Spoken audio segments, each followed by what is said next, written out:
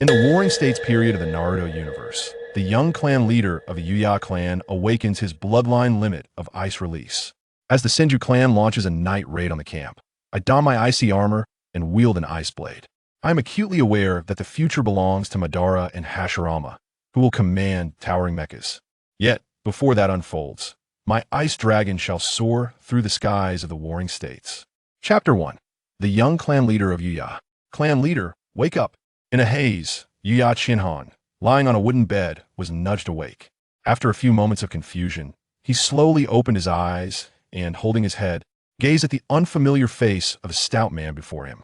"Who are you, uncle?" The stout man, looking somewhat haggard, stared anxiously at Yuya Shinhan. "Clan leader, it's me, Zheng Fang. Don't you recognize me, Zheng Fang?" Yuya Shinhan murmured, and suddenly, a flood of memories surged into his mind. "I am Yuya Shinhan, the young clan leader of the Yuya clan in the era of Naruto." As the memories settled, Yuya Shinhan was left dumbfounded. He had traversed into the Naruto world, landing in the Warring States period before the plot had commenced. Was this some cruel twist of fate? Moreover, the Yuya clan, what a minor ninja clan it seemed to be. "Clan leader, you were knocked out by the Earth release of the Senju clan. How do you feel now?" Seeing Yuya Shinhan's expression shift from surprise to fear, Zheng Fang could not help but reach out to touch his forehead. Yuya Shinhan snapped back to reality, his lips twitching involuntarily. What was he doing? "I'm not feverish. Why touch me?" After silently cursing in his heart, he pushed Zheng Fang's hand away. "I'm fine. Please step outside and let me collect myself." As he spoke, Yuya Shinhan rubbed his temples. What on earth was happening? He had merely dozed off while watching Naruto, and now he had been transported into this absurd world. Zheng Fang, hearing Yuya Shinhan's words, hesitated before responding. "Clan leader, if you need anything, just call. There may be someone outside." With that, he exited the tent. After all, the Yuya clan was currently in a standoff with the Senju clan, having just endured a fierce battle that resulted in significant losses. As a senior ninja of the Yuya clan, he needed to return for the war council. Once Zheng Fang left, the tent fell into a somewhat quieter state. Although some commotion still echoed outside, Yuya Shinhan could not afford to investigate the source of the noise. According to his memories, he was now the young clan leader of the Yuya clan, the son of the clan leader, Yuya Longchuan. Due to conflicting interests, coupled with the discovery of high-quality iron mines within their territory, the Senju clan had launched a war against the Yuya clan, fueled by hatred and greed. The war had been ongoing for a week, and this morning, the Senju clan had once again initiated a surprise attack on the Yuya clan's encampment. Yuya Shinhan's predecessor had inadvertently succumbed to the residual shockwave of an earth release technique from a Senju elite, resulting in his demise. It was precisely at that moment of death that Yuya Shinhan had crossed over. However, due to the incomplete integration of his soul and body, he had only just awakened. "I can't believe this. Why do others have such impressive transitions, while mine is a crisis of annihilation?" Yuya Shinhan collapsed onto the wooden bed, staring despondently at the tent's ceiling. At this point, he understood the precarious situation of the Yuya clan. Although a prominent family during the Warring States period, they paled in comparison to the Senju and Uchiha clans, yet stood alongside the Hyuga as a top-tier ninja clan. However, after the establishment of Konoha, the Yuya clan seemed to vanish from history, never to be mentioned again. Their sole mention existed within the memories of Hashirama Senju, where they appeared only as a floating corpse in the river of despair between Madara and Hashirama. Now, Yuya Shinhan had found himself in this doomed clan, and the weight of despair was overwhelming. Facing imminent extinction, and it's not even at the hands of the Uchiha clan.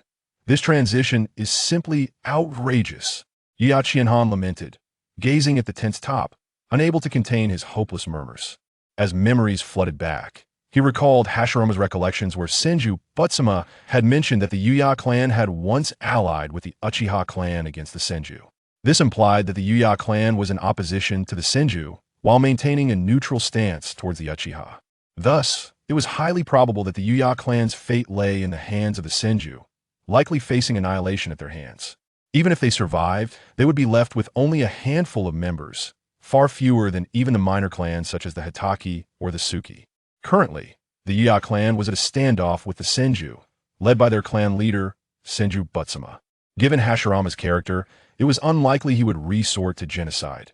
Thus, It was almost a certainty that the Yuya clan would be exterminated by Butsuma. Moreover, this was undoubtedly a recent occurrence, possibly even this year. Realizing this, Yuya Qianhan shot up from the wooden bed, exclaiming, "Damn! To be transported into a world on the brink of annihilation without any golden finger to aid me. How am I supposed to survive? Great deities, Jade Emperor, Queen Mother, God of Wealth, Thunder God, Electric Mother Buddha, Jesus, Zeus, Mary. No matter which divine being, grant me a golden finger. I beseech you." Yuya Qianhan resembled a madman, sitting on the wooden bed, hands clasped in prayer, bowing back and forth. Detecting the host's intense desire to survive, the survival talent system has been activated. Yuya Qianhan.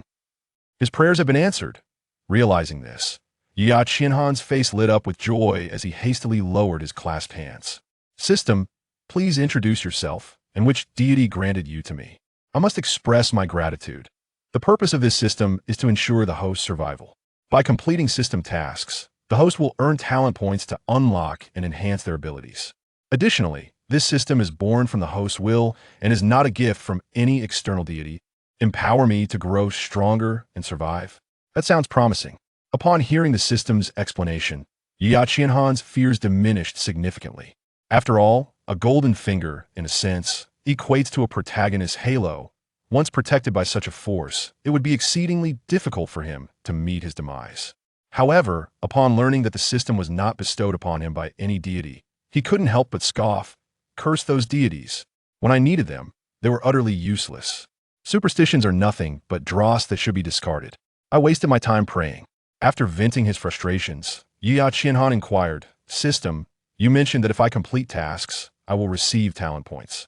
What happens if I fail? I won't be erased, will I?" He shivered involuntarily, having read numerous stories where systems threatened to erase their hosts for failure.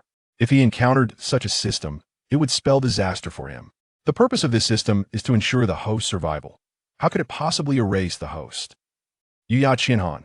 That's a relief. However, Chapter 2, Bloodline Limit. However, the tasks issued by this system are designed to ensure the host's survival. If the host fails to complete these tasks, what do you think the consequences will be? Yuya Qianhan. Survival tasks imply that if he failed, he would automatically meet his demise without the system needing to intervene. Upon this thought, Yuya Qianhan could not help but lament. "System, I am currently facing the existential threat of my clan's annihilation. That beast from the Senju clan could strike at any moment. Do you not possess any beginner's gift package for me?" Yuya Qianhan's strength could merely be classified as that of a slightly formidable Chunin. As the young clan leader of the Yuya clan, he had indeed mastered a few more ninjutsu than his peers. However, under the looming threat of clan extinction, even a slightly stronger Chunin was of little consequence. Thrown in a battle, he would likely not even create a splash. Thus, if the system did not provide him with some form of assistance, his survival prospects were quite grim. Ding!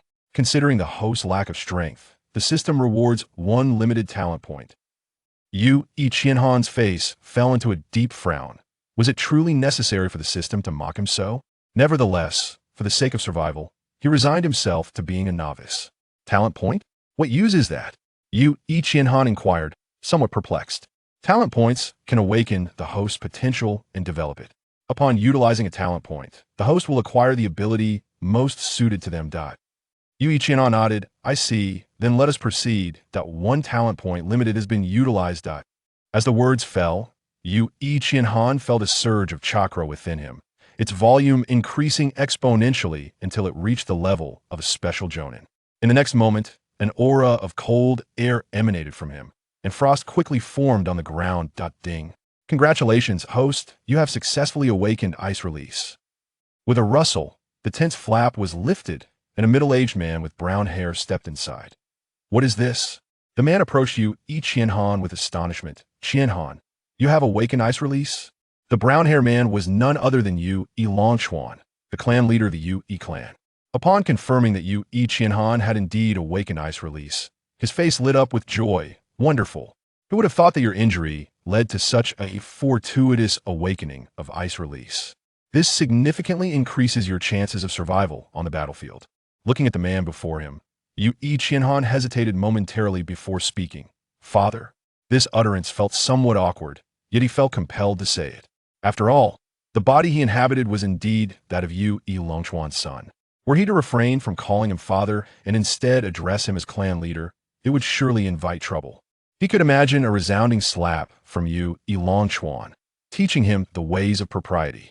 Yu Longchuan sat down beside the bed. Now that you have awakened Ice Release, you should theoretically be able to learn Ice Release ninjutsu. However, we are not in the clan's territory, and without the relevant scrolls, you cannot learn other ninjutsu. For now, I can only teach you a C-rank technique, Ice Armor. As a prominent ninja clan, second only to the Senju and Uchiha clans, the Yu clan possess their own bloodline limits. As a member of the Yu clan, they could utilize the 5 elemental jutsu with diminished chakra consumption compared to other clans. Moreover, a select few exceptional clan members could even awaken elemental bloodline limits, although such awakenings could not be inherited. For instance, Yu Longchuan possessed the Mud Release bloodline limit, while the chances of his son, Yu Qianhan, inheriting it were exceedingly slim. Hence, upon witnessing Yu Qianhan's awakening of Ice Release, he was elated. The awakening of a bloodline limit indicated that Yu Qianhan could potentially reach the level of an elite Jonin, or even possibly attain the status of clan leader. For any family, having a powerful heir was undeniably a cause for celebration. Upon hearing that Yu Longchuan was to teach him ninjutsu, Yu Qianhan nodded with a smile. Yu Longchuan continued, "Of course, I do not possess the ability of Ice Release myself, so I can only impart to you the hand seals and chakra flow for the Ice Armor technique. The rest will be up to your practice." Why Yu Qianhan nodded, "Understood, father." Then, Yu Longchuan began to instruct Yu Qianhan on the hand seals and chakra flow for the Ice Armor technique. As a C-rank ninjutsu, it was relatively uncomplicated. Yu Longchuan quickly imparted the technique to Yu Qianhan.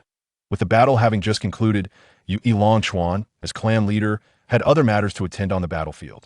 After teaching Yu Qianhan the Ice Armor technique, he hurried back to the central council hall of the camp. The night fell swiftly. Ice Release. Ice Armor. After completing the 5 hand seals, a layer of ice armor enveloped Yu Qianhan. He drew a kunai to test it, leaving a white mark upon the surface. The strength is adequate. At least I need not fear being pierced by a shuriken on the battlefield. As he assessed the strength of the ice armor, Yu Qianhan murmured softly. By this time, the moon had risen, and after dinner, Yu Qianhan lay in bed, intending to sleep. However, perhaps due to the recent transition or the battlefield's atmosphere, he tossed and turned, unable to find rest. After an indeterminate period, Yu Qianhan found himself in a hazy state between slumber and wakefulness. Suddenly, boom! A series of explosive sounds erupted. Enemy attack! A warning cry shattered the night sky. Yu Qianhan immediately jolted awake, scrambling for a short blade at the bedside, donning his shoes, and rushing to the tent's entrance. Since he had not changed out of his clothes before sleeping, in a matter of 3 to 4 seconds after the explosion, he grasped the short blade and flung open the tent flap to emerged. This moment, the members of the Yu clan stood alert, weapons in hand, surrounding the tent's perimeter, their backs against one another as they vigilantly scanned their surroundings. Seeing the scene, Yu Qianhan suddenly realized, "What am I doing out here? Isn't it more comfortable to hide in the tent? Why did I choose to come out?" Ding! Detecting that the host is about to face a life-and-death crisis, a mission is hereby issued. Survive the night raid. Upon completion, a talent point technique will be awarded. Does the host accept the mission? Yu Qianhan replied, "Accept the mission? Do I have a choice? This question feels utterly redundant. I accept." Yu Qianhan replied helplessly. Swish. A figure appeared beside Yu Qianhan. Yu Qianhan's heart raced, and he was startled, his hair standing on end as he instinctively swung the short blade behind him. Clang! The blade was intercepted by a sheath. Young clan leader, a square-faced man, holding a short blade, stood beside Yu Qianhan. Yu Zhengfang? Yu Qianhan recognized him at once. After all, Yu Zhengfang's face was indeed quite square. It was hard to forget Yu Zhengfang nodded. A squad led by Senju Butsuma launched a surprise attack from the rear of the camp. The clan leader has already gone to respond, but... Chapter 2. Bloodline Limit. However, the tasks assigned by this system are designed to ensure the host's survival. If the host fails to complete the tasks, can you imagine the consequences? Yu Qianhan. A survival mission. Does that imply that if I fail, the system won't even need to intervene, and I would simply perish? Upon contemplating this, Yu Qianhan couldn't help but lament, "System, I am currently facing the extinction of my clan. That brute from the Senju clan might strike at any moment. Do you not possess any beginner-esque gift pack for me?" Yu Qianhan's prowess was merely that of a slightly formidable chunin. As the young clan leader of the Yu clan, he had acquired a few more ninjutsu techniques than others. Otherwise, it would indeed be unacceptable to be on par with the average chunin. However, in the face of such an existential threat, even a slightly stronger chunin would be of little use, likely making no impact on the battlefield. Therefore, without some form of assistance from the system, he suspected he wouldn't survive for long. Beep. Considering the host's lack of strength, the system has awarded 1 talent point, limited. Yu Qianhan instantly felt disheartened. Was this system truly mocking him? Nevertheless, in order to survive, he reluctantly accepted his status as a novice. Talent points? What utility do they have? Yu Qianhan inquired, perplexed. Talent points can unleash the host's potential and develop it. Upon using the talent points, the host will acquire abilities best suited to them. Yu Qianhan nodded. I see. Then let us proceed. 1 talent point, limited, has been used. As the words fell, Yu Qianhan felt his chakra surging within him, rapidly increasing until it reached the level of a special Jonin. In the next moment, an icy aura emanated from his body, swiftly coating the ground with a layer of frost. Beep. Congratulations to the host for successfully awakening the ice release. Suddenly, the tent flap was lifted, and a middle-aged man with brown hair entered. What? Qianhan, you have awakened the ice release. The brown-haired man was none other than Yu Longchuan, the clan leader of the Yu clan. Upon confirming that Yu Qianhan had indeed awakened the ice release, joy flooded his face. Wonderful. I never expected that your injury would lead to such a fortuitous awakening of the ice release. This will certainly enhance your chances of survival on the battlefield. Observing the man before him, Yu Qianhan hesitated for a moment before addressing him. Father. This term felt somewhat awkward, yet he had no choice but to utter it. After all, the body he inhabited was indeed that of Yu Longchuan's son. If he were to address him as clan leader instead, it would only invite trouble. At that point, Yu Longchuan might deliver a scolding to teach him proper manners. Yu Longchuan sat down beside the bed. Now that you have awakened the ice release, you should be able to learn ice release ninjutsu. However, we are not in the clan territory and lack the relevant scrolls, so you cannot learn other ninjutsu. I can only teach you a C-rank technique called ice armor for now. As a distinguished clan, the Yu clan, second only to the Senju and Uchiha clans, naturally possessed its own bloodline limits. Members of the Yu clan could utilize the 5 elemental ninjutsu with lesser consumption than other clans. Moreover, a select few exceptional clan members could awaken bloodline limits related to their attributes, although such awakenings were not hereditary. For instance, Yu Longchuan possessed the mud release bloodline limit, but the chances of his son Yu Qianhan inheriting it were minuscule. Thus, Yu Longchuan was elated upon witnessing Yu Qianhan awaken the ice release. This awakening indicated that Yu Qianhan could potentially achieve the rank of elite Jonin or even possibly ascend to the level of clan leader. For any clan, having a powerful heir was undoubtedly a cause for celebration. Upon hearing that Yu Longchuan would teach him ninjutsu, Yu Qianhan smiled and nodded. Yu Longchuan remarked, "Of course, I do not possess the ability to use ice release, so I can only impart to you the hand seals and chakra flow for the ice armor technique. The rest will depend on your practice." Yu Qianhan nodded. Understood, father. Thereafter, Yu Longchuan began teaching Yu Qianhan the hand seals and chakra flow for the ice armor technique. As it was merely a C-rank ninjutsu, it was not overly complicated to release, and Yu Longchuan quickly imparted the technique to Yu Qianhan. At this time, the battle had just concluded, and as clan leader, Yu Longchuan had to tend to matters on the battlefield. Therefore, after teaching Yu Qianhan the ice armor technique, he hurriedly returned to the central command hall of the camp. The night soon fell. Ice release, ice armor. After forming 5 seals, a layer of ice armor enveloped Yu Qianhan. He took out a kunai to test it, and upon contact, a white mark appeared on the armor. The strength was satisfactory. At least he wouldn't have to fear being struck down by a shuriken that might unexpectedly fly his way on the battlefield. Feeling the armor's strength, Yu Qianhan muttered softly. At this moment, the moon had risen outside. After finishing dinner, Yu Qianhan lay in bed, intending to sleep. However, Perhaps due to just having traversed into this world or the war-torn environment, he tossed and turned, unable to find rest.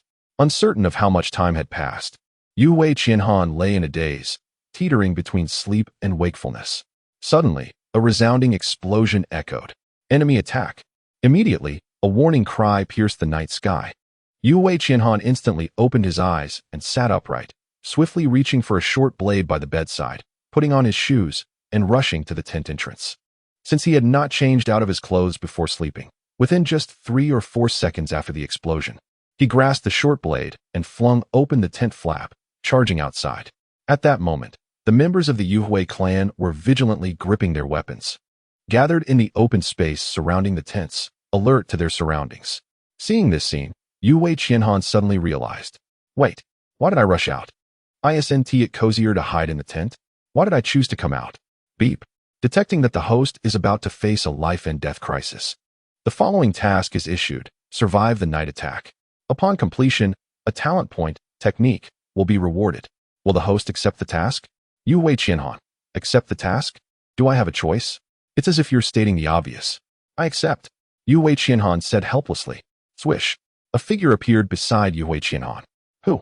Yue Qianhan was taken aback, his hair standing on end as he instinctively swung the short blade behind him. Beep. The blade was blocked by a sheath. Clan leader. A stout-faced man wielding a short blade stood beside Yue Qianhan. Yue Zhengfang. Yue Qianhan recognized him at a glance. After all, Yue Zhengfang's south face was rather square, making him hard to forget. Yue Zhengfang nodded. A squad led by Senju Fujian has launched a surprise attack from the rear of the camp. The clan leader has already gone to respond, but Chapter 3, Frozen Domain, however. There is also a small team composed of Jonin and Chunin from the Senju clan that has infiltrated. Please, young clan leader, exercise utmost caution. Yue Qianhan nodded and retracted his short blade. Apologies, I was a bit nervous.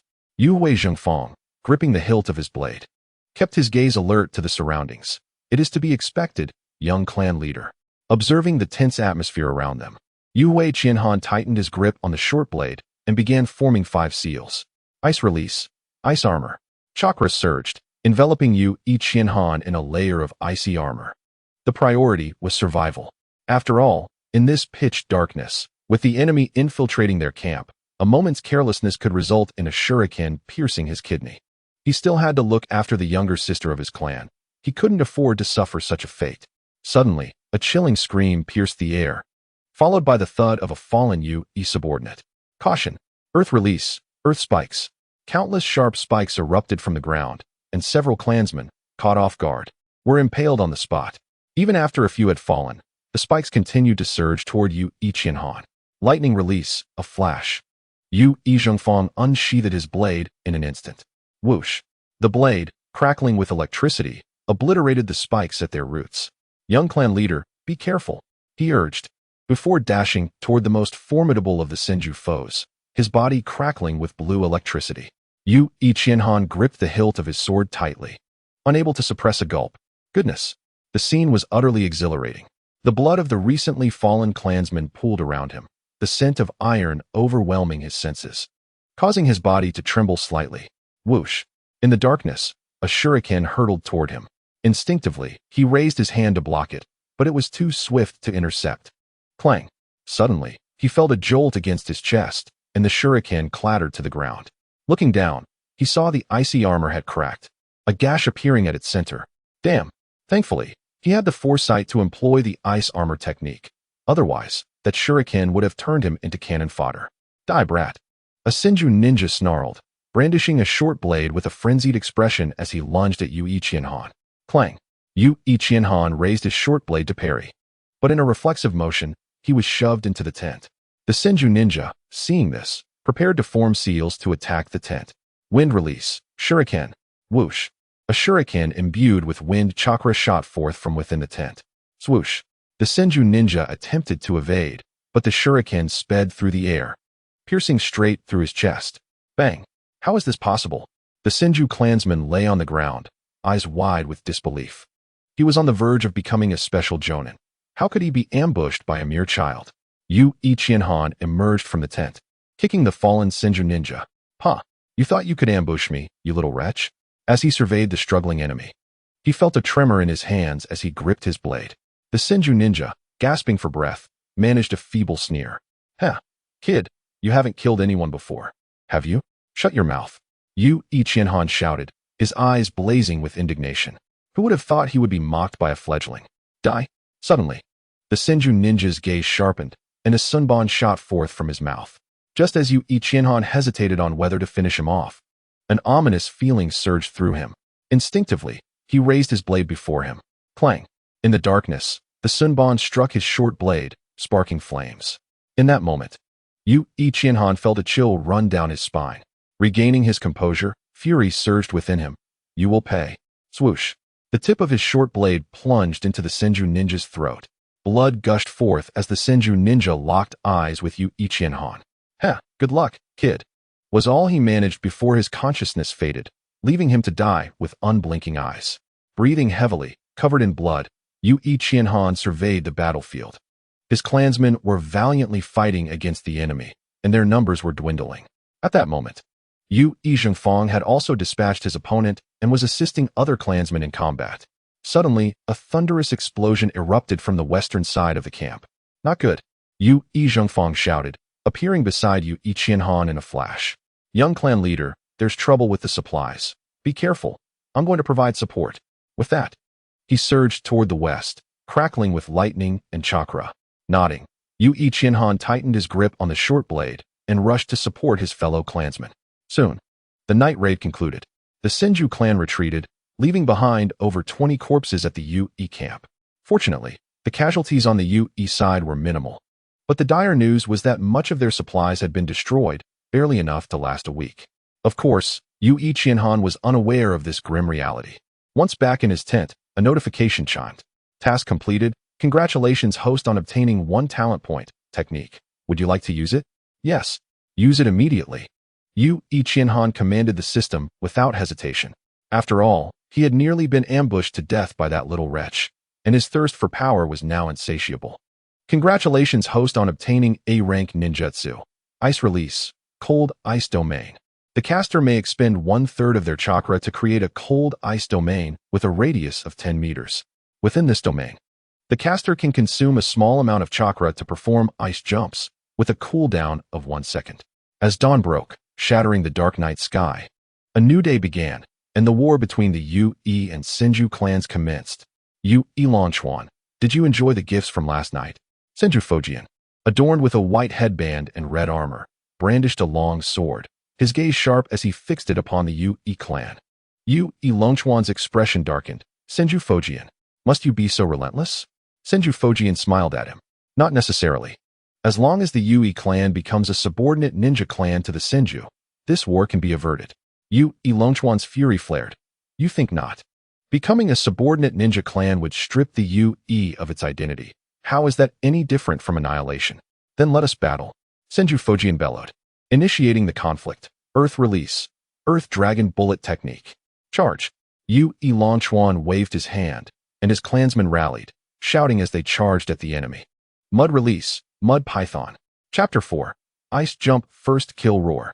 The Mud Python surged forward, absorbing the earthen projectile attacks as it lunged towards Senju Fujian. With the two clan leaders engaging, the battlefield ignited into chaos, small-scale ninjutsu erupting across various locales. Clang. 2 long swords clashed, emitting a deafening sound. Senju Fujian. Die. Yu Ilanchuan, wielding his long sword, erupted with chakra, launching a fierce assault against Senju Fujian. "You think you can defeat me?" Senju Fujian gripped his long sword, chakra coursing along its blade. Boom. The clash of leader-level powers sent shockwaves through the air, causing everyone nearby to instinctively distance themselves from the two clan leaders. After all, battles between clan leaders were not for ordinary ninjas to interfere with. One misstep could lead to their own demise. Thus, it was best to allow the two leaders to duel without interference. Whoosh! Yu Ichienhan plunged his dagger into the chest of his foe, swiftly withdrawing it before lunging at another adversary. With the memories of his past life and the experiences of the previous night, Yu Ichienhan felt little resistance towards taking a life. In a world rife with bloodshed, hesitation equates to defeat. He would not be foolish enough to ponder trivial matters on the battlefield. Wind release. Shuriken. Yue Qianhan produced a shuriken, exhaling gently as it was imbued with wind chakra. Soaring towards a Chunin of the Senju clan. With a soft thud, the shuriken sliced through the opponent's neck, sending sprays of crimson into the air as the Senju warrior crumpled to the ground, lifeless. The technique of the wind shuriken is rather effective, Yue Qianhan mused, gripping his dagger while scanning for more enemies. This technique was one he had mastered in his previous life, recalling how Danzo employed it in his battle against Uchiha Sasuke, effortlessly bisecting stones with the wind-infused shuriken. He pondered the origins of such a technique within the Yue clan, finding it quite useful, given his current prowess. Straddling the line between special Jonin and Jonin, employing the wind shuriken against Chunin and Genin was as effortless as slaughtering poultry. With a resounding clash, his blade met another, and Yue Qianhan delivered a swift kick to the opponent's abdomen.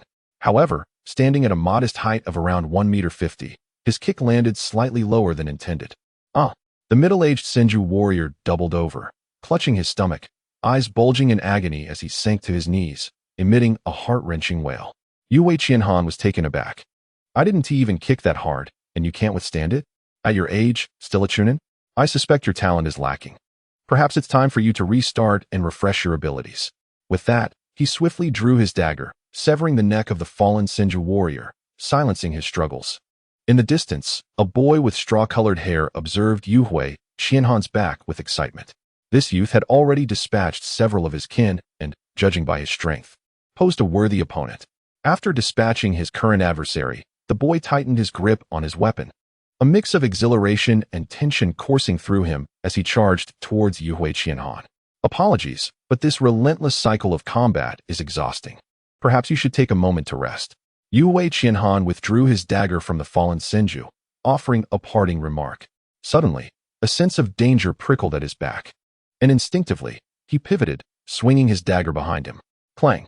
Yue Qianhan retreated a few steps, eyes narrowed as he assessed his assailant. The boy, though slightly younger, possessed a formidable strength that could not be underestimated. He sensed that, in terms of chakra, they were evenly matched. The straw-haired boy wasted no time with words, snorting dismissively as he lunged at Yue Qianhan once more. Clash! Clash! Clash! In mere moments, the two engaged in a fierce exchange. What is this guy? Yue Qianhan thought, grappling with the boy's unexpected prowess. Despite their similar ages, his strength was comparable to that of a special Jonin. It was clear he was neither the bumbling Hashirama nor the cold-faced Tobirama from the original story. Was there such a character in the canon? Why was he so powerful? Or perhaps, was it simply that he was lacking? Earth release, rock fist. In the brief respite, the straw-haired boy formed seals, his right hand swelling to a sandy hue. Bam! Yue Qianhan raised his dagger to block, but the force was overwhelming, sending him hurtling backward. Thud! After rolling twice on the ground, he had yet to regain his footing when two Senju warriors approached, blades drawn, ready to strike. A sneak attack? How unsporting! Yue Qianhan cursed inwardly, hastily retrieving two wind-infused shuriken and launching them. Swoosh! Swoosh! Blood erupted as two heads severed from their bodies, granting Yue Qianhan the moment he needed to regain his stance. Damn! A moment's inattention, and I'm ambushed by two fools. Where are my kin? Why aren't they supporting me? He glanced around, realizing his clan was preoccupied with their own battles. Looks like it's up to me. Water release, water shuriken. Puff! Puff! Puff! The straw-haired boy formed seals as he charged at Yue Qianhan, unleashing a barrage of blue shuriken. Yue Qianhan deftly dodged the incoming projectiles, retaliating with wind shuriken of his own. Clang! Clang! Clang! The boy deflected 3 of the shuriken with his blade. Faced with the advancing adversary, Yue Qianhan's expression grew grave. He hadn't anticipated that the wind shuriken, initially intended for swift kills, would falter. Furthermore, due to his recent arrival in this world, he struggled to wield other techniques with any semblance of proficiency. It appeared that after this battle, he would need to dedicate himself to rigorous training. As the firstborn of the Yue clan, he possessed a wealth of techniques, yet the unfamiliarity with chakra in this new life rendered many of them disappointingly ineffective. A source of considerable frustration. I have no choice but to resort to this technique, Yue Qianhan muttered. Originally intended as a trump card, he found himself compelled to use it prematurely. Ice release, ice domain. Yue Qianhan formed 3 seals, and in an instant, a chilling aura spread from beneath his feet, coating the ground in a layer of frost. The scene resembled a crisp autumn morning, the frost subtle yet undeniable. Ugh, this consumes more chakra than I anticipated. Yue Qianhan grimaced as he felt the chakra within him dwindle to half its capacity. The straw-haired boy, sensing Yue Qianhan forming seals, instinctively adopted a cautious stance. However, upon noticing the frost merely coating the ground, he relaxed, scoffing, "A mere trick? Prepare to die."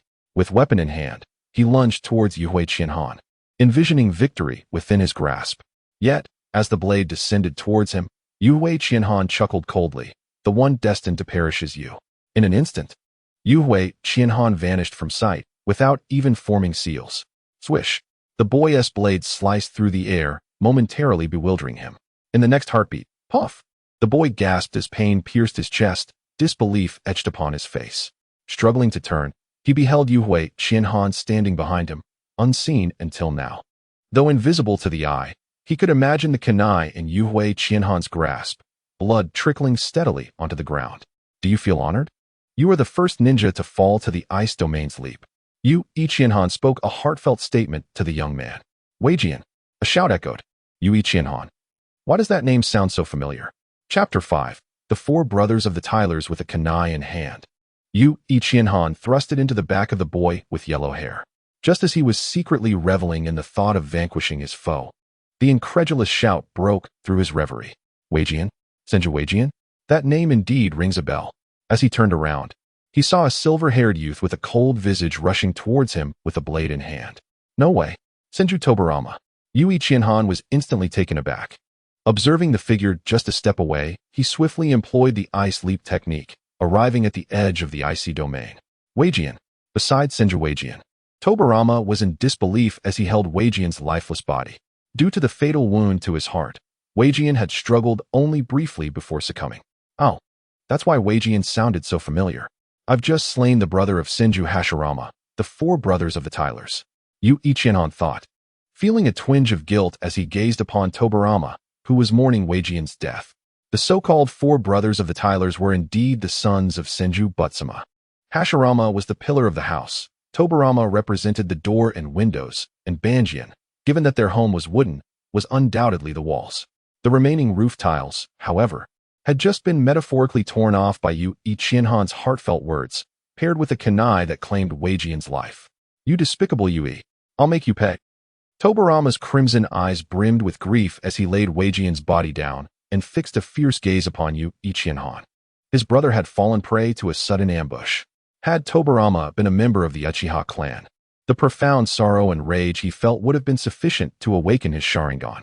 Hearing Tobarama curse at him, Yue Qianhan felt an inexplicable sense of familiarity. Shaking his head, he smiled at the charging Tobarama. "Is that all you can say, Tobarama? Do you need me to teach you some more colorful insults?" In an instant, Yue Qianhan activated the ice leap technique, evading Tobarama's attack and appearing at the opposite end of the icy domain. Tobarama's pupils narrowed as he processed the sudden disappearance of Yue Qianhan. Body flicker technique. No, that's too swift. Could it be some secret technique? Or perhaps the long-lost swift movement of the Yue clan? Though many thoughts crossed his mind, they all transpired in the blink of an eye.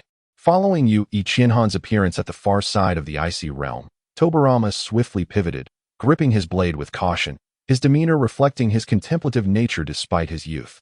Realizing that Yue Qianhan's technique was extraordinary, he quickly suppressed his grief and fury, fixating on Yue Qianhan, seeking a flaw.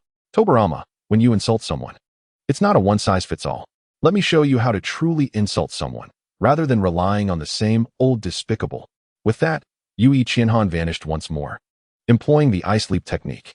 "Foolish Tobarama, perish." He reappeared behind Senju Tobarama, kunai in hand, ready to deliver another heartfelt remark aimed at the remaining brother of the Tylers. Tobarama sensed the murderous intent from behind and swiftly turned to parry with his short blade. The kunai glided past the edge of the blade, instantly inflicting a deep wound on Tobarama's shoulder, blood flowing freely. "How sensitive," Yue Qianhan scoffed, utilizing the ice domain to vacate the area. The ice leap, strictly speaking, was a space ninjutsu. Its principle involved first expanding a domain using one's bloodline limit, then executing a spatial leap within that realm through an acute perception of ice attributes. Under normal circumstances, such ninjutsu would be classified as S rank. However, due to Yu Ichienhan's current limitations, excessive consumption, minimal range, and a 1-second cooldown, it was only at an A rank level. As he further developed it, there was no doubt it would ascend to S rank in the future. Given that Tobirama would eventually develop the Flying Thunder God technique, his sensitivity to space was evident. Even if he had yet to begin working on the Flying Thunder God, his acute perception made it likely that he would detect the spatial fluctuations caused by Yu Ichienhan's ice leap. Wait a moment. Tobirama wouldn't be inspired to develop the Flying Thunder God technique just from witnessing my ice leap, would he? Surely that's too far-fetched? Yu Ichienhan pondered this possibility.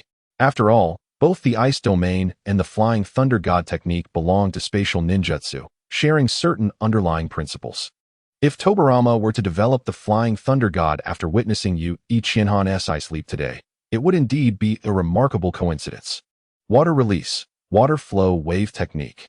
Noticing Yu Ichienhan's continued inactivity, Tobirama raised his hand to form seals, attempting a probing attack. Whoosh! Yu Ichienhan once again utilized the ice leap, vanishing from sight, leaving Tobirama's water wave to strike nothingness. In that case, you might as well join your brother in the afterlife and help him build a house. Yu Ichienhan appeared behind Tobirama, his intent to kill palpable as he directed his kunai towards Tobirama's back. After all, he had just slain one of the Senju brothers right in front of Tobirama, and this enmity had ballooned significantly. As for Tobirama's capacity to create forbidden techniques, any avid fan of the Hokage series would be well aware. Rather than allowing Tobirama to develop numerous techniques aimed at him in the future, it was prudent to eliminate him now. After all, Yu and the Senju were already bitter adversaries. Having slain one brother, what was one more? Clang. Tobirama swiftly blocked the kunai. Despicable. What on earth is this ninjutsu? At that moment, Yu Ichienhan had vanished again, reappearing at the edge of the ice domain. Feeling the peculiar nature of Yu Ichienhan's instant movement, Tobirama appeared calm on the surface, but internally, he was beginning to feel anxious. How was it that he could disappear without any trace? What kind of ninjutsu was this? After this battle, he would have to investigate thoroughly. 2 seconds later, Yu Ichienhan rummaged through the fallen, retrieving a blade, and once again appeared behind Tobirama. Clang, clang, clang. The two clashed, and after 2 seconds, Yu Ichienhan vanished once more. As for why he chose to wait 2 seconds, Yu Ichienhan explained that even though his trump card had been revealed, he couldn't show everything. The 1-second cooldown was a minor detail he chose to stretch into 2 seconds. Once Tobirama dropped his guard, he would see if Yu Ichienhan could deliver a fatal blow. In the battlefield, Yu Ichienhan flitted about like a specter, reappearing every 2 seconds to engage in combat. This unique battle drew the attention of others engaged in conflict between the Yu and Senju clans. Chapter 6. The Old Man's Lack of Martial Virtue on the Battlefield. The surrounding Senju ninjas were analyzing the intelligence regarding Yu Ichihan. That individual's techniques exhibited no discernible trajectory. Could it be the long-forgotten swift escape of the Yu clan? Clang, clang, clang. The clash of blades sparked a shower of embers. Senju Tobirama cautiously observed Yu Ichihan, perpetually seeking an opportunity to counterattack, while simultaneously analyzing the weaknesses of Chihan's techniques. It appeared that this individual could only reuse his technique every 2 seconds. By seizing upon this interval and relying on his vague perception, it was not insurmountable to fend off the bothersome Yu. However, the manner in which this individual vanished and reappeared bore no trace, rendering any attempt to defeat him nearly impossible in a short span of time. Bang! Seizing the moment, Yu Ichihan deflected Senju Tobirama's short sword with a swift kick.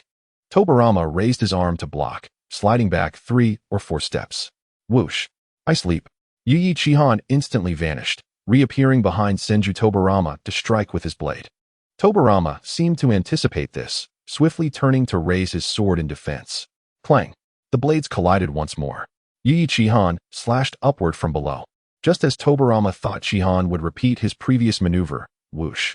A second had elapsed, and ice leap was activated again. Yu Ichihan instantly appeared behind Senju Tobirama. This is bad. As he watched Yu Ichihan disappear before his eyes, Tobirama's pupils constricted in alarm. This was the end. Seeing his plan come to fruition, Yu Ichihan's lips curled into a slight smirk. The 2-second cooldown had transformed into 1 second. Did you not anticipate this, Senju Tobarama? You have let your guard down. Thud. Tick, tick. Relying on his perception, Senju Tobarama narrowly avoided a fatal blow, yet a short blade pierced his lower back, causing blood to flow along the blade. Apologies. But it seems we must bid farewell so soon after meeting. Yu Ichihan mused internally, then swiftly withdrew his blade. Wow. Senju Tobarama coughed up blood. Yu Ichihan again swung his blade towards Tobarama's neck, intent on beheading him. Suddenly, a tall figure appeared behind Tobarama. Instinctively, Yu Ichihan shifted from offense to defense. In the next instant, a tremendous force sent Yu Ichihan flying. Tobarama, a middle-aged man wielding a large sword, hurriedly supported Senju Tobarama. Tobarama weakly clutched his wound at the lower back, exclaiming, "Uncle Mukin, kill him." However, Senju Mukin intended to escort Tobarama back to the Senju camp for medical attention. Tobarama shook his head, his face filled with rage. "My injury is not fatal. I can hold on a little longer." He killed Wakuen. Uncle Mukin, avenge Wakuen. Senju Mukin looked at Tobarama, hesitated for a moment, then nodded. Very well. Meanwhile, after being sent flying, Yu Ichihan rolled on the ground twice before regaining his footing. Damn. Do the Senju have no shame? An elder intervening in a battle between juniors to ambush me, a mere child, shaking off the numbness in his wrist. Yu Ichihan could not help but curse. Just as his words fell, he sensed a dangerous aura locking onto him. Danger. Yu Ichihan's hair stood on end. Just as Senju Mukin's large blade was about to strike him, the quick-witted Yu Ichihan hastily used Ice Leap, appearing at the edge of the ice domain. At this moment, the limitations of the ice domain became evident. The radius of 10 meters provided Yu Ichihan with very few options for evasion, especially since Ice Leap had a 1-second cooldown. With less than 12 meters between them, this distance was negligible for someone of Senju Mukin's elite Jonin caliber. Clang! The large blade fell heavily, and Yu Ichihan was instantly sent flying out of the ice domain. Damn! Yu Ichihan tumbled helplessly along the ground, the immense force from Senju Mukin rendering his arms numb, causing him to drop his sword. Die, you little brat of the Yu clan. A nearby Senju enemy sneered as he aimed his long knife at the downed Yu Ichihan without hesitation. You shall not harm the young clan leader. Fortunately, Yu Ichihan's kin were not mere bystanders. Upon witnessing Yu Ichihan in peril, a Yu clansman swiftly appeared, blocking the grinning Senju from delivering his ambush. Earth Release. Earth Dragon Bullet Technique. Senju Mukin formed hand seals, and a dragon's head emerged from the ground, launching several solid earth bullets from its mouth, hurtling towards the prone Yu Ichihan. What the hell? At this moment, Yu Ichihan's mindset was imploding. He had been blasted out of the ice domain by Senju Mukin, and could not use Ice Leap. Faced with the powerful earth bullets, he had no means of retaliation. After all, he was only slightly stronger than a special Jonin, and many of his jutsu were still unrefined, while Senju Mukin's strength was nearly that of an elite Jonin. Under such a vast disparity of power, and with his injuries, he found himself utterly incapable of resisting. Is it possible that, after just one day in this world, I am to meet my demise? Just as Yu Ichihan was despairingly prepared to give up the fight, lightning release. Lightning flash. A streak of blue light darted through the air. Crack! The blade, accompanied by a surge of electricity, instantly shattered the incoming earth bullets. In the next moment, a reliable figure appeared before Yu Ichihan. Yu Ichihan gazed with excitement at the back of Yu Seiho. At that moment, it seemed as if Yu Seiho radiated light in Yu Ichihan's eyes. He appeared both familiar and resplendent. Senju Mukin, do you have no shame? Engaging in a fair fight, yet you resort to ambushing a junior. Yu Seiho glared angrily at Senju Mukin. Humph. Senju Mukin snorted coldly, shouldering the injured Senju Tobarama and utilizing body flicker technique to vacate the battlefield. Young clan leader, are you alright? Seeing Senju Mukin leave, Yu Seiho initially intended to pursue but hesitated, inquiring about Yu Ichihan's condition. Yu Ichihan shook his head, trembling as he stood. Damn it, that Senju Mukin must be a beast. His strength is incredible. Whoosh. Yu Seiho casually dispatched a sneaky Senju Chunin. After confirming that Yu Ichihan was relatively unharmed, he rejoined the fray. Sigh. I wonder how this battle will conclude. Yu Ichihan mused to himself. Scanning the battlefield, he re-entered the fray.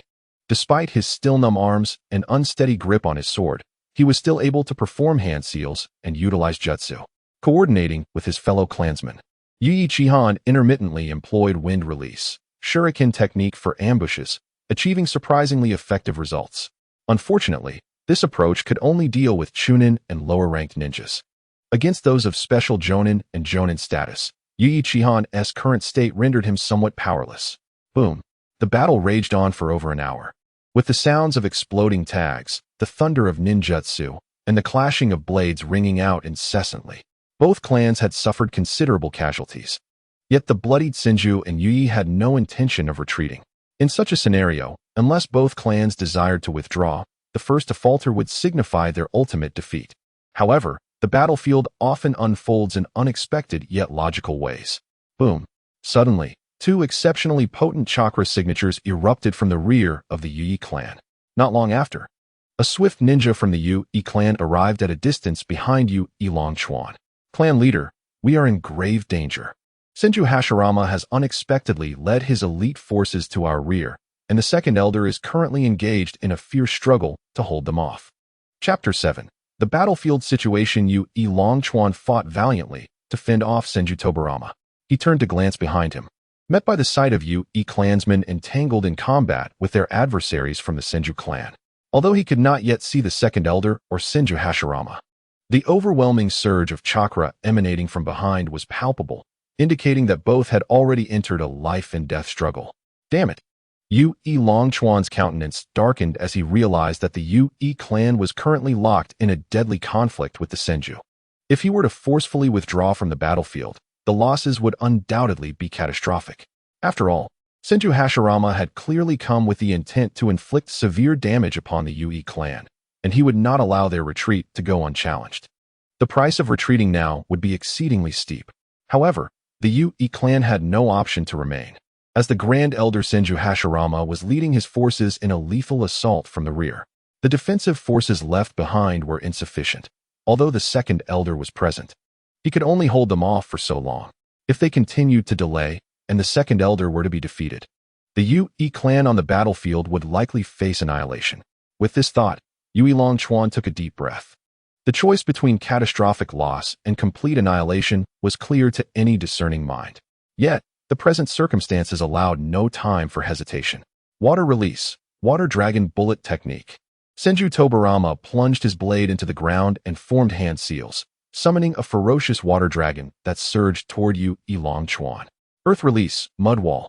Yui Longchuan formed seals for defense.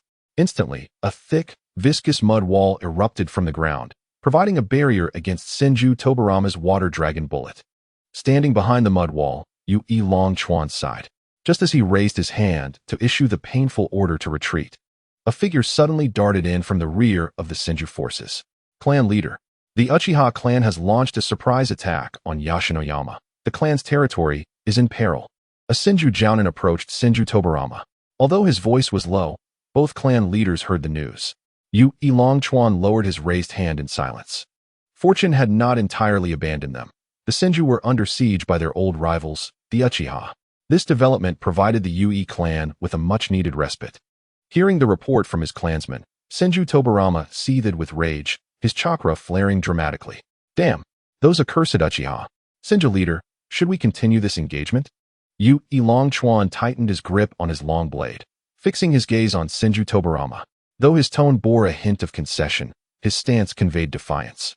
He was unafraid of the Senju clan. If it came to a fight to the death, he would ensure that the Yui clan would take a piece of the Senju with them, even if it meant their own destruction. Senju Tobarama regarded Yui Longchuan with a piercing gaze. Consider yourself fortunate. Yui clan. Defensive positions. Yui Longchuan bellowed orders to his clansmen on the battlefield. Observing that the Yui clan had ceased their offensive, Senju Tobarama raised his hand and shouted, Senju clan, retreat. Moments later, the Senju forces withdrew from the battlefield, taking their dead with them. Yui Longchuan commanded the battlefield to be cleared and ordered a retreat to their encampment. The fierce battle that had raged for the better part of the morning came to an abrupt cessation. Bang! Inside the Senju camp, Senju Tobarama kicked over a low table in frustration. Damn Uchiha! What madness drives them? The Grand Elder Senju Hashirama, who had also retreated from behind the Yui, replied. I do not know, but the Uchiha have suddenly launched an assault on our clan. clan leader Uchiha Taijima, Grand Elder Uchiha Haikawa, and Third Elder Uchiha Yamakayo have all appeared at Yashinoyama. Currently, only Second Elder Roji and Third Elder Hajin remain in the clan territory, while Fourth Elder Shakan is stationed in the north to defend against the Take clan. If we do not return swiftly to support them, Roji and Hajin will likely not hold out much longer. Seething with anger, Senju Tobarama took a seat. I am fully aware. Immediately prepare our clansmen to retreat back to the clan territory. Additionally, Grand Elder, take 1/3 of our forces and continue the assault on the Ue clan. The Ue clan has persistently opposed us. This time, we must ensure their complete annihilation. The Grand Elder Senju Hashirama was taken aback by this command. 1/3 of our forces, clan leader? That may not be feasible. Senju Tobarama smiled knowingly. Fear not, Grand Elder. Leading 1/3 of our forces will be sufficient to eliminate the Ue clan. After all, I have already made contact with upon returning to their encampment. The Ue clan appeared visibly diminished in spirit. It was evident to any observer that they were at a disadvantage. The Senju clan, being the strongest ninja clan aside from the Uchiha, posed a significant challenge on the battlefield, especially after the previous night's raid, which had devastated a substantial portion of their supplies. Inside the council tent, Yu Elong Chuan was discussing strategies with Second Elder Yu Elong He and several elite Jonin. Let us all share our thoughts. The Senju are pressing us hard. What should our next course of action be? The clan leader, Yu Elong Chuan, spoke first. The room fell silent for a considerable time before Second Elder Yu Elong He suggested, why not seek assistance from the Uchiha clan? Today on the battlefield, that Senju Jonin mentioned that the Senju S Yashinoyama was under attack by the Uchiha.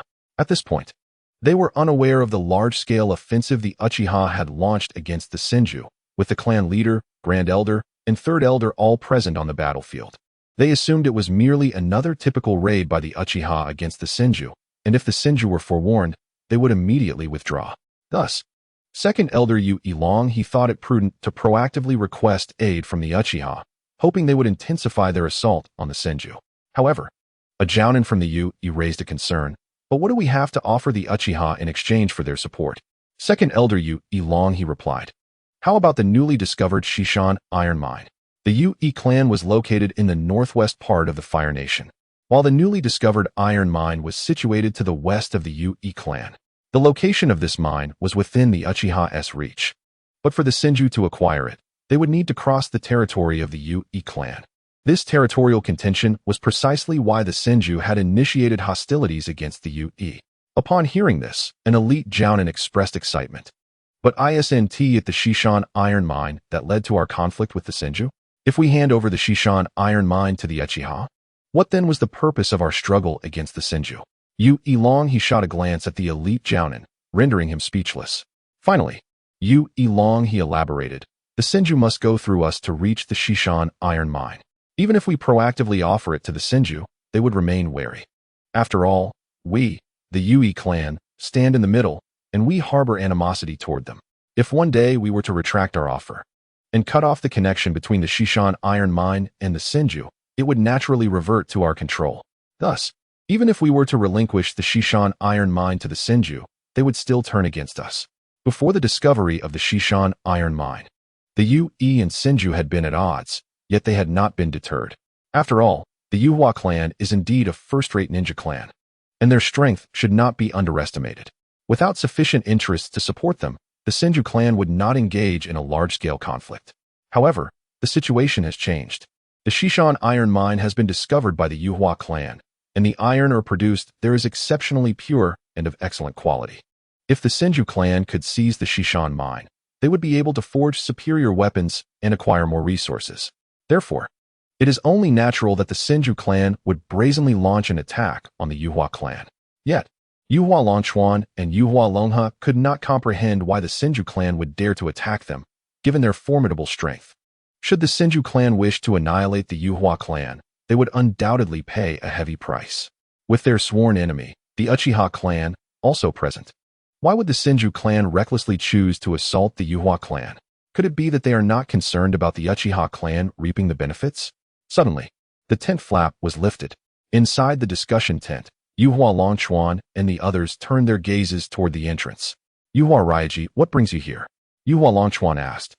Furrowing his brow, a sense of foreboding washing over him. Yuhua Ryaji was panting heavily and appeared disheveled, clearly having arrived in haste. Clan leader. The Sarutobi clan and the Shimura clan have launched a surprise attack on our clan's territory, and the elder has sustained severe injuries. What? The members inside the tent were all taken aback, rising in unison. The Sarutobi and Shimura clans were merely second-rate ninja clans. How dared they attack the Yuhua clan? Were they tired of living? Suddenly, another clan member burst into the tent, exclaiming, "Clan leader, the Senju are beginning to withdraw their camp." Inside Yuhua Qianhan's tent, he murmured to the system, "I just barely escaped from the grasp of a Senju Jonin. Shouldn't I receive some talent points as a reward?" Yuhua Qianhan said with a hint of anticipation. The system's response was mechanical and cold. "Apologies, the system did not issue a task prior, thus no reward is available." TCH. Yuhua Qianhan pouted. After today's battlefield skirmishes, he realized he lacked the ability to deliver a decisive blow at close range. While he could indeed defeat enemies of equal rank, encounters with formidable opponents like Senju Tobarama would prove unpredictable. Every time he attempted a sneak attack using Ice Leap, his adversary managed to counter. Had he not initially feigned misinformation, leading Tobarama to let his guard down, he might not have wounded him. Thus, a lethal ninjutsu becomes crucial in such scenarios. Had he possessed such a technique, Tobarama wielding a short blade would hold little significance. He could have easily sent Tobarama to the afterlife with a single Ice Leap. When discussing the art of delivering a fatal blow at close range, the Rasengan stands out as an exquisite choice. In the realm of Hokage, the Rasengan is an insurmountable milestone. Naruto ascended through various challenges, relying on shadow clones and the Rasengan, a truly versatile technique. The Rasengan was developed as a non-hand seal ninjutsu to complement the Flying Thunder God technique, and since his Ice Leap is also a space ninjutsu, practicing the Rasengan would be a perfect match.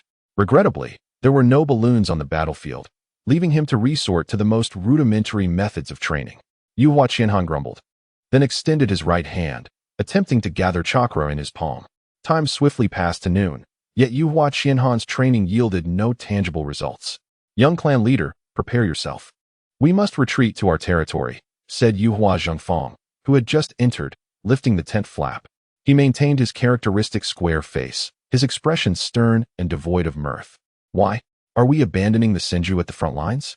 Yuhua Qianhan, unaware of the Senju's withdrawal, instinctively inquired about their situation. Yuhua Zhengfang replied, "The Senju have begun their retreat. The Sarutobi clan and the Shimura clan have attacked our territory, so we must return for reinforcements." Sarutobi? Shimura? Yuhua Qianhan paused. Those surnames were all too familiar to him. Were they not the families of the 3rd Hokage and the 5th Hokage? What madness possessed these second-rate clans to dare attack the Yuhua clan? Yuhua Zhengfang's face was filled with fury. Indeed, those two clans took advantage of our conflict with the Senju to launch a sneak attack. It's utterly shameless. Once we return, they shall pay dearly for their audacity. Ninja action is characterized by its swiftness. Within merely 10 minutes, the entire camp was dismantled. After setting some traps, Yuhua Longquan abandoned this defensive position against the Senju and began leading his clan members toward their homeland. Ding. Task issued. Survive and return to the Yuhua clan territory. Reward: 1 talent point. Technique: for the host, 1 talent point. Subordinate: for the subordinate. Would you like to accept? Upon hearing the system issue a task, Yuhua Qianhan couldn't help but retort, "This task of mere survival. Do you think I could refuse? What nonsense." However, he was puzzled about the subordinate talent point. He understood talent points well. They played a significant role in his current strength. He also deciphered the meanings of the brackets. Limit referred to bloodline limits, such as his ice release, while technique denoted ninjutsu, like his ice domain and ice leap. But what in the world was this subordinate talent point? Was it to cultivate his subordinates? Subordinate talent points can activate the talents of individuals other than the host. Upon using a talent point, the individual's affinity for the host will continuously increase. Note: the individual using the talent points cannot harbor hostility toward the host. Upon hearing the system's explanation, Yuhua Qianhan felt a surge of excitement. This subordinate talent point was undoubtedly a valuable asset. If he could max out someone's affinity, wouldn't he gain an additional subordinate? However, on another note, since the system had issued a task, it implied that the journey back to the clan would not be tranquil. Meanwhile, at the Senju camp, The movements of Senju Hashirama confirmed Yuhua Qianhan's suspicions.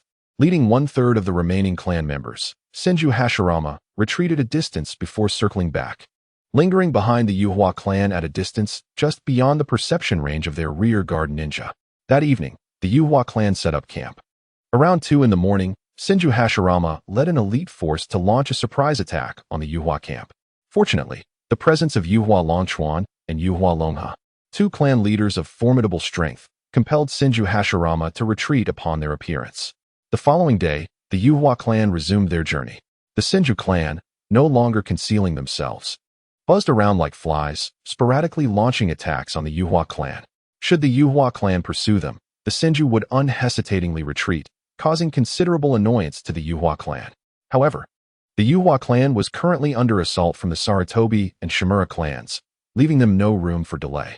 Ultimately, the Yuhua clan decided that the second elder, Yuhua Longha, would lead a portion of the elite forces to delay the Senju, while the remaining majority, led by clan leader Yuhua Longchuan, would hasten back to their homeland for support. A day later, the Senju clan returned to their territory. The fallen Senju clan members from the battlefield would be laid to rest under the leadership of clan leader Senju Hashirama. Among the sacrificed members of the Senju clan, there was Senju Wakana, the son of Senju Hashirama. Chapter 9. How can peace be achieved in the Senju clan? Senju Hashirama presided over the funeral of the fallen clan members. Standing beside him were 3 youths.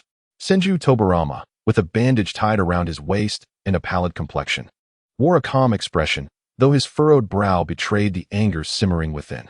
He had returned from the battlefield alongside Wakana and was acutely aware of his demise. The name of Wakana's murderer, Yui Chihan, was indelibly etched in his mind, and he vowed to avenge Wakana's death. The other 2 youths, due to their guardianship of the clan's territory, had only just learned of Senju Wakana's passing. On Tobarama's right stood Senju Banjin, his hair a striking blend of black and white, tears streaming uncontrollably down his cheeks as he wiped them away with his sleeves, his voice choked with sorrow. On Tobarama's left was Senju Hashirama, sporting a mushroom hairstyle and dressed in humble garb, his face a canvas of disbelief. Wakana, listening to Banjin's weeping, Hashirama, with a white cloth tied around his head, felt a twinge of irritation. Ninjas do not shed tears. We are born to die in battle. We should be grateful that Wakana's body was brought back. Hashirama's voice faltered momentarily before he turned his gaze toward Wakana's coffin. This time, our enemies are not only from the Yui clan. The Uchiha clan has also suddenly intervened. We must show them no mercy. As he spoke, Hashirama's resolve to eradicate the Yui clan solidified. Not only was the elder leading the clan against the Yui, but the Sarutobi and Shimura clans were also lending their support. At that moment, Yui Rosen, the elder of the Yui clan, had been grievously injured in a surprise attack by the leaders of the Sarutobi and Shimura clans, leaving only Yui Rokawa and Yui Roa as the remaining powerful figures of the Yui clan. With the combined forces of the Senju and Shimura, alongside the Sarutobi, the chances of the Yui clan surviving this onslaught were virtually non-existent. Hearing Hashirama's assertions, Senju Hashirama was unable to accept the harsh reality, and his sorrow deepened. He could not contain his emotions and shouted at Hashirama. Wakana was only 7 years old. How long will this strife persist? Hashirama's expression remained unchanged until all enemies are vanquished. Creating a peaceful world is no simple task. The Uchiha, the Yui, the Kagaya, and even the Hyuga, Inuzuka, and Sarutobi clans. Only when all adversaries are defeated by the Senju will strife come to an end, and peace will be achieved. Hashirama's words did little to persuade Hashirama. Rather, they ignited within him a desire to resist. His countenance darkened, his gaze filled with anger and dissatisfaction. Are we to sacrifice children for this? In an instant, Hashirama's demeanor shifted, and he turned sharply to glare at Hashirama, delivering a punch to his face. Bang! Hashirama was knocked to the ground. You shall not insult Wakana. He fought valiantly as a ninja, not as a mere child. Afterward, Hashirama shot a fierce glare at Hashirama and slowly turned to depart. Tobarama and Banjin bent down to help Hashirama. Brother, are you all right? You do understand the consequences of defying our father, don't you? Listening to Tobarama and Banjin's counsel, Senju Hashirama could not accept such reasoning. Why must people fight? Can we not understand one another? He stood defiantly, his voice filled with passion. What kind of love is this within the Senju clan? What kind of ninja stands alone? It is merely the adults who incite war, forcing children into despair. How are we any different from the Uchiha? Hashirama turned his head. This is respect for our enemies. It is precisely because the Yui clan is powerful enough to be considered the foremost among the Senju that they merit such treatment. Hashirama looked at Hashirama. Even children, when wielding weapons, are seen as enemies. To prepare children to stand alone as ninjas is a parent's love. This was Hashirama's understanding of love within the Senju clan. Facing Hashirama's explanation, Hashirama clenched his fists, unwilling to yield, and retorted, "Your so-called independence amounts to sending us to our deaths." Hashirama grew increasingly agitated. Recalling his encounter with Madara, they had exchanged names but could not share their surnames due to their roles as ninjas. He felt that such a world was a grave error. Hashirama, with his neck craned, confronted Hashirama. When will this endless cycle of violence cease? In the end, even revealing our surnames has become perilous. His heart heavy with frustration and anger, he swung his fists at Hashirama, shouting, "This world of ninjas is fundamentally flawed." Hearing Hashirama's rebellious words, Hashirama's fury ignited, and his chakra surged uncontrollably. "I cannot believe I have raised such an unfilial son." Hashirama roared, his fist poised to strike Hashirama. "Father!" At that critical moment, Tobirama opened his arms and stood before Hashirama. "Brother is merely upset today. Please forgive him." Upon seeing Tobirama, Hashirama lowered his fist. Tobirama, calm and wise, with exceptional talent, was a child in whom he held great hope. "Calm yourself, Hashirama," Hashirama stated tersely before turning to leave the graveyard. As the sun set, the three brothers, the Senju, sat upon a sturdy tree root. The young Tobirama expressed his childish thoughts to his brothers. "Adults are foolish. To eliminate war, why not sign a treaty to cease hostilities?" On the edge of the root, Banjin, with his black and white hair, turned to offer a differing perspective. "But what about our slain kin? How will we avenge our comrades?" Tobirama fell silent, contemplating for a long while before responding to Banjin. "Speak such words again, and you may be the next to die. You and the adults are too hot-headed." Banjin was his remaining brother, and he did not want him to lose his life to hatred. "Nevertheless, I will surely avenge Uchihan for Wakana." Tobirama silently vowed within himself. Banjin lowered his head. "I am sorry." Tobirama's crimson eyes bore into Banjin. From now on, ninjas should restrain their emotions, establish rules, and adhere strictly to them to avoid unnecessary wars.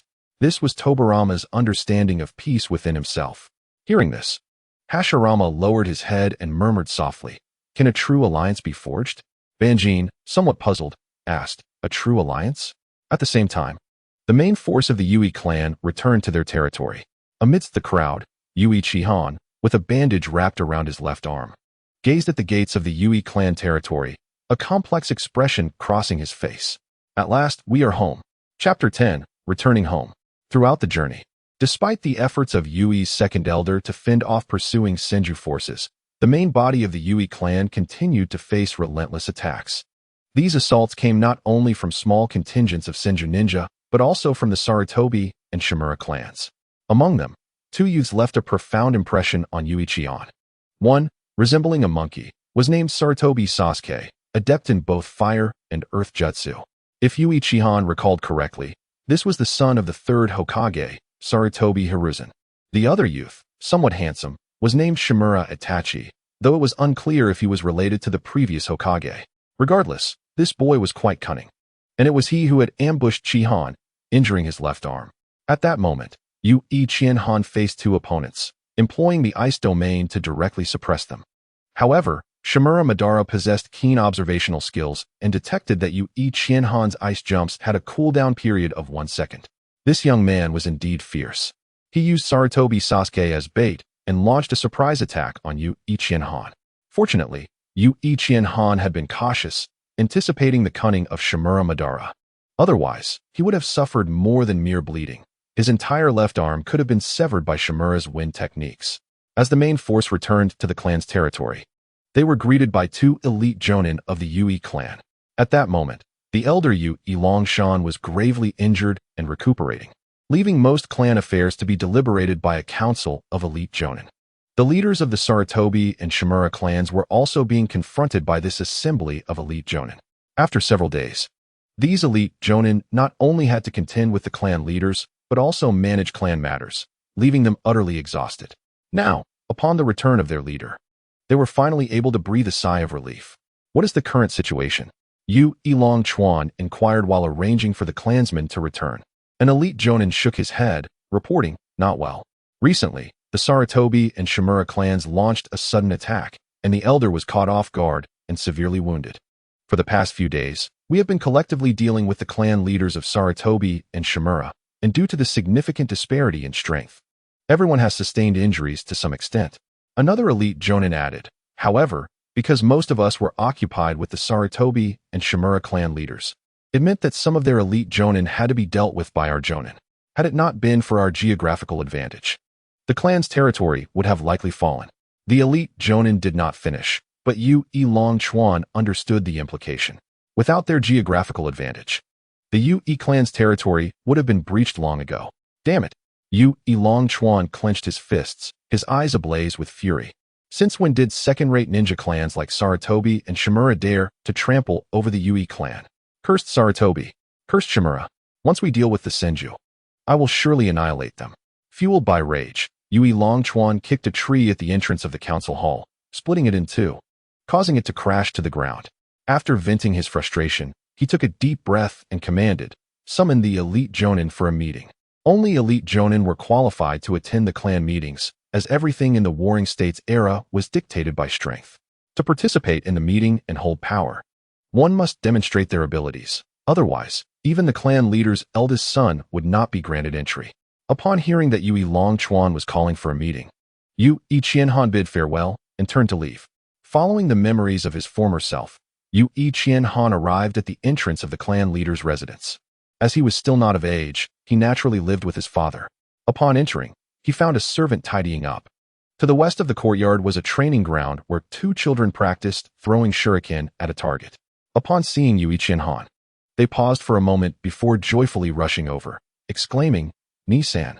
Hearing this address, Yu Qianhan was taken aback for a moment, but then affectionately ruffled the heads of the two little ones, playfully remarking, "My foolish little brothers. Have you been diligently practicing your ninjutsu?" To be honest, being in the world of Naruto, especially during the Warring States period, felt strange without a few brothers by his side.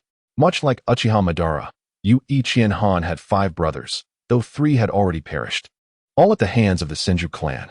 Now only these 2 young ones remained, having survived due to their youth and lack of mission experience. The 2 little ones nodded earnestly. Yes, we've been practicing hard." However, noticing the injury on Yu Qianhan's left arm, they looked at him with concern. Yu Qianhan smiled, tousling their hair. "It's just a small injury, nothing to worry about. You go on and practice your ninjutsu. I'll head back to my room." After saying this, he turned and walked towards his room. The 2 little ones wanted their older brother to teach them ninjutsu, but, seeing his injured arm, they could only abandon the thought, watching him with worried expressions as he walked away. Closing the door, he approached the window of the attic. Just as he sat down, the system's voice echoed in his mind. "Congratulations, host, for completing the task of returning safely to the Yu clan's territory. You are hereby rewarded with 1 talent point, technique, and 1 subordinate talent point, limit." Upon hearing this, Yu Qianhan hurriedly activated the talent points. Within seconds, he felt his chakra rapidly surge, soon reaching the level of a Jonin.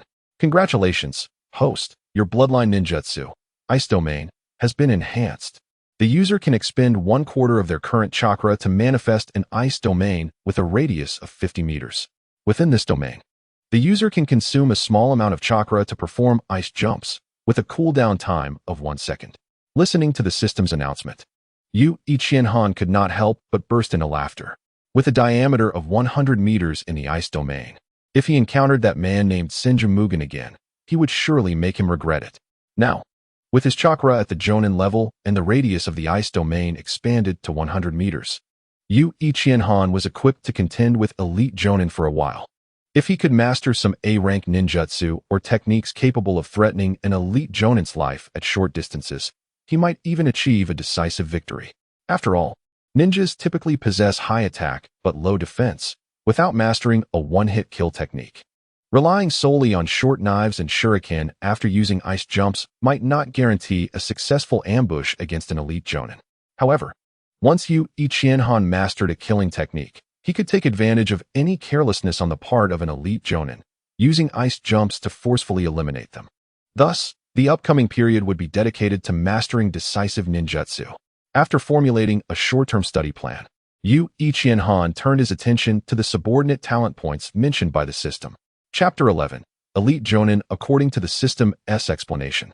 These subordinate talent points were of the same nature as the host's talent points, differing only in their rate of effect. Once used, the user's strength would gradually increase, and they would awaken abilities suited to themselves within a month. Additionally, individuals who used subordinate talent points would slowly develop loyalty to Yu Ichienhan. This process would not be rapid, thus avoiding arousing suspicion from others. Such a marvelous asset, Yu Ichienhan mused to himself. After understanding the subordinate talent points, he began to ponder whom to bestow them upon. The first individuals that came to mind were his two younger brothers. After all, nothing bonds brothers like fighting side by side. His two brothers might not necessarily be matched against Senju Tobarama and Uchiha Izuna in the future. If he were to engage in battle with the Senju, while he dealt with Hashirama, Tobarama would be left unchallenged, likely going on a rampage on the battlefield. However, if he granted them talent points, they would have no trouble dealing with Tobarama. This would provide the Yu-E clan with the means to resist the Senju. However, this notion merely flickered in Yu Ichienhan's mind for a fleeting moment before being promptly dismissed. After all, the existential crisis facing the Yu-E clan had yet to dissipate. The Senju, Sarutobi, and Shimura clans had encircled them, with their ranks bolstered by formidable leaders such as Senju Hashirama, Sarutobi Hiruzen, and Shimura Kaniai. In contrast, the Yu-E clan's former leader, the esteemed elder Yu-E Longshan, lay incapacitated due to severe injuries, leaving only the clan leader Yu-E Longchuan and the second elder Yu-E Longha to defend their territory. 2 against 3. With the adversaries enjoying a numerical advantage, the imminent threat of annihilation loomed unless another leader emerged from within the clan. Thus, Yu Ichienhan recognized that the talents of her subordinate could not be squandered on two mere children. They must be reserved for critical battles. These two young ones were merely 5 years old. Even if her subordinate's abilities were deployed, they would only reach the level of a chunin at best, which would have a negligible impact on the overall situation. The only viable course of action was to cultivate another leader within the clan to stave off their impending doom. Yu Izhengfang, a somewhat square-faced uncle, instinctively came to her mind. On the battlefield, he had shown considerable concern for Yu Ichienhan, and his strength was nearly at the elite Jonin level. The sole consideration now was whether Yu Izhengfang could ascend to the leader level after utilizing his talents. System, can Yu Izhengfang reach the leader level after using his talents? Yu Ichienhan inquired, realizing that mere speculation would yield little. Direct consultation with the system was far more effective. Ding.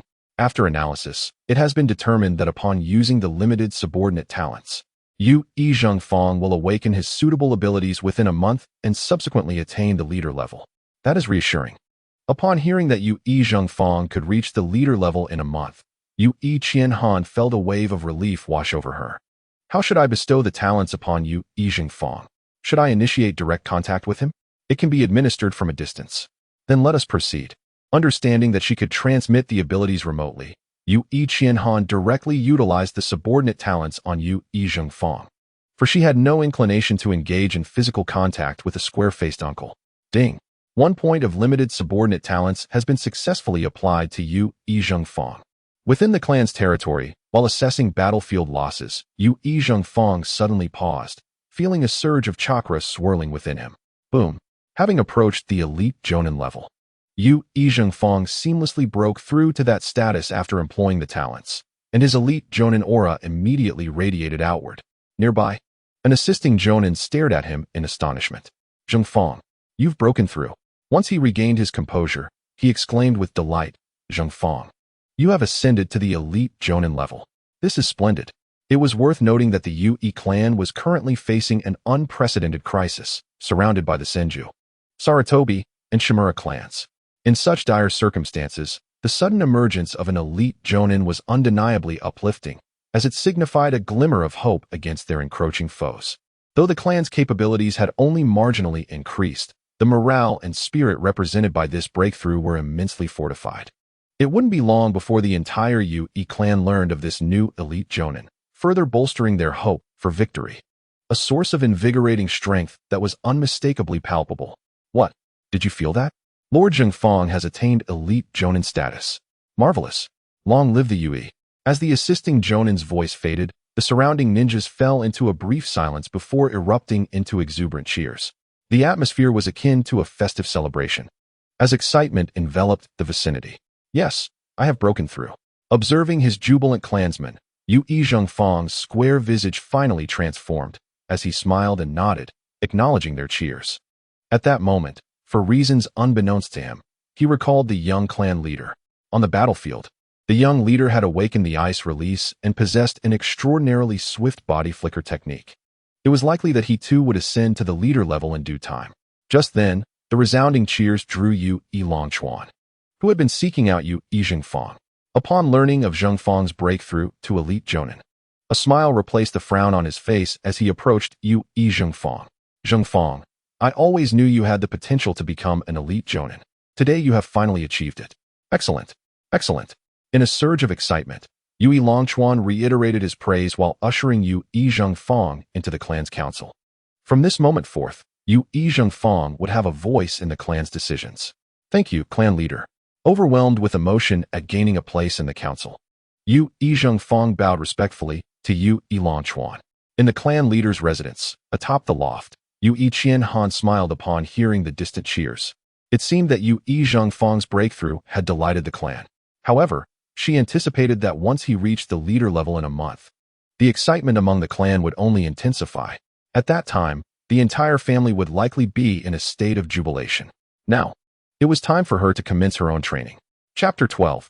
3 leader-level experts 20 miles outside the Yue clan territory. Within the temporary encampment of the Senju clan, 2 leader-level experts entered the central tent. These 2 were none other than Sarutobi Hiruzen, the leader of the Sarutobi clan, and Shimura Kenii, the leader of the Shimura clan. Seated at the head was the Senju clan's elder Senju Hashirama, with Hiruzen and Kenii positioned on either side. Elder Senju. The Yue clan has only Yue Longshan as its leader-level expert stationed there. I must admit, I find your clan's inability to subdue them rather concerning. Elder Senju Hashirama began, establishing his authority. After all, the aftermath of annihilating the Yue clan would significantly affect the distribution of profits. And as the elder of the Senju clan, he was determined to secure the best outcome for his own kin. Both Hiruzen and Kenii were acutely aware of the stakes at hand. Thus, despite facing the Senju clan, they endeavored to advocate for their own interests. Elder Senju, it is crucial to recognize that the Yue clan is a first-rate ninja clan. We have endured considerable losses to injure Yue Longshan, Kenii remarked, addressing the sacrifices made by their clans. Hiruzen chimed in, echoing Kenii's sentiment. Indeed, Elder Senju, our clans have suffered the loss of numerous comrades in the struggle against the Yue. Should we fail to secure adequate spoils of war, it would be a disservice to those who have fallen. Elder Senju Hashirama waved his hand dismissively. I am well aware of your sacrifices. Once we obliterate the Yue clan, you will each receive a replica of their ninjutsu scrolls. For ninjas, the value of ninjutsu was paramount. Hiruzen and Kenii's motivations for attacking the Yue clan stemmed from a desire to acquire such techniques to bolster their clan's legacy. However, recalling Elder Senju Hashirama's prior assurances, Kenii cautiously reminded him, Elder, it was promised that after the eradication of the Yue clan, we would also receive half of their assets, in addition to the ninjutsu scrolls. Upon hearing this, Elder Senju Hashirama's eyes widened, and his chakra surged in agitation. Bang! He slammed his palm onto the table. Half of their assets? How much did you consume on your way here? Did you indulge in peanuts? Truly, the audacity. Moreover, how could I be unaware of this matter? When the clan leader made his promise, I was right beside him, and I am fully aware that he never pledged half of his assets. Such a thing is absolutely untrue. As for the one who claims to have been listening, Senju Hashirama was entirely oblivious to the situation until he was informed by Senju Tobarama after the Uchiha clan's ambush on our clan. However, Sarutobi Hiruzen and Shimura Kenii are blissfully ignorant of this, which is why he speaks so freely. Regardless of how many promises Senju Tobarama made, that is a matter for the clan leader. As the grand elder of the Senju clan, Senju Hashirama must prioritize the interests of our clan. After the annihilation of the Yue clan, he must secure as many assets as possible. Upon witnessing Senju Hashirama's blatant dishonesty, the expressions of Sarutobi Hiruzen and Shimura Keniai turned grim. Senju Grand Elder, this was an agreement we previously discussed. Your actions are rather inappropriate, are they not? Shimura Keniai said, visibly irritated, directing his gaze towards Senju Hashirama. Senju Hashirama responded, "What? Are you instructing me on how to conduct my affairs?" Sensing the atmosphere growing tense, Sarutobi Hiruzen quickly interjected, "Senju Grand Elder, that is not our intention. We have suffered significant losses while serving the Senju. If word spreads that the Senju reneges on the resources promised to us, it may tarnish the Senju's reputation." Hearing Sarutobi Hiruzen's words, Senju Hashirama fell momentarily silent. Indeed, such an outcome would be detrimental to their reputation. After all, the Senju clan is renowned for their benevolence, and their reputation far exceeds that of the Uchiha clan. Should news of their breach of promise circulate, it would undoubtedly affect the image of the Senju clan. Even if the prior agreement was merely a verbal promise without written evidence, violating it would still be ill-advised. How much do you desire? After a brief hesitation, Senju Hashirama raised his gaze toward the two. Shimura Keniai responded without hesitation, "We previously agreed upon half of the Yui clan's assets." Impossible. Senju Hashirama promptly rejected the notion without a second thought. Our clan leader never made such a promise. My willingness to concede is an act of kindness from the Senju. Considering your Sarutobi and Shimura clans, do not overstep your bounds and show ingratitude, unwilling to relinquish the benefits at hand. Shimura Keniai insisted on the original agreement with Senju Tobarama. Half of the Yui clan's assets is what we agreed upon. If the Senju breaches this agreement, I will have to reconsider the encirclement of the Yui clan. The Senju clan is not without its means of balance. Should the Senju push too hard, he could always realign himself with the Uchiha clan. After all, there is still a gulf between the Shimura and Senju clans, along with the Yui and Uchiha clans. And he is not convinced that the Senju could bypass these two clans to deal with the Shimura. As for the already offended Yui clan, the Senju had enough difficulties without adding the Shimura clan to their list of concerns. Upon hearing Shimura Keniai's remarks, Senju Hashirama narrowed his eyes, revealing a dangerous glint. "Are you threatening the Senju?" In response to this tense atmosphere, Sarutobi Hiruzen quickly rose to his feet. "Senju Grand Elder, Shimura has suffered considerable losses recently, and Keniai is in a foul mood, which has led to his heated words. We can certainly discuss the assets of the Yui clan further." As he spoke, Sarutobi Hiruzen approached Shimura Keniai, blocking him from speaking further. "Keniai, we have already engaged with the Yui clan. If we withdraw now, it will not only be a wasted effort, but also leave us with unaddressed losses within our clan, and we will earn the Senju's ire. Thus, we must endure. A smaller resource is better than none." Sarutobi Hiruzen gently urged Shimura Keniai to relent. If Shimura retreated at this moment, Sarutobi would find himself in a precarious position. Remaining here would certainly offend the allied Shimura clan, but leaving with Shimura would incur even greater losses. The repercussions of attacking the Yui clan would be irreparable, and offending the Senju clan would be a fool's errand. Therefore, at this moment, Shimura Keniai must not retreat. Doing so would spell trouble for Sarutobi. It must be said that Shimura Keniai, in terms of intellect, is rather lacking compared to his future grandson, Shimura Danzo. After all, Danzo is known as the shadow of the ninja world, though his methods may be unscrupulous. He possesses a keen sense of the situation and would never provoke the Senju clan under such circumstances. Fortunately, Shimura Keniai is not entirely thoughtless. After hearing Sarutobi Hiruzen's words, he chose not to continue his confrontation with Senju Hashirama and instead fell silent. Seeing this, Sarutobi Hiruzen exhaled in relief and turned to Senju Hashirama, proposing, "How about our two clans take 1/3? "Impossible, that is far too much." Senju Hashirama cast a glance at Shimura Keniai and immediately declined Sarutobi Hiruzen's offer. "We can negotiate further. What about 1/4? The interests of both clans had been fully represented by Sarutobi Hiruzen, and Shimura Keniai was scarcely vocal at this point. After all, half of the benefits would go to Sarutobi, and no matter how it played out, Sarutobi Hiruzen would not harm the interests of his clan. 1/10. Senju Hashirama stated his figure. Sarutobi Hiruzen's lips twitched in disbelief. "Grand Elder, surely you jest. I believe 1/4 is quite reasonable." 1/10. The sun's morning rays streamed into the estate of the clan leader. After completing his morning routine, Yui Chihan began his training in the martial arts arena. Having practiced the Rasengan for half the night with no progress, Yui Chihan decided to temporarily set aside the Rasengan in favor of honing the ninjutsu mastered by his predecessor. Conveniently, the predecessor had mastered a ninjutsu that, while not as destructive as the Rasengan, possessed considerable power at short distances. Chapter 13. A heightening sense of danger. As expected, Yui Chihan possessed both wind and water chakra natures. Among the ninjutsu mastered by his predecessor, most were wind-based, given that wind attribute techniques are generally more lethal. As for water ninjutsu, the predecessor had only mastered a defensive water barrier and a water prison technique for trapping foes. If Yui Chihan wished to swiftly enhance his strength, he simply needed to refine the ninjutsu he had inherited. The Rasengan could wait for another day. After all, with the three clans' forces closing in, he could find himself on the battlefield at any moment. Practicing the Rasengan now would merely be a waste of precious time. Closing his eyes, he recalled the details of the ninjutsu mastered by his predecessor. After visualizing the technique in his mind, he suddenly opened his eyes. Gripping a short blade in his right hand and forming hand seals with his left, Wind Release, Wind Goddess Sword. With just 3 simple hand seals, he swiped his fingers across the blade.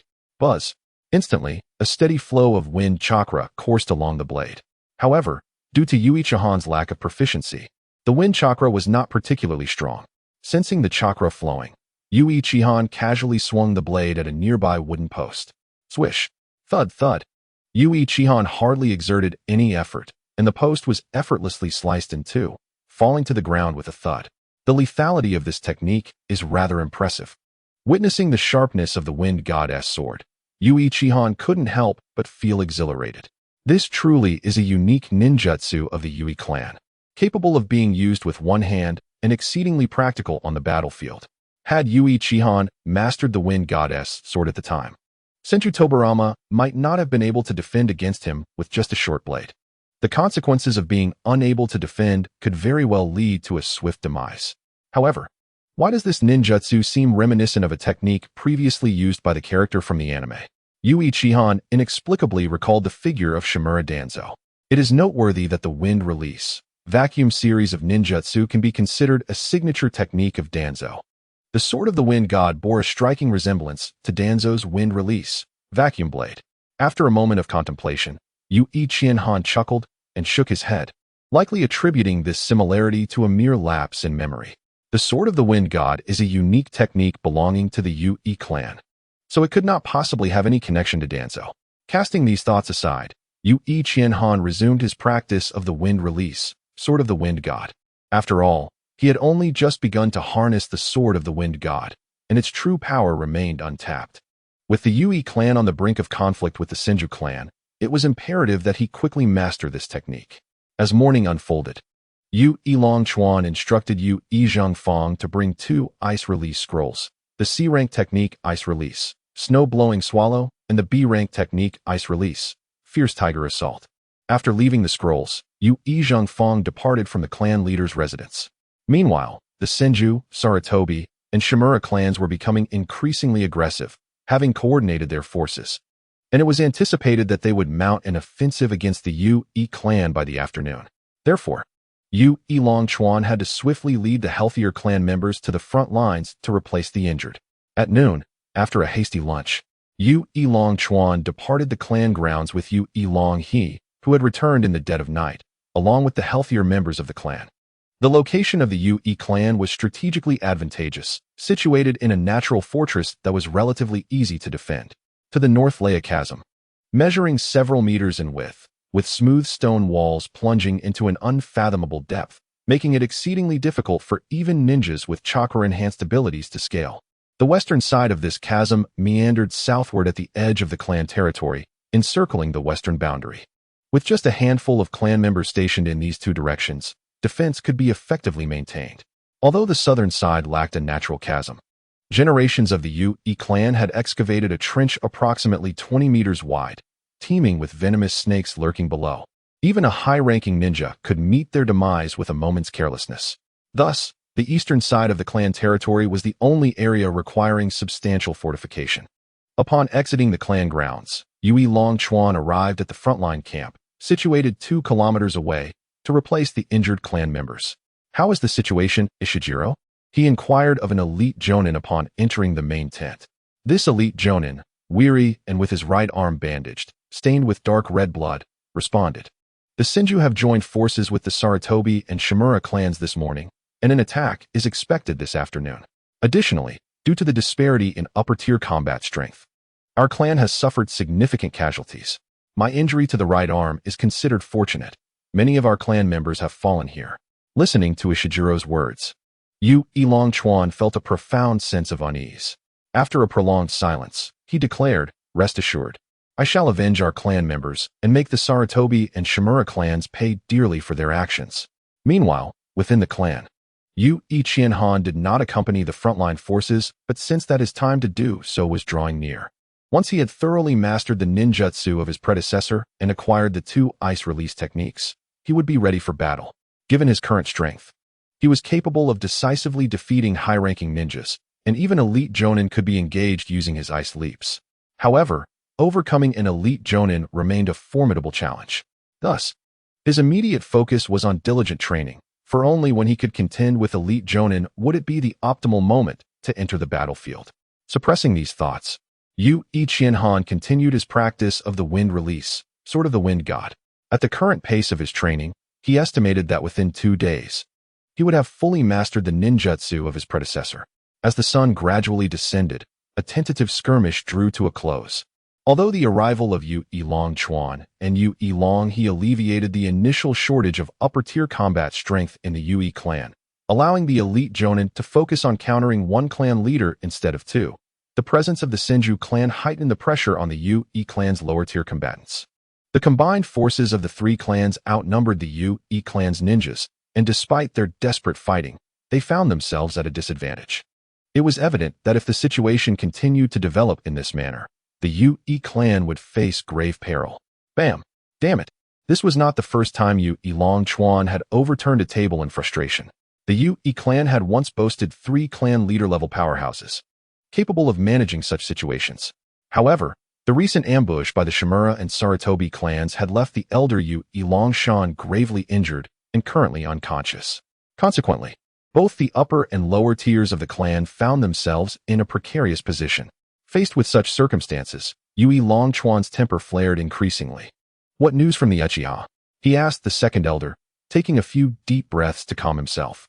Sighing deeply, the second elder shook his head with a complex expression. Seeing this, Yu Elongchuan's anger surged anew. "We have already given them the Shishan iron mine, and they are still not satisfied. Their appetite is insatiable. What more do they desire? Should I offer up the Yui clan itself as well?" Fuming, Yu Elongchuan almost roared, crushing the chair behind him into splinters. Observing the enraged clan leader, the second elder explained helplessly, "That is not the case. The Uchiha and we share some camaraderie. They would not stoop to such opportunistic behavior."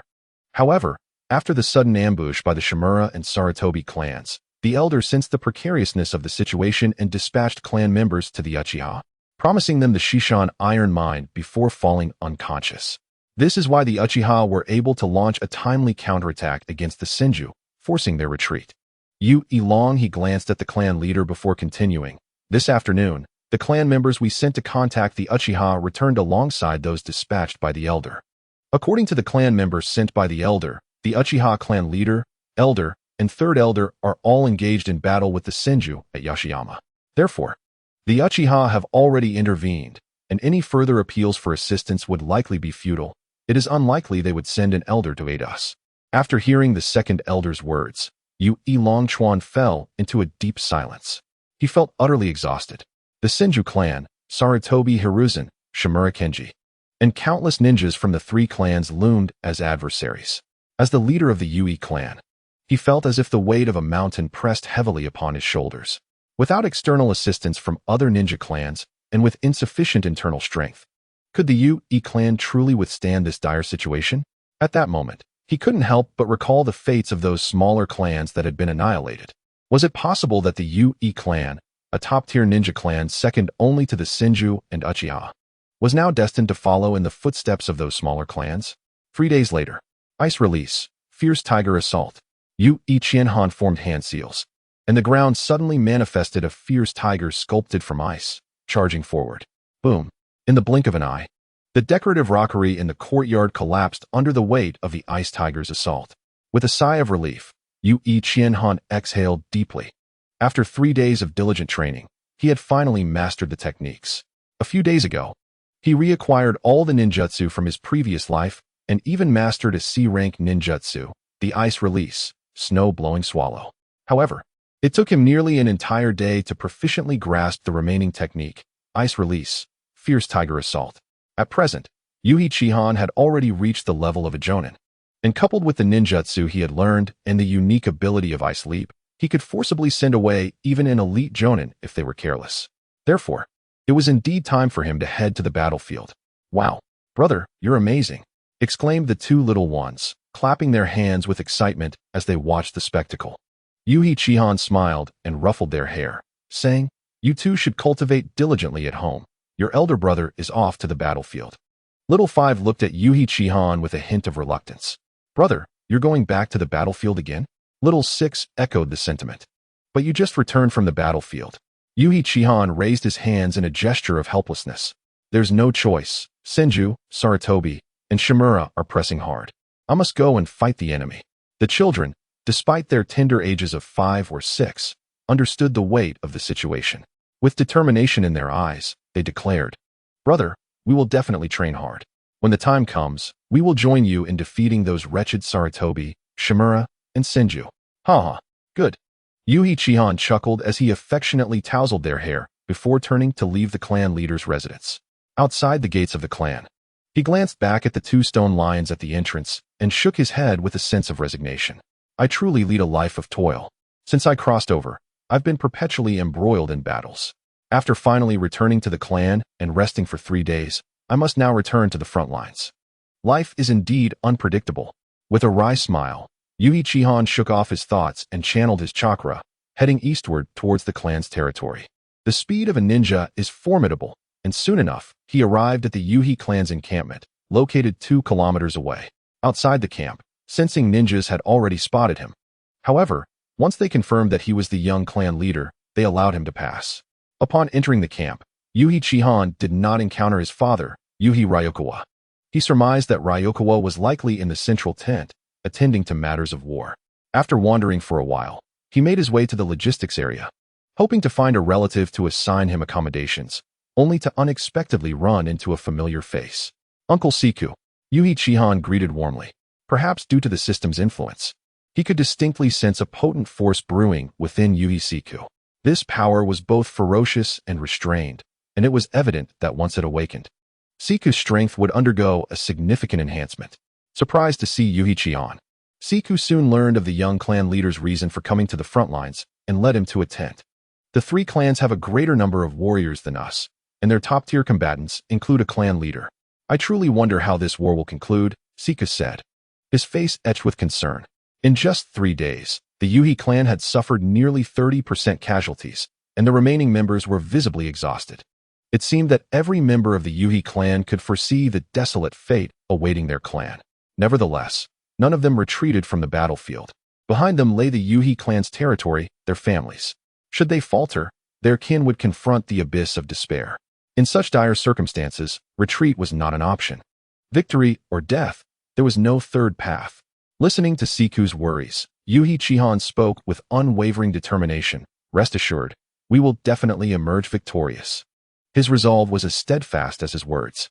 Had he not crossed over, the Yuhi clan would likely have faced annihilation. It was merely a matter of time. But with Yu Qianhan's arrival, the outcome would be different. With the system's support, it was not a question of how far he would grow, but rather that with Siku's utilization of his subordinates' talent points, he would break through to the clan leader level in just a month's time. Now that Yu Qianhan had also arrived at the battlefield, his prowess would enable him to contend with elite Jonin without issue. Moreover, his ice domain had been enhanced. With a diameter of 100 meters, after employing the spatial ninjutsu Ice Leap, he could pose a substantial threat to the lower-tier ninjas from the 3 clans on the battlefield.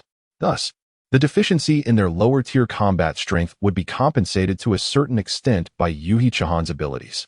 Consequently, as long as they could endure for a month until Siku achieved his breakthrough to the clan leader level, their strengths would be roughly equalized, and the impending crisis of annihilation would be temporarily averted. Seeing the unwavering determination in Yuhi Chihan's eyes, Siku felt an inexplicable sense that what the young clan leader claimed might indeed hold truth. The Yuhi clan would undoubtedly prevail. Chapter 15. White Hair since 3 days ago. When the Senju, Sarutobi, and Shimura clans launched a probing attack on the Yuhi clan, they had remained in a standoff. The three clans neither relaxed their offensive nor launched a full-scale attack. At this moment, the Yuhi clan appeared to them much like a grasshopper in autumn, unable to leap for long. Their strategy was to gradually wear down the Yuhi clan's resources, step by step. After all, the number of ninjas in the Yuhi clan paled in comparison to the three clans, and their top-tier combatants were also outmatched. If they were to launch a full frontal assault, the Yuhi clan would resist fiercely, leading to significant losses on their part. Therefore, it was more prudent to exhaust the Yuhi clan slowly, diminishing their numbers day by day, sapping their morale, and wearing down their physical strength. In time, when the Yuhi clan could no longer withstand the pressure, they would initiate a comprehensive assault, thus maximizing their gains while minimizing their losses. Boom! A series of explosions echoed, not too far off. Within seconds, additional blasts followed, throwing the Yuhi clan's encampment into chaos. Defend! It's the Sarutobi clan. Quickly, the commotion outside escalated, and Yuhi Siku's expression turned grave as he grasped the long blade at his waist and exited the tent. Yuhi Chihan followed closely behind the main group, heading towards the front lines. In no time, Yuhi Ryukawa reached a massive stone at the rear of the formation, accompanied by Elder Yuhi Ryugawa and several elite Jonin. Yuhi Chihan stood beside Siku. "Father," Yuhi Chihan said incredulously, the words slipping out with a tone of astonishment. Whether due to his previous life's memories or some other reason. Just 3 days had passed since their separation. Ryukawa had sported brown hair then, but upon their reunion, it had turned completely white. Yuhi Chihan found it hard to fathom what Ryukawa had endured in such a short span. What immense pressure must he be bearing? Upon hearing his son's voice, Ryukawa seemed to finally notice Yuhi Chihan's presence. "You've arrived." Yuhi Chihan nodded, his emotions a swirl of complexity. Ryukawa's demeanor was calm, yet his brows were tightly knitted as he gazed ahead. "Now that you're here, be careful." With the fate of the entire clan resting on his shoulders, Ryukawa had little energy left to concern himself with his son. Since the probing attack 3 days prior, the three clan leaders had not made another move. Yet, this was hardly a promising sign. Every day, the casualties among the clan members made Yu Longchuan acutely aware of the intentions of their adversaries. Yet, understanding the situation was of little solace. Their opponents were openly employing a strategy of attrition, brazenly declaring their intention to wear them down. Faced with this dire predicament, Yu Longchuan found himself at a loss for solutions. After all, fighting with reckless abandon would lead to immediate demise, while refraining from action, albeit a slow and agonizing decline, still permitted the flicker of hope that circumstances might shift. This protracted delay was, indeed, a last resort. Each day, he witnessed the grim tally of lives lost, and the procession of bodies returned for burial gripped his heart with anguish. However, he was truly bereft of alternatives. Observing the helplessness concealed behind Yu Longchuan's facade, Yu Qian Han nodded silently, recognizing that he, too, had no viable plan. He could not simply suggest that everyone hold on a little longer, believing that in a month's time, Yu Zhengfang would ascend to the level of clan leader. Such words, if uttered, would not only be met with disbelief, but also lead others to question whether the young Yu Qian Han had succumbed to madness in the face of the brutal battlefield. The news of the clan's young leader being driven to insanity by war would undoubtedly deal a further blow to the morale of the Yui clan. Thus, in this situation, it was wiser to await the moment to strike back with greater force. Prepare the explosive tags, commanded an elite Jonin commander at the front line, as nearby clan members swiftly readied their kunai and explosive tags, awaiting orders to launch them. The Yui encampment was situated on a slope, a crucial pathway leading into the Yui territory. As the Sarutobi clan entered the designated range, the elite Jonin waved his hand. "Throw." At his command, the waiting Yui clan members instantly hurled the explosive tags into the fray. The Sarutobi clan, not foolish enough to remain stationary, observed the kunai descending from above. The stronger Sarutobi ninjas quickly formed hand signs. Earth style, earth flow wall. A lengthy earthen barrier erupted from the ground at a 45-degree angle, shielding the Sarutobi ninjas from overhead. The kunai, tethered to explosive tags, landed upon the wall.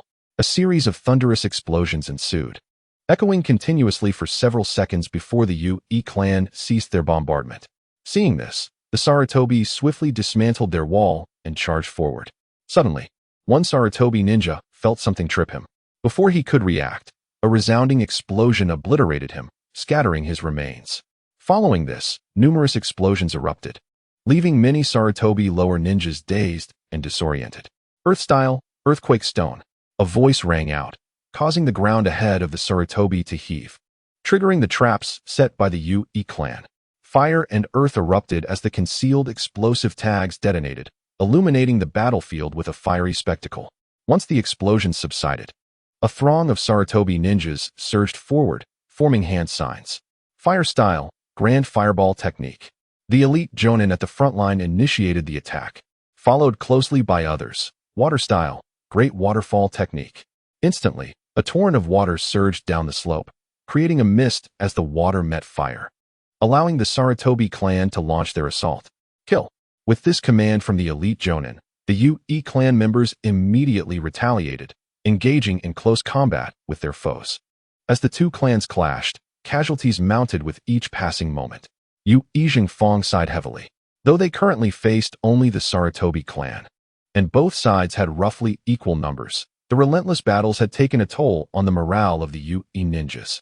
In contrast, the Sarutobi clan, bolstered by the rotations of the Uchiha and Senju clans, remained in a more favorable condition. Consequently, the Yu-I clan suffered significantly higher losses.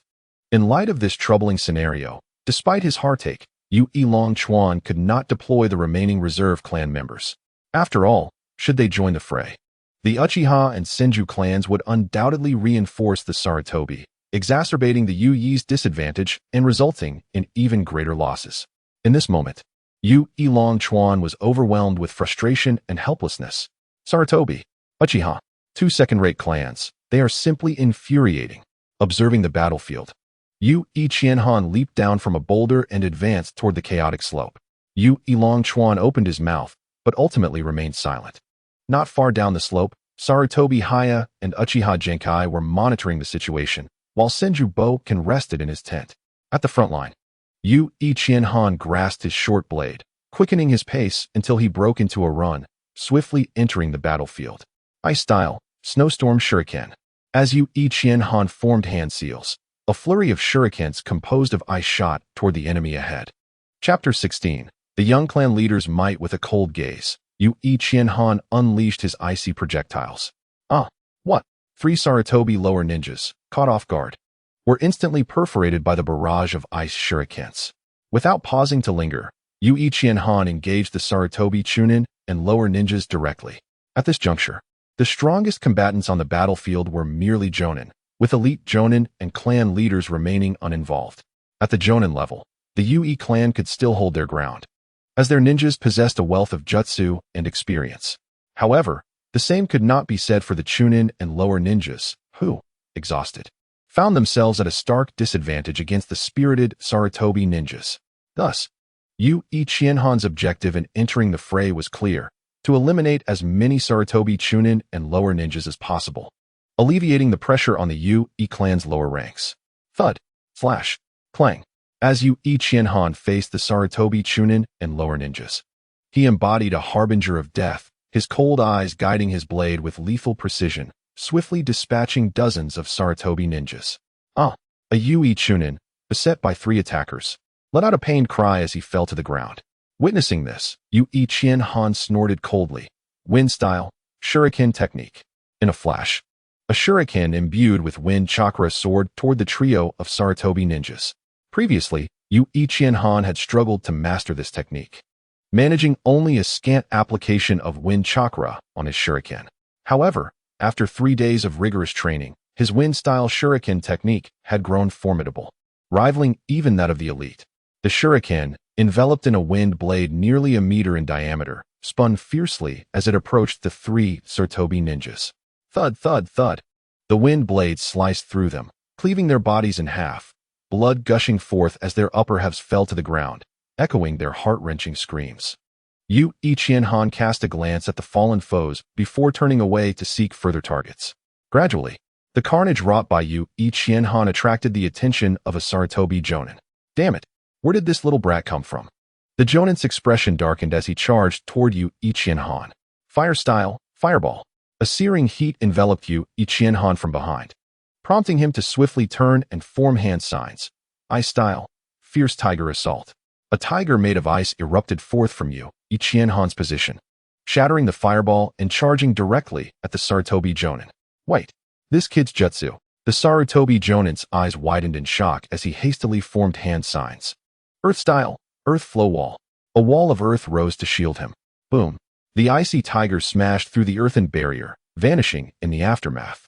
Moments later, as the dust settled, the Sarutobi Jonin was nowhere to be seen behind the wall. Where did he go?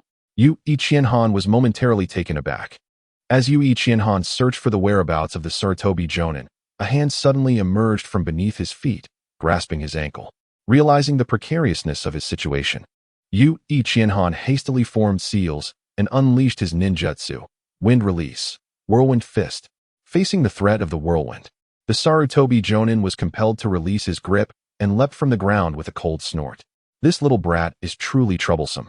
Cursing inwardly, the Sarutobi Jonin drew his blade and prepared to engage Yu Qianhan in close combat. During the Warring States period, confrontations between ninjas relied heavily on physical prowess, and nearly every ninja of that era was adept with a blade, especially the more formidable ones whose swordsmanship was unparalleled. The clash between Yu Qianhan and the Sarutobi Jonin was dazzling to behold.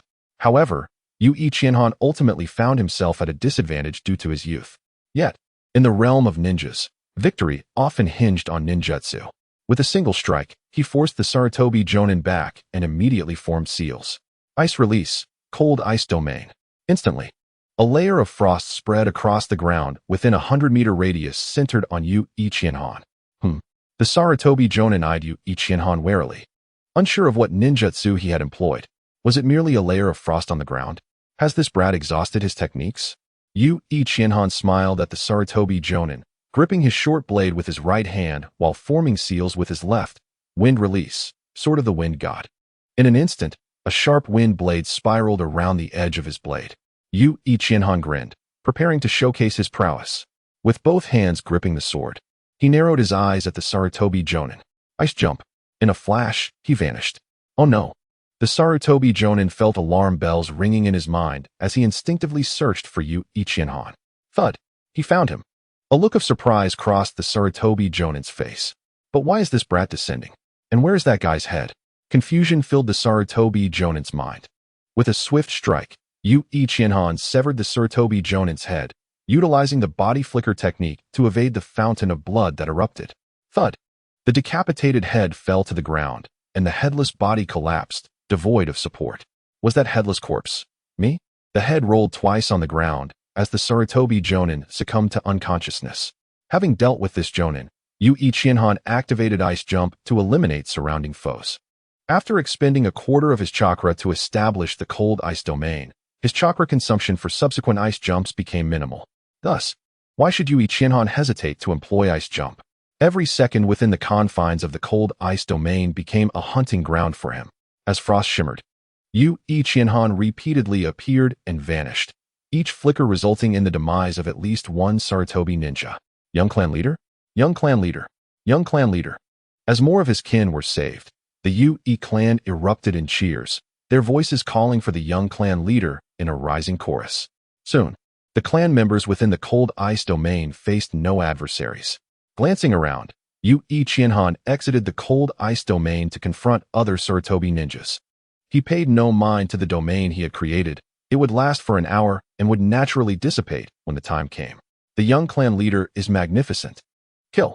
Witnessing Yu Qianhan's display of power on the battlefield, the morale of those around him surged. The Yu clan members, armed and exhilarated, charged out of the cold ice domain to confront other enemies. However, Yu Qianhan's audacious actions drew the attention of several Sarutobi Jonin. Little brat, your journey ends here. Earth Release, Earth Flow River. Fire Release, Great Fireball Technique. Unfazed by the assault of 3 Jonin, Yu Qianhan responded with a calm smile. Ice Release, Cold Ice Domain. The frost rapidly expanded, merging the borders of 2 cold ice domains. Facing the incoming Great Fireball and Earthflow River, Yu Qianhan smiled once more. In the next moment, the frost flickered, and he vanished. Wind release, sword of the wind god. Whir. The wind blades swirled around the short blade. Thud. In an instant, blood sprayed forth. The ease with which the blade sliced through was akin to cutting tofu. Yu Qianhan wielded the sword of the wind god, penetrating the Sarutobi Jonin, employing the great fireball with almost no obstruction. Despite being on par with these Sarutobi ninjas in rank, Yu Qianhan's combat capability far surpassed them, bolstered by the spatial ninjutsu ice jump and the lethal precision of the wind god sword. In one-on-one encounters, barring those like Senju Butsuma who were sensitive to spatial fluctuations, Yu Qianhan could nearly eliminate any Jonin in an instant. Defei. Upon witnessing the swift demise of their comrade, the remaining two Jonin were both pained and terrified. How could this be possible? How could such a young boy have so effortlessly dispatched a Jonin like Defei? Just then, as the Sarutobi Jonin shouted out for Defei, he felt a sudden pain in his back. As a Jonin, you certainly lack competence. Allowing yourself to be distracted on the battlefield. How reckless. Thud. Yu Qianhan withdrew his short blade and kicked the Sarutobi Jonin to the ground, blood gushing from the wound. In just 3 seconds, 2 of the 3 Sarutobi Jonin who had besieged him lay dead.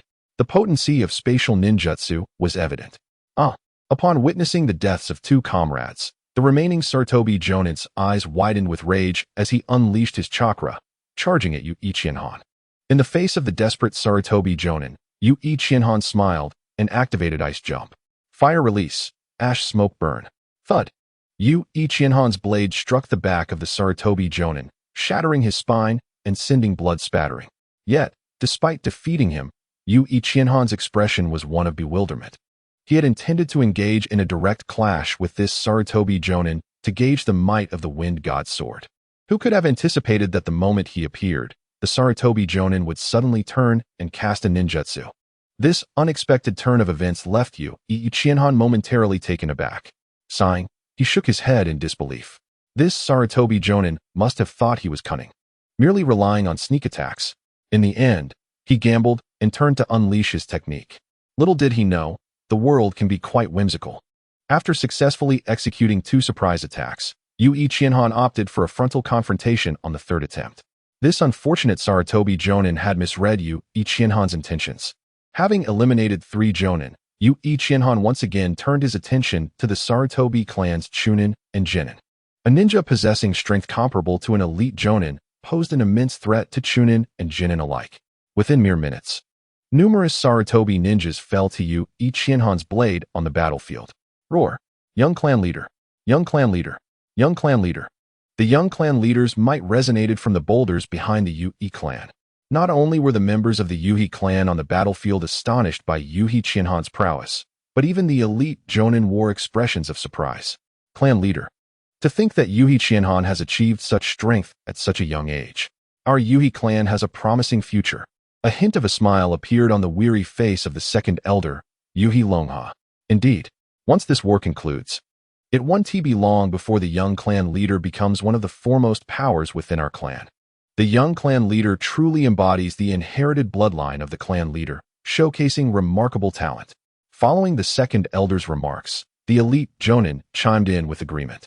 Listening to these words, Yu Longchuan's previously anxious demeanor eased slightly. With his head of white hair, he gazed silently at the battlefield, lost in troubled thoughts. After this war, would the Yu clan be able to maintain its former glory? On the battlefield, Yu Qianhan's presence transformed the combat dynamics for the Yu clans Chunin and Jinin, turning the tide from disadvantage to advantage. The previously lesser-injured Sarutobi clan suddenly found their casualties escalating at a noticeable rate. Confronted with the formidable Yu Qianhan, the Yu clan members erupted into cheers. However, Yu Qianhan's reckless behavior did not last long, as soon 2 elite Jonin charged towards him. Wind release, gale strike. A minute prior, at the rear of the Sarutobi clan, all the elite Jonin were monitoring the battlefield. As soon as an elite Jonin from the Yu clan entered the fray, they would immediately rush forward to intercept. Report. A person from the Yu clan is approaching the battlefield, chakra level. Jonin, a sensory ninja, seated on the ground, suddenly spoke up. One elite Jonin replied, just a Jonin. No need to worry. Upon hearing their superior's words, The sensory ninja closed their eyes once more to concentrate. As Yuhi Qianhan entered the battlefield, the ninjas at the rear of the Sarutobi clan vaguely caught sight of his figure. Huh, just a kid. He won't stir up much trouble. One elite Jonin scoffed. However, his amusement was short-lived. With Yuhi Qianhan's arrival, Chunin and Jonin from the Sarutobi clan began to fall one by one. At that moment, 3 Jonin approached Yuhi Qianhan, and the elite Jonin instinctively exhaled in relief. Finally, this kid is being dealt with. But when he saw the 3 Jonin being dispatched by Yuhi Qianhan in mere seconds, their composure shattered. The Yuhi clan on the battlefield erupted in cheers, continuously chanting the name of the young clan leader. This kid must be Yuhi Longchuan's son. So young, yet so powerful. At this rate, he might even surpass the young clan leader, Sasuke. The Yuhi clan leader's son possessed such astonishing talent. This child cannot be allowed to live. He must be eliminated. No sooner had the thought crossed their minds than 2 elite Jonin surged forward. They swiftly entered the battlefield. One of them forming hand seals, a short blade infused with wind chakra spinning rapidly towards Yuhi Qianhan. Wind release, gale strike. Just as Yuhi Qianhan felled a Sarutobi Chunin with a single blow, an alarm rang in his mind. A strong sense of danger compelling him to deploy the body flicker technique without a moment's hesitation. Whoosh! Just as Yuhi Qianhan vanished, a short blade enveloped in green chakra zipped past, striking a Yuhi Jonin who was preoccupied with combat in the arm. In battles between Jonin, any moment of distraction could prove fatal, and this sudden injury led to his swift demise at the hands of his opponent. Damn it! Yuhi Qianhan cursed under his breath. Chapter 18. First kill of an elite Jonin buzz. The short blade wrapped in green chakra flew back into the hand of the Sarutobi clan's elite Jonin. Before Yuhi Qianhan could take a closer look at that Jonin, another elite Jonin lunged down towards him with a blade. Wind release, sword of the wind god. Yuhi Qianhan countered with hand seals. Clash. The blades met, but the scene Yuhi Qianhan envisioned of severing the opponent's long sword did not materialize. Instead, a shrill grinding noise echoed between their weapons. Yuhi Qianhan realized that the elite Jonin had swiftly coated his blade with a layer of wind chakra just as he brought it down. Sizzle, sizzle, sizzle. In a matter of seconds, Yuhi Qianhan and the elite Jonin had exchanged blows countless times. Although the wind chakra on the opponent's long sword was no match for Yuhi Qianhan's clan technique, the disparity in raw strength meant that the sword of the wind god could not unleash its full potential. Wind release, gale strike. Another short blade hurtled towards him, prompting Yuhi Qianhan to employ the body flicker technique and retreat. After all, if he didn't escape now, he would be finished. Whoosh! Yuhi Qianhan barely managed to evade, as a short blade, wrapped in green chakra, skimmed past his ear. Damn it! Yuhi Qianhan swore. For crying out loud, I'm just a mere Jonin. What gives you 2 elite Jonin the right to gang up on me? I'm just a child. Ah! The cries of his fellow Yuhi ninjas echoed behind him as several were cut down by the 2 elite Jonin. Bang! Clang! Hiss! The elite Jonin struck relentlessly, dispatching any Yuhi ninja in their path with a single blow. None on the battlefield could stand against them. This showcased the overwhelming lethality of elite Jonin in combat. After all, elite Jonin exist on a different plane compared to ordinary ninjas. Their presence dramatically alters the dynamics of the battlefield, as ordinary ninjas stand no chance of halting them. Not good. Elite Jonin from the Sarutobi clan have appeared. The young clan leader is in danger. Yuhi Zhengfang, witnessing the emergence of 2 elite Jonin, wasted no time and leaped down from a boulder, charging towards the battlefield. The elite Jonin beside him swiftly followed suit, joining the fray. Huh! As the destination drew closer, Yuhi Qianhan couldn't help but smile. Thud! With a decisive step, he unleashed wind release, wave slash. The Sarutobi elite Jonin swung his blade, unleashing a torrent of wind. Whoosh! With a flash of frost, Yuhi Qianhan vanished from his original position. Indeed, he had employed ice jump. Previously, he had not been within the ice domain, making the technique impossible to execute. He had to return to the ice domain he had set up earlier to confront the 2 elite Jonin. As for why he didn't cast the ice domain anew, please. Yuhi Qianhan's chakra is not limitless. Casting the ice domain once consumes nearly a quarter of his chakra, having already deployed it twice. Coupled with the energy expended in various battles, he had just enough chakra left for one final deployment of the ice domain. This particular use of the ice domain was a matter of survival. He could not afford to waste it unless absolutely necessary. Yuhi Qianhan reappeared, already 20 meters away, while the two elite Jonin were hot on his heels. Crack! The moment the two elite Jonin stepped into the ice domain, the frost on the ground caught their attention. Yuhi Qianhan smirked, raising his hands to form seals. Ice release, snow dart. Instantly, dozens of icy projectiles, carried by swirling winds and snow, shot straight towards the two. One elite Jonin formed hand seals, fire release, great fireball. A fiery orb erupted forth, hurtling directly towards the icy shuriken. Another elite Jonin, wielding a short blade, trailed closely behind the blazing projectile, his expression devoid of emotion as he sensed Yuhui Qianhan's position. Boom. The collision between Yen Shui Shui and the fiery orb nearly nullified both jutsu. The elite Jonin, brandishing his short blade, unleashed a fierce shout and instantly lunged towards Yuhui Qianhan. Wind release, sword of the wind god. Yuhui Qianhan formed hand seals, and sharp wind chakra surged forth from his blade. Come. Yuhui Qianhan, wielding the sword of the wind god, displayed a fierce determination to clash with the elite Jonin. Whoosh. Suddenly, a flash of frost appeared, and Yuhui Qianhan vanished from his original spot. The elite Jonin's strike met only empty air. This is bad. The elite Jonin, who had just released the fiery orb, sensed the impending danger and immediately activated the body flicker technique to evade. Swoosh. The elite Jonin disappeared from sight.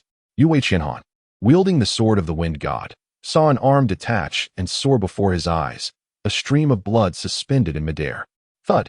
The arm fell to the ground, and the elite Jonin, now missing a limb, clutched his shoulder, his face ashen, appearing several meters away. Seizing the advantage, Yuhui Qianhan swiftly formed hand seals. Ice release, fierce tiger assault. Roar.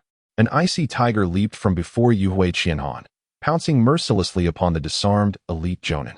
The elite Jonin, witnessing the ferocious ice tiger charge towards him, was filled with terror. Few could form hand seals with one hand, and the jutsu that required such finesse was beyond his capabilities.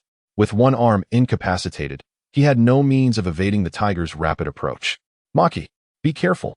The elite Jonin who had attacked Yuhui Qianhan, now on high alert after witnessing his comrade's injury, swiftly formed hand seals. Earth release. Earth flow wall. Boom. The ice tiger collided with the earthen wall, sending dust swirling into the air. Taking advantage of the moment, Sarutobi Maki quickly retreated, breathing a sigh of relief. Whoosh. A flash of frost illuminated the edge of the icy domain, where the disarmed elite Jonin had inadvertently exited. Yuhui Qianhan could not appear directly beside him. However, a ninja with a severed right arm was significantly weakened. Yuhui Qianhan produced two shuriken, employing the wind release shuriken technique, and hurled them towards his opponent. Buzz. The shuriken, a meter in diameter, darted forth like a harbinger of death, reaching the disarmed elite Jonin in an instant. The elite Jonin exerted all his strength, attempting to use body techniques to evade the shuriken. In the next moment, ice release. Yen Shui Shui. Dozens of ice shuriken rapidly approached. With one arm incapacitated, he could not use jutsu, and the body flicker technique could not be employed consecutively. Thus, as the ice shuriken neared, the elite Jonin's pupils constricted in fear. Swish. The countless ice shuriken pierced the elite Jonin, leaving him resembling a honeycomb, before he collapsed to the ground, his eyes wide, devoid of life. An elite Jonin, a top-tier warrior of the Sarutobi clan, met his demise at the hands of Yuhui Qianhan due to a lack of intelligence. Maki. Chapter 19. I am the sixth brother. A furious shout resounded as the remaining elite Jonin swiftly advanced towards Yuhui Qianhan. The harsh sound of friction rang out, accompanied by a surge of power and an explosion of chakra, sending Yuhui Qianhan hurtling through the air. Wind release. Verdant gale. The fury of the elite Jonin erupted uncontrollably, as he roared, launching his blade wrapped in emerald wind chakra. Thud. Yuhui Qianhan hit the ground, sliding several meters back, muttering under his breath. Indeed, there remained a disparity between him and the elite Jonin. While he could employ surprise tactics to eliminate an elite Jonin in a direct confrontation, he was no match for their prowess. I am still too weak. Yuhui Qianhan shook his head in resignation. Faced with the menacing elite Jonin, he formed seals, preparing to deploy the icy domain. After all, he was at a considerable distance from the previously established icy domain, and with the elite Jonin charging at him, Retreat was no longer an option. He had to create a new icy domain. Otherwise, against the elite Jonin's murderous intent, he genuinely felt overwhelmed. However, just as Yue Qianhan was about to invoke the icy domain, a flash of lightning struck. A blinding bolt of lightning illuminated the surroundings. Ding! The blades of the two elite Jonin clashed, and arcs of lightning erupted around Yue Qianhan, shattering the earth. Seeing this, Yue Qianhan smiled and lowered his hands from the hand seals. Since Zheng Fang had arrived to assist, he need not waste chakra on the icy domain. Wind release, Sword of the Wind God. In the next moment, wind chakra flared from Yue Qianhan's short blade as he joined Zheng Fang in attacking the elite Jonin of the Sarutobi clan. Although he struggled in one-on-one combat against an elite Jonin, in a two-on-one scenario, the elite Jonin would find himself on the receiving end. After all, Yue Qianhan's combat prowess surpassed that of an ordinary Jonin.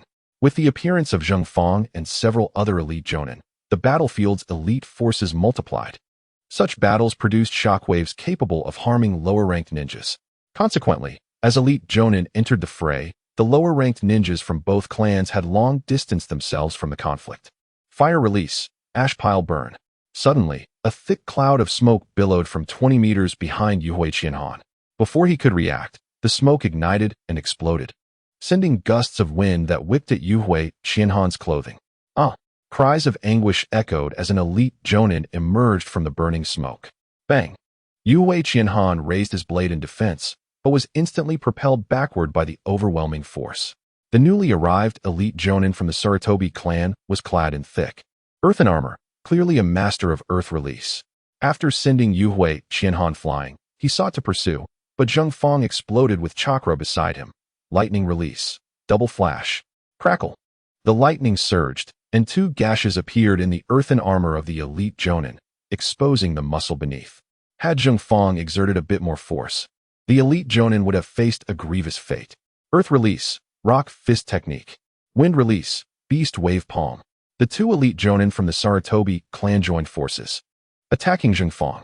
Relying on his lightning blade technique, Zheng Fang found himself at a disadvantage against two opponents. Cough, cough. Yue Qianhan coughed twice and stood up from the ground. Whoosh! 3 shuriken flew towards Yue Qianhan, thrown by a Sarutobi Chunin who saw him downed. Yue Qianhan dodged the shuriken with a swift motion, then turned to face the Chunin. Forming hand seals. Yue Qianhan unleashed a nail of compressed wind chakra from his mouth. Thud! A blood flower erupted from the Chunin's neck, and he fell to his knees, clutching his throat in agony. Seizing the opportunity, a member of the Yue clan plunged a blade into his heart, ending his life. Yue Qianhan surveyed the battlefield. In the area where the elite Jonin clashed, not a single ninja remained. Both the Yue and Sarutobi clans had instinctively kept their distance from the elite Jonin's duel. Observing Zheng Fang at a disadvantage, Yue Qianhan tightened his grip on the hilt and invoked the Sword of the Wind God, rushing to provide support once more. Clash, clang, crash. Yue Qianhan's arrival alleviated the pressure on Zheng Fang and the others. However, Yue Qianhan ultimately fell somewhat short of the elite Jonin, and the two of them found it no easy task to contend with two elite Jonin. Damn it, I really am quite pathetic. Yue Qianhan couldn't help but curse under his breath, feeling the weight of the relentless assault. Little brat, it's good that you understand. The elite Jonin Sarutobi sneered, his movements unyielding, attacking Yue Qianhan like a tempest. Yue Qianhan thought to himself, what the hell? You think you're clever, huh? He felt a surge of indignation. Just because I'm not showing my claws, you think I'm a Hello Kitty? With a burst of chakra, Yue Qianhan, his countenance wild, brandished the wind god's sword towards his opponent. Startled by Yue Qianhan's sudden eruption, the elite Jonin Sarutobi hurriedly raised his blade in defense. Seizing the opportunity, Yue Qianhan swiftly retreated, forming hand seals. Ice release, cold ice domain.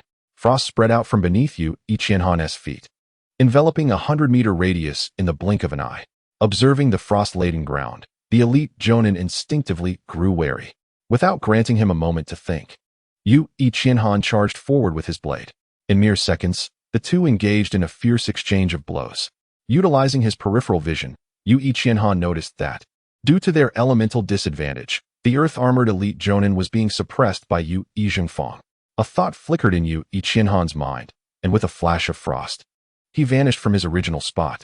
Thud. The Earth Element Elite Jonin blocked Yu Zhengfang's strike, only for Yu Qianhan to faint and suddenly appear behind him. Call me Old Six.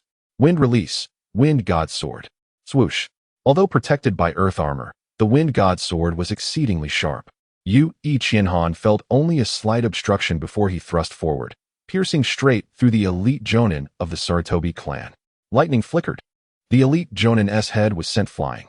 Zhengfang go. After dispatching one enemy, Yu Qianhan swiftly turned his focus to the other opponent. Without wasting words, Yu Zhengfang, crackling with lightning, charged forward. Yu Qianhan, too, flashed with frost, employing ice jump to reappear behind the adversary. Sizzle. Sensing Yu Qianhan's penchant for ambush, the elite Jonin swiftly turned and slashed backward the moment Yu Qianhan vanished. The two wind chakra-infused short blades clashed. Chapter 20. The Trouble Caused by Qianhan. Damn, is my intention so obvious? Yu Qianhan cursed internally. The elite Jonin seemed to anticipate his move perfectly, striking behind him without hesitation. As he reappeared, their blades met in a fateful collision. What a stroke of misfortune. Sizzle. Yu Zhengfang swung his blade, sending sparks flying as he aimed for the back of the Sarutobi ninja's head. Caught between the two fronts, the Sarutobi elite Jonin's gaze sharpened, unleashing chakra to force Yu Qianhan away as he swiftly turned to face Yu Zhengfang. Ding! The Sarutobi ninja slid left, confronting both Yu Qianhan and Zhengfang. Unfazed by the dire situation, Yu Qianhan smiled and prepared to charge again. Suddenly, a chill surged from his spine to his brain. The aura of death triggered Yu Qianhan's instinctive use of ice jump, carrying Yu Zhengfang to the edge of the cold ice domain. Boom! A tremendous roar erupted from the spot Yu Qianhan had just occupied, colossal chakra waves radiating outward, creating an awe-inspiring spectacle. Yu Zhengfang couldn't help but shiver, a thin layer of frost forming upon him. It was evident that ice jump was not a technique for the average person. Even Yu Zhengfang, an elite Jonin, struggled against the frigid atmosphere accompanying the spatial leap. Had a lower-ranked ninja attempted it, they would likely have been frozen solid. Impressive. Observing the ninja nearly 50 meters away, Yu Qianhan marveled at the imposing presence. The energy emanating from the figure was undoubtedly that of a clan leader, and the emblem of the Sarutobi clan adorned his attire, signifying his identity.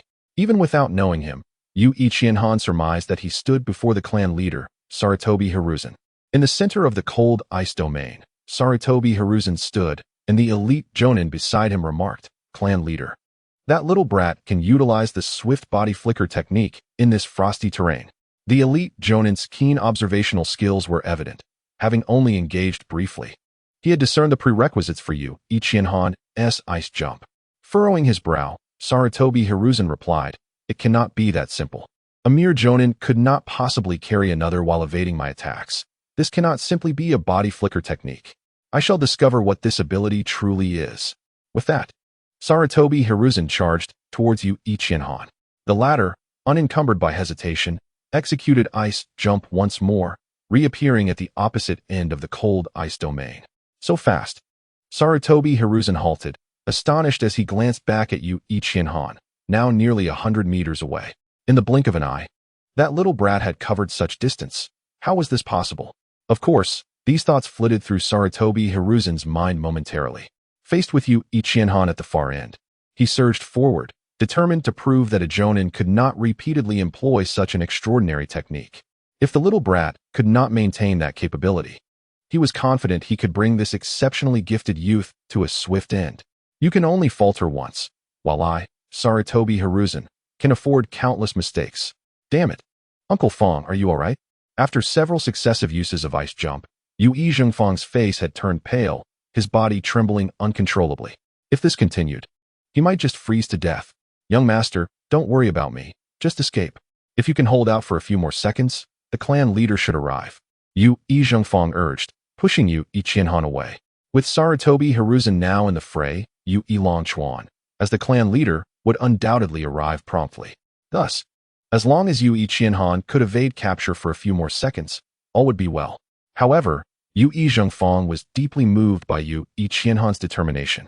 "Young master, you can't be this reckless." Facing a clan leader like Sarutobi Hiruzen, as an elite Jonin, he could certainly hold his own for several seconds. Yet now, after being repeatedly subjected to ice jump, his body was rendered nearly immobile, significantly diminishing his combat prowess. If Yue Zhongfang had originally anticipated holding Sarutobi Hiruzen for several tens of seconds, now, with the added burden of Yue Qianhan's actions, merely resisting for a few seconds would be a victory. In his current state, Yue Zhongfang found himself utterly despondent. At that moment, Yue Qianhan remained blissfully unaware of the turmoil within Yue Zhongfang's heart. Upon hearing Yue Zhongfang's insistence that he escape alone, Yue Qianhan was momentarily taken aback, but he resolutely refused. No way. I will never abandon my comrades. With determination etched on his face, Yue Qianhan brandished the Wind God sword, positioning himself protectively in front of Yue Zhongfang. Since arriving in this world, Yue Zhongfang had cared for him greatly, and Yue Qianhan had come to regard him as family, a cherished elder. At this moment, if Yue Qianhan were to abandon his kin and flee alone, he would undoubtedly hold himself in contempt. The psychological shadow of forsaking his clan to survive would likely overshadow him for a lifetime. Thus, fleeing alone was an option he could never entertain. After all, it was merely Sarutobi Hodo, an elder of the clan. He would fight with all his might. The young clan leader, Yue Zhongfang, gazed at Yue Qianhan, tears of gratitude streaming down his face. I cannot thank you enough. Clenching his short blade, he unleashed a surge of lightning chakra, dispelling the stiffness within him, and moved beside Yue Qianhan. I will handle Sarutobi Hodo. You must protect yourself. However, before he could finish his sentence, Yue Qianhan abruptly vanished from his sight. With a swift motion, he appeared behind Sarutobi Hodo, the sword of the Wind God in hand, channeling its full power to strike at Hodo's back. Reacting with remarkable speed, Sarutobi Hodo pivoted and intercepted the strike with a kunai. Aware he was at a disadvantage, Yue Qianhan quickly retreated while forming hand seals. Ice release. Tiger assault. In response, Sarutobi Hodo swiftly formed hand seals of his own, unleashing two jutsu. Earth release. Earth Dragon Bullet. And fire release. Fire Dragon Bullet. The combined technique erupted. An earth dragon enveloped in flames, shattering the ice tiger and barreling toward Yue Qianhan. Young clan leader. Witnessing Sarutobi Hodo resorting to a combined technique against a mere youth, Yue Zhongfang's eyes widened in fury, and he surged with lightning, charging at Hodo. Die! He cried, his short blade radiating with intense lightning, resembling a laser sword as he aimed it at Sarutobi Hodo. Meanwhile, Yue Qianhan, faced with the oncoming Earth Dragon Bullet, prepared to utilize Ice Leap. Earth Release. Mud Flow Wall. Chapter 21. The Aspirations of Shimizu Niji. Thud, thud, thud, thud. Dozens of Earth Dragon bullets collided against the mud flow wall, producing only muffled thuds before falling silent. The wall, with its formidable defense, successfully thwarted Sarutobi Hodo's combined technique. Sarutobi Hodo, face your demise. In a moment of distraction, a figure surged over the mud flow wall, charging at Sarutobi Hodo. This individual was none other than the elder of the Yue clan, Yue Longchuan, now grayed with age. Clang. Yue Longchuan's blade descended, and Sarutobi Hodo's kunai was severed in two. Reacting instantly, Hodo distanced himself, forming hand seals, summoning technique. Come forth, king of the monkeys, Sarama? With a puff of smoke, a white ape appeared beside Sarutobi Hodo, who immediately transformed it into a mighty weapon, brandishing it in his hand. Clang, clang, clang rumble. Yue Longchuan, wielding his long blade, engaged Sarutobi Hodo, unleashing an astounding display of chakra. Dust and waves of chakra radiated from their clash. Young clan leader, Yue Zhongfang arrived at Yue Qianhan's side. Noticing a surge in Zhongfang's chakra compared to earlier, Qianhan sensed a new power within him. Uncle Fang, have you awakened your bloodline limit? Yue Qianhan questioned with a hint of skepticism. Zhongfang nodded, a flicker of joy in his eyes. Yes, it seems to be the power of storm release. Indeed, Qianhan mused, recalling the potent and restrained energy he had sensed within Zhongfang. Having predominantly utilized lightning techniques, the storm release, often described as electrified water or supple lightning, aligned with Qianhan's perception of Zhongfang's newfound strength. We should withdraw from this place, urged Yue Zhongfang, glancing at Yue Qianhan. A clash of clan leaders was not a spectacle for the faint of heart. At that moment, guided by Yue Longchuan, their battle had moved 100 meters away, Yet the residual energy from their confrontation continued to ripple through the air, stirring the garments of Yu Qianhan and Zheng Fang. Should the two leaders return to this vicinity, it would not be a mere jest. Nodding in agreement, Yu Qianhan began to retreat toward the rear of the Yu clan. The battlefield had long been devoid of Chunin and Jonin, with only elite Jonin remaining engaged in combat. However, as the clan leaders clashed, these elite Jonin instinctively distanced themselves from the leaders' fierce encounter. With the battle reaching this critical point, the outcome would undoubtedly hinge on the clash between the two leaders. Yet, neither leader possessed overwhelming might, suggesting that the day's conflict would likely conclude without a decisive victor. From a distance, Yu Qianhan fully grasped the terrifying might of clan leaders. The exchange between Yu Longchuan and Sarutobi Hodo sent shockwaves through the air with each clash. Their ninjutsu altered the very terrain beneath them. Although they had yet to achieve the capability to reshape the battlefield like some legendary figures, the interplay of earth, fire, and mud releases had undeniably transformed their surroundings, creating swamps and fiery hazards, rendering the ground ravaged. Their fierce combat drew the attention of Shimizu Niji, who arrived just as Yu Longchuan retreated and formed seals. Earth release, mudslide technique. In an instant, a torrential mudslide surged forth towards Sarutobi Hodo and Shimizu Niji. Before the formidable duo could intervene, Yu Longchuan's prowess became evident, rivaling that of renowned figures such as Senju Hashirama and Uchiha Taijima, capable of holding his ground with his earth release. As the mudslide approached, Sarutobi Hodo planted his diamond staff into the ground. Water release, great waterfall technique. A colossal torrent of water surged forth, mitigating the mudslide's ferocity. However, Sarutobi Hodo, slightly weaker than Yu Longchuan, could not fully withstand the mudslide's power and swiftly formed more seals. Earth release, earth flow rampart. With a rumble, a towering earth rampart rose beneath him, halting the mudslide bolstered by the waterfall. The battleground between the two clans had transformed into a swamp due to the leaders' fierce clashes. Yu Longchuan, truly exceptional. Perched atop the earthen rampart, Sarutobi Hodo exhaled, admiringly gazing at Yu Longchuan, albeit with a hint of sarcasm in his tone. Even if you are stronger than I, what of it? With the alliance of 3 clans against you, your momentary triumph will soon fade. Scoffing, Yu Longchuan turned and ascended toward the Yu clan stronghold. Sarutobi Hodo, watching Longchuan's retreating figure, chose not to pursue.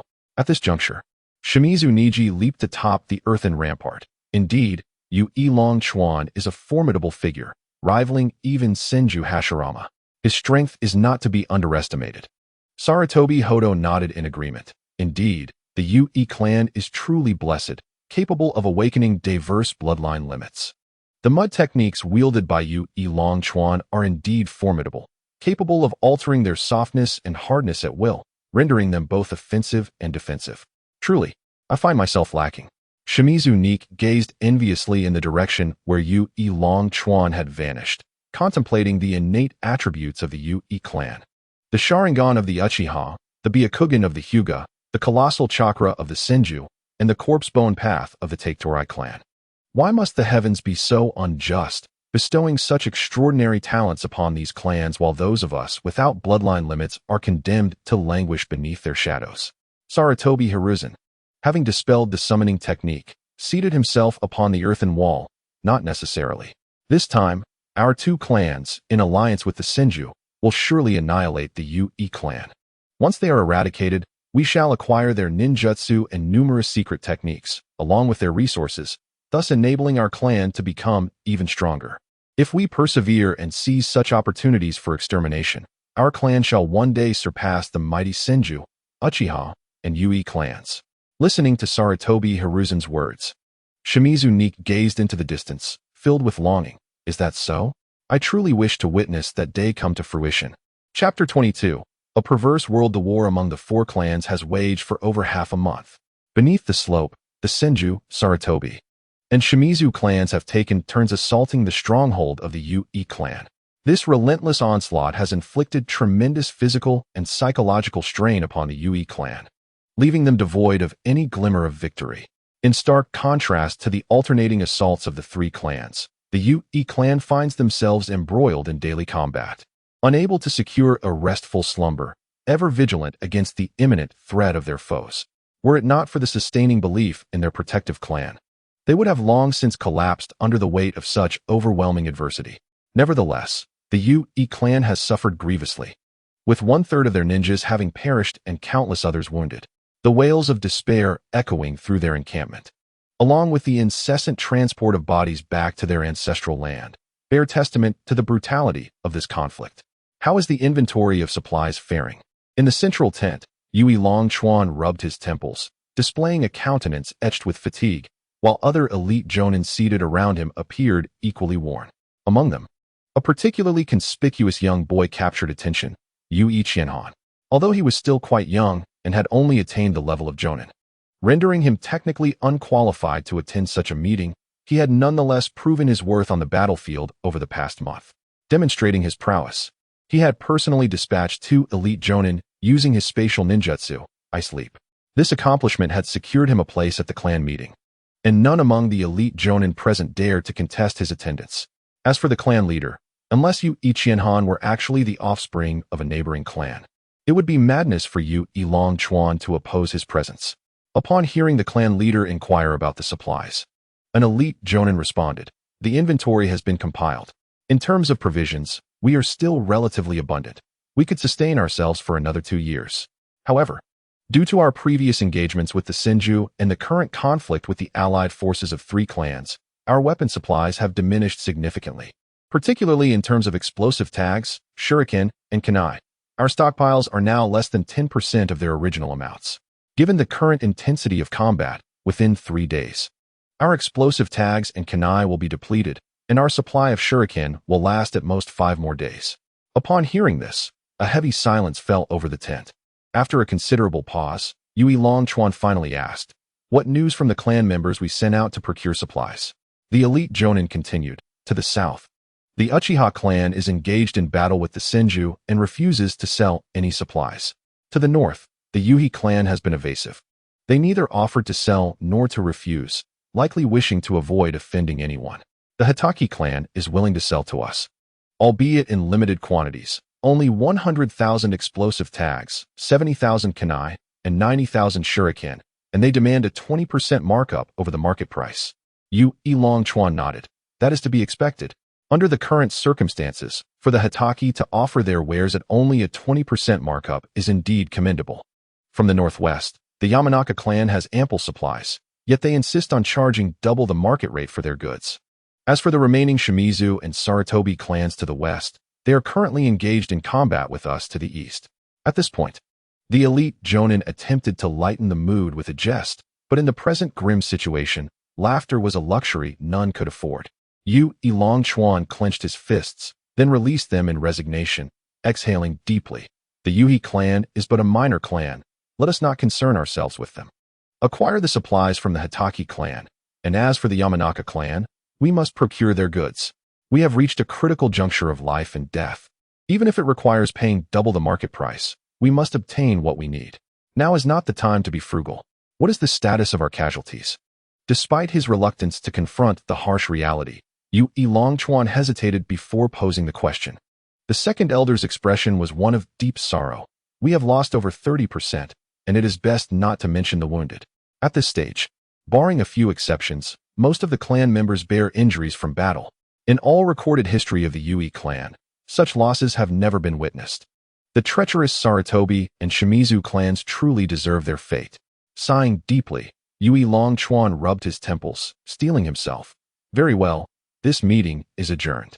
As the clan leader's words faded, the attendees began to disperse from the central tent. In the encampment, the somewhat restless Yu Qianhan began to wander aimlessly. After an indeterminate amount of time, he arrived at a gathering of youths, the youngest of whom appeared to be around 8 years old. The even younger children were the hope for the clan's future. Even in such dire circumstances, no one had considered bringing those children to the battlefield. "Young master, would you care for some?" The youths, gathered around a pot simmering with meat, called out cheerfully upon noticing Yu Qianhan's arrival. "Zhao Yan, Ming Fei." Yu Qianhan nodded in acknowledgement and took a seat. The two speaking with him were among the strongest of the younger generation, nearly achieving the rank of special Jonin. Were it not for Yu Qianhan's unique advantages, he might have been on par with them. "Have some," offered Yue Mingfei, presenting a bowl filled with chunks of meat and a rich broth that had clearly been simmering for some time. Yue Qianhan accepted the bowl, and Yue Zhaoyan handed him a gourd. After taking a couple of sips of the mild sake, they all gathered around the pot, eating slowly in silence. This group of youths, who should have been lively and exuberant, were rendered quiet and solemn by the specter of war, their faces rarely betraying any other emotion. Only a few, reminded of their wounds, displayed fleeting expressions of pain. Witnessing this, Yue Qianhan felt a profound discomfort within his heart. These children, the youngest barely 7 or 8 years old. In his previous life, children of this age were still in elementary school, carefree and playful. Yet now, those who should be reveling in their youth have become numb to the horrors of the battlefield. At this moment, Yue Qianhan deeply felt the perverse nature of this world. This world is profoundly abnormal. For the first time, he harbored the desire to strive for peace. After exchanging a few words with the group of youths and sitting for a while, the stifling atmosphere made Yue Qianhan feel somewhat uneasy. Therefore, he bid them farewell and returned to his tent. In the blink of an eye, a week had passed. The casualties of the Yue clan had escalated further, and with the passage of time, the rate of their losses intensified. That night, Yue Longchuan entered Yue Qianhan's tent. Gazing upon the middle-aged man with white hair, who had labored tirelessly for the clan, Yue Qianhan hesitated momentarily before speaking. "Father." Yue Longchuan sat down on the wooden bed, his expression a tapestry of complexity. "Qianhan, I fear our clan may not endure this time. To date, we have lost nearly half of our clan members, and those who remain are all wounded. It appears that the Qian Shou clan is resolutely intent on annihilating the Yue clan." Observing the man who had dedicated himself to the family, Yue Qianhan felt an undeniable surge of emotion. Such individuals are deserving of utmost respect at any moment. He looked steadfastly at Yue Longchuan. "Father, have faith in me. We shall undoubtedly emerge victorious." Yue Longchuan shook his head. "There is no need to comfort me. I am fully aware of our clan's current plight as the clan leader. I did not seek you out for solace, but rather to arrange an escape for the Yue clan. Our losses are grievous, and our people are physically and mentally exhausted. I have a premonition that the 3 clans will launch a full-scale assault within the next couple of days. It is time for us to plan an evacuation to preserve the essence of the Yue clan." "Evacuate?" Yue Qianhan gazed at Yue Longchuan in astonishment. Yue Longchuan nodded. "Indeed, within our ancestral hall, there exists a hidden passage that traverses the chasms to the south, north, and west. This secret is known only to the clan leader and the elders. My purpose in coming to you is to facilitate your escape through this passage, ensuring the continuation of the Yue bloodline. The second elder has gone to summon Yue Zhaoyan, and once he gathers the younger generation, you will escape together through the passage. You will then split into 2 groups, heading south and north, making your way to the Water Nation and the Thunder Nation respectively, thus enhancing your chances of fleeing the Fire Nation. After all, as a premier ninja clan, the Yue clan's downfall would render us vulnerable to any ninja clan in the Fire Nation who may seek to carve out a piece of us. Therefore, our only hope of survival lies in fleeing the Fire Nation." After speaking, Yue Longchuan, weary and burdened, supported himself against the bed, gazing up at the tent ceiling. "I am a sinner of the Yue clan. After all these years, our lineage may perish under my watch. I have betrayed our ancestors." Listening to Yue Longchuan's proposition to evacuate the Fire Nation, Yue Qianhan remained silent. However, he resolutely refused to retreat. The war had raged for a month, and he believed that Yue Zhongfang would soon break through to the level of clan leader. The Yue clan, as long as he was present, would never come to an end. Seeing Yue Qianhan's silence, Yue Longchuan rose. "Prepare yourself. The second elder will be looking for you shortly." As he moved to exit the tent, he paused momentarily. "When you leave, do your utmost to protect your 2 younger brothers." This was the final act he could perform as a father for his sons. After saying this, Yue Longchuan lowered the tent flap and departed. Time passed, and as Yue Qianhan silently refined his chakra, the tent flap was lifted. Upon opening his eyes, he saw Yue Zhaoyan and Yue Mingfei. "Are we leaving?" Yue Qianhan inquired, observing their complex expressions. None spoke, yet their gazes conveyed the answer. If given a choice, none of them wished to abandon the family and flee in disgrace. However, as the second elder had remarked, They could not allow the Yue legacy to end here. They could not become the culprits responsible for severing the bloodline. Yue Qianhan ceased his chakra refinement. Lying back with closed eyes, feigning sleep to conserve his strength for the impending battle. You all go ahead. Do not worry about me.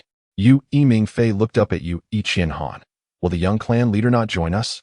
Yue Qianhan turned over. His tone calm, yet resolutely firm. I possess a method to help the Yue clan weather this crisis. Though I have only a 60 to 70% chance of success, thus, I intend to remain. Yue Zhaoyan's expression was complex. But, there is no but. I will stay here and witness the victory of the Yue clan. Yue Mingfei clenched his fists. You are the only one in our generation who has awakened the bloodline limit. You are the most qualified to continue our family legacy. If you do not leave, what significance is there in our departure? Hearing Mingfei's words, Yue Zhaoyan took a deep breath. Indeed, if you do not leave, what right do we have to depart? Yue Qianhan opened his eyes and smiled. Zhaoyan, you are the son of the second elder. How could you lack the qualification? Perhaps influenced by Yue Qianhan's calm, yet resolute tone, Yue Zhaoyan crossed his arms and regarded Yue Qianhan. I admit my strength is inferior to yours. If you do not depart, I cannot bear to leave. A chuckle escaped Yue Qianhan's lips. It was rather amusing to receive praise from his peers for the first time, leaving him feeling somewhat bashful. He turned to Yue Mingfei. What about you? Unlike Yue Zhaoyan, whose father was an elder, Yue Mingfei's father was merely a Jonin, thus placing him at a perceived disadvantage. As the two spoke, Yue Mingfei relaxed his clenched fists. If the young clan leader does not leave, I too have no right to depart.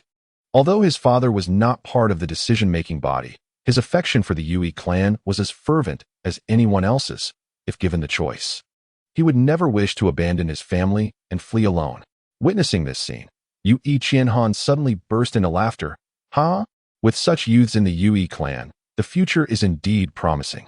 Seeing Yue Qianhan laugh spontaneously, Yue Zhaoyan couldn't help but interject.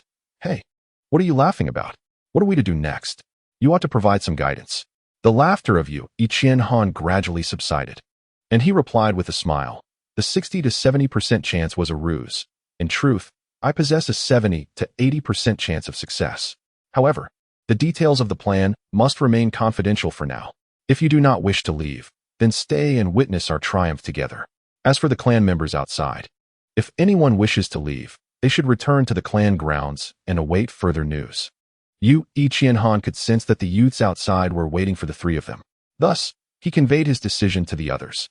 Upon hearing Yue Qianhan's resolution, the two fell silent. After a considerable pause, they finally relaxed and shared smiles. In that case, let us remain together. I will make arrangements for the clan members outside. With that, Yue Zhaoyan turned and exited the tent. Yue Mingfei looked at Yue Qianhan and declared, Young clan leader, I believe in you. After saying this, he followed suit. At the Senju camp, a month later, the three clan leaders gathered once again. Two patriarchs, the time has come. The Yue clan is destined to vanish. In the narrative surrounding Uchiha Sasuke, the Blood Pool clan, endowed with the Blood Dragon Eye, emerges. Initially, a daughter of the Blood Pool clan married into the noble family of the Land of Lightning as a concubine. This beautiful woman incited jealousy from the legitimate wife.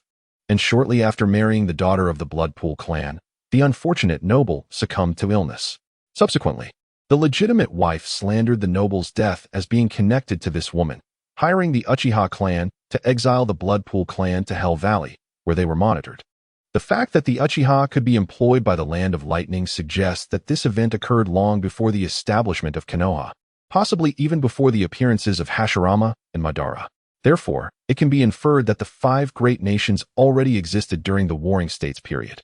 In Chapter 625 of the manga, Senju Butsuma informs Hashirama and Madara that the nobles of the Land of Fire have summoned them for a meeting, indicating that there were likely many nobles in the Land of Fire at that time, or perhaps even before.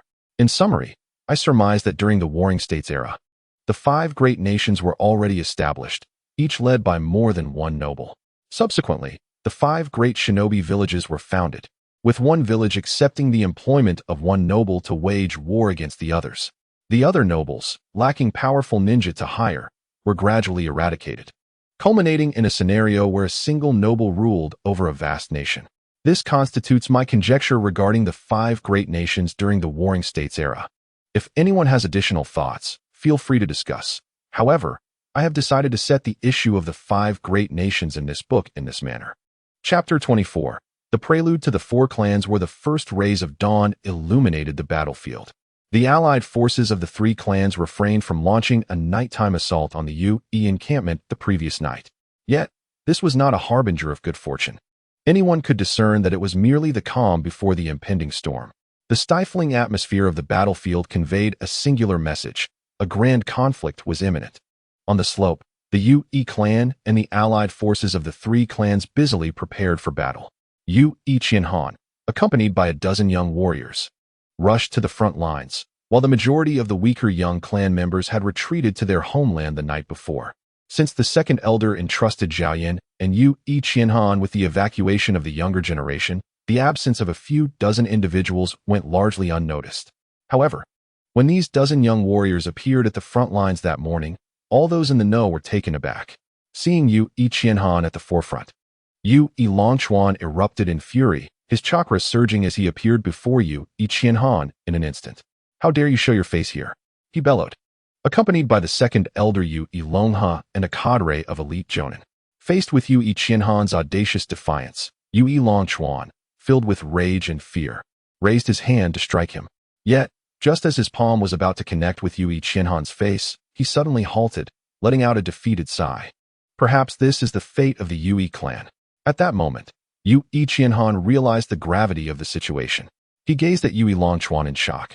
The power of a clan leader was truly formidable. He had barely registered Longchuan's intention to strike him. Had it been a blade aiming for his neck, his head would likely have flown off before he comprehended his fate. Was this the might of a clan leader, possessing such overwhelming superiority over ordinary ninjas?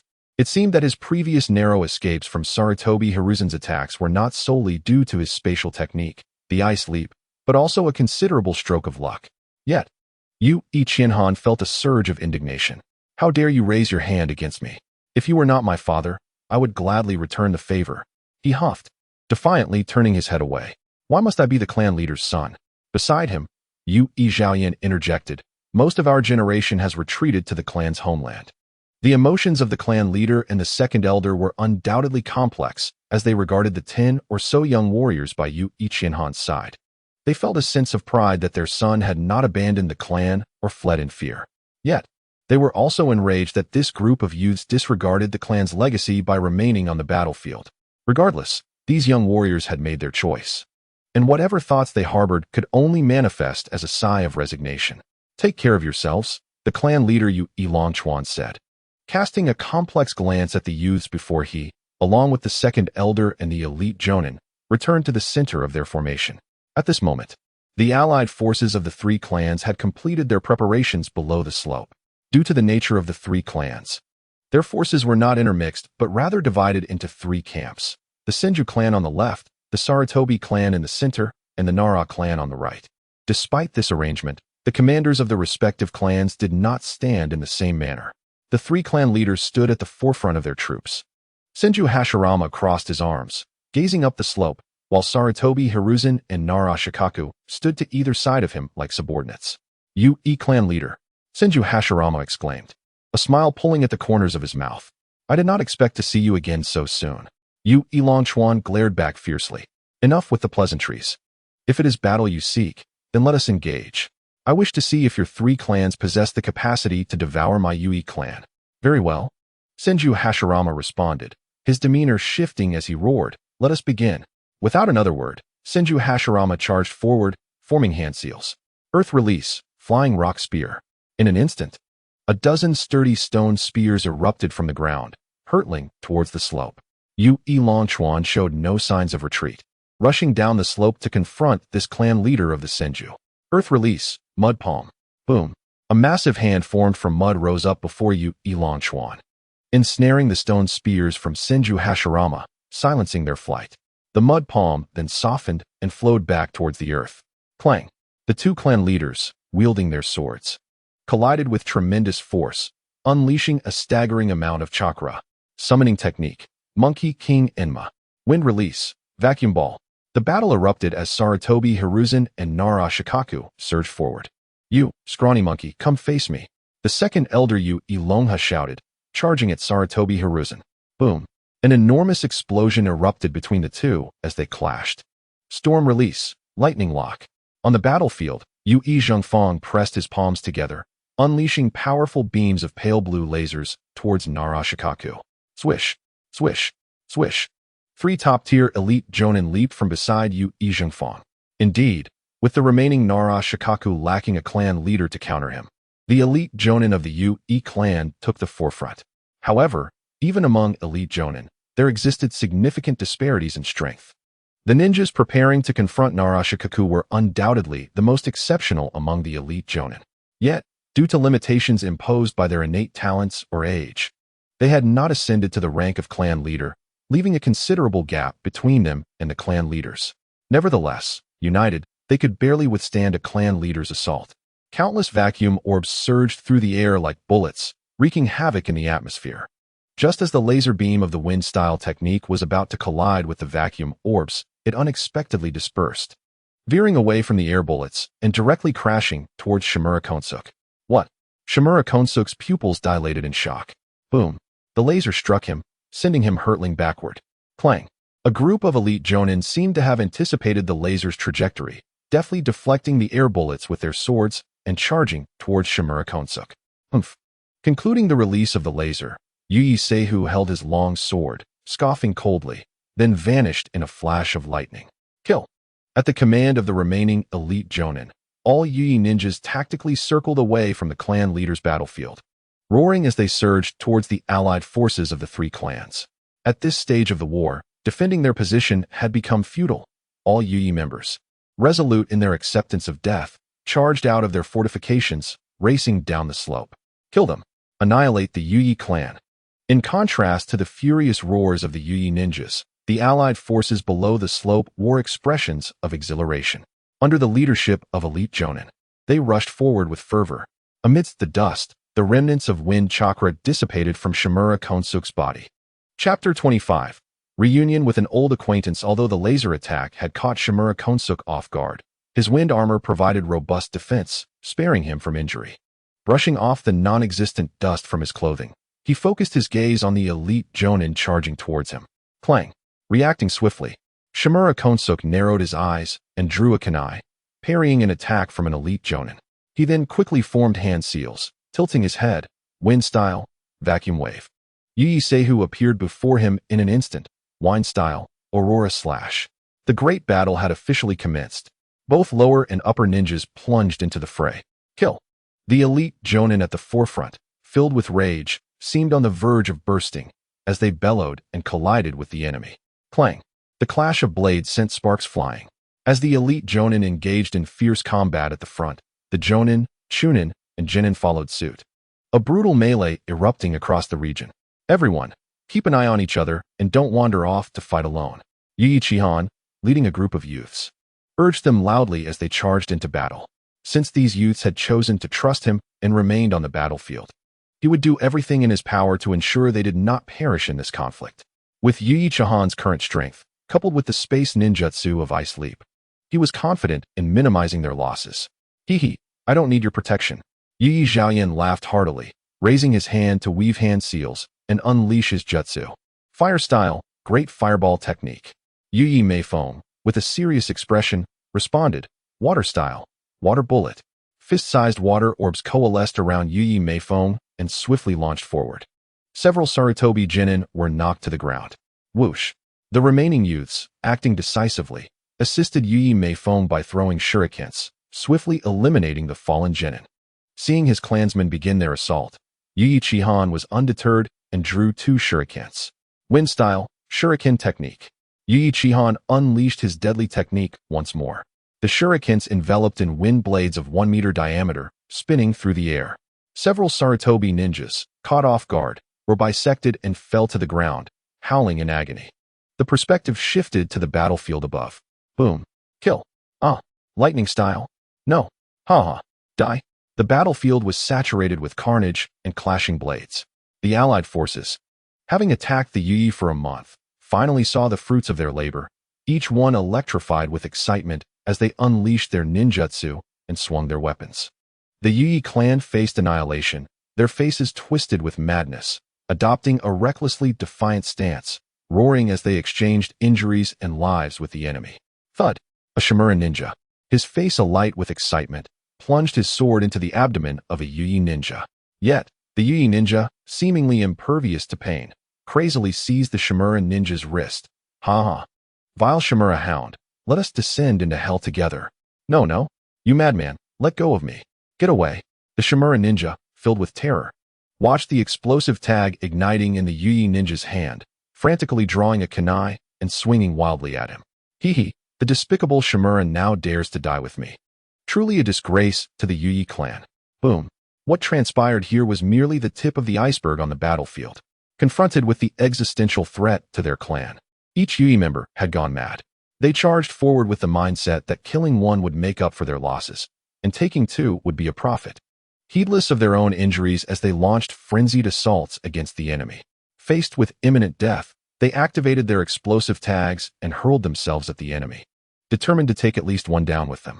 This reckless fervor momentarily stabilized the Yi's unfavorable position. However, such results, achieved through sheer audacity, could not be sustained for long. Bang! Suddenly, Yi Xiaoyan flew backward, clutching his chest. Yi Qihan, who had been vigilant over the group of youths, hurriedly used body flicker technique to catch him. Cough, cough. Yi Xiaoyan, holding his chest, coughed several times, a trickle of blood escaping the corner of his mouth. This guy is formidable. Following Yi Xiaoyan's gaze, Yi Qihan observed, "Is that Sarutobi Sasuke?" Yi Xiaoyan steadied himself, wiping the blood from his mouth with his sleeve. "Do you know him?" Yi Qihan nodded. "I encountered him a month ago while retreating from the Senju battlefield. He is the young clan leader of the Sarutobi, possessing something quite significant." No wonder Yi Xiaoyan seemed to understand. So he is the young clan leader of the Sarutobi. However, to think that a second-rate clan's young leader could surpass him, he truly felt his own weakness. "All right, I will confront him. This guy previously conspired with the 6th from the Shimura clan against me, and today is the perfect opportunity to settle the score." Yi Xiaoyan nodded, refraining from overextending himself, and turned to face other enemies. "It's you." Sarutobi Sasuke also noticed Yi Qihan at that moment. He had a vivid impression of this Yi youth from their previous encounter with Shimura Itachi. He never expected to cross paths with him again today. Yi Qihan smirked coldly. This time, without that 6th helping you, let us see how you survive." As his words fell, Yi Qihan formed hand seals. Ice style, fierce tiger assault. Roar. An ice tiger roared forth, charging directly at Sarutobi Sasuke. Earth style, rock pillar. Sarutobi Sasuke quickly formed seals, conjuring a rock pillar to strike the ice tiger. Crack. The rock pillar shattered, the ice tiger's head crushed, yet the remaining body barreled forward, striking Sarutobi Sasuke. Bang! Sarutobi Sasuke was sent flying, tumbling twice in the air before crashing to the ground in agony. Wind style, wind god sword. Yi Qihan formed seals, wielding the wind god sword as he charged at Sarutobi Sasuke. Having rolled on the ground twice, Sarutobi Sasuke reacted swiftly, rising to form seals. Earth style, rock missile. Fire style, fire claw. Composite ninjutsu, flying fire meteor. Upon executing his jutsu, Sarutobi Sasuke bore a smug expression. "Did you expect this, Yi Qihan? I have mastered my father's composite ninjutsu." Oh, as the fiery projectile hurtled toward her, Yi Qihan was taken aback, astonished that Sarutobi Sasuke had already mastered complex ninjutsu at such a tender age. Truly, he was a figure destined to become a clan leader in the future, showcasing remarkable prowess. However, with a few swift motions of her wind god sword, Yi Qihan effortlessly cleaved through the flaming earth ball. What? Witnessing her so easily negate his composite ninjutsu, Sarutobi Sasuke was left utterly stunned. Chapter 26, The Flickering Ice. Your astonished expression after such prideful moments reminds me of the second pillar, yet you, with your unattractive visage, pale, in comparison, with the wind god sword in hand. Yi Qihan delivered a horizontal strike. Although Sarutobi Sasuke was oblivious to the identity of the second pillar, he heard her insult loud and clear. "You bastard. Go die." In a fit of rage, Sarutobi Sasuke unleashed his earth style, rock thief against Yi Qihan's wind god sword. Clang. The two weapons met with a resounding clash. Yu Qianhan's sword nearly severing Sasuke's rock thief. What? His eyes widened in disbelief. Realizing the gravity of the situation, he hastily increased his chakra output, barely preventing his weapon from shattering in their confrontation. Clang! As Yu Qianhan's sword struck his rock thief. She grinned and spat. Huh. Do not misunderstand. Yu Qianhan was not being rude. She was a civilized individual, after all. This was a small ninjutsu she had developed recently, condensing ice chakra into several ice senbon within her mouth before launching them. Having tested its lethality over short distances, she found it quite effective. Swish, swish, swish. The ice senbon flew forth, and Sarutobi Sasuke instinctively tilted his head. He evaded two of them, but the last one pierced through his ear, giving him an unwelcome ear piercing. Seizing the moment while Sasuke was distracted, Yu Qianhan surged her chakra output, causing the wind god's sword to gleam fiercely as it severed Sasuke's rock thief. Ack! With a cry of anguish, Sarutobi Sasuke collapsed to the ground, blood streaming from his chest. Observing his plight, Yu Qianhan couldn't help but scoff. TCH, you value your life quite a bit, resorting to earth-style, hardening technique. With that, she thrust her sword downward. Ack! Sasuke rolled away, letting out another pained scream as the blade plunged into his shoulder. Originally aimed at his heart, Yu Qianhan was taken aback by the unexpected resilience he displayed. What the? Are you some sort of cockroach? How do you survive so much? Suddenly, a stone slab erupted from the ground, prompting Yu Qianhan to instinctively retreat a step. Realizing the danger, she swiftly swung her wind god's sword, shattering the stone slab. Crash! The fragments clattered to the ground, but Sasuke had already vanished, evidently rescued by someone. Damn, could he be the protagonist? In the blink of an eye, he was whisked away. Yu Qianhan muttered under her breath before turning her attention to other foes. As time passed, the casualties on the battlefield continued to rise. Wind style, Emerald Gale. Without warning, a short blade enveloped in verdant wind chakra shot toward her, tightening her chest. With a swift motion, she parried it with her wind god's sword. The sound of harsh friction filled the air. After a tense standoff of a couple of seconds, the short blade returned to the hands of a Sarutobi clan elite Jonin. Immediately, the elite Jonin, brandishing the blade, lunged at her, and the two engaged in close combat. However, due to the constraints of her age and chakra reserves, Yu Qianhan found herself outmatched against the elite Jonin in direct confrontation. Thus, after less than 10 seconds of struggle, she deftly retreated, forming hand seals. Ice style, frost domain. With a gust of cold wind, the ground within a 100-meter radius instantly crystallized with frost. Witnessing this, the Sarutobi clan's elite Jonin no longer maintained their initial nonchalance. After a month of warfare, the allied forces had come to realize the true terror of this frost. As long as the frost persisted, Yu Qianhan could materialize anywhere within its expanse. Should they underestimate this technique now, they might not even comprehend the manner of their demise. Earth style, Earth Spear. Suddenly, several earthen spears erupted from behind Yu Qianhan. With a mere thought, she vanished. Clang! The frost flickered, and she reappeared behind another elite Jonin. Exchanging a few blows before retreating.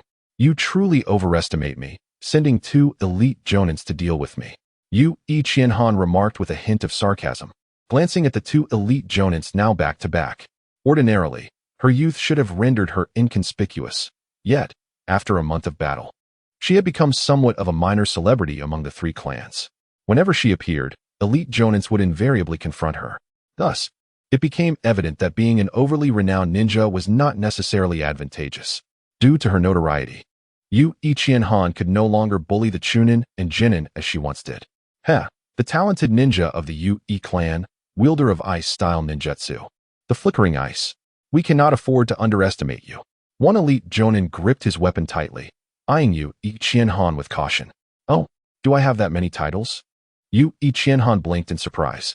Just as the elite Jonin was about to respond, she appeared beside them, her wind god sword darting forward. Clang! The sharp sound of friction echoed, and blood blossomed from the arm of the elite Jonin. Earth style, rock fist. The other elite Jonin, recovering from his shock, swiftly swung his fist in retaliation. Clang! Yu Qianhan blocked the blow, wrapping up the exchange in a mere second before employing ice jump to distance herself. TCH. I detest the hardening technique. she muttered from afar. Alas, she lacked lightning-style techniques to exploit elemental weaknesses. Had she possessed them, she could have incapacitated that elite Jonin. You crafty little brat. Casting a glance at his wounded arm, the elite Jonin regarded Yu Qianhan with trepidation. Fortuitously, he had maintained the earth-style, hardening technique. Otherwise, he might have been severely wounded by her strike. Indeed, the flickering ice was astonishingly swift. One must exercise utmost caution. I understand that this child is exceptionally formidable. We merely need to entangle him, preventing him from wreaking havoc. Observing the two vigilant elite Jonins, Yu Qianhan couldn't suppress a cold chuckle. Although my ice jump may not rival the flying thunder god technique, its cooldown of 1 second limits my ability to launch multiple attacks in an instant. However, spatial ninjutsu is not something you can easily obstruct. By guessing my intentions, you may indeed thwart a few of my assaults. Yet, you cannot anticipate my every strike. And while I may miss countless times, how many mistakes can you afford? Wind style, wind god sword. The frost flickered once more, and Yu Qianhan vanished. In the distance, on a battlefield with a notably sparse number of ninjas, a Sarutobi clan elite Jonin swiftly swung his blade toward Uchiha Negi. Chapter 27. The Secrets of Wind Release. The 1,000-fathom tornado within the Yu clan. Aside from the clan leader, there were several elite Jonin possessing unique bloodline limits. These elite Jonin, endowed with elemental bloodline limits, were now all converging to confront Shimizu Nagai. With a swift motion, Shimizu Nagai channeled wind chakra through his kunai, successfully blocking the incoming strike. Although fire release typically counters wind release, the overwhelming disparity in strength rendered this elemental relationship almost negligible. After parrying the fiery blow, Shimizu Nagai swiftly pivoted, targeting the elite Jonin he perceived as the greatest threat, wind release, vacuum sphere. In an instant, a transparent column of air surged toward Yu Zhengfang. Caught off guard, Yu Zhengfang hastily raised his blade to defend. The vacuum sphere, nearly human-sized in diameter, collided with the edge of his weapon. For a fleeting moment, they remained locked in combat. But it was not long before Yu Zhengfang let out a muffled groan as he was propelled backward. Without a moment's pause, Shimizu Nagai unleashed a barrage of wind blades, determined to finish off Yu Zhengfang. However, Yu Zhengfang was not alone in battle. A nearby elite Jonin quickly formed hand seals to assist. Magnetic release, manipulating shuriken. Instantly, 4 enormous shuriken, each the size of a person, were manipulated to intercept Shimizu Nagai's assault. Clang, clang, clang, clang. The wind blades danced wildly, shattering the 4 colossal shuriken, thereby altering the trajectory of the vacuum wave. To dare engage with me while battling others, you must not regard me highly. Shimizu Nagai sneered, swinging his wind blade toward the elite Jonin. Attacks from a clan leader must always be approached with caution. The elite Jonin quickly retreated, controlling the remaining 2 giant shuriken to launch at Shimizu Nagai. Meanwhile, the 4 shattered shuriken, under the influence of magnetic release, swiftly returned to their original form. Clang, clang. Shimizu Nagai, wielding his wind blade, deflected the incoming shuriken just as a fire release ninja launched an attack from behind. Fire release, flowing flame. With a swift motion, Shimizu Nagai conjured a wall of wind to shield himself from the fiery assault, simultaneously evading the attack. Earth release, lime bullet. Seizing the opportunity while Shimizu Nagai was distracted, the remaining elite Jonin initiated an offensive. Though the relentless barrage of attacks momentarily flustered Shimizu Nagai, his prowess as a clan leader rendered him more than capable of withstanding such assaults. Earth release, earthly return. With a firm strike to the ground, Shimizu Nagai caused a large section of earth to solidify and rise, successfully blocking the incoming lime bullet. Observing the 4 elite Jonin, Shimizu Nagai felt a surge of envy. Damn that Yu possessing such a remarkable bloodline. It is truly unfair. However, this fleeting jealousy was quickly cast aside as he focused on the battle at hand. Given the current situation, these 4 elite Jonin, armed with bloodline limits, were undoubtedly among the most formidable of their rank. Defeating all 4 simultaneously seemed unrealistic. The only viable strategy was to eliminate them one by one. Furthermore, when dispatching one, it was imperative to do so swiftly, leaving no opportunity for the others to react. Thus, he ruled out the Earth Release Ninja, as well as the Magnetic Release Ninja, who could manipulate the shuriken for defense. The remaining wind-release ninja had already displayed caution after a failed ambush. Therefore, his target must be the fire-release ninja. Shimizu Nagai narrowed his eyes, swiftly making a decision. Dodging a wind-release laser beam from Yu Zhengfang, Shimizu Nagai's pupils constricted. Now is the time. Summoning technique. Dream Taper. Suddenly, a bizarre summoning beast with an elongated snout appeared behind the fire-release elite Jonin. The Dream Taper immediately began to inhale, generating a powerful gust of wind that nearly swept Yu Huiyun off his feet. Fortunately, Yu Huiyun reacted quickly, gathering chakra at his feet to stabilize himself. However, as the suction intensified, he struggled to maintain his footing, fearing the dire consequences of being consumed by the summoning beast. In a moment of desperation, Yu Huiyun's mind raced for a solution, and then a spark of inspiration struck. He swiftly formed hand seals to unleash his jutsu, Fire Release, Burning Cloud. Simultaneously, taking advantage of the opportunity while the other three were unable to assist, Shimizu Nagai formed his own hand seals, Wind Release, Vacuum Wave. Boom. The wind bolstered the flames, causing Yu Huiyun's fire to surge in intensity, rapidly transforming into a raging inferno that surged toward the Dream Taper. Roar. The Dream Taper let out a pained cry, vanishing in a cloud of white smoke. Meanwhile, behind Yu Huiyun, Shimizu Nagai's vacuum wave, propelled by the fierce gusts generated by the Dream Taper, accelerated in both power and speed. Fire Cloud, be careful. Earth Release, Lime Wall. Yu Ishiwan shouted, hastily forming hand seals. Boom. A grayish-white stone wall rose behind Yu Huiyun. Phew. Yu Ishiwan breathed a sigh of relief, believing he had arrived in the nick of time. However, to his astonishment, the amplified vacuum wave sliced effortlessly through the lime wall. Uft, uft. The vacuum wave surged past, causing Yu Huiyun's body to stiffen in disbelief. Bang, bang, bang. His form was severed into several pieces, cascading to the ground as crimson blood pooled beneath him. No. Huiyun. Yu Ishiwan and Yu Tailuo stared in shock at the remnants of Yu Huiyun, their hearts heavy with disbelief. Having dispatched one elite Jonin, Shimizu Nagai took a deep breath and advanced rapidly toward Yu Zhengfang. Wind Release, the 1,000-fathom tornado. Seeing Shimizu Nagai approach, Yu Zhengfang unleashed a torrent of chakra, Wind Release. However, before he could complete his seals, a tornado rapidly formed, engulfing him and lifting him into the air. Shimizu Nagai smirked as he withdrew. The Shimizu clan's unique jutsu, the 1,000-fathom tornado, generates countless wind blades to shred the enemy once ensnared. More often than not, before the technique concludes, the foe is reduced to a mist of blood. You, an elite Jonin, should consider yourself fortunate that I shall employ such a technique for your burial. Chapter 28. The Windmane, Kirin no. In the blink of an eye, yet another elite Jonin had been eliminated, and despair and terror etched themselves upon the faces of Yu Ishiwan and Yu Tailuo. Having lost two comrades, the two remaining were utterly incapable of opposing Shimizu Nagai. The thought of their own demise loomed large. Once they fell, the clan leader would join the fray, tipping the scales of battle irreparably. As this grim realization settled in, they could not bear to contemplate further. The prospect of an unchallenged clan leader entering the battlefield signified a catastrophic imbalance in power. They envisioned the likely outcome, whether Shimizu Nagai chose to massacre ordinary Yu clan ninjas or to ally with others against the clan leader and the second elder. The fate of the Yu clan was all too predictable. At that moment, the harrowing imagery unfolded in Yu Tailuo's mind, his eyes filled with sorrow and despair.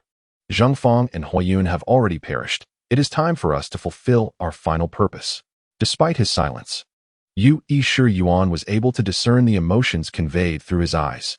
You too, this ends here. The cold glare of Shimura Nik fell upon Yu Yuan and Yu Tailuo.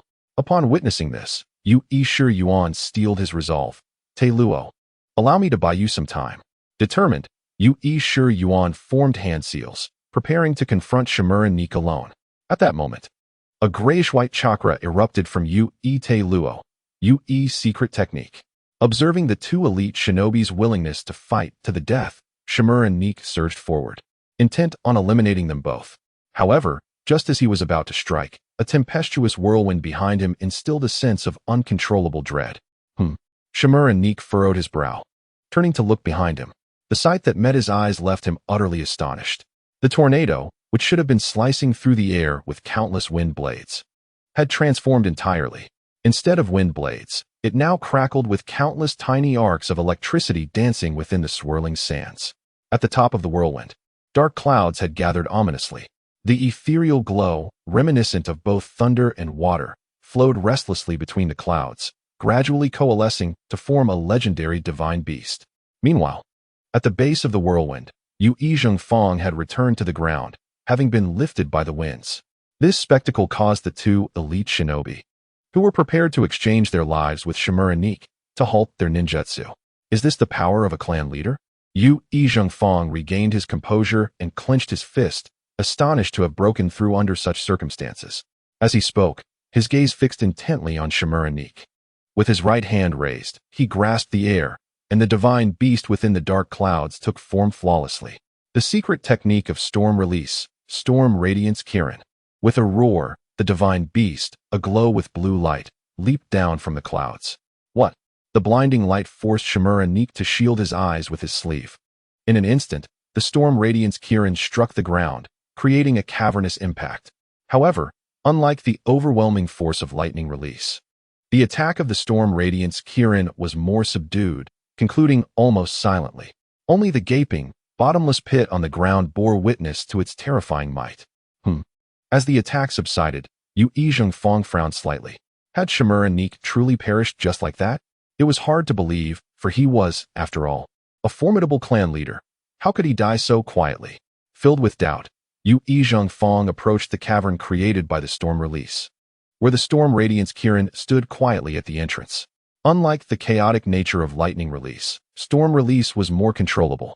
Thus, even after the attack concluded, Yu Zhengfang could maintain control over the Kirin, preventing it from dissipating or going berserk. Only when its energy was exhausted would the storm radiance Kirin vanish. Has he truly disappeared? Standing at the cavern's mouth, sensing the absence of Shimura Nik's chakra, Yu Zhengfang's heart brimmed with uncertainty. A clan leader had perished so easily? Was this real? However, after a few moments of contemplation, Yu Zhengfang dismissed the thought, recognizing that concluding this war was of utmost importance.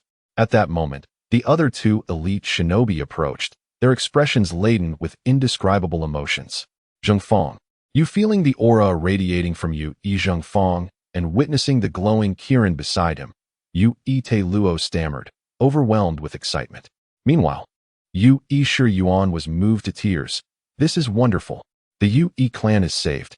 In their 30s, the two resembled children in their exuberance, crying tears of joy.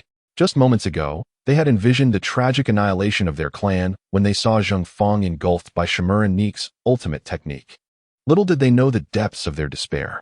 Yet, in the blink of an eye, not only had Yu Zhengfang survived, but he had also ascended to the level of clan leader, obliterating Shimura Nik with a single ultimate storm release technique.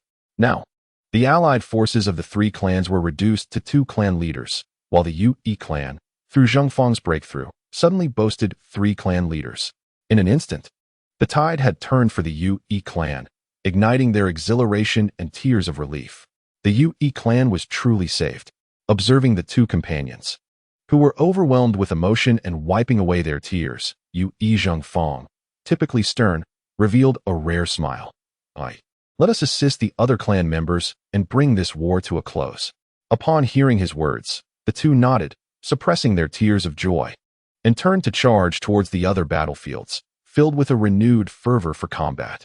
Their current fighting spirit was not born from desperation, but rather from a fervent desire for victory. They now firmly believed that the Yu clan was destined for triumph.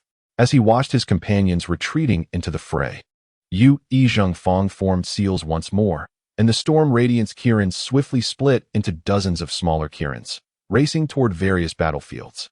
In an instant, the air crackled with the chaotic energy of storm release lasers. Within mere seconds, nearly 100 ninjas fell, their chests pierced by gaping holes, lifeless on the ground. With a flash of frost, Yu Qianhan's blade struck the thigh of an elite shinobi. The Sarutobi ninja cried out in agony before collapsing. Chapter 29, Victory. It seems, is within reach. Beside the crippled elite shinobi lay a Sarutobi ninja, who had already lost both arms, blood flowing from his chest, motionless. Yu Qianhan, wielding the wind god sword, approached the fallen elite shinobi. It seems you misjudged my intentions this time. This psychological battle has been lost on your part. The elite shinobi on the ground managed a bitter smile. Indeed, I have lost. As he spoke, he gasped for breath, sweat beading on his face. Struggling to maintain a semblance of pride, but what does my loss matter? I admit you are a prodigy, given time. You will undoubtedly become one of the most distinguished clan leaders. Yet so what? The victory in this war is destined for the Sarutobi clan. Even if you kill me, it will not alter the fate of your clan's annihilation, and you too shall meet your end. As he spoke, a frenzied expression crossed his face. In the end, we shall die together. Earth release, earth collapse. With a swift slash, Yu Qianhan's blade severed the Sarutobi ninja before he could unleash his technique. Humph. Attempting to cast seals? Do you think me blind? Yu Qianhan sheathed his sword, scoffing. Suddenly, a heavy atmosphere descended from the distance, followed by the appearance of a radiant divine beast soaring in the sky. Instantly, every combatant's attention shifted toward it. In a flash, the divine beast dove towards the ground, and silence ensued. The ninjas on the battlefield quickly regained their focus and resumed their brutal confrontation. Is that a storm release technique? Yu Qianhan murmured uncertainly, gazing at the spot where the divine beast had vanished. After a while, countless brilliant streams burst forth on the battlefield, and numerous ninjas from the three clans were struck, their chests pierced, falling lifelessly to the ground. Ha ha ha. Witnessing this, Yu Qianhan snapped back to reality, bursting into laughter. Victory for the Yu clan is imminent. As the words fell, Yu Qianhan, with a flicker of frost in her attire, vanished from sight, setting off to confront the elite shinobi of the other clans. It is important to note that this was the coalition of three clans, and the enemy's elite shinobi on the battlefield outnumbered those of the Yui clan. Currently, a portion of the enemy's elite shinobi was being held back by multiple shinobi from the Yui clan, and it was imperative for her to eliminate these elite opponents. In the heat of battle, Sarutobi Hiruzen seemed to sense something amiss. He forced Yu Longhe back with a swift move, then retrieved a scroll from his pocket. Upon seeing Sarutobi retreat, Yu Longhe charged forward, fist raised, and declared, Explosive release. Explosive flame fist. Sarutobi, wielding the scroll in his left hand and a diamond staff in his right, met her attack head-on. The ground shook as the explosion's shockwave rippled outward. Sarutobi leveraged the force to retreat while infusing chakra into the scroll, tossing it aside. A plume of white smoke erupted, and a figure emerged from the scroll. Narashikaku? What are you doing here? Sarutobi exclaimed, astonished to see Narashikaku. At that moment, Nara appeared unscathed. Yet the pallor of his face betrayed the fact that he was not without injury. Tears streamed from the corners of his eyes, suggesting he had been deeply affected by something. This is troubling, Nara said gravely. Among the elite shinobi I battled, the one using wind release from the Yu clan has broken through to the clan leader level and unleashed an incredibly powerful secret wind release technique. Had I not expended a significant amount of chakra for reverse summoning to the dream demon, I might have been severely injured. Meanwhile, Yu Longhe, witnessing Nara's sudden appearance, chose not to attack recklessly, but rather retreated cautiously to observe the unfolding situation. Just as Sarutobi was about to speak, a sudden onslaught of laser beams descended upon them like falling meteors. Recognizing the danger, Sarutobi and Nara hastily employed body flicker technique to evade the attack. However, the laser beams seemed to possess a will of their own, curving midair to pursue them relentlessly. Wind release, vacuum wall. Earth release, earth prison wall. The ground trembled as the laser beams collided with their defenses. Moments later, the bombardment ceased, and the protective barriers of earth and wind gradually dissipated. At that juncture, Yu Zhengfang arrived by Yu Longhe's side. You truly are not so easily defeated, he remarked, confirming his earlier assessment. Nara scoffed. You, a mere newly ascended clan leader, think you can defeat me? What a delusion. Sarutobi, clutching his diamond staff, was filled with frustration.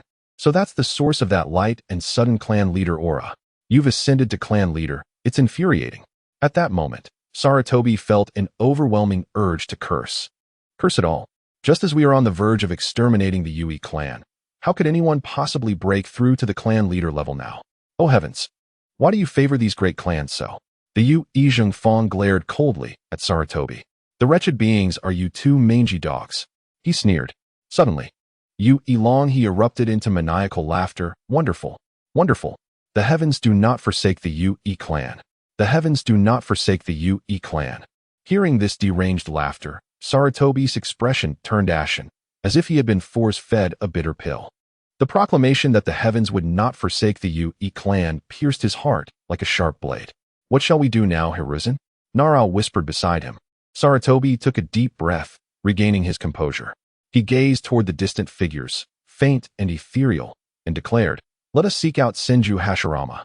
With that, Sarutobi and Nara rushed forward. The exhilarated Yue Long he finally ceased his laughter, though the fervor in his eyes remained undiminished. "Zhengfang, let us go assist the clan leader." Yue Zhengfang nodded in agreement, and the two pursued Sarutobi and Nara. After all, if they allowed these two to proceed unimpeded, Yue Longchuan would be left to face an onslaught from 3 clan leader-level opponents. Under such circumstances, no matter how strong Yue Longchuan was, he could not withstand for long. The sudden surge of light and the presence of clan leader-level energy heightened the vigilance of both Senju Hashirama and Yue Longchuan, who were engaged in battle. Clearly, the emergence of a clan leader-level figure on the battlefield posed a potential threat. Chapter 30. The cheers of the battlefield clang. Clang. The 2 clan leader-level warriors clashed with their great swords, their silhouettes flickering as they engaged. Suddenly, 2 figures rushed in. Upon noticing that the newcomers were Sarutobi and Nara, Yue Longchuan quickly formed seals and retreated. Earth release. Mudslide technique. Earth release. Earth wall. The mudslide collided with the earth wall, temporarily separating the 2 combatants. With a swift motion, Sarutobi and Nara landed beside Senju Hashirama. Moments later, 2 more figures dashed in, positioning themselves on either side of Yue Longchuan. Clan leader. Zhengfang has ascended to clan leader level. Upon landing, Yue Long he excitedly shouted. Yue Longchuan paused, then, upon realizing the news, burst into hearty laughter. "Huh, excellent. After more than a month of torment, my hair turned white, and now I can finally laugh freely." He rejoiced. The Yue clan has survived. I am no longer the sinner of the Yue clan. The joy surged within him, and if the circumstances were not so dire, he would have shouted his elation for all to hear. Senju Hashirama furrowed his brow, assessing the 3 clan leader-level shinobi before him. Upon sensing the battlefield status, he realized a troubling truth. This battle, perhaps due to the resolve of the Yue shinobi, had resulted in significant casualties for the coalition of 3 clans. If they could annihilate the Yue clan today, it would be no issue. Yet, with the sudden emergence of another clan leader-level shinobi, the Yue clan could no longer be eradicated today. Thus, the current level of casualties was unacceptable. Weighing the pros and cons in his heart, Senju Hashirama decisively chose to retreat. "Heh, Yue clan leader, you are indeed fortunate. Let us end this here for today." With that, he produced a signal flare and shot it into the sky before turning to disappear. Sarutobi and Nara exchanged glances and quickly followed suit. Since Yue Longchuan had never considered the option of retreat, he had not brought a signal flare with him. However, due to the disadvantaged position of the Yue clan on the battlefield, the ninjas of the Yue clan refrained from recklessly pursuing the enemy upon witnessing their sudden retreat. Instead, they remained in place, awaiting further developments. As the allied forces of the 3 clans retreated completely, a profound silence enveloped the Yue clan. Suddenly, 3 figures emerged at the center of the battlefield. At the forefront stood the white-haired leader of the Yue clan, Yue Rongchuan, flanked by the 2nd elder Yue Rongha and the newly ascended clan leader-level powerhouse, Yue Zhengfang. Observing the bewildered expressions of his clansmen, Yue Rongchuan took a deep breath and proclaimed, "Clansmen, in this battle, we have emerged victorious." A few seconds of silence followed his declaration, during which a portion of the clan members finally grasped the significance of his words. "We won. We are victorious? Ah, why are you pinching me? Let me see if I am dreaming. Why not pinch yourself instead?" Laughter erupted moments later, as animated discussions filled the air, with many members of the clan laughing and crying simultaneously on the ground. It had been an arduous journey, but the Yue clan had survived. The Yue clan would not be exterminated. Listening to the jubilant cheers and the emotional sobs of his clansmen, Yue Rongchuan wore a smile, allowing them to celebrate without interruption. After a considerable time, he raised his voice to halt the discussions. "Clansmen, our victory this time is largely due to our own Yue Zhengfang, who has successfully ascended to the rank of clan leader. He is the greatest contributor to our triumph. Let us cheer for him." After a brief pause, the battlefield erupted with even louder cheers. Oh, long live the Yuhi clan! Long live Lord Zhengfang! At that moment, every face was alight with excitement as they looked at Yuhi Zhengfang, showering him with accolades. He had pulled the Yuhi clan back from the brink of annihilation. He was the savior of the entire clan. Amidst the ocean of jubilation, Yuhi Qianhan felt a sense of pride, smiling as he surveyed his fellow clansmen. After all, it was his assistance that had enabled Yuhi Zhengfang's breakthrough to the clan leader level. At this moment, Yuhi Qianhan felt an inexplicable sense of satisfaction, akin to the feeling of being modestly obscured while having achieved great merit. Perhaps this description is inadequate, yet the sensation of having accomplished something monumental without others being aware brought Yuhi Qianhan a sense of thrill. As he pondered, the smile on his lips widened. Qianhan, a clan leader level, how impressive! Yuhi Zhaoyan cheered, turning to Yuhi Qianhan with enthusiasm. But one day, I too shall break through to the clan leader level. Haha, you must strive for that. Yuhi Qianhan responded joyfully, not wishing to dampen the spirits. Meanwhile, Yuhi Mingfei, who was also celebrating, glanced at Yuhi Qianhan, young clan leader. Do you think I can reach the clan leader level? Yuhi Qianhan laughed heartily and encouraged, believe in yourself. You can do it. Long live the Yuhi clan. Victory for the Yuhi clan. Lord Zhengfang is magnificent. The Yuhi clan erupted into festivity, their cheers crashing like waves upon the shore. Time passed without notice, and eventually, the joyous uproar subsided as they began to clean the battlefield. By the time the Yuhi clan returned to their camp with the bodies of their fallen comrades, it was already past 2 in the afternoon. This temporary victory allowed the Yuhi clan to relax, indulging in various foods and meats, even permitting a few sips of the alcohol that was typically forbidden on the battlefield, as Yuhi Rongchuan deemed it acceptable for the occasion. After all, the allied forces had not yet retreated. Should the clan members become intoxicated, any sudden counterattack from the enemy could spell disaster. After feasting, Yuhi Rongchuan convened another clan meeting within the central tent. Esteemed members, Zhengfang has made significant contributions in this war and has successfully reached the clan leader level. Therefore, I have decided to appoint him as the third elder of our clan. Does anyone have any objections? Yuhi Rongchuan inquired symbolically. Of course, dissent was not an issue. Those who disagreed could simply leave. No, we agree. Anyone who disagrees, I shall be the first to oppose. Laughter filled the meeting as all present expressed their support. Yuhi Qianhan, seated among them, wore a beaming smile. With Uncle Fong now an elder, it felt as though he too had attained that status. Yuhi Rongchuan nodded and continued. As the war is not yet concluded, we shall temporarily refrain from assigning Zhengfang a specific role until the conflict is resolved. Zhengfang, what do you think? After speaking, Yuhi Rongchuan turned to Yuhi Zhengfang. Being an elder is not merely a title. It carries considerable authority. For instance, the still unconscious elder Yuhi Rongshan previously managed the clan's resources, while the second elder Yuhi Rongha oversaw task assignments and the education of the clan members. As clan leader, Yuhi Rongchuan held multiple responsibilities, governing the clan's finances, ninjutsu management, and ninja allocation, among other affairs.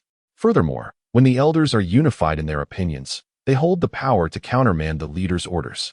Thus, the role of an elder is indeed significant. However, under the current strong leadership of Yuhi Rongchuan, who ranks among the most formidable figures in the ninja world, the two elders would not dare to challenge his authority unless it jeopardized the clan's interests, for fear of incurring his wrath. Hence, to this day, the relationship between Yuhi Rongchuan and the two elders remains harmonious. Upon hearing the clan leader's words, Yuhi Zhengfang nodded in agreement. I will follow the leader's guidance. With the matter regarding Yuhi Zhengfang settled, Yuhi Rongchuan transitioned to the next topic. Have we compiled the casualty figures for our clan? The second elder, with a pained expression, flipped through his notes. The statistics are in. The losses are severe. So far, we have lost 3/5 of our ninjas, and the number of injured clansmen is countless. In the history of our clan, we have never endured such devastating losses. Based on the number of ninjas alone, our clan has now fallen to the level of a second-tier ninja clan. Had it not been for Zhengfang's timely breakthrough to clan leader level, our clan would have faced utter decline, even if we managed to survive this war. In truth, the second elder's words were still tempered. The reality was that without Yuhi Zhengfang's ascension, the Yuhi clan would have had no chance of survival and would have faced annihilation. As the second elder's account unfolded, a heavy silence fell over the tent, The joy of victory was washed away in an instant. Yuhi Qianhan sat in stunned silence, realizing just how grave the clan's situation was. Was this the brutal reality of the Warring States period? Today marked the third day since their grand victory. Yet the war between the allied forces and the Yuhi clan raged on. The allied forces resumed their previous tactics, relentlessly wearing down the Yuhi clan day by day. It seemed they were resolute in their determination to eradicate the Yuhi clan completely. Even after the Yuhi clan had regained 3 clan leader-level powerhouses just 3 days prior, there was no indication that the allied forces intended to retreat.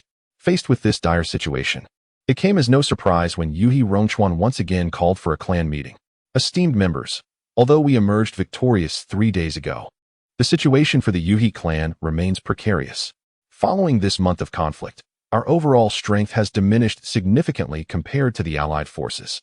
Currently, the coalition of 3 clans incessantly launches small-scale raids against us, resulting in daily casualties among our kin. If this continues, we will be slowly boiled alive like frogs in warm water. Yu Long Chuan slammed his hand on the table, his face darkened. He had anticipated that with the emergence of another leader-level powerhouse within the clan, the coalition would retreat in the face of difficulty. However, to his dismay, the 3 clans showed no signs of withdrawal, seemingly intent on annihilating the Yu clan. This is simply outrageous. Should we not fight back? Yes, we must fight back. Fight. With what shall we fight? Indeed, our lower-tier combat strength is insufficient. As the leader's voice trailed off, a multitude of elite Jonin began to engage in animated discussion. Their points were valid. To fight back, what resources do we possess? While the Yu clan's upper-tier combat strength is indeed on par with that of the coalition, what of our lower-tier strength? When the battle commences, if the upper tier is occupied, the lower tier will inevitably be overwhelmed and slowly eradicated by the enemy's numerical advantage. How shall we fight? With our heads. If we were to gamble everything and engage in a reckless confrontation, the outcome would only lead to the annihilation of our lower tier, leaving only 3 leader-level powerhouses. In such a scenario, what difference would it make for the Yu clan to be extinguished? Listening to the fervent debate among the elite Jonin, Yu Qianhan bowed his head in silence. He had originally believed that the emergence of another leader-level powerhouse would suffice to weather the crisis of annihilation. Yet, it appeared that while such a powerhouse had indeed materialized, the crisis remained unresolved. Clearly, a new strategy must be devised. At that moment, Yu Qianhan began to leverage the advantages of his previous life, fervently recalling the knowledge he had acquired. Now he faced the specter of war. Speaking of war, our ancestors were indeed masters of the art. To navigate the current crisis, it was imperative to draw upon their experience. What the Yu clan urgently needed was to compel the coalition of 3 clans to withdraw and ensure that they would not launch further assaults for a considerable period, thereby granting the Yu clan the opportunity to recuperate and thrive. However, what stratagem could be employed to induce the enemy's retreat? The art of war. The 36 stratagems. What examples could be borrowed? The 36 stratagems suggest retreat as the best strategy? No, that's misguided. We cannot retreat. Wait, compel the enemy to withdraw? Suddenly, Yu Qianhan recalled a potentially applicable example, surrounding Wei to rescue Zhao. This stratagem seemed promising. With that thought, a faint smile graced Yu Qianhan's lips as his mind raced. Currently, there are 3 enemies: Senju, Sarutobi, and Uchiha. Most of Senju's forces are engaged in fierce combat with their longtime rivals, Uchiha. Given the current state of the Yu clan, we lack the strength to support Uchiha and exert pressure on Senju on the front lines, thus compelling them to retreat. Therefore, we need not consider the Senju clan. The only viable targets are the Sarutobi and Uchiha clans. Chapter 32. Mission. Infiltration. Having identified the targets, Yu Qianhan began to recall the intelligence gathered during this period. Based on prior information, in their quest to obliterate the Yu clan and reap the maximum benefits, the Sarutobi and Uchiha clans had nearly depleted their forces on the battlefield against the Yu clan, leaving their territories significantly weakened. Thus, if we can apply enough pressure on these 2 clans, we can force them to withdraw their troops for reinforcement. When the 2 clans return to defend, the Yu clan can then launch a surprise attack, rendering them incapable of further incursions against us in the near term. With this realization, Yu Qianhan felt a sense of clarity wash over him. Mission issued. If the enemy's stronghold suffers a significant blow, they will lose the will to attack us. Please initiate an assault on the territories of the Sarutobi and Uchiha clans to compel them to return, thereby overcoming the crisis of annihilation. Upon completion of the mission, the host will receive 1 point of talent value, technique, and 2 points of talent value, limit, for subordinates. Yu Qianhan, after a month of warfare.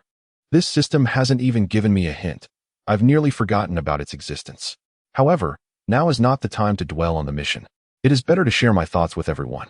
Everyone, he began. Hearing the young clan leader's voice, the discussions quieted slightly. Yu Qianhan, feeling somewhat diminutive while seated, stood up decisively. Currently, we lack effective measures. Why not assemble a team of elite warriors to swiftly launch an assault on the Sarutobi and Uchiha clans' territories? It is known that these clans have committed nearly all their ninjas to the battlefield to eliminate us, leaving only a small contingent of defenders in their territories.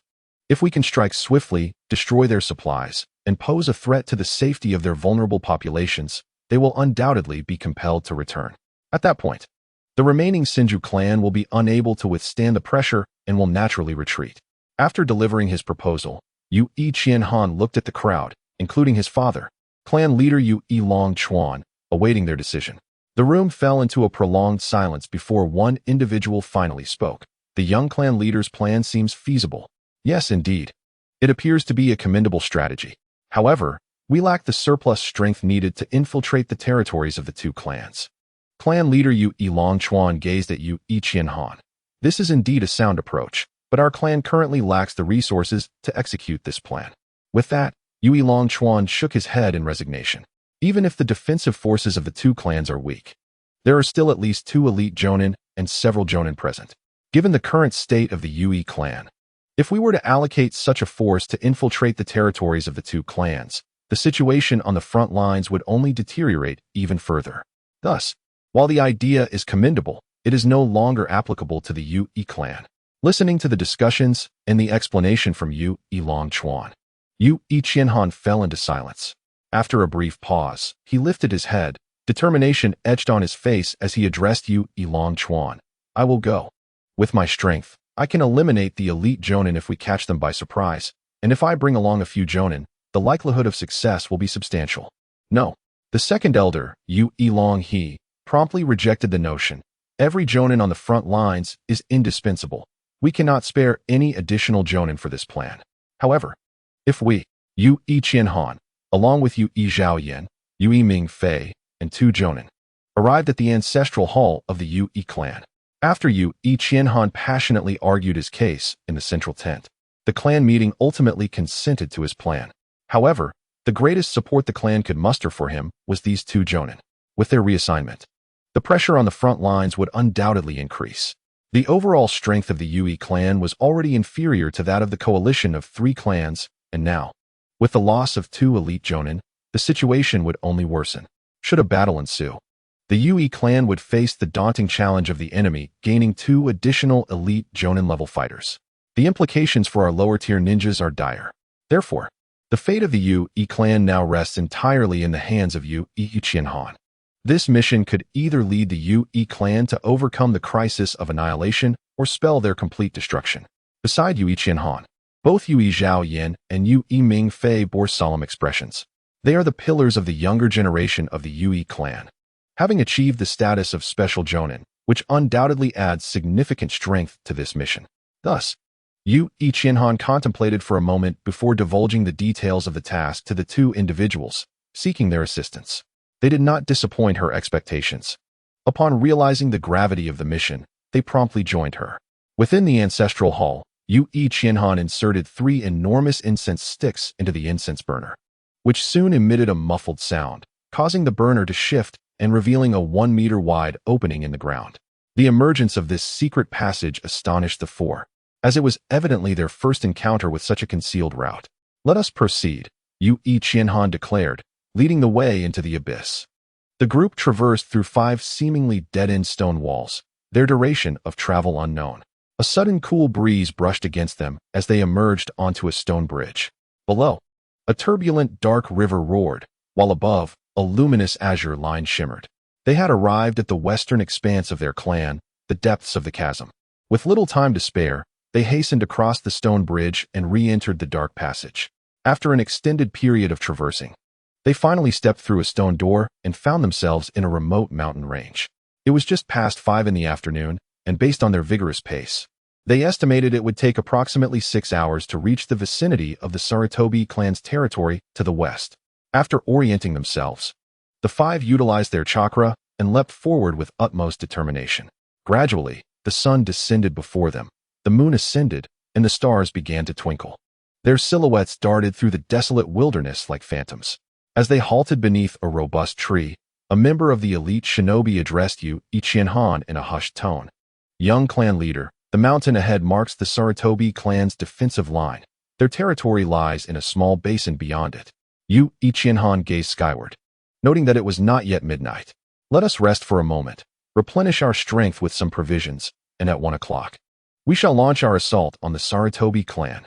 With that, she leaned against the tree to recuperate. The others remained silent, quietly consuming their rations to restore their energy, then similarly leaned against the tree to rest. Chapter 33. Fire at will. The moon in the sky moved slowly, with clouds occasionally drifting by to obscure its light. As the hour approached, Yu Ichienhan, who had been resting with eyes closed, suddenly opened them, commenced the operation. With her command, Yu Ichienhan surged forward, and the remaining 4 dispersed, following closely behind. Soon, they arrived at the Sarutobi clan's defensive mountain range. Perhaps due to their extensive training in space ninjutsu, each ninja possessed exceptional sensory abilities. Consequently, Yu Ichienhan, having acquired a basic understanding of sensory techniques, could distinctly perceive the faint chakra fluctuations within the forest. According to intelligence reports, these were the monkeys raised by the Sarutobi clan. While they lacked formidable offensive capabilities, their vigilance was remarkably effective. With a swift motion, Yu Ichienhan chose a less fortified route to advance, forming hand seals as she unleashed a barrage of ice sunbond from her side, neutralizing the monkeys that exhibited signs of movement. Upon entering the monkeys' bodies, the cold rapidly spread, rendering the small creatures immobile due to their frail stature and weak chakra. However, Yu Ichienhan had underestimated the monkeys' alertness. As they traversed 2/3 of the mountainside, one monkey suddenly screeched, triggering a cacophony of cries akin to disturbing a nest. Do not concern yourselves with these monkeys. Advance at full speed, Yu Ichienhan commanded, channeling her chakra and dashing forward. The remaining 4, fearing that any delay might jeopardize their mission, hurriedly pursued her. Who goes there? Suddenly, 2 Sarutobi shinobi descended before the 5. They were the perimeter guards of the Sarutobi territory. Ordinarily, this area would have been under the supervision of a higher-ranking ninja. But most of the Sarutobi clan strength had been deployed by the clan leader to assault the Yui clan, leaving only these 2 Chunin to defend this region. Without hesitation, Yu Ichienhan drew 2 shuriken and executed the wind release shuriken technique, launching them forward. The shuriken, designed to eliminate weaker foes, swiftly severed the 2 Chunin in half. Yu Ichienhan's pupils dilated as she witnessed a bright light soaring into the sky. This month marked a period of heightened vigilance for the Sarutobi clan, and thus, despite being fatally wounded, one Chunin managed to fire a distress signal. Boom! A red signal flare erupted into the night sky, followed by a deafening explosion. Damn it! I underestimated the situation.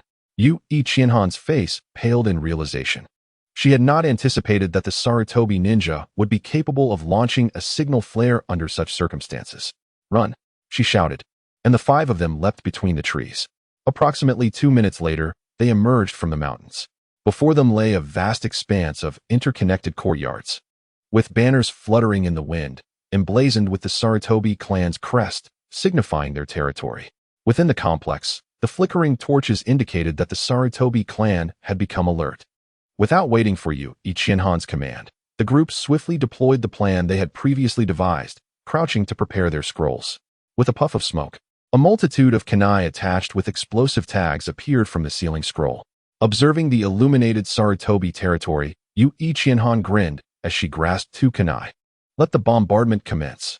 As her words fell, the 2 kunai were hurled into the air. Swish, swish, swish.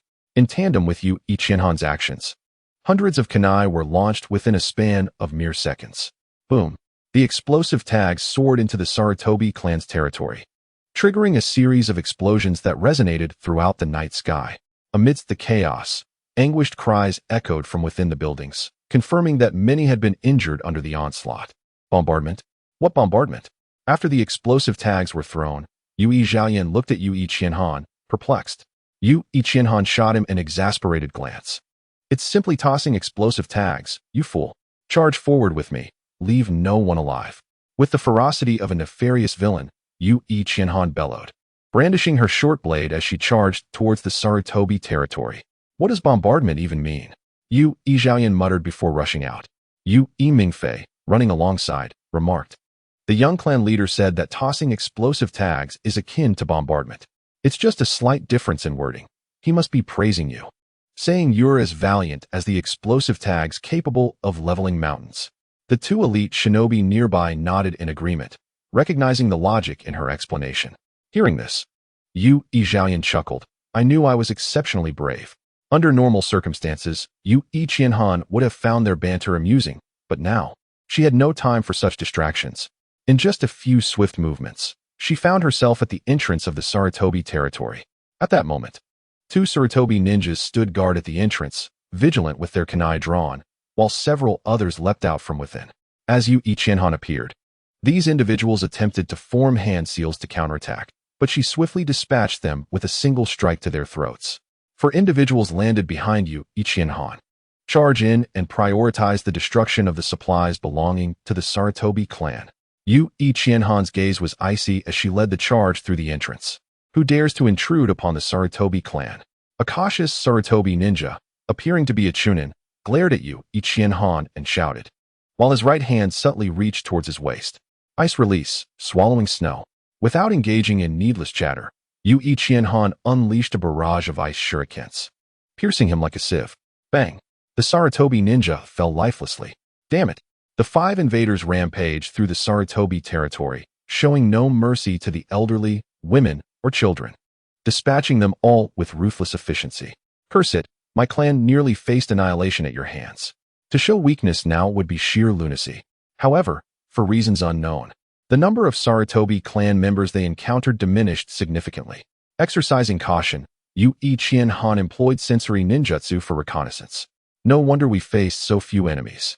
Most of the Sarutobi clan had retreated underground to safety. The few remaining on the surface were those slow to react, while others stayed behind to fend off intruders. Cling! Yue Qianhan deflected the kunai wielded by a Chunin before swiftly grasping the Sarutobi Chunin by the throat and forcefully pinning him against the wall. Where are the supplies of the Sarutobi clan? She demanded, glancing at one of her accompanying Jonin. The Jonin nodded and swiftly performed hand seals, placing his palm on the Chunin's forehead. In an instant, the Chunin's eyes glazed over, ensnared by a jinjutsu.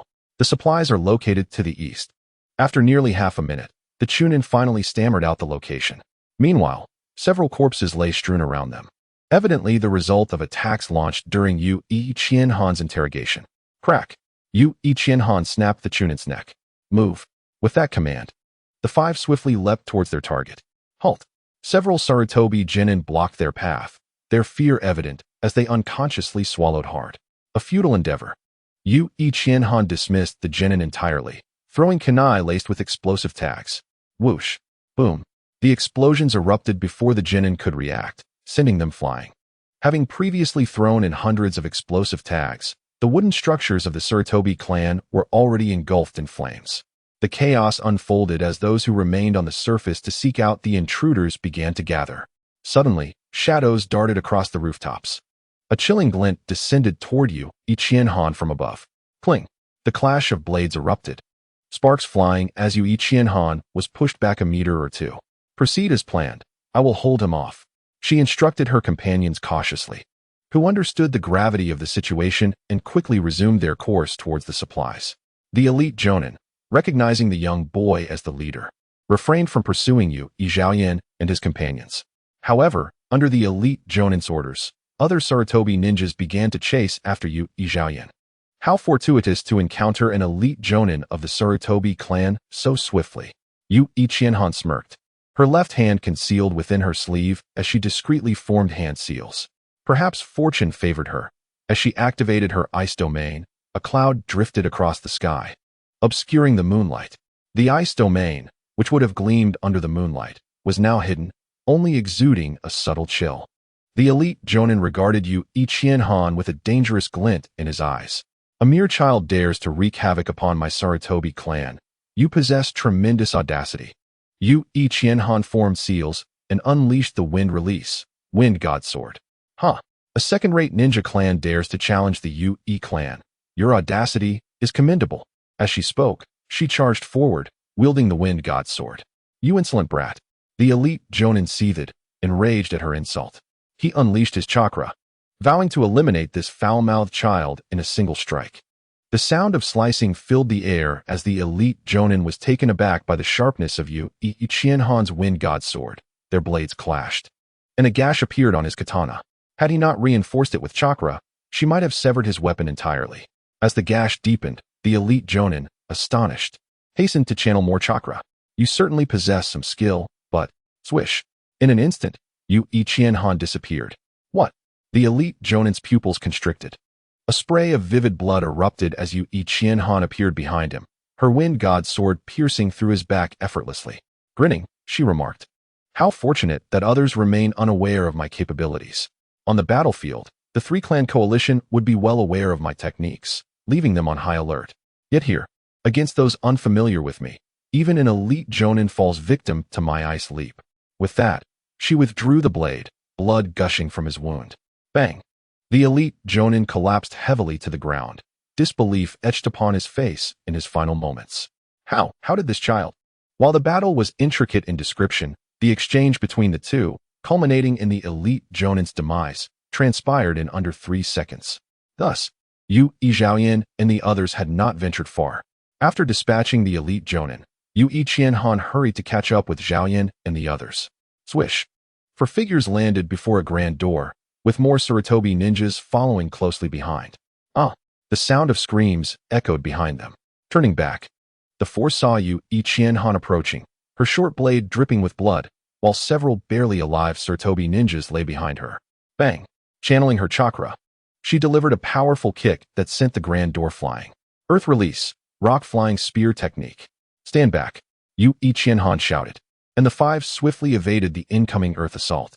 To their surprise, a second elite Jonin from the Sarutobi clan emerged. Yu Ichienhan regarded the gray-haired, sparse-haired ninja warily, sensing that this elder was even stronger than the previous one. A second one. The elder narrowed his eyes. Have you seen Dunhee? Where is he? Yu Ichienhan grinned mischievously. He went to drink Mangpa soup. Would you care to join him? You seek death. The old man suddenly opened his eyes, exuding an overwhelming aura. To his astonishment, the elderly face materialized before Yu Ichienhan, startling him into instinctively raising his blade for defense. The clash resounded with a loud clang, followed by a sickening thud as the tremendous force propelled Yu Ichienhan backward, crashing him against the wall, causing a spray of blood mixed with saliva to erupt uncontrollably. The wall fractured under the immense pressure, spiderwebbing with cracks. Boom, boom, boom. Just as Yu Ichienhan coughed twice, for shadowy figures flew out, crashing into the surrounding walls. Upon closer inspection, it was evident that Yu Ijiaoyan and his companions had been sent flying by the old man. You little brat. How dare you wreak havoc in the Sarutobi clan? Prepare to die?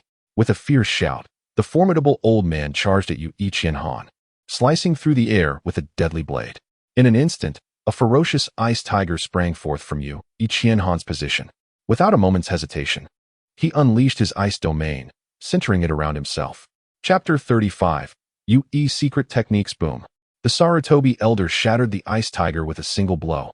Simultaneously, Yu Ichienhan shifted, appearing directly behind the elder. Clang, clang, clang. The two engaged in a fierce exchange. Every second, Yu Ichienhan flickered, and for a brief moment, he matched the elder in their deadly dance, entangling with one another. Coughing, Yu Ijiaoyan and his companions stood up, clutching their chests. After dispatching a Sarutobi lower ninja with a swift strike, Yu Ijiaoyan cursed under his breath. Damn, where did this old monster come from? So fierce. Beside him, another Yu I shinobi, seemingly dazed, remarked, he looks so much like the former clan leader of the Sarutobi. But wasn't he supposed to be dead? Another upper ninja's face darkened. It seems this old fellow is merely feigning death. He is a clan leader-level fighter. How can we possibly contend with him? Despair crept into his expression. Facing a clan leader-level opponent is akin to searching for death in a lantern-lit restroom. At that moment, Yu Ming Fei contemplated the Sarutobi Elder. No, there shouldn't be a clan leader-level fighter. If he were, we would have been wiped out already. Yu Zhao Yin quickly nodded, hope flickering in his eyes. Yes, it seems this old man must have encountered some misfortune that diminished his strength. At the entrance to the supply warehouse, Yu Qianhan and the Sarutobi Elder continued their fierce battle. Utilizing the spatial ninjutsu of Ice Leap, Yu Qianhan managed to maintain an edge. However, the old man, despite lacking spatial talent, relied on his former clan leader-level battle instincts to fend off Yu Qianhan's assaults, leaving him with no opportunity to land a decisive blow. This situation was becoming dire. Watching the young clan leader struggle to engage the Sarutobi Elder with only the bizarre nature of his ninjutsu, Yu Ming Fei furrowed her brow. They were in Sarutobi territory. If this prolonged, they would surely find themselves surrounded. At that point, not only would their mission be in jeopardy, but the very completion of it would be uncertain. Fire release, flame leap slash. Yu Zhao Yan's blade ignited with flames as he felled a Sarutobi middle ninja, exclaiming, "What should we do now?" Yu Ming Fei, dodging attacks, replied helplessly, "I don't know. I thought the strongest here would be merely the elite upper ninjas. Who would have thought the former clan leader of the Sarutobi was still alive?" Clang, clang, clang. The two upper ninjas clashed with reinforcements from the Sarutobi clan, neither able to prevail over the other. As the number of Sarutobi ninjas swelled around them, the grim-faced upper ninja Yu Hushan found himself filled with indecision. He glanced back at Yu Qianhan, then at the formidable Sarutobi Elder. If this mission failed, the Yu clan would truly face annihilation at the hands of the allied forces of three clans. The Yu clan must not suffer because of my failure. Resolved, Yu Hushan gritted his teeth. I will fight. In the next moment, he channeled chakra, forcing back an opposing upper ninja and retreating to an open space. A powerful surge of chakra erupted from within him, enveloping his body in a layer of grayish-white chakra. The aura emanating from Yu Hushan caught the attention of those around him. Could it be? An astonished Yu upper ninja stared at him. Incredible. Yu Zhao Yin was equally amazed by the chakra's emergence. Ugh. Yu Hushan let out a low growl, his hands interlocking tightly over his shoulder blades. The Sarutobi upper ninja attempted to intervene, but his strike was effortlessly repelled by the chakra surrounding Yu Hushan. Yu secret technique. Ascending to immortality. Boom. The potent chakra exploded forth. Everyone focused intently, witnessing Yu Hushan enveloped in a misty gray chakra, his entire form transforming into shades of gray and white. Feather-like patterns protruding from his skin. Die. With a cold expression, Yu Hushan swung his blade toward the Sarutobi upper ninja, who had just faced him. Clang. Sparks flew as the Sarutobi upper ninja's long blade was sent flying. Splat. Blood sprayed as the Sarutobi upper ninja fell to the ground, disbelief etched across his face. In a flash, Yu Hushan appeared, eliminating another Sarutobi ninja who was engaged with a fellow Yu upper ninja before they could react. Bolstered by the secret technique, Yu Hushan, now possessing the strength of an elite upper ninja, adeptly utilized the body flicker technique to swiftly dispatch the surrounding Sarutobi ninjas. Clang. Yu Hushan suddenly appeared, a tremendous impact resounding as the Sarutobi Elder, caught off guard, was sent sliding several meters away. Seizing the opportunity, Yu Qianhan activated Ice Leap, his frosty aura flashing as he wielded the Wind God Sword, appearing behind the Sarutobi Elder to launch an attack. At this moment, the side effects of the Yu secret technique began to manifest. Yu Hushan's expression remained impassive, his eyes turning crimson, as the feather-like patterns on his body started to dissipate from the tips. Nonetheless, he relentlessly amplified the technique's power, launching a furious onslaught against the Sarutobi Elder.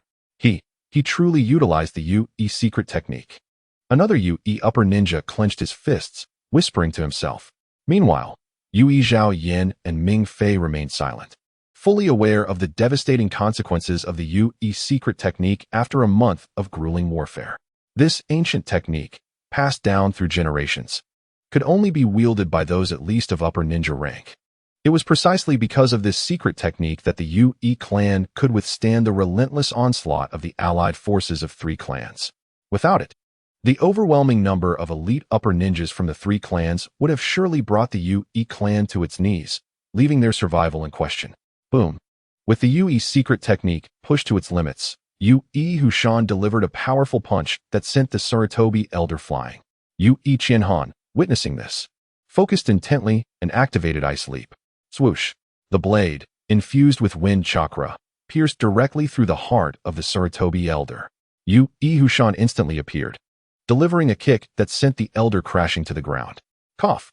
The Sarutobi elder coughed up a large amount of blood, his murky eyes filled with resentment. Yu-E. Yu-E. With a thunderous crash, Yu-E Hushan raised his right foot, forcefully stamping down on the elder's temple. Dust billowed as the elder's mind turned to mush. His life extinguished. The former clan leader of the Sarutobi, who had faked his death, was truly dead this time. Suddenly, blood surged from the mouth of Yu-E Hushan, and the feather-like patterns on his body scattered like dust.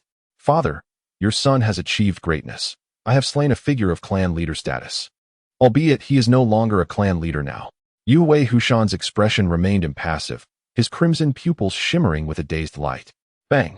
His weary body collapsed to the ground, the feather-like patterns completely dissipating. Hushan.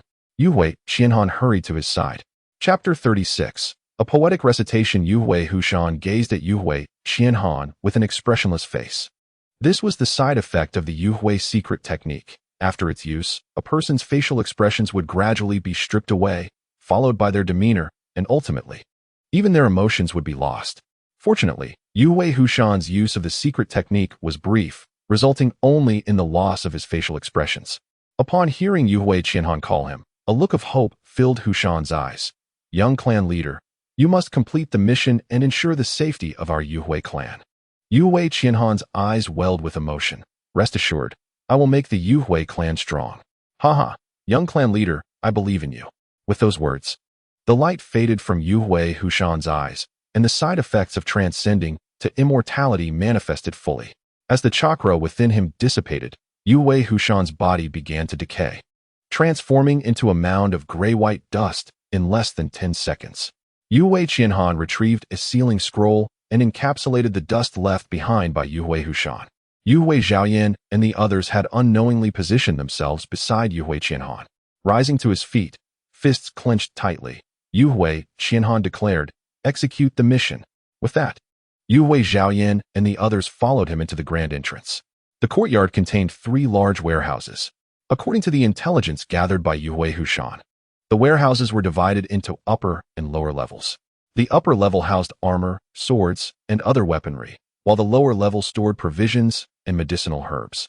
The explosive talismans were specifically located in the lower level of the northern warehouse. Let us proceed and destroy all the supplies. Yu-E Qianhan strode towards the nearest warehouse. The remaining 3 split up to obliterate the resources in the other 2 warehouses. Boom. Under the night sky, amidst the Sarutobi clan's territory, flames soared high, and the sounds of explosions echoed relentlessly. Even as Yu-E Qianhan and his companions stood at the fringes of the Sarutobi clan's domain, they could still feel the intense tremors radiating from the ground. The spectacle was truly astounding. Yu-E Qianhan gazed at the crimson pillar of light shooting into the sky and couldn't help but marvel. Thankfully, the Sarutobi clan's warehouse was protected by a barrier. Otherwise, such a massive explosion of explosive talismans would have obliterated the entire Sarutobi territory. Alas, it was regrettable that such powerful explosive talismans were thwarted by the barrier, preventing them from detonating within the Sarutobi grounds. Observing the faintly visible barrier, Yu-E Zhaoyan shook his head. Beside him, Yu-E Mingfei remained composed. Without this barrier, we wouldn't have been able to destroy these supplies. If so many explosive talismans were to detonate without restraint within the Sarutobi territory, the number of survivors would be fewer than a handful. At that moment, if the Sarutobi clan on the front line received news of their homeland's destruction, they would surely go berserk. Just imagine, if you were on the front lines fighting, only to find your stronghold blown to pieces and your family left with no remains. What would you do? Yu-E Zhaoyan's eyes widened with fury. I would kill them. Yu-E Mingfei shrugged. Exactly. If we were to truly act on that, the Sarutobi clan would fight us to the death, and we would be doomed to mutual destruction. Yu-E Qianhan listened quietly to Yu-E Mingfei's explanation, remaining silent. It wasn't that he agreed with her. Rather, He hadn't considered the issue at all. Damn it, he thought, finally realizing the gravity of the situation. If he were to obliterate the Sarutobi territory, the frontline Sarutobi clan members would likely retaliate against the Yuhui clan, given their already fragile state. A direct confrontation with the Sarutobi clan could lead to catastrophic consequences. However, as Yuhui Mingfei turned her gaze towards Yuhui Qianhan, she remarked, "I admire the young clan leader. It was only after leaving the Sarutobi territory that I thought of this. Yet, the young clan leader anticipated it while preparing to act. Truly, you are remarkable." Upon hearing her words, Yuhui Qianhan felt a tinge of embarrassment. However, being thick-skinned, he chuckled after a brief pause. "Huh? Take notes." Yet, the scene within the Sarutobi territory reminded him of a particular phrase. "What phrase?" Yuhui Mingfei inquired. Yuhui Qianhan grinned widely, slowly spreading his arms. "Art is an explosion." Yuhui Mingfei paused, glancing at the barrier intercepting the explosions within the Sarutobi territory. "Indeed, it does possess an artistic essence." Yuhui Jian scoffed, "What art? It's merely an explosion. Watch as I compose a poem for you." Yuhui Qianhan looked at Yuhui Jian in surprise. He could compose poetry? Yuhui Jian cleared his throat. Ahem. Yuhui Qianhan nodded. Though the sound was a bit awkward, some modern poetry did start like that. If there was blame to be placed, it could only be directed at Yuhui Jian's tone. Gazing at the erupting light pillar, Yuhui Jian grinned widely. The Sarutobi clan's territory, damn it, has exploded. Yuhui Qianhan mused. What am I truly expecting? Yuhui Jian concluded his brief poem, turning to Yuhui Qianhan and the others. So, what do you think? Am I not impressive? Yuhui Qianhan's lips twitched as he half-heartedly applauded. Impressive, great poem. Yuhui Mingfei could only awkwardly chuckle, unsure of how to respond. After Yuhui Jian's antics, the four felt their grief over Yuhui Hushan's sacrifice ease somewhat. Subsequently, they sat beneath a tree, engaging in casual conversation while occasionally glancing at the situation in the Sarutobi territory. Approximately half an hour later, "Conceal," Yuhui Qianhan whispered, and the four swiftly hid among the branches. Finally, there was movement. Yuhui Qianhan thought to himself. They were not merely idling and chatting. They were waiting to ascertain if the Sarutobi clan had sent someone to relay information about the situation back to the front line. Otherwise, if no one transmitted the news, Yuhui Qianhan's assault on the Sarutobi territory would have been in vain. Swish, swish, swish. 3 anxious Sarutobi Chunin dashed eastward. Simultaneously, several messenger doves soared from the Sarutobi territory. Moments later, the four emerged from their concealment. It seemed the Sarutobi clan could not directly use summoning techniques to convey news to the front line. Yuhui Qianhan breathed a sigh of relief. He was apprehensive that someone from the Sarutobi clan could summon the monkey spirit and relay the information about their territory directly to the front line. Chapter 37. The Shimura Warehouse. If someone from the Sarutobi clan could summon the monkey spirit, then through that connection, they might inform Sarutobi Hiruzen of the situation without Yuhui Qianhan's knowledge. In that case, Yuhui Qianhan would have to waste time returning to the Sarutobi territory to confirm whether his objectives had been achieved. But now, having witnessed the Sarutobi clan dispatching someone to relay information, he no longer needed to be troubled by such complexities. Let us head to the Shimura clan's territory. Yuhui Qianhan whispered softly, then leapt northward.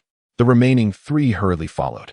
The distance between the Shimizu clan's territory and the Sarutobi clan was not great, and it was precisely for this reason that the 2 clans had maintained a harmonious relationship for generations. After all, in situations where 2 powers are so closely situated, one could either be sworn enemies or have an amicable relationship. A third scenario was nearly impossible. Approximately an hour later, the quartet arrived at the defensive line of the Shimizu clan. During this time, they consumed a few military rations to replenish their chakra. Although overindulgence in these rations was inadvisable, the urgency of the situation left them little choice. As the hour approached 4, Yuhui Qianhan glanced up at the sky. It was getting late, and they had no time to spare for rest. We must destroy the Shimizu clan's supplies before dawn. With that, Yuhui Qianhan took the lead, charging into the defenses of the Shimizu clan. Unlike the Sarutobi clan, which had a multitude of monkey-like summoning beasts for vigilance, the Shimizu clan's defenses were primarily composed of ninjas. Perhaps for this reason, the Shimizu clan had a greater number of ninjas, including several sensory ninjas, stationed at their defenses. As soon as Yuhui Qianhan and his companions breached the Shimizu clan's line, shurikens tied with explosive tags flew toward them. Water style, water wall. Yu Wei Mingfei reacted swiftly, forming hand seals to cast the jutsu. The shurikens embedded themselves in the water wall, splashing droplets in all directions. Witnessing this, Yu Wei Qianhan immediately formed seals in conjunction with Yu Wei Mingfei's technique. Ice style, frost invasion. Instantly, a frigid aura erupted from Yu Wei Qianhan's palms, freezing the water wall solid. Boom. Crack. The frozen explosive tags detonated with a muffled roar, shattering the ice and sending fragments cascading to the ground. Taking advantage of the defensive chaos, Yu Wei Xiaoyan and another Jonin executed the body flicker technique, darting like phantoms toward the Shimizu ninjas, swiftly eliminating them. Following suit, Yu Wei Qianhan and Mingfei employed the body flicker technique to advance. The four swiftly penetrated deeper into the Shimizu clan's territory, methodically dispatching the vigilant ninjas, and finally reached the outskirts of the clan's stronghold. Under the night sky, the four crouched low. Now that we've advanced this far without alerting the Shimizu clan, we needn't use the explosive tags just yet. Let us proceed with caution and infiltrate. Upon Yu Wei Qianhan's command, the others nodded in agreement. After spending 5 seconds to steady their breathing, they moved silently like specters toward the Shimizu stronghold, scaling the walls to enter. This is the true way for ninjas to operate. Stealth is paramount. Yu Wei Qianhan mused internally as he cautiously advanced. Through his sensory abilities, he detected 2 Chunin in the distance. Signaling to his comrades, they swiftly moved in unison. Yu Wei Qianhan clamped a hand over one Chunin's mouth, while the other was swiftly dispatched by the Jonin. This time, no words were needed. The Jonin employed a genjutsu to extract information. Crack! Yu Wei Qianhan snapped the Chunin's neck and gestured for his companions to follow. Within a minute, the four entered a warehouse. Who goes there? A booming voice suddenly erupted, prompting Yu Wei Qianhan to form seals and unleash the ice domain. Wind style, wind goddess blade. With a swift motion, he coated his short blade with razor-sharp wind blades. Perhaps due to the significance of the warehouse, an elite Jonin of the Shimizu clan was stationed there, though he was not as formidable as the top-tier elites of the Sarutobi clan. At this moment, 4 or 5 other lower-ranked Shimizu ninjas rushed to the elite Jonin's side in response to his shout. Is the Yu Wei clan so weakened that they send mere children and a Jonin to their deaths in our territory? The elite Jonin sneered at Yu Wei Qianhan and his trio. Yu Wei Qianhan narrowed his eyes, a glint of frost appearing within. In that fleeting instant of distraction, the elite Jonin suddenly felt a sharp pain in his back, struggling to breathe. However, this little brat can eliminate you in an instant. Yu Wei Qianhan coldly chuckled, drawing the wind goddess blade. In an instant, a torrent of blood erupted, and the elite Jonin's pupils contracted as he struggled to turn around. Yu Wei Qianhan activated Ice Jump, reappearing before the elite Jonin, and with a single stroke, severed his head. Yu Wei Xiaoyan and the others did not falter. At the moment Yu Wei Qianhan dispatched the elite Jonin, they swiftly moved forward, silencing the remaining Shimizu ninjas. The relief of not having compromised their information was palpable. Yu Wei Qianhan kicked the elite Jonin's corpse, reflecting on the battlefield. Due to his previous intelligence leak, the elite Jonin had been cautious against him, making a swift kill challenging. Yet, here, with no information leaked and bolstered by space ninjutsu, failure to eliminate the elite Jonin would have been inconceivable. Let us get to work, Yu Wei Qianhan signaled to the others before stepping into the main warehouse. Yu Wei Xiaoyan and his companions split up, heading towards the eastern and western warehouses. Upon pushing open the large doors, they discovered countless wooden crates filled with shurikens and kunai. Yu Wei Qianhan grabbed a kunai and proceeded towards the underground passage. Descending 2 flights of stairs, he arrived at the underground granary, where the temperature was significantly lower. Ideal for food storage. What a pity that my system lacks a storage space. So much food must be destroyed. Yu Wei Qianhan shook his head in resignation, turning to exit the granary.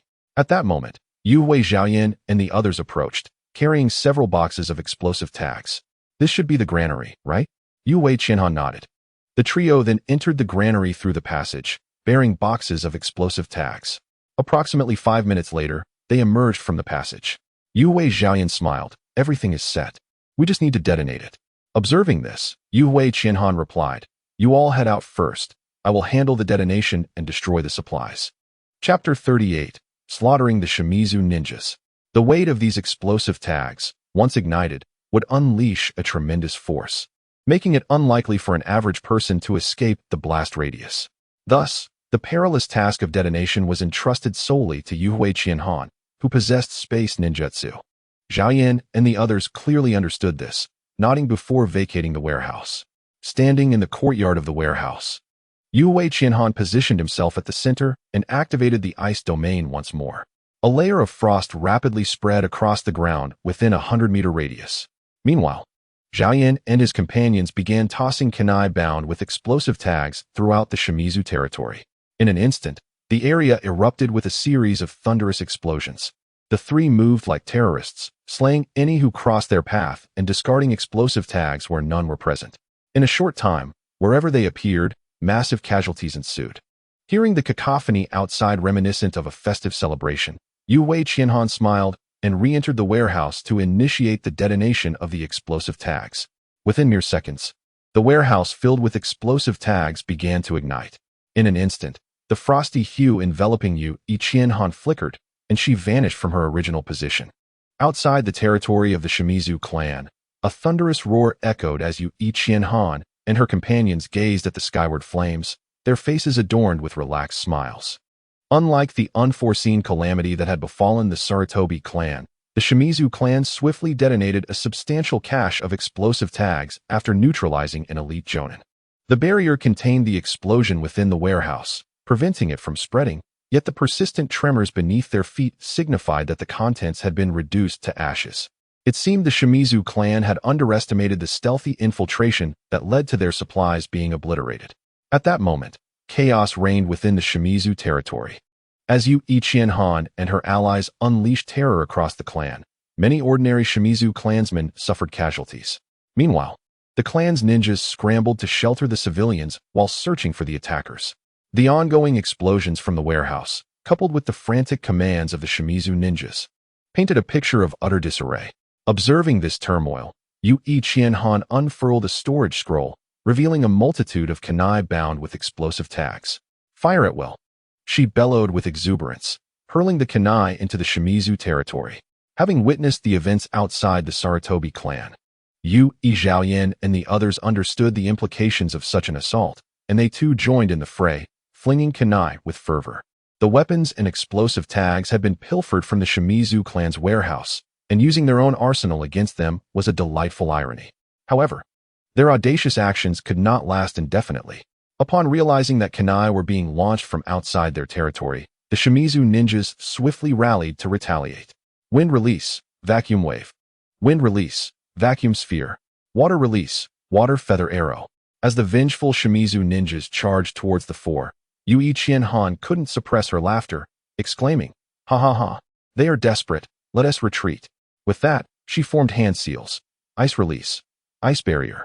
A wall of ice materialized before her, providing the perfect opportunity for her and her companions to employ the body flicker technique and escape. The barrage of ninjutsu struck the ice wall, shattering it. Yet during this time, Yuhui Qianhan and her allies had already distanced themselves. "Damn it!"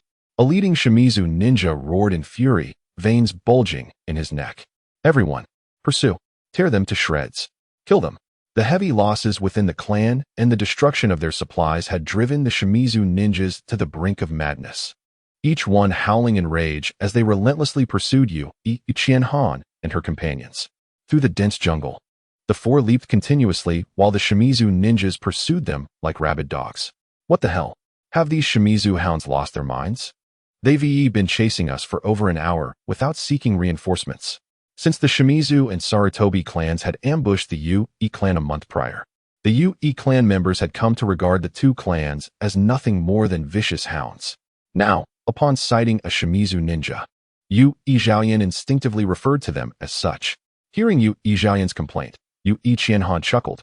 We've stolen their home and generously provided them with a few fireworks to celebrate. Naturally, they would come out to bid us farewell. In response, Yuhui Zhaoyan scoffed. "Farewell? Their murderous intent certainly suggests they wish to send us off in a much more permanent manner. Young clan leader, are we really going to let these hounds chase us indefinitely?" asked Yuhui Mingfei. After a moment of contemplation, Yuhui Qianhan shook her head. Indeed, allowing the Shimizu ninjas to pursue them was not a viable option. It would be more prudent to allow these enthusiastic ninjas to return and report their misfortunes to their clan leader. After all, among them was only a single elite Jonin. If he could be dealt with, the remaining ninjas would pose little threat. In that case, Yu Ichienhan resolved that those who were unaware of her capabilities were merely unworthy opponents. With a decisive stomp on a tree trunk, she halted and turned to face her pursuers. Prepare to counter. As she spoke, she completed her hand seals, causing a chilling current to flow from her feet into the ground. Instantly, a thin layer of frost blanketed an area of 100 meters around her. Upon hearing Yu Ichienhan's command, her companions ceased their flight and prepared to confront the enemy. You little brat, I will tear you to pieces.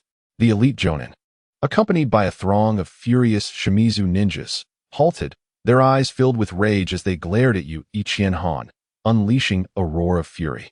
The Shimizu ninjas behind him mirrored his wrath, their faces contorted in hatred, cursing Yu Ichienhan incessantly. Unperturbed by their vitriol, Yu Ichienhan calmly replied, "When you chose to strike against the Yui clan, you should have anticipated this day." The Yui clan? The elite Jonin's gaze finally fell upon the clan emblem adorning Yu Ichienhan. Ah, I see. What audacity to assault my Shimizu clan. You wretches who are destined for extinction, yet you come here seeking death. Very well, I shall oblige. As he spoke, the elite Jonin unleashed a surge of chakra and charged forward. Yu Ichienhan chuckled softly. The Yui clan can never be extinguished, but your Shimizu clan may well meet its end. Moreover, the moment you stepped into this realm, your fates were sealed. With that, the frosty hue flickered once more, marking the commencement of Yu Ichienhan's slaughter. Chapter 39, Golden Eagle in a Flash. The icy hue enveloped Yu Ichienhan as she vanished. Although her ice jump technique did not possess the instantaneous space-jumping capabilities of the Flying Thunder God technique, which allowed continuous teleportation without cooldowns as long as a mark was present, it bore the unique advantage of not requiring a mark. As long as one was within the icy domain, Yu Ichienhan could appear at any location. With a swift motion, blood sprayed from the throat of the elite Jonin who had pursued her, falling victim to her lethal strike.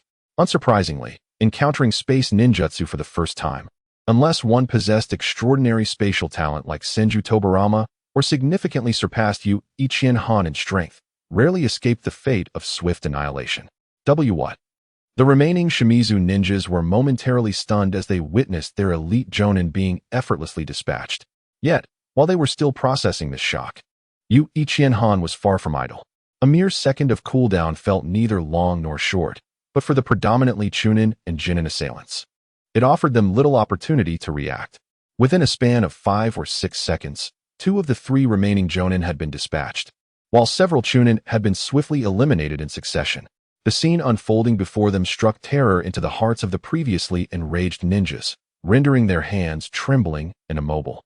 The last surviving Jonin was drenched in cold sweat, instinctively swallowing hard as he anxiously scanned for Yu Ichienhan's presence. 1, 2, 5. Every flicker of frost's hue claimed at least one life among the shinobi of the Shimura clan, should any of them draw too near. Yu Ichienhan could effortlessly cleave 2 asunder with a single strike.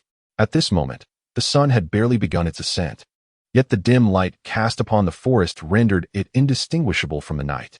The temperature prior to the sun's rise was undoubtedly at its lowest, and the spectral presence of Yu Ichienhan, coupled with the stench of blood from the slaughter, rendered this woodland an abode of terror. Oh, under the reaper-like onslaught of Yu Ichienhan, the last remaining Jonin could no longer endure. With a countenance of despair, he cried out and turned to flee toward his clan's domain. No, mother, I want to go home. With the most formidable Jonin's retreat, the remaining Chunin and Jinin found themselves bereft of strength. They wailed in a tongue they scarcely recognized and turned to flee in a frenzy. In the chaos, some tumbled from the branches, lacking even the courage to leap back, instead scrambling away in tears. Yu Ichienhan stood impassively upon a branch, observing the exodus of the Shimura ninjas. After approximately half a minute, the forest fell silent once more. Yet, the scattered corpses and the lingering scent of blood bore testament to the earlier turmoil. Yuhi Teru, Iwa, and Mei approached Yu Ichienhan, their expressions somber. They had witnessed the astonishing prowess of Yu Ichienhan in battle. He had effortlessly dispatched elite Jonin, and the remaining ninjas stood no chance against him, merely awaiting their demise. Such might, it seemed, could only be rivaled by the top-tier elite Jonin of their clan. This realization left Teru and Mei somewhat disheartened. Why, they pondered. Should the disparity between individuals be so vast despite their similar ages? Unbeknownst to them, Yuhi Chihan was oblivious to their musings. Once the pursuers had retreated, he formed seals with his hands and employed a summoning technique. A plume of white smoke erupted, revealing a golden eagle before him. Yuhi Chihan produced a pre-prepared scroll, inscribing the completion of their mission before handing it to the eagle. The golden eagle let out a cry, grasped the scroll, and soared toward the direction of the Yuhi clan. As he watched the eagle depart, Yuhi Chihan turned to his three companions. Well, our mission is preliminarily complete. Let us find a place to await further news. Once we receive word of the Shimura's retreat from Sarutobi, we can withdraw. The trio nodded in agreement and, under Yuhi Chihan's guidance, departed to seek a place of respite. East of the Yuhi clan's territory, the four-clan war raged on.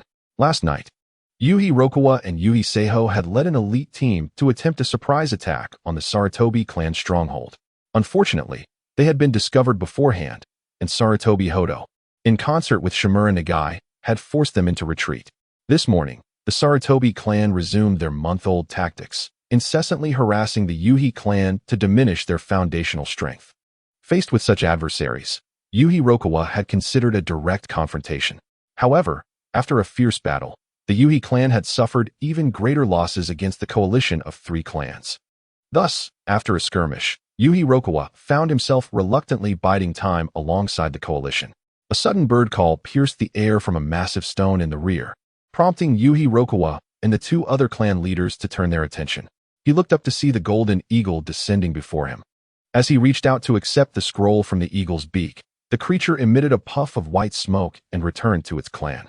Upon unfurling the scroll, a smile crept across Yuhi Rokawa's face, and he breathed a sigh of relief.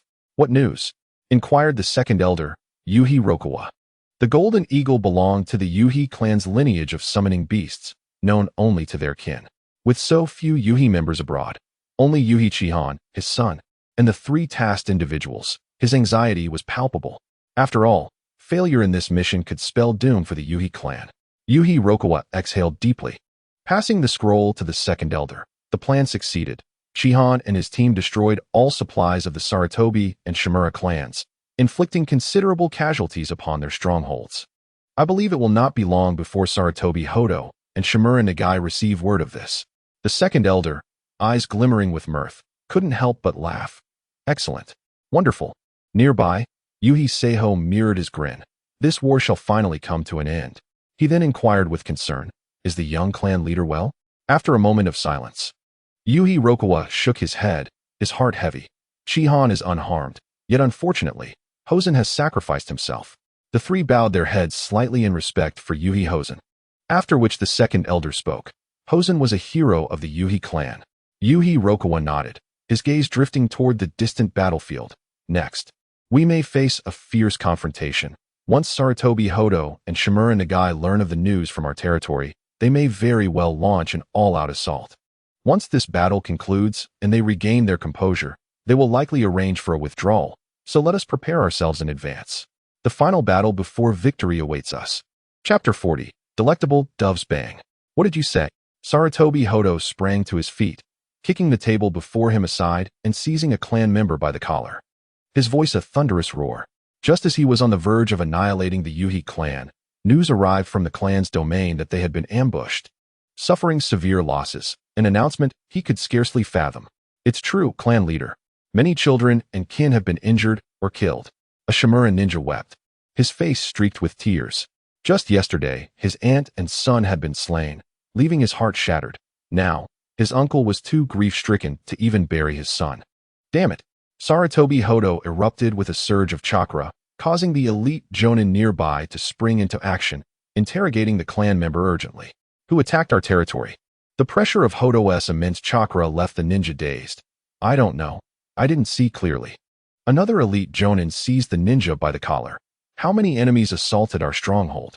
The ninja, jostled back and forth, struggled to respond. Perhaps several. Or maybe dozens. How many exactly? Maybe several. Damn you. In a fit of rage, the elite Jonin kicked the ninja away. The other two Chunin who had accompanied him were equally ignorant of the situation. Under the interrogation from the elite Jonin, they could only relay that all supplies in their territory had been destroyed and that numerous ordinary clan members had perished. Beyond that, they were clueless. Clan leader, should we retreat? One elite Jonin ventured cautiously, glancing at Sarutobi Hodo.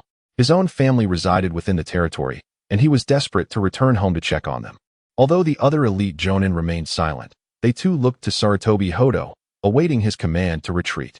After all, with their territory having been ambushed, no one could be certain of their loved ones' fates. Under such circumstances, who could still muster the will to engage in a death struggle with the Yuhi clan? Sarutobi Hodo, faced with the anxious expressions of his kin, felt his head swirl.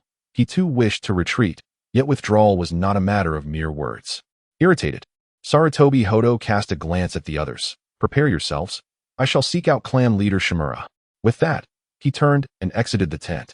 The elite Jonin exchanged glances before departing the tent, each attending to their subordinates in preparation for evacuation.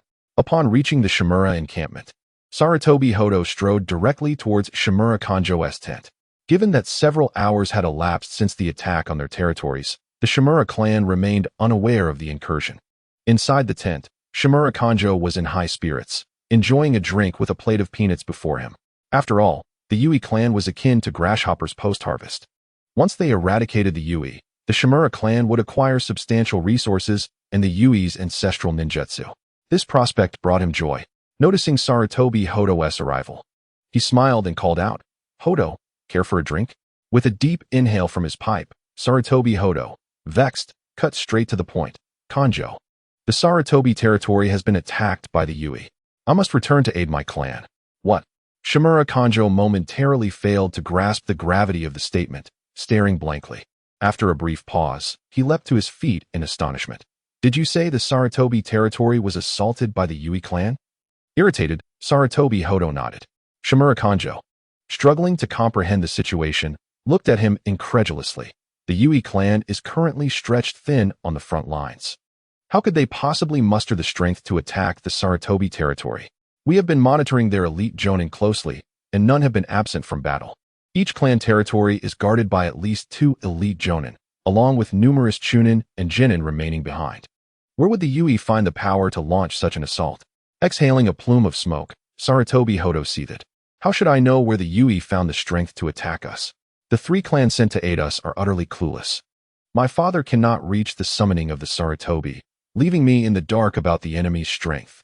However, based on the information from those 3 fools, the enemy is undoubtedly formidable. If I delay further, our territory may very well be lost. The Sarutobi's messenger doves had inexplicably failed to deliver word from their territory, leaving Sarutobi Hodo nearly blind to the situation at home. Additionally, the higher-ups at the Sarutobi encampment, upon learning of the attack, were increasingly agitated, wishing they could sprout wings and return immediately. Thus, Sarutobi Hodo felt compelled to retreat. If he did not only would the safety of their territory be jeopardized, but the morale of the clan members would also dwindle, potentially leading to a chaotic exodus toward the Sarutobi territory. What of the Yui clan? Shimura Kanjo inquired, looking at Sarutobi Hodo.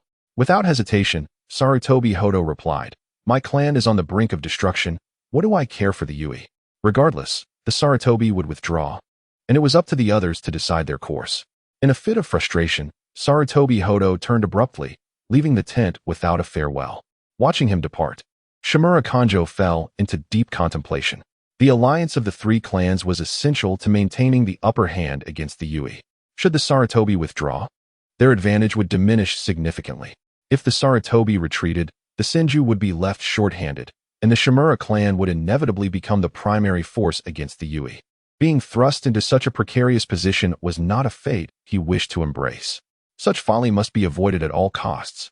Resolute, Shimura Kanjo decided, I must consult with Senju Hashirama tomorrow regarding the evacuation. Meanwhile, atop a high peak, several golden eagles circled the skies. Puff! A white plume appeared as one eagle returned to its kin. Brother, I just delivered a message to the Yui clan and encountered some chakra-infused doves along the way. Their scent was exquisite. Around 4 in the afternoon, a surge of powerful chakra erupted suddenly. Boom! The sound of explosions echoed as the battlefield between the Yui and the 3 clans was engulfed in chaos, with wind blades and fire erupting. Yui Nagakawa. You shameless fiends.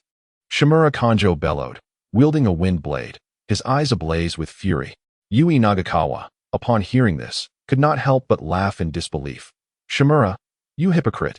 A month ago, when you ambushed my Yui clan, did you not consider yourself shameless? Now that the tables have turned, you dare to curse us? Who gave you such audacity? Chapter 41. Setting Sun Mountain. The climactic battle between the clan leaders concluded rather swiftly. Shimura Kanjo was no fool. Despite his initial fury upon learning of the Yui clan's ambush, he understood the importance of prioritizing his clan's safety over transient rage. Thus, with Sarutobi Hodo's intervention, he uttered a few sharp words and departed. As evening fell, both the Sarutobi and Shimura encampments were on high alert, showing no sign of retreat. However, Sarutobi Hodo and Shimura Kanjo had convened. I have already spoken with Senju Hashirama. We will evacuate tonight. We cannot afford any more delays. Sarutobi Hodo puffed on his pipe. His brow furrowed. Damn it, where did the Yui clan summon the strength to attack our territory? Shimura Kanjo slammed his hand down, shattering a fourth table in frustration. They had been vigilant against the Yui's underhanded tactics, but according to their sensory ninjas and daily observations, the elite Jonin on the battlefield had remained unchanged. Save for the fallen. Logically, to breach their territory's defenses, at least 2 elite Jonin, for Jonin, and a cadre of Chunin would be required. They could not fathom where the Yui had drawn such a force to launch their assault. Was there another ninja clan involved in this affair? Have you not noticed? Yui Nagakawa's son did not appear on the battlefield today. Although his chakra levels only reached that of a Jonin, his peculiar techniques could contend with elite Jonin.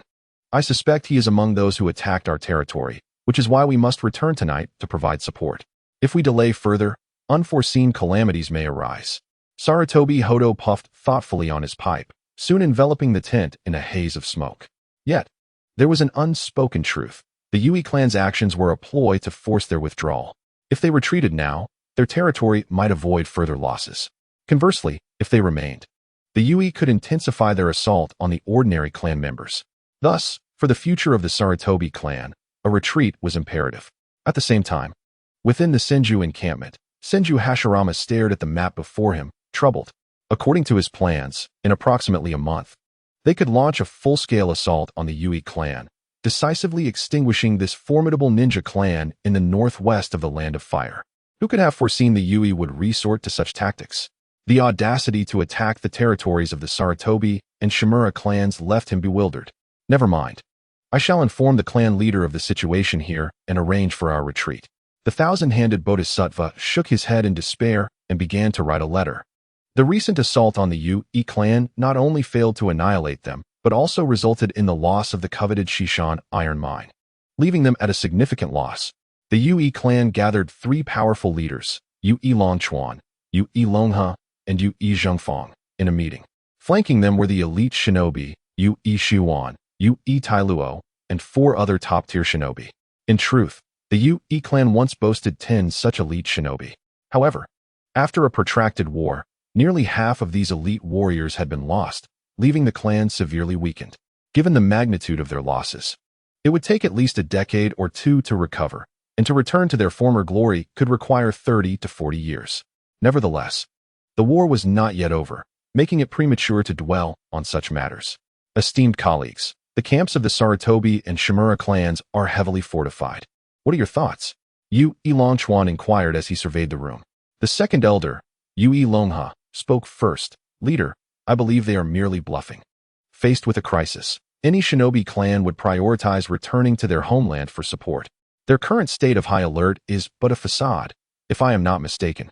They will soon retreat. The other shinobi nodded in agreement, affirming his sentiments. Seeing the consensus, Yui Longchuan replied, Indeed, I share your perspective. Thus, what should we do in response to their impending withdrawal? We must ambush them, the second elder declared, raising his fist without hesitation. His fiery temperament was fitting for his explosive bloodline limit. The rest of the assembly echoed his suggestion, and the clan leader, Yui Longchuan, shared this sentiment, stating, Since we are all in agreement, let us proceed accordingly. Second elder and third elder, take 3 elite shinobi each, along with 10 ordinary elite shinobi, and 20 shinobi to lay an ambush at Sunset Mountain. I shall remain here to guard the camp against any unforeseen events. Too many personnel could risk exposure during an ambush, so a strike force of this caliber would suffice. The remaining shinobi in the main tent nodded solemnly, acknowledging the leader's directives.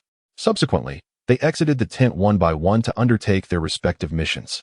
Sunset Mountain lay to the west of the Yu-E clan's territory, characterized by its symmetrical peaks resembling a sideways sun, with a straight official road running between them, forming the horizontal line of the sun. As the sun sets, it disappears along this path, leading people to collectively refer to the two adjacent mountains as Sunset Mountain. At this moment, the second elder had returned to the clan's territory. Given that both camps were under close surveillance, it was impractical to ambush from the east. The Yui clan was unwilling to forfeit the opportunity for revenge against the Sarutobi and Shimura clans, so the second elder, Yu-E Longha, led the group back to the clan's ancestral hall to access the secret passage to Sunset Mountain. Previously, when Yu-E Qianhan launched a surprise attack on the two clans, this passage had become known beyond just the clan leader and elders. Thus, utilizing it again posed no issue. Crossing a stone bridge beneath the abyss and traversing a long, dark tunnel, the 35 individuals led by the second elder emerged at Sunset Mountain. Chapter 42, Laser Boulder. Indeed, the exit of the secret tunnel lay on the northern slope of Sunset Mountain. Upon reaching the ambush site, the second elder instructed Yu-E Zhangfang to take half the group to the opposite mountain to set up their ambush while he remained stationed in place. As time passed, the moon ascended high above. Suddenly, a cacophony of battle cries erupted outside the Yu-E camp. Stars twinkled in the night sky as a fierce confrontation erupted within the Yu-E camp. As usual, a squad of shinobi had stealthily infiltrated the periphery of the Yu-E clan's territory. Once discovered by the Night Watch, the covert assault transformed into a direct confrontation. Approximately 100 shinobi from the Sarutobi and Shimura clans, led by two elite shinobi, unleashed their jutsu upon the Yu-E camp. However, the Yu-E clan was no pushover. A top-tier elite shinobi swiftly countered, charging forth with flames. Fire release, grand flame explosion, attack. Meanwhile, a large contingent of shinobi raced through the starry night, members of the Sarutobi and Shimura clans. Sarutobi Hayashi and Shimura Negi left a team of shinobi behind to distract the Yu-E clan while the main force hastened toward the west, aiming for their homeland. Ahead lay Sunset Mountain, whose terrain was not particularly perilous, with the most hazardous areas being the low hills flanking the official road. Skinny Monkey. Sarutobi Hayashi directed his gaze toward a clansman nearby. Although this location was not ideal for an ambush, he instructed the sensory shinobi to remain vigilant. Leader, all is clear. The sensory shinobi, Skinny Monkey, replied while maintaining his focus. Observing that his own sensory shinobi detected nothing amiss, Shimura Negi felt reassured and pressed onward. Within the forests of Sunset Mountain, the Yu-E clan's shinobi concealed themselves with utmost care. Though the Five Elements barrier aided in masking their presence, they remained apprehensive about the sensory shinobi from the other clans potentially detecting their ambush. Fortunately, so far, the sensory shinobi from the opposing clans had not proven overly exceptional, failing to sense their chakra through the barrier. They're coming, prepare yourselves. The second elder, Yu-E Longha, squinted his eyes, raising his right hand as he observed the approaching forces of the two clans. Truth be told, had conditions permitted, he would have preferred not to lay an ambush here, as the terrain was far from treacherous. However, lacking any high mountains or gorges in the vicinity, they had no choice but to make do with this location for their ambush. The shinobi advanced with remarkable speed. Soon, the forces of both clans entered the official road between Sunset Mountain. Yu-E Longha paid no heed to Sarutobi Hayashi and Shimura Negi at the front, but rather waited patiently. As the allied forces progressed halfway, Yu-E Longha's gaze sharpened, his right hand descending sharply as he formed hand seals. Explosion release. Explosive flame boulder. A massive chakra surged within Yu-E Longha, and in an instant, a dozen boulder-sized rocks, towering above men, cascaded down the mountainside, enveloped in a cloud of dust. Watch out. The foremost shinobi, Sarutobi Hayashi and Shimura Negi, turned sharply at the moment the chakra erupted, shouting in alarm. Concurrently, the surrounding Yu-E shinobi joined forces to cast their jutsu. Earth release, rock collapse technique. In the blink of an eye, the entire Sunset Mountain appeared to undergo a landslide, as vast quantities of earth and stone surged toward the shinobi forces below. Simultaneously, the Yu-E shinobi on the opposite mountain unleashed the same technique. with the newly appointed third elder, Yu Yi Zhangfeng, transforming into a laser cannon. Storm release, laser barrage. Countless pale blue laser beams sliced through the night sky, hurtling downwards toward the forces below. The thunderous rumble echoed as earth and stone cascaded down the hillside, while blinding laser beams from the sky struck down. The middle-ranking ninjas and lower-ranking ninjas on the official road in the Sunset Mountains were momentarily at a loss as to how to defend themselves, helplessly witnessing the deathly aura of the ninjutsu drawing ever closer. At this critical juncture, the lead Jonin reacted swiftly, urgently commanding, "Defend! Defend!" As he shouted, the elite Jonin quickly formed hand seals. Earth Style, Earth Prison. Semi-spherical earth defense techniques were deployed by these ninjas, shielding their comrades. In the next moment, the laser beams from the Yi clan descended first. The controllable wind-style laser beams, under the manipulation of Yi Seiho, accurately struck those semi-spherical earth defenses. "Ah, no! My arm!" In an instant, anguished cries filled the air. Unfortunately, the penetrating power of the wind-style laser beams was so formidable that it did not break through these earth defenses, but instead created numerous holes within them. However, the onslaught of the laser beams did not signify the end. Rather, it marked the commencement of the Yi clan's offensive. In the following second, a dozen boulders, each with a diameter of at least 2 meters, tumbled down the slope, crashing directly into the crowd. With the rolling of the boulders came a deafening roar. Suddenly, the boulders exploded, sending shrapnel flying into the throng, instantaneously inflicting massive casualties. Following this, a deluge of earth and stone cascaded down the mountainside. "Get out of the way. Be careful." The relentless assault led to heavy losses among the surrounding comrades, prompting some ninjas to finally react. The falling earth and stone were only marginally faster than what would naturally roll down from the mountain. If ordinary people faced such an attack, they would essentially be resigned to their fate, but cautious ninjas might still evade it by leaping. However, despite the fact that the earth and stone were somewhat diminished in power due to being obstructed by trees, evading them was no easy task, given that these were jutsu unleashed by a Jonin. Amidst the crashing earth and stone, cries of despair resonated through the mountains. Those ninjas who were injured and fell to the ground could not escape, directly crushed and killed by the rolling debris. "Earth Style, Earth Flow Wall." A loud shout echoed from outside the mountain, followed by 2 continuous earthen walls rising with a thunderous sound at the foot of the mountain. With the protection of these earth flow walls, the incessantly rolling earth and stone were halted. The surviving ninjas, witnessing their wounded and fallen kin around them, displayed expressions of relief. Thank goodness, the clan leader has finally intervened. With a thud, Sarutobi Hodo and Shimizu Nagai leaped onto the earth walls. Sarutobi Hodo breathed slightly heavier. Such a colossal jutsu was indeed a considerable burden for him. Chapter 43. The two-armed bar, Shimizu Nagai, observing the Yui ninjas now unmasked on the mountainside, immediately erupted in a furious tirade. "Despicable fiends, perish." Wind style, vacuum wave. A series of powerful wind blades were instantaneously hurled by Shimizu Nagai towards the mountains. In response, Yui Rokawa displayed no signs of panic. Fire style, explosive flame breakthrough. Arrowhead-shaped fireballs erupted from Yui Rokawa's mouth, surging downwards towards the mountain. Boom. The wind blades collided with the fireballs, causing the wind blades to vanish, while the fireballs, though slightly diminished in density, doubled in size. Fueled by the wind, the fireballs radiated searing heat, akin to burning meteors, as they continued their descent.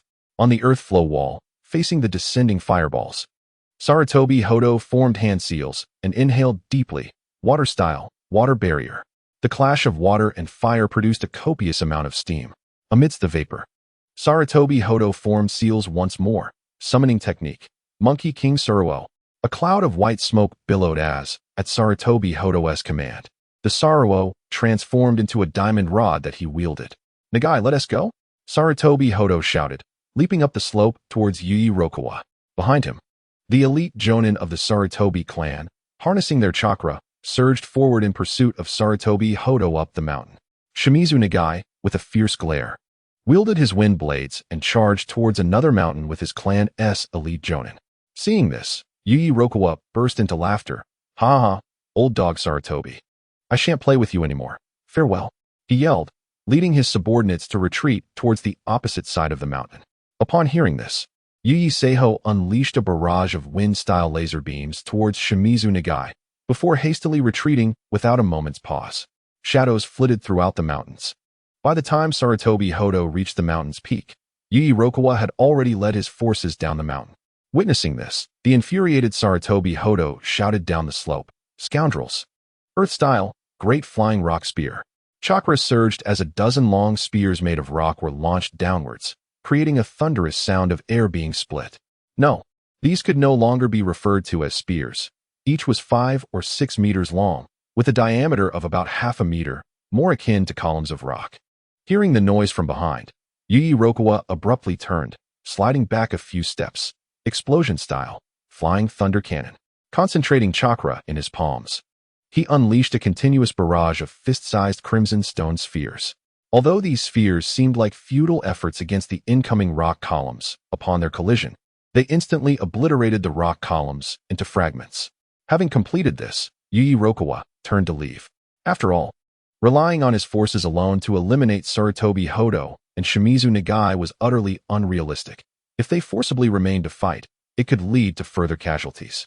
The Yuyi clan had already sustained substantial losses. Any additional harm was unacceptable, since their ambush on the two clans had been successfully executed. Inflicting considerable casualties upon the middle and lower ninjas, there was no need to remain for futile combat. Suddenly, peculiar sounds echoed behind Sarutobi Hodo. Turning to look, he saw numerous light blue laser beams striking against the wind barrier in front of Shimizu Nagai. Damn it! Shimizu Nagai could not restrain his chakra, causing the ground around him to stir with dust. Casting a glance towards the retreating Yuyi clan, Sarutobi Hodo took a few deep breaths to calm his fury, then jumped down the official road between the two mountains.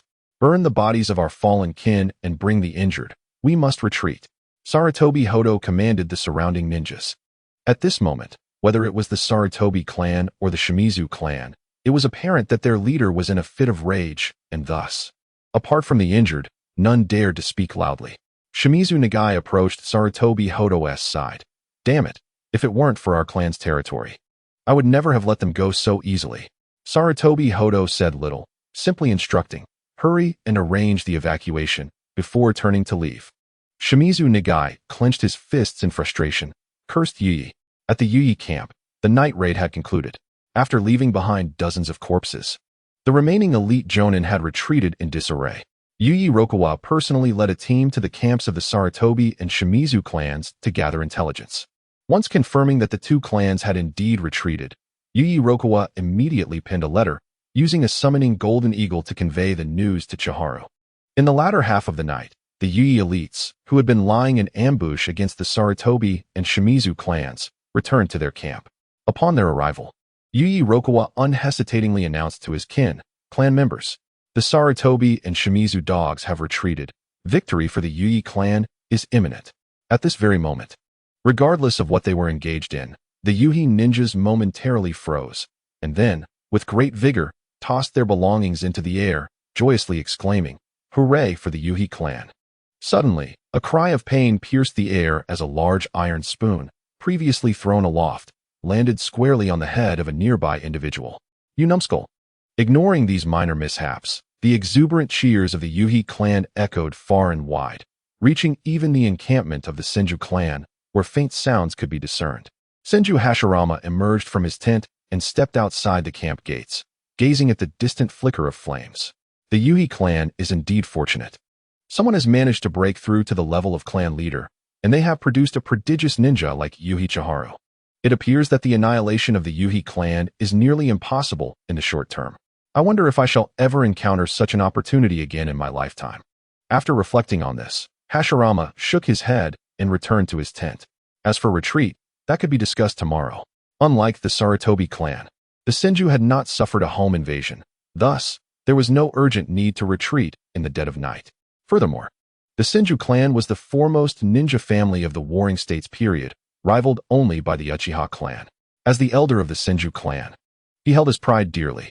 Even if a retreat were necessary, he would do so openly and honorably, not like the Sarutobi clan, which sneaked away under the cover of darkness.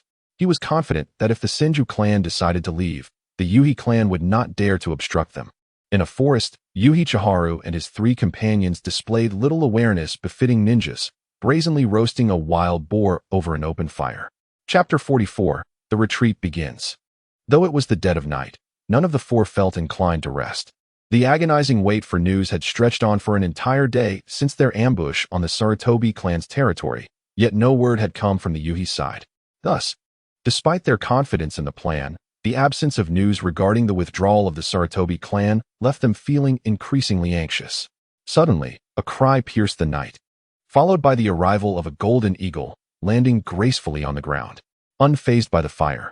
It dropped a scroll of information at Yuhi Chiharu's feet before swiftly snatching up a piece of the roasted boar in its talons. In a puff of white smoke, both the eagle and the boar vanished. "Brother, look what I brought back." On a mountaintop, amidst a plume of smoke, the golden eagle reappeared in its nest, clutching the roasted boar. In the forest, Yuhi Chiharu could not help but exclaim, "That eagle is truly impressive." Afterward, he unrolled the scroll and read its contents. Upon learning that the Sarutobi clan had indeed retreated, he turned to his three companions, declaring, "The mission is complete. The two clans have retreated. We must withdraw." "Wonderful. Those despicable ninja clans have finally left." Yuhi Zhaoyan could not contain his excitement and raised his fist in triumph. The other two also wore relaxed smiles upon hearing the news. The retreat of the two clans signified that the Yuhi clan had narrowly escaped the threat of annihilation. Yuhi Chiharu addressed his companions. "Now that the two clans have retreated, we must take a detour if we wish to escape. If we retrace our steps, we are bound to encounter their ninja forces, and given our current strength, facing them would lead to certain death." In this era, there were no invincible individuals. Even the formidable clan leaders like Senju Hashirama and Uchiha Taijima would perish if they faced a ninja army alone. It was only later, with the emergence of the legendary figures Senju Hashirama and Uchiha Madara, that true warriors capable of single-handedly facing entire armies came to be. Thus, for someone like Yuhi Chiharu, who had just reached the upper ninja level, leading two elite upper ninjas against the forces of the two clans would spell disaster. "Where shall we take our detour?"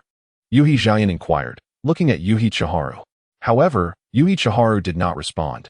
Instead, he turned his gaze to Yuhi Meifei, asking, "What do you think?" Over the course of their time together, Yuhi Chiharu had noted that Yuhi Meifei was not only exceptionally talented, but also remarkably astute. Had it not been for the annihilation of the Yuhi clan in the original storyline, she would likely have left a significant mark in history. After some contemplation, Yuhi Meifei looked at Yuhi Chiharu and said, "The possible routes for our detour are primarily to the south or the north. Heading south would lead us into the territory of numerous ninja clans, including the Uchiha, Inuzuka, and others. Although the Uchiha clan currently has a favorable relationship with us, the Inuzuka clan has ties with the Sarutobi clan. Therefore, if we head south, we might encounter an ambush from the Inuzuka. Additionally, we cannot predict the stance of smaller clans like the Suki and Yuzuki, making the south a less favorable choice.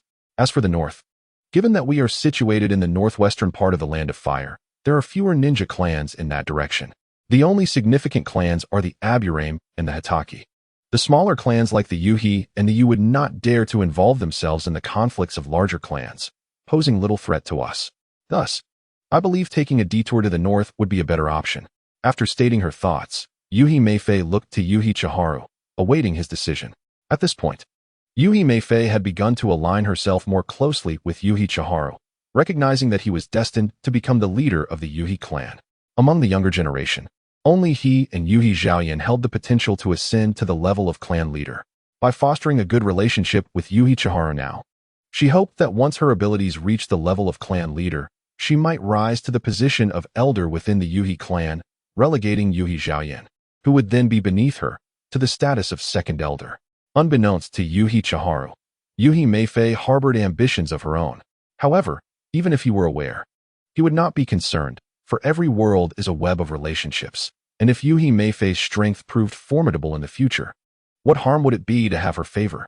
After contemplating Yuhi Meifei's observations, Yuhi Chiharu silently commended her astuteness.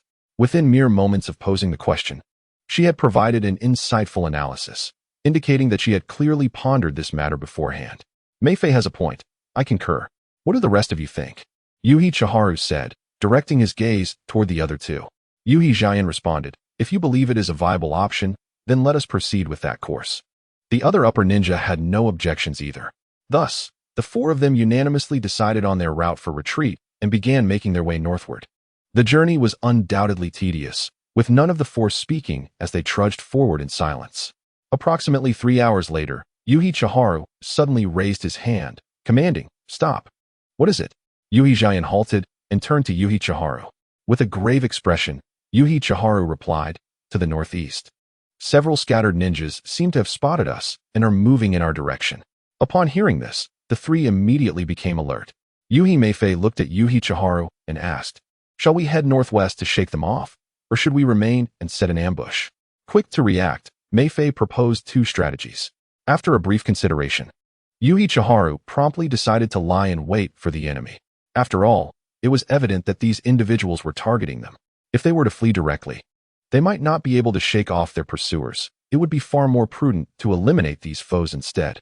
Upon reaching a decision, Yu Qianhan and his companions promptly began to set traps, awaiting the arrival of their adversaries. Ultimately, ninjas must resort to cunning tactics. It would be remiss not to lay traps when ambushing an enemy. As the adversaries drew nearer, the four concealed their presence. Although the opposition possessed sensory ninjas, concealment was not without merit. Failing to hide would guarantee failure. Figures flitted through the trees, and suddenly, one of them stepped on a branch that snapped audibly beneath their weight. "Be careful," a nearby ninja shouted. However, before the ensnared ninja could react, a crackling sound of ignition filled the air. It was an explosive tag. The shout came from the rear. Boom. More than 20 strategically placed explosive tags detonated simultaneously. Although their power was not overwhelming, it was sufficient to send the unfortunate individual skyward. Seeing the trap in action, Yu Qianhan leaped forth, declaring, "Onward. Let us finish this quickly." As a few of the Shinura ninjas escaped the explosion, they were caught off guard by the four, resulting in the immediate demise of 5 Chunin, while the remaining Jonin found himself at a disadvantage against Yu Qianhan's assault. After Yu Zhao Yin and the others dealt with the other ninjas, they joined the fray, and in mere seconds, the Jonin had lost an arm. Without hesitation, Yu Qianhan severed his other arm and then pinned him to the ground. "Gather intelligence and ascertain why he is here." Yu Qianhan fixed his gaze upon the Jonin of the Yu clan. The 2 Jonin assigned to Yu Qianhan were particularly skilled in utilizing Genjutsu to extract information. The previous Yu Hushan had already sacrificed himself due to the use of Yu Yi's secret techniques. Thus, this remaining Jonin became the only one among the 4 capable of procuring information from the enemy. Under the influence of the Jonin's Genjutsu, the captured Shinura ninja divulged his knowledge. It turned out that Shinura Niji, on his way back, had already dispatched some of his clan members to disperse and search for those who had attacked their clan's territory. Any ninja who located the target was instructed to report back immediately using a summoning beast. In other words, the whereabouts of Yu Qianhan and his companions had already been exposed, and the clan leader-level powerhouse, Shinura Niji, might well be en route. This is troublesome. Yu Qianhan stood, his expression grave. Were it not for the urgency of these Shinura ninjas seeking revenge against them, they might still be unaware of this dire news. We must hasten our departure. Yu Qianhan leaped onto a branch, channeling chakra as he sped northward, with the 3 companions closely following. As time passed, Yu Qianhan intermittently sensed the presence of ninjas around them. Yet, he chose not to engage. Instead, he sought every means to lead his companions away. By noon, the 4 had arrived at the eastern side of the Aburame clan. Had they retraced their steps, they would have returned to the Yu territory, yet due to their detour, they had only covered half the distance. Suddenly, while Yu Qianhan was moving at great speed, an inexplicable sense of oppression washed over him. He dared not take it lightly, and promptly closed his eyes to sense his surroundings. Indeed, an exceptionally potent chakra was manifesting approximately 2 to 3 kilometers behind him. "Accelerate!" Yu Qianhan shouted, his speed surging dramatically. Though the other 3 were puzzled, they instinctively quickened their pace to match his. "Damn it! Is this guy insane? Why is he chasing me instead of returning to the clan?" Yu Qianhan inwardly cursed. The overwhelming chakra was unmistakably that of the scoundrel, Shinura Niji. If they were caught by a clan leader-level powerhouse, their fates would be sealed. "Who is it?" Yu Zhao Yin queried, following closely behind, while the other 2 regarded Yu Qianhan with curiosity. Who else could it be? That old dog, Shinura Niji, is hot on our heels. We are in deep trouble, he replied, his brow furrowed in concern. The relentless pursuit of a clan leader at full speed was a formidable threat in mere moments. The distance between them had shrunk to 2 kilometers. What? The three were momentarily stunned, their spirits nearly escaping them. A clan leader was in pursuit? What a joke. They were all elite ninjas, yet even with Yu Qianhan's peculiar space ninjutsu, facing a clan leader would spell doom. The fact that Shimura Niji himself was chasing them meant their lives were in peril. Sensing the relentless approach of Shimura Niji, Yu Qianhan pondered for a moment and spoke gravely. Everyone, Shimura Niji will likely catch up in no more than 2 minutes. We must decide swiftly what to do. As he finished speaking, the three fell silent. Even Yu Mingfei, whom Yu Qianhan had previously deemed reliable, appeared flustered, unsure of how to proceed. After a brief pause, the remaining Jonin suddenly halted. Observing this, Yu Qianhan and the others immediately came to a stop as well. The Jonin looked at them earnestly and said, "Young clan leader, Zhao Yin and Ming Fei, you are the future hope of the Yue clan. You cannot perish here. I will stay behind to confront Shimura Niji. You must flee." With that, the Jonin resolutely turned to face the approaching threat. At this moment, Zhao Yin and Ming Fei were at a loss, glancing at Yu Qianhan for guidance. "What should we do?" they asked. Yu Qianhan took a deep breath and said, "We should all stay. One Jonin cannot hold off Shimura Niji for long. Only by standing together can we hope to seize a slim chance of survival." Zhao Yin and Ming Fei exchanged glances before nodding and positioning themselves behind Yu Qianhan. "Young clan leader, you all," the Jonin began, unsure of how to articulate his thoughts. He understood that what the young clan leader said was true. Alone, he could not withstand Shimura Niji for long, even with the Yu secret techniques. In the end, Yu Qianhan and his companions would merely delay their demise. Realizing this, the Jonin sighed resignedly. Perhaps this was one of the fates of a ninja. The mission accomplished, the crisis averted for the Yu clan. Yet he would meet his end just before victory arrived. Was it fortunate or unfortunate? Perhaps it was the former, for the Yu clan had escaped annihilation, and he had made a significant contribution to their victory. He would now be regarded as a hero of the clan. Regrettably, the clan's 3 most talented youths would perish alongside him, leaving the Yu clan in a state of stagnation for decades to come. As these thoughts consumed him, the distance between Shimura Niji and the 4 dwindled to less than a kilometer. Even if Zhao Yin and Ming Fei were not sensory ninjas, they could sense the overwhelming chakra of a clan leader closing in. At that moment, the Jonin ceased his thoughts, closed his eyes, and unleashed a torrent of gray-white chakra. He could not help but emit a low growl as he clasped his hands tightly behind his shoulder blades.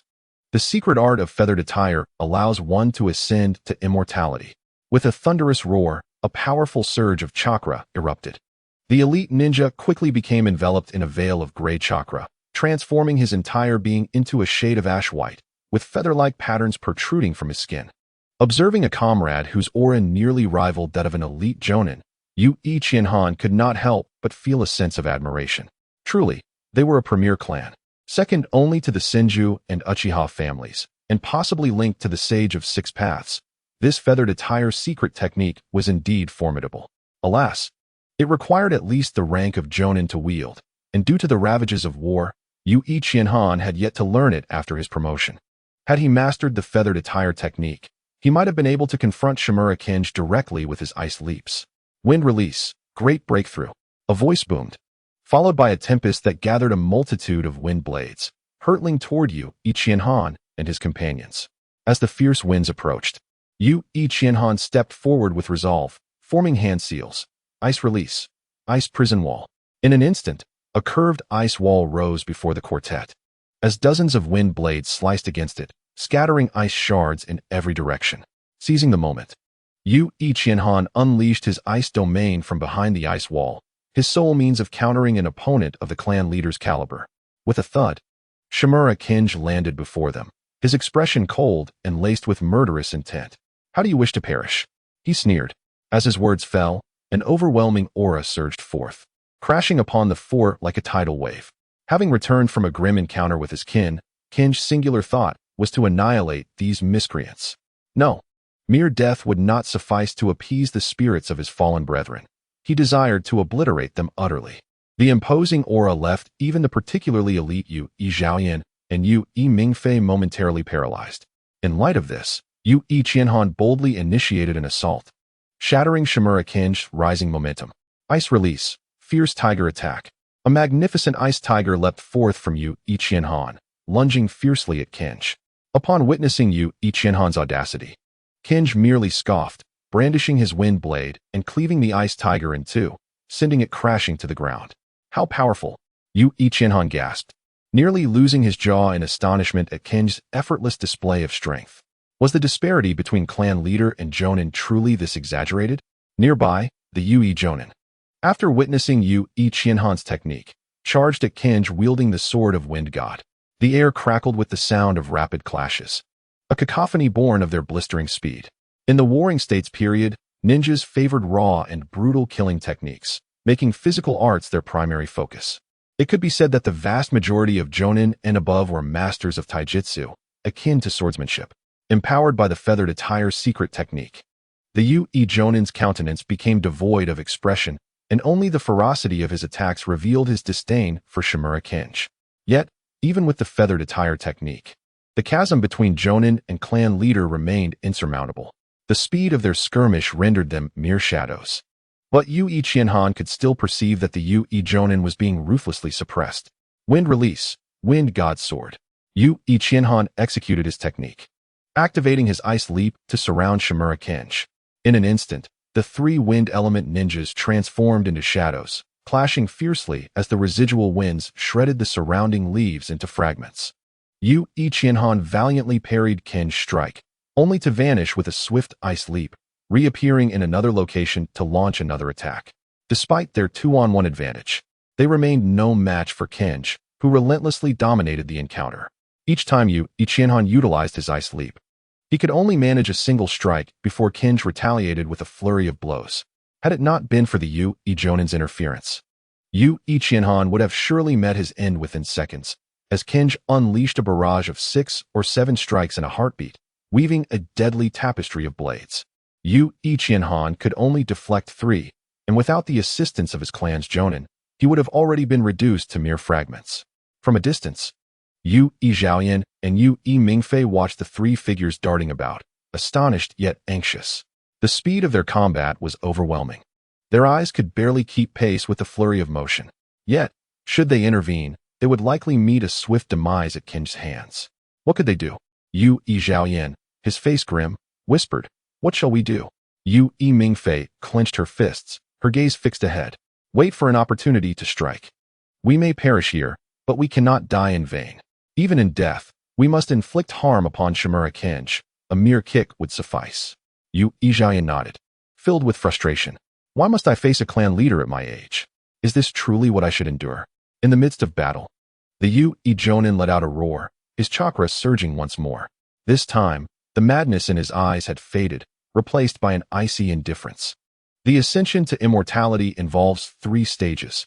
The first, the loss of facial expression. The second, the loss of spirit. The third, the loss of emotion. With each stage, one's power increases incrementally, until the final stage culminates in the user's complete disappearance.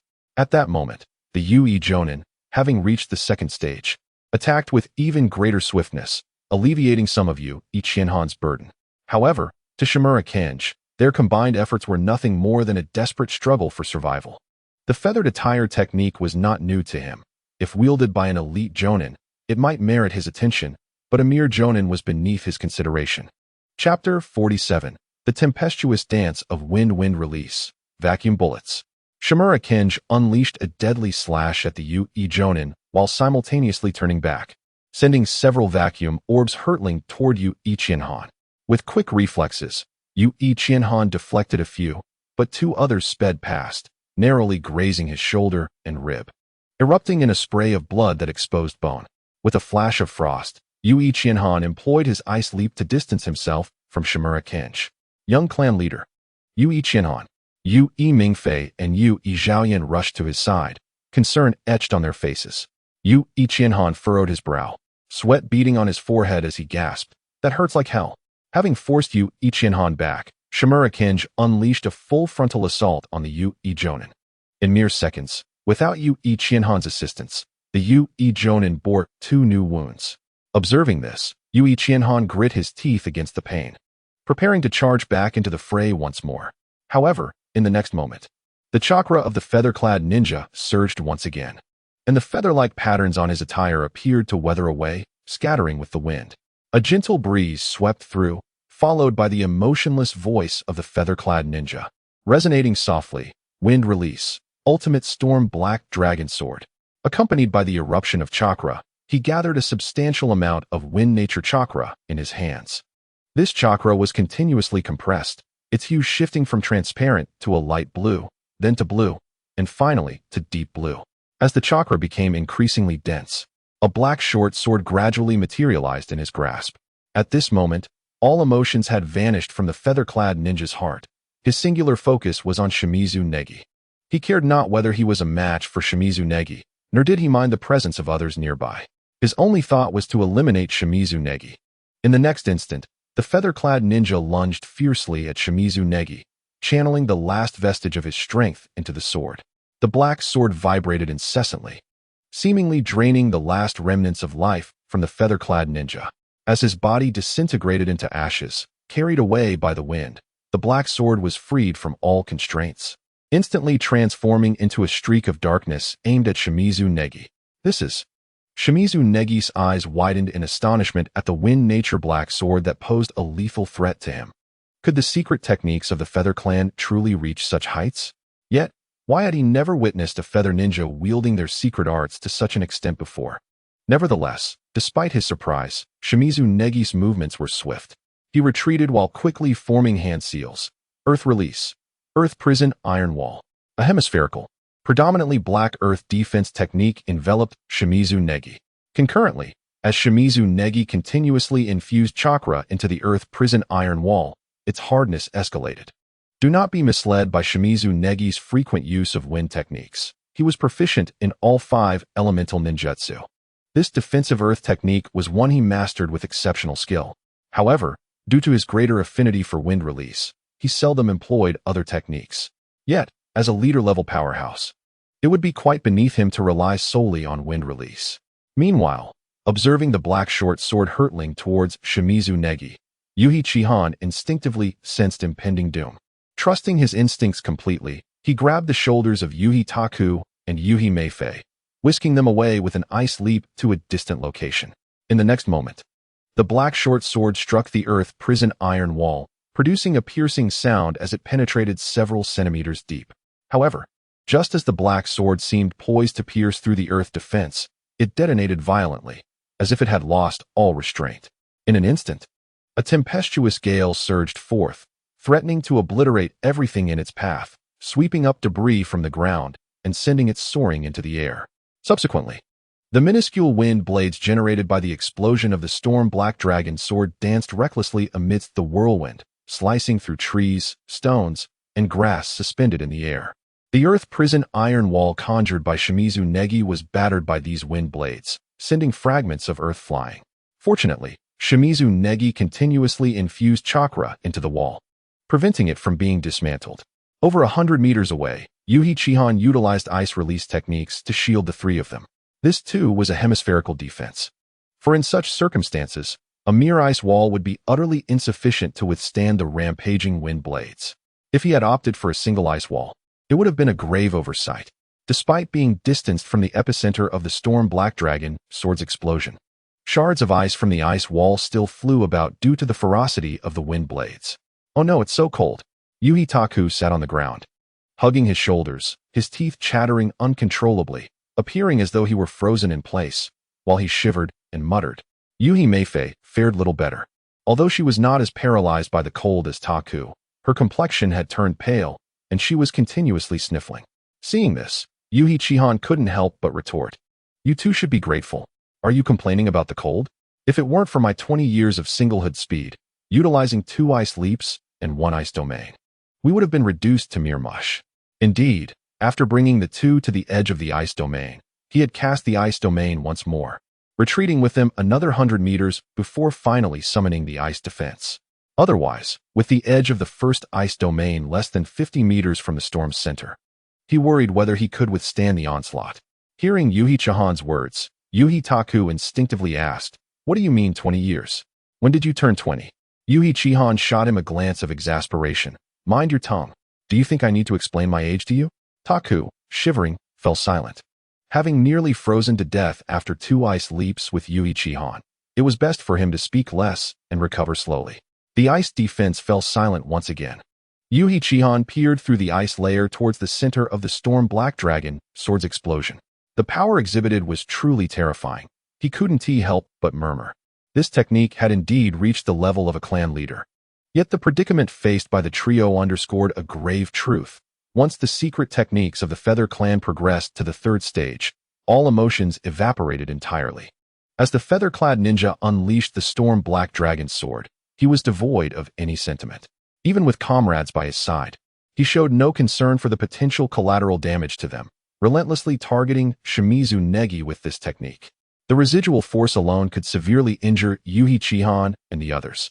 No wonder Yuhi Chihan had never witnessed a member of the Feather Clan employ their secret technique to the 3rd stage on the battlefield.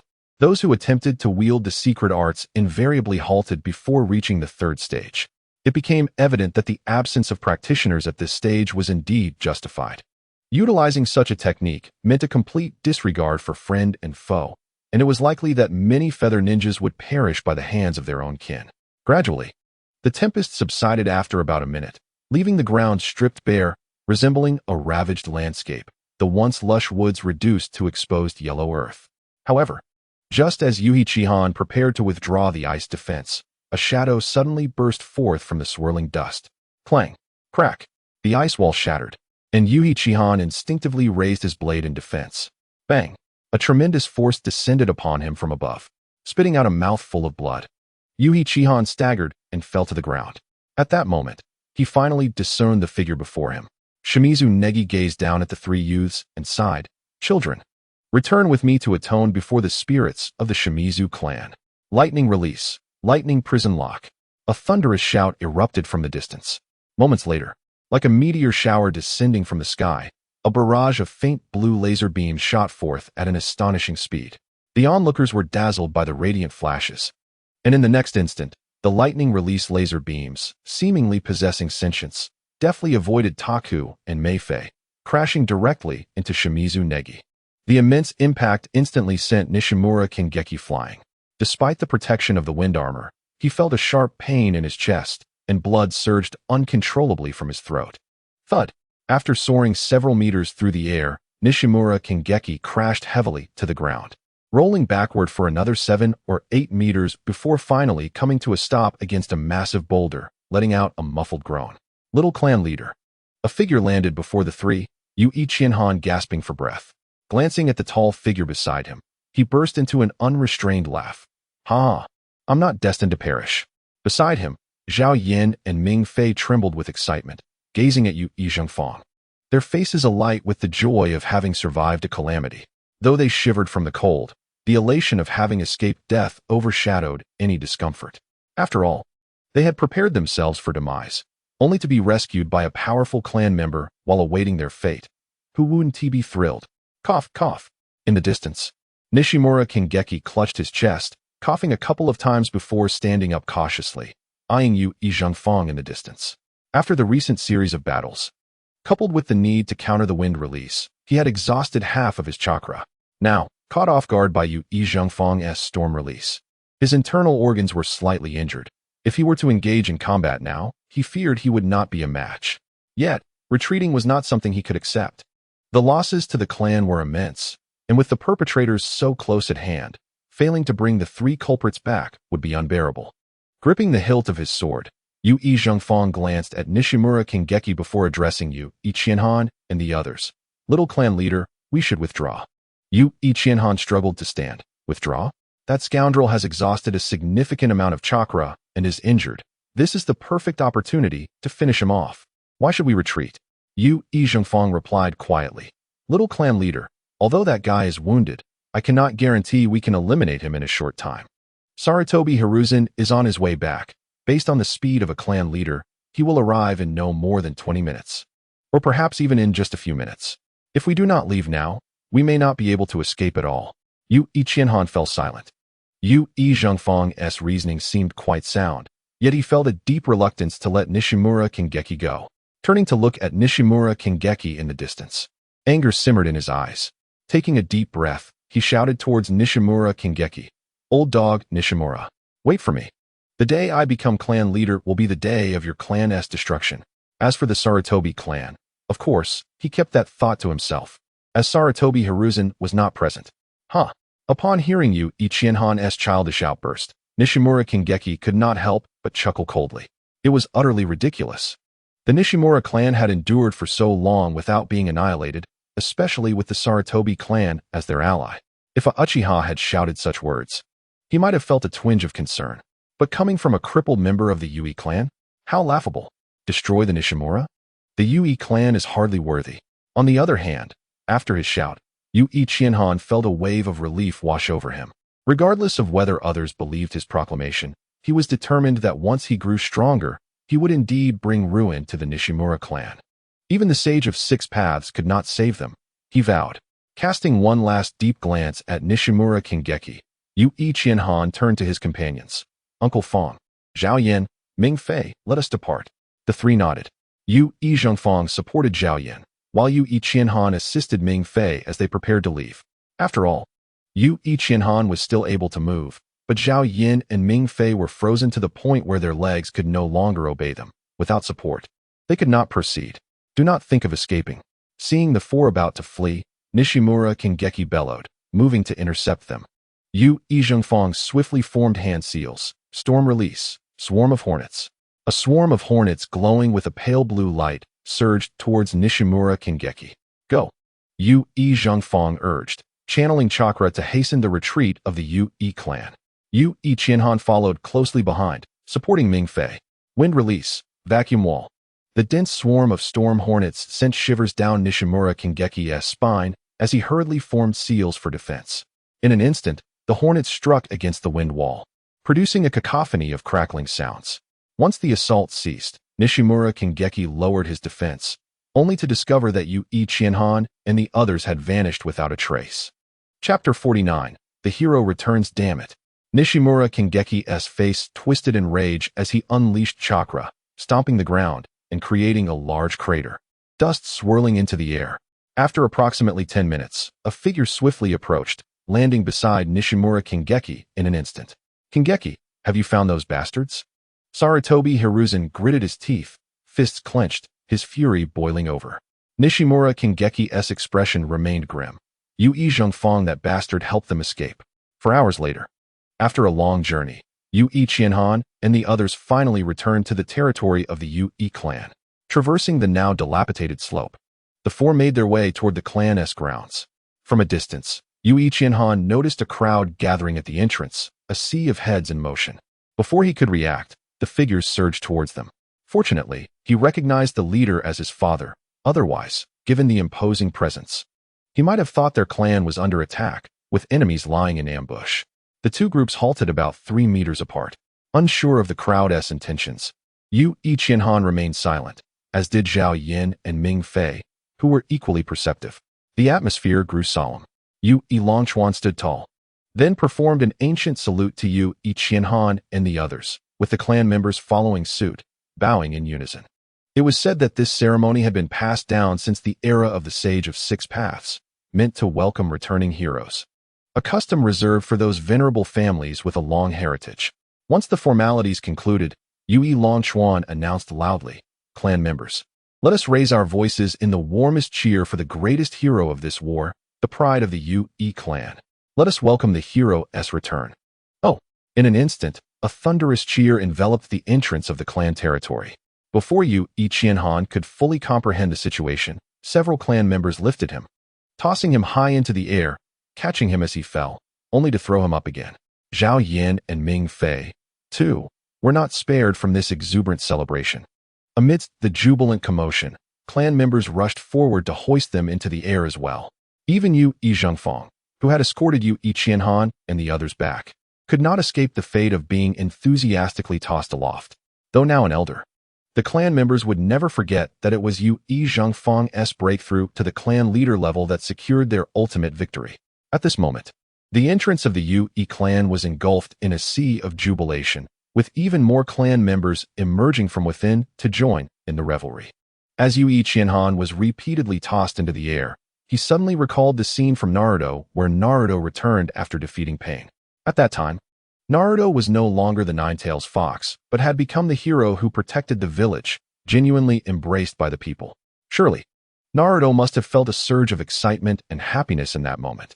However, what sets him apart is that he was not cast aside by his kin. On the contrary, as the son of the clan leader and endowed with considerable talent from a young age, Yue Qianhan received much care from his fellow clansmen. Thus, despite confronting the same scene now, he found it difficult to grasp the emotions that Naruto must have felt at that time. After being tossed into the air for 5 or 6 minutes, witnessing the continued exuberance of his clansmen, Yue Qianhan swiftly extricated himself as he descended, landing firmly on the ground. After all, if he were to be thrown any longer, he feared he might lose his wits. Even now, he felt a certain unsteadiness in his stance. Upon seeing Yue Qianhan safely return to the ground, Zhao Yan and Ming Fei hastily followed suit. And when the clansmen saw the 3 heroes had been set down, they naturally lowered Yue Zhongfang as well. The cheers continued to resonate, prompting Yue Longchuan to raise his hands to quell the noise, while he boomed, "Clansmen, silence." The authority of the clan leader remained unassailable, and as Yue Longchuan's voice faded, the revelry gradually subsided. Only then did Yue Longchuan speak. "The great battle has concluded, and our Yue clan has suffered grievously. In the days to come, we may face even greater hardships, but as long as we endure this trying period, once our clan recovers, we shall continue to be the proud Yue people." After he finished speaking, the surrounding clansmen energetically waved their arms and vociferously vowed to contribute their strength for the family. Observing these devoted clansmen, Yue Longchuan smiled contentedly. He gestured for them to disperse. Although the clansmen were still spirited, they complied with the command. They enthusiastically greeted Yue Qianhan and the other 2 before returning to their duties within the clan territory. As the clamor gradually diminished, Yue Longchuan continued to address Yue Qianhan and his companions. "You have all worked tirelessly. You are the heroes of our Yue clan." Yue Qianhan quickly responded, "We are all members of the Yue clan. Contributing to our family is our duty." Zhao Yan and Ming Fei chimed in, "Indeed. We are part of the Yue family, and when the clan is in need, we will certainly step forward." The second elder, Yue Longhe, laughed heartily. "Ha ha ha, splendid. This is the spirit of the fine men of the Yue clan." Yue Longchuan nodded in agreement, his expression filled with pride. Seeing this, Yue Qianhan promptly retrieved a storage scroll from his robe, saying, "This contains the remains of Yue Hushan, who sacrificed himself using forbidden techniques in the Sarutobi territory. Another Yue shinobi has been reduced to ashes while combating Shimura Niji." As he spoke, Yue Qianhan lowered his head in sorrow. Yue Hushan had turned to dust before his eyes while fulfilling his mission, and another Yue shinobi had perished while attempting to save them. At that moment, holding the scroll containing Yue Hushan's remains, Yue Qianhan felt a heavy heart. Gazing at the scroll in Yue Qianhan's hand, Yue Longchuan's expression turned solemn as he accepted it, saying, "They are heroes of the Yue clan, and I will ensure they are honored in our ancestral hall." Yue Qianhan nodded in acknowledgement. Following this, Yue Longchuan declared, "Let us return home." Suddenly hearing the word home, Yue Qianhan was momentarily taken aback. Since his arrival in this world over a month ago, he had either been engaged in battle or on missions, or living in tents, ever wary of enemy ambushes. He had not experienced peace in a long while, and now, upon hearing that word, a sense of tranquility washed over him. Yue Qianhan smiled faintly, gazing at the clan's entrance, home. Chapter 50. Teaching the little ones. Yue Longchuan led the way with Yue Qianhan, followed closely by Zhao Yan, Ming Fei, Yue Longhe, and Yue Zhongfang, with elite shinobi like Yue Taro and Yue Xiuan trailing behind. A group of around 10 individuals made their way back through the main gate of the clan territory, heading towards their respective homes.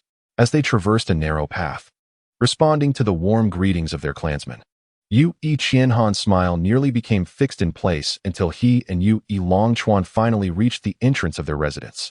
The maid, accompanied by 2 small children, had been waiting outside and promptly bowed upon their arrival. "Master, young clan leader." In the presence of the usually stern Yu Long Chuan, the two children behaved properly, bowing as well. Father, elder brother. Yu Long Chuan nodded. Come, let us enter. With that, he stepped through the door first, and the maid swiftly stepped aside. Embracing his playful side, Yu Qianhan affectionately ruffled the fluffy heads of the two little ones. My foolish little beans. Have you been diligently training during this time? Although a bit uncomfortable with Yu Qianhan's playful gesture, the two children responded, Yes, we have been training earnestly. Then the younger one, little 6, chimed in, By the way, Nissen, could you please refrain from calling us foolish little beans? We are not foolish. The nearby little 5 eagerly nodded in agreement. Yes, yes. Hearing their words, Yu Qianhan couldn't help but burst into laughter. All right. I shall not call you that any longer. Upon entering the residence and sending the two little ones off, Yu Qianhan then indulged in a relaxing bath, attended by the maid. Yu Qianhan couldn't help but exclaim in delight. This is the life that a young clan leader of a great family should lead. It was a pity that the head maid was rather ordinary and that he was still too young. Otherwise, Yu Qianhan would have relished the experience of indulging in the lavish lifestyle of the ruling class. Warm sunlight streamed in from the east. Yu Qianhan was awakened by a ray of sunlight filtering through the window. It was the first time since his arrival that he had slept so soundly, feeling a renewed lightness in his body. After freshening up, he stepped out of his room to find the maid cleaning the courtyard while little 5 and little 6 practiced throwing shuriken. As for Yu Long Chuan, he had already left the house early to attend to clan matters. After all, with the conclusion of a great battle, many affairs required the personal attention of the clan leader. For instance, the families of the clansmen who had sacrificed themselves needed to be consoled and compensated. Additionally, there were the issues of resource consumption during the war, backlog of tasks, treatment for injured clansmen, and family business, all matters that fell to the clan leader to handle. Do not assume that ninja clans survive solely on missions. Each clan has its own means of sustenance. For example, the Yui clan raises a significant number of white geese, which are used for food, and their feathers are fashioned into warm clothing for sale, with some high-quality garments being highly sought after by various lords. Similarly, the Uchiha clan controls an iron mine, the iron extracted from which is not only used to forge weapons for their own use, but also sold to other lords. After all, this world is not solely a battlefield for ninjas. Ordinary people are also mired in the quagmire of war, and the warring lords naturally require weapons. Furthermore, some conflicts between ninja clans arise from the employment of ordinary people. The wars between the Uchiha and Senju clans exemplify this dynamic, as the strength of these two clans is well known throughout the ninja world. When a lord employs the Uchiha, another lord seeking to survive must hire the Senju, who are of equal standing, to mount a defense. Thus, the wars between the Senju and Uchiha clans are numerous and often stem from such employments. Of course, this discussion has veered somewhat off course. Ultimately, it suffices to say that the clan leader is very busy, and Yu Qianhan likely won't see him for quite some time. Nissen, as the 5th and 6th brothers practiced with their shurikens, they spotted Yu Qianhan emerging and immediately called out to her excitedly. Yu Qianhan smiled and approached them. Noticing her presence, the maid hurried over and said, Young clan leader, breakfast is ready. Shall we dine now? Yu Qianhan nodded, affectionately ruffling the heads of the two little ones. Let's go eat. Breakfast was quite simple, consisting of rice porridge, steamed buns, and a few tea eggs. After their meal, Yu Qianhan and the two little ones returned to the courtyard. Nissen, could you teach us ninjutsu? The 5th brother asked eagerly, his eyes shining with anticipation. The 6th brother mirrored his excitement, gazing at Yu Qianhan with wide eyes. After a moment's consideration, Yu Qianhan agreed. All right, today I will teach you ninjutsu. First, throw a shuriken and let me see your accuracy. The little ones were thrilled to hear that their elder brother would teach them ninjutsu. They quickly retrieved their shurikens and hurled them toward a distant target. Whoosh! The shurikens sliced through the air, striking the wooden post with precision. Observing their performance, Yu Qianhan nodded in satisfaction. Not bad. Although they could not compare to the future prowess of Uchiha Itachi, the two little ones had already surpassed their peers in both strength and accuracy. Yu Qianhan was quite pleased with their progress. Although individuals from the Warring States period were generally stronger than those from later times, it truly depended on the comparison being made. When it came to someone of Uchiha Itachi's caliber, Yu Qianhan could confidently assert that he was not inferior to his contemporaries from the Warring States era, perhaps even surpassing them. Regardless of his character flaws or psychological issues, Itachi was undeniably among the elite in terms of shuriken techniques. Thus, Yu Qianhan did not expect the two young boys to reach the same level of skill as Uchiha Itachi. Such an expectation was unrealistic, as even Yu Qianhan himself fell short of Itachi's mastery. Watching Yu Qianhan's satisfied expression, the fifth brother grinned. "Big brother, I'm amazing, right?" The sixth brother, feeling competitive, shot back. "Clearly, my shuriken technique is better." "Nonsense. Mine is superior." "No way. I'm the sixth. Mine is the best." As the two boys began to bicker, Yu Qianhan quickly intervened. All right, you're both impressive. Stop arguing if you want to learn ninjutsu." Hearing this, the little ones quickly united in agreement. "We want to." "Then stop the noise." With that, Yu Qianhan produced a shuriken and said, "I will teach you the unique ninjutsu of the Yu clan, the wind release shuriken technique." Chapter 51. The clan's domain. The wind release shuriken technique was one of the ninjutsu Yu Qianhan frequently employed since his arrival in this world. Countless novices had fallen victim to this technique. It was, in essence, a method for easily dispatching weaker opponents. Most low-level ninjas relied primarily on kunai and shuriken for combat, seldom utilizing ninjutsu. Thus, a technique that enhanced the lethality of shuriken was perfectly suited for the two little ones. Moreover, another reason Yu Qianhan chose to teach them this technique was that both boys possessed wind attribute chakra. The fifth brother had both wind and earth chakra, while the sixth brother wielded wind and water chakra. Therefore, teaching them wind-based techniques was undoubtedly the best choice. Now, pay attention to my hand seals. Yu Qianhan began to explain the principles of the ninjutsu, the hand seals, and the chakra flow. This technique, while seemingly simple, was not easy to master. After imparting the knowledge to the two young ones, Yu Qianhan allowed them to practice independently while he sought a quiet spot to sit and reflect on his next steps. Observing the two diligently honing their ninjutsu, he pondered the rewards from the system.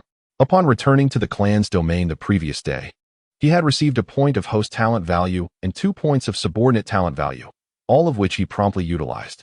As expected, the system had seemingly targeted his ice domain, further enhancing it with the host talent value. Now, when Yu Qianhan activated the ice domain, it could cover a radius of 500 meters, with chakra consumption reduced to 1/5. However, a slight disappointment lingered as the cooldown for ice jump remained at 1 second. Unchanged. As for the 2 points of subordinate talent value, Yu Qianhan chose to hold on to them for the time being, hesitating to use them. He had initially intended to allocate these points to his two naive little brothers, but now found himself reconsidering. The term subordinate talent value inherently suggested it was meant for subordinates. Although the system explained that using subordinate talent value would enhance the user's favorability toward the host, it did not guarantee their transformation into Yu Qianhan's subordinates. He was reluctant to risk altering the bond he shared with the two boys, fearing they might unconsciously become his subordinates. Thus, he hesitated regarding the use of subordinate talent value. Perhaps he could bestow it upon a clan member, thereby cultivating two powerful leaders within the Yui clan. That seemed feasible. However, just as Yu Qianhan contemplated assigning the points to Yu Ite Luo and Yu Shi Yuan, an unrefined idea struck him. If successful, the Yui clan would stand unafraid against either the Senju or Uchiha clans. In fact, even if the Senju and Uchiha united, the Yui clan would not be significantly weaker. This thought swirled in Yu Qianhan's mind. Although still in its infancy, the potential rewards were great. He was determined to pursue it. Having made up his mind, Yu Qianhan rose to prepare for training. After all, one must be strong to forge iron. Strength was paramount. He retrieved the balloon he had prepared the day before, filled it with water, and set about practicing the Rasengan. This was a plan he had devised upon his arrival, and now that the war had temporarily subsided, it was time to prioritize his training in the Rasengan. After all, one could not traverse the world of Naruto without mastering the Rasengan, especially considering its formidable power and compatibility with space-based ninjutsu like Ice Jump. There was no reason not to learn it. Holding the water balloon, Yu Qianhan began to recall the method for mastering the Rasengan. First, he needed to make the chakra rotate in different directions simultaneously within his hand to cause the water balloon to burst. Recollecting the training method for the Rasengan, Yu Qianhan focused intently as he infused chakra into the water balloon, initiating its rotation. Strangely enough, despite the world's backwardness, some modern items like balloons and rubber balls had somehow emerged. Yu Qianhan found it perplexing how such things came to exist. In the blink of an eye, 3 days had passed. Yu Qianhan had completed the first stage of Rasengan training, which involved making the water balloon burst. Now, he was grappling with a rubber ball, entering the second stage of Rasengan training, which required chakra rotation to explode the rubber ball. This stage demanded considerable concentration from the practitioner, as the hollow nature of the rubber ball meant that a lack of focus would result in a hole forming rather than an explosion. Thus, this phase of training required both chakra control and focus. After practicing for a while, Yu Qianhan had already burst through more than 10 rubber balls. Yet he still could not manage to make one pop, which left him feeling quite exasperated. How frustrating. Why can Naruto master the Rasengan in just a week, while I am still struggling to complete the second stage on my 4th day? Is my talent inferior to Naruto's? With a sigh of resignation, Yu Qianhan lay flat on the grass, succumbing to a wave of lethargy. He truly did not wish to continue training. Before the war had ended, he had vowed to begin learning the Rasengan immediately after the conflict concluded, persisting until he successfully mastered it. Yet now that the war was over, he found himself disinclined to continue after merely 3 days of practice. Indeed, one should not hastily make promises. Oh well, perhaps a stroll would do me good. After a brief rest, Yu Qianhan stood up, greeted the 2 youngsters who were diligently training, and then made his way towards the gate. It was somewhat embarrassing. Those 2 little brats displayed more perseverance than he did, practicing tirelessly while he, an adult who had traversed worlds, had barely managed to remain committed.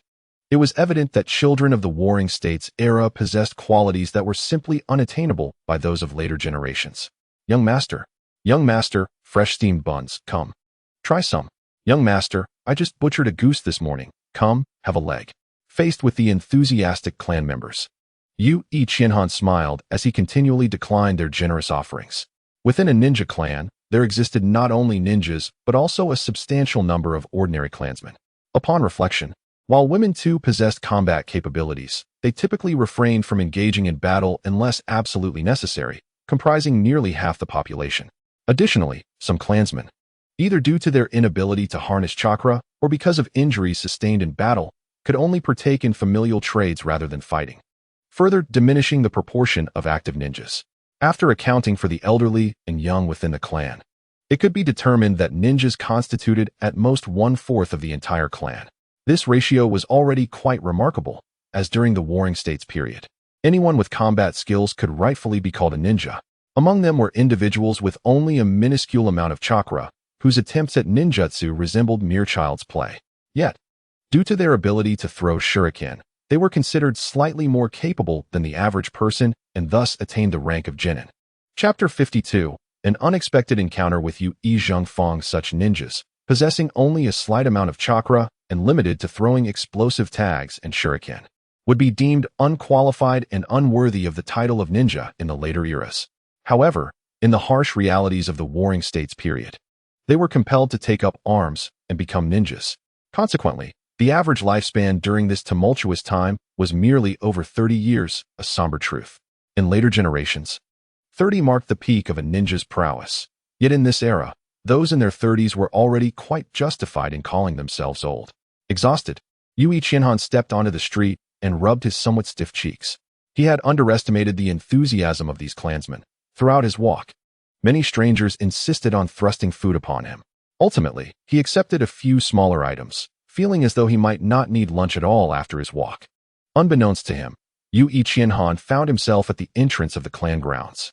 It had been over a month since he had crossed into this world, and aside from engaging in battles and completing missions, he had yet to explore the surroundings. Now that he had arrived here, it seemed opportune to familiarize himself with the environment. Young master? Just as Yu Qianhan prepared to step outside, a voice called from behind him. Turning around, he saw Uncle Fanglian. What are you up to? Yu Qianhan inquired, his gaze drifting to the group accompanying Yu Zhengfang. Among them was a familiar face, an elite Jonin of the clan, though not one of the top-tier elite Jonin like Yu Tailuo. He was merely competent among the elite ranks. The others were unfamiliar to Yu Qianhan, but he sensed 2 of them were Jonin, while the remaining 5 were Chunin. This formidable team, led by Yu Zhengfang, a clan leader-level powerhouse, was clearly embarking on an important mission. In response to Yu Qianhan's inquiry, Yu Zhengfang spoke without hesitation. Wasn't the elder promised the newly discovered Shishan iron mine to the Uchiha? However, due to the war, we have yet to deliver it. Now that the conflict has ended, in order to avoid unnecessary complications, the clan has dispatched me to arrange for the handover. The benefits derived from such a mine were akin to a veritable treasure trove for the Yu clan. After all, the weapons produced annually suffice to cover a significant portion of their expenses, and the potential for sale further augmented their economic gain. Just considering the Uchiha clan, one could comprehend the staggering profits generated by the iron mine. Despite frequently clashing with their long-standing rivals, the Senju, the Uchiha remained prosperous, thanks to the resources provided by their own mine. Thus, if circumstances permitted, the Yu clan had no desire to relinquish this valuable resource. Yet, the situation was beyond their control. The Yu clan had become formidable enemies with the Senju, and the two secondary ninja clans to the west, the Shimura and Sarutobi, also harbored deep-seated grudges against them. Under such dire circumstances, should the Yu clan dare to renege on their agreement with the Uchiha, it would be tantamount to courting disaster. Therefore, the Yu clan promptly resolved to hand over the Shishan iron mine to the Uchiha following the cessation of hostilities. As for why they chose to send Yu Zhengfang, a leader-level powerhouse, it was to convey their strength to the Uchiha, signaling that despite their losses, the Yu clan still retained 3 clan leader-level elites. They had not yet sunk to the level of a minor clan, and given time, they would again ascend to prominence among the ninja world. After listening to Yu Zhengfang's explanation, Yu Qianhan pondered briefly before meeting his gaze. Uncle Fenglian, I would like to accompany you. It would be a good opportunity to witness the true strength of the Uchiha clan. Initially, Yu Qianhan had intended to wander about, and now that he had encountered Yu Zhengfang, it seemed only reasonable to join him. After all, with a clan leader-level powerhouse alongside him, he need not fear any dangers. It was the perfect chance to observe the might of one of the 2 leading clans in the ninja world, the Uchiha. Moreover, there was an even more compelling reason. He wanted to meet the future formidable Uchiha Madara.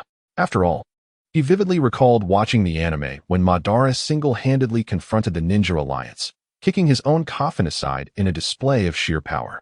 Now that he had crossed over, how could he possibly miss the opportunity to encounter the legendary figure? Seeing that the young master wished to accompany him, Yu Zhengfang hesitated, unsure of how to respond. If the young clan leader were to venture out with him, what would they do in the event of danger? In essence, he was reluctant to let the young clan leader take such risks. Observing Yu Zhengfang's hesitance, Yu Qianhan spoke up. Uncle Feng, isn't your purpose for this trip not only to deliver the iron ore, but also to showcase the strength of the Yu clan? I do not mean to boast, but in terms of strength, I am certainly not inferior to any genius of the Uchiha clan. Is it not the young generation of ninjas who are the best choice to demonstrate our prowess?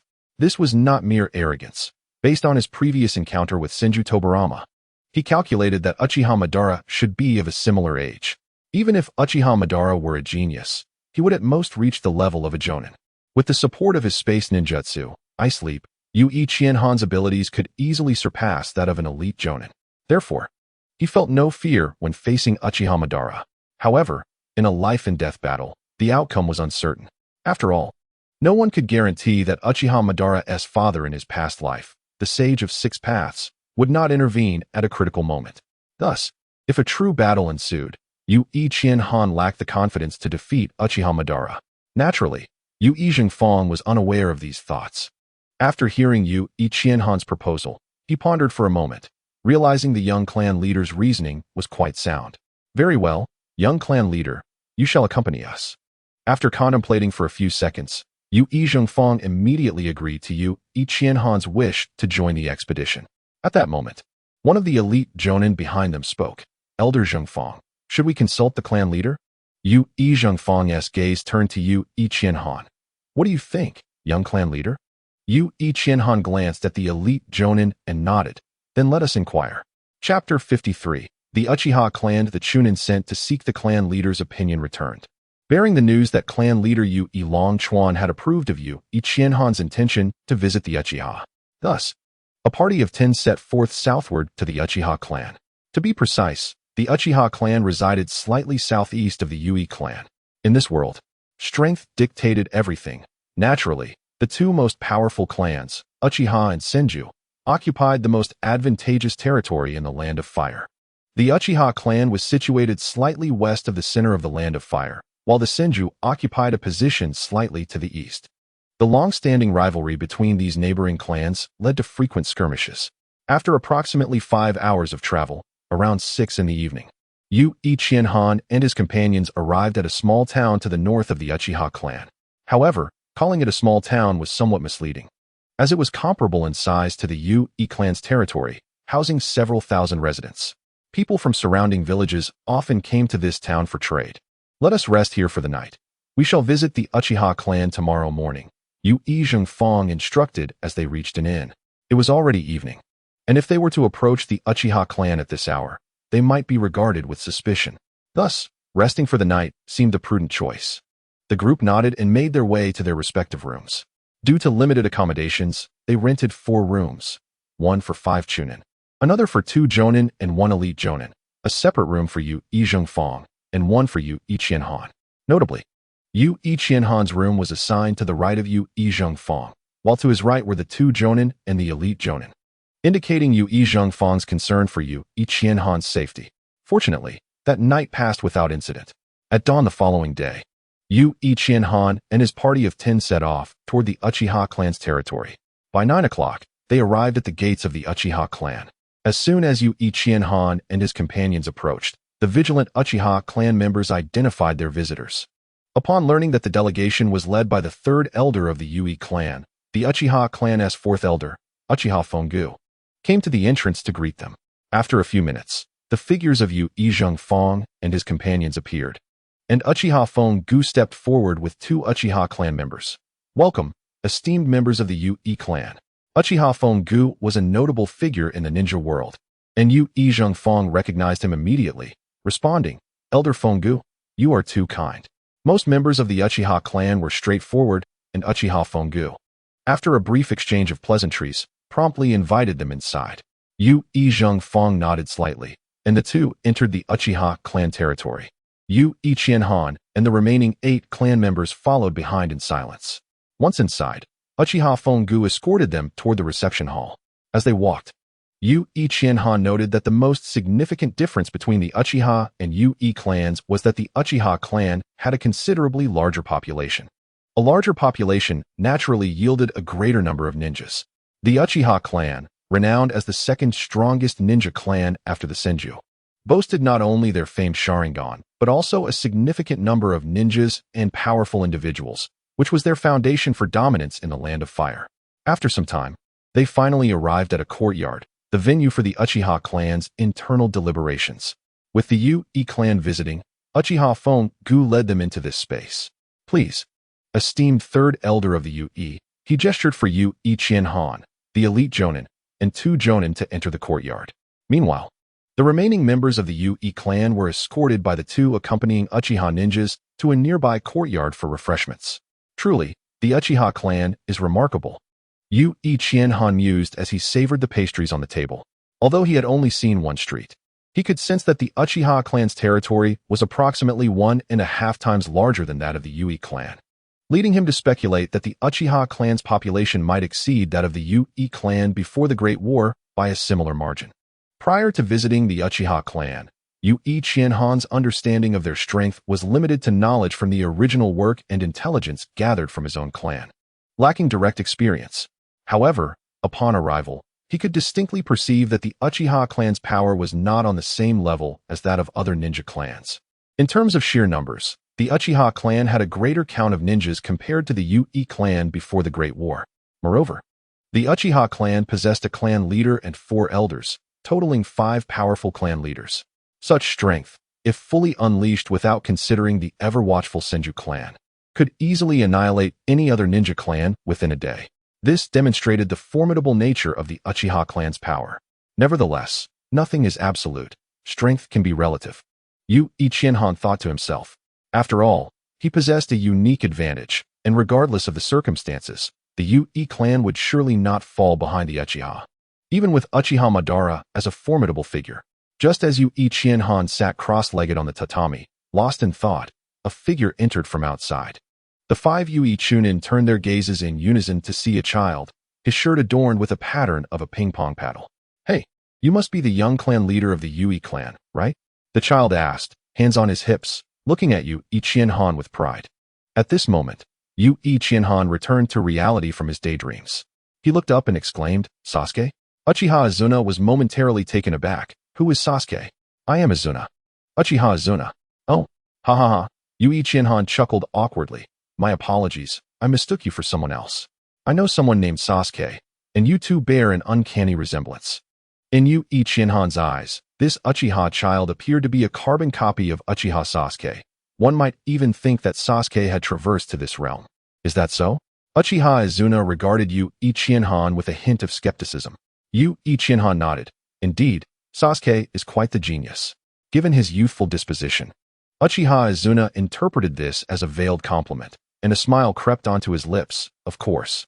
Continuing, Yu Qianhan casually remarked, "However, while Sasuke is a genius, he has a peculiar penchant for challenging those stronger than himself, often targeting their areas of expertise. Consequently, he frequently finds himself defeated, which honestly makes me feel a bit sorry for him." With that, Yu Qianhan helplessly shrugged. The path of the second pillar was indeed filled with trials and tribulations. The Chunin exams, where he faced off against Rock Lee, ended with Lee delivering a crushing blow, leaving Sasuke bruised.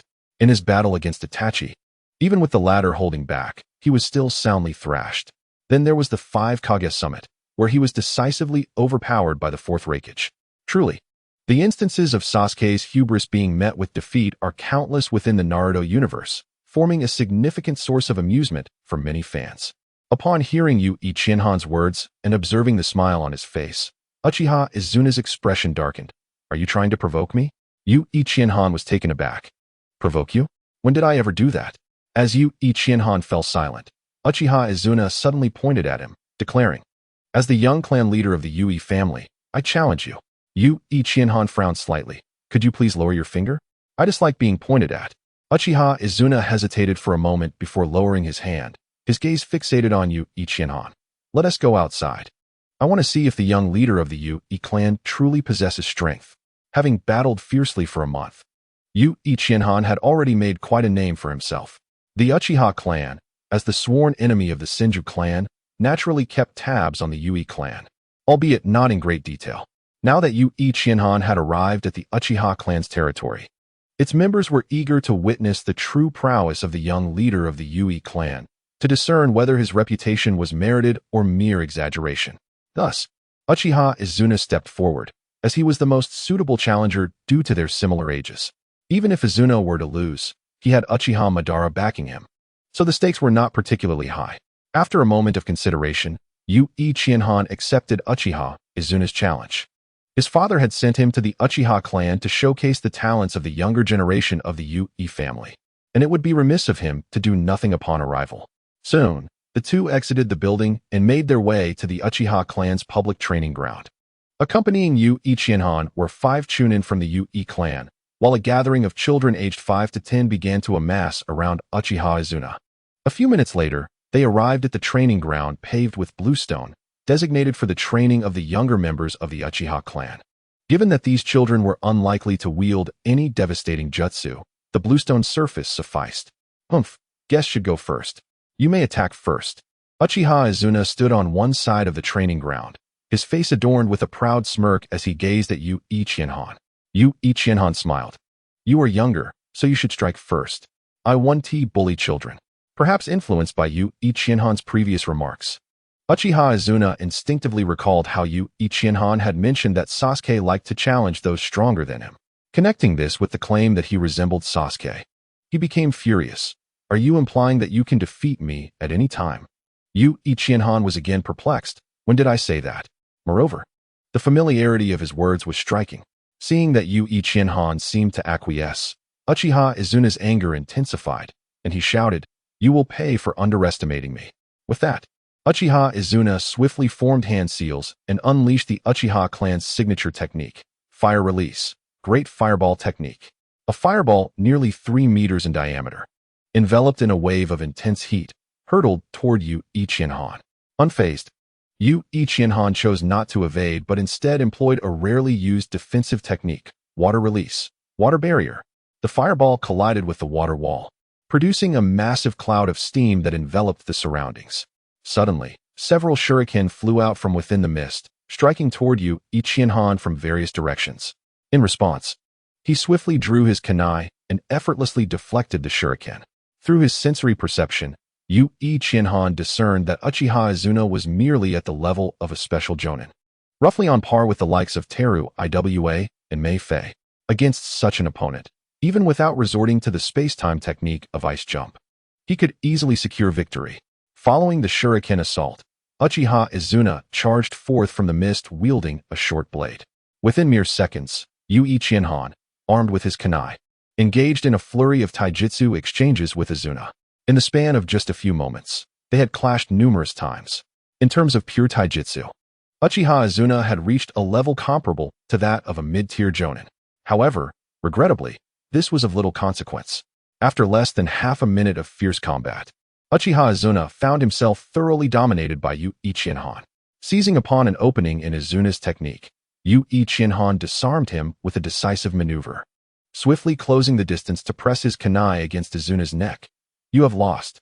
The entire confrontation, from their initial engagement to Yu Ichienhan's kunai at Izuna's throat, lasted less than a minute. The second prodigy of the Uchiha clan, Uchiha Izuna, had been defeated by Yu Ichienhan. Yu Ichienhan did not force Uchiha Izuna to concede. Upon seeing him stunned, he lowered his kunai and turned to leave. "Stop!" Uchiha Izuna called out. Watching Yu Ichienhan's retreating figure, Yu Ichienhan turned back. "What is it?"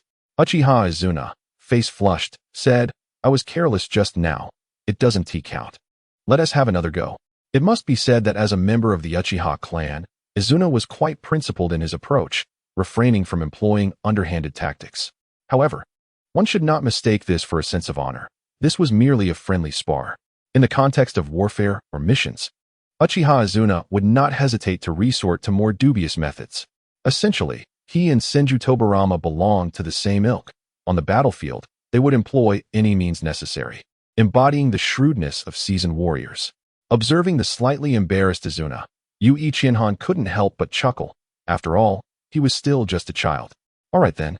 I shall grant you another opportunity," he said, glancing at Uchiha Izuna. As Karina Mitsuhana agreed, a sigh of relief escaped her lips, and she promptly declared, "Let us begin."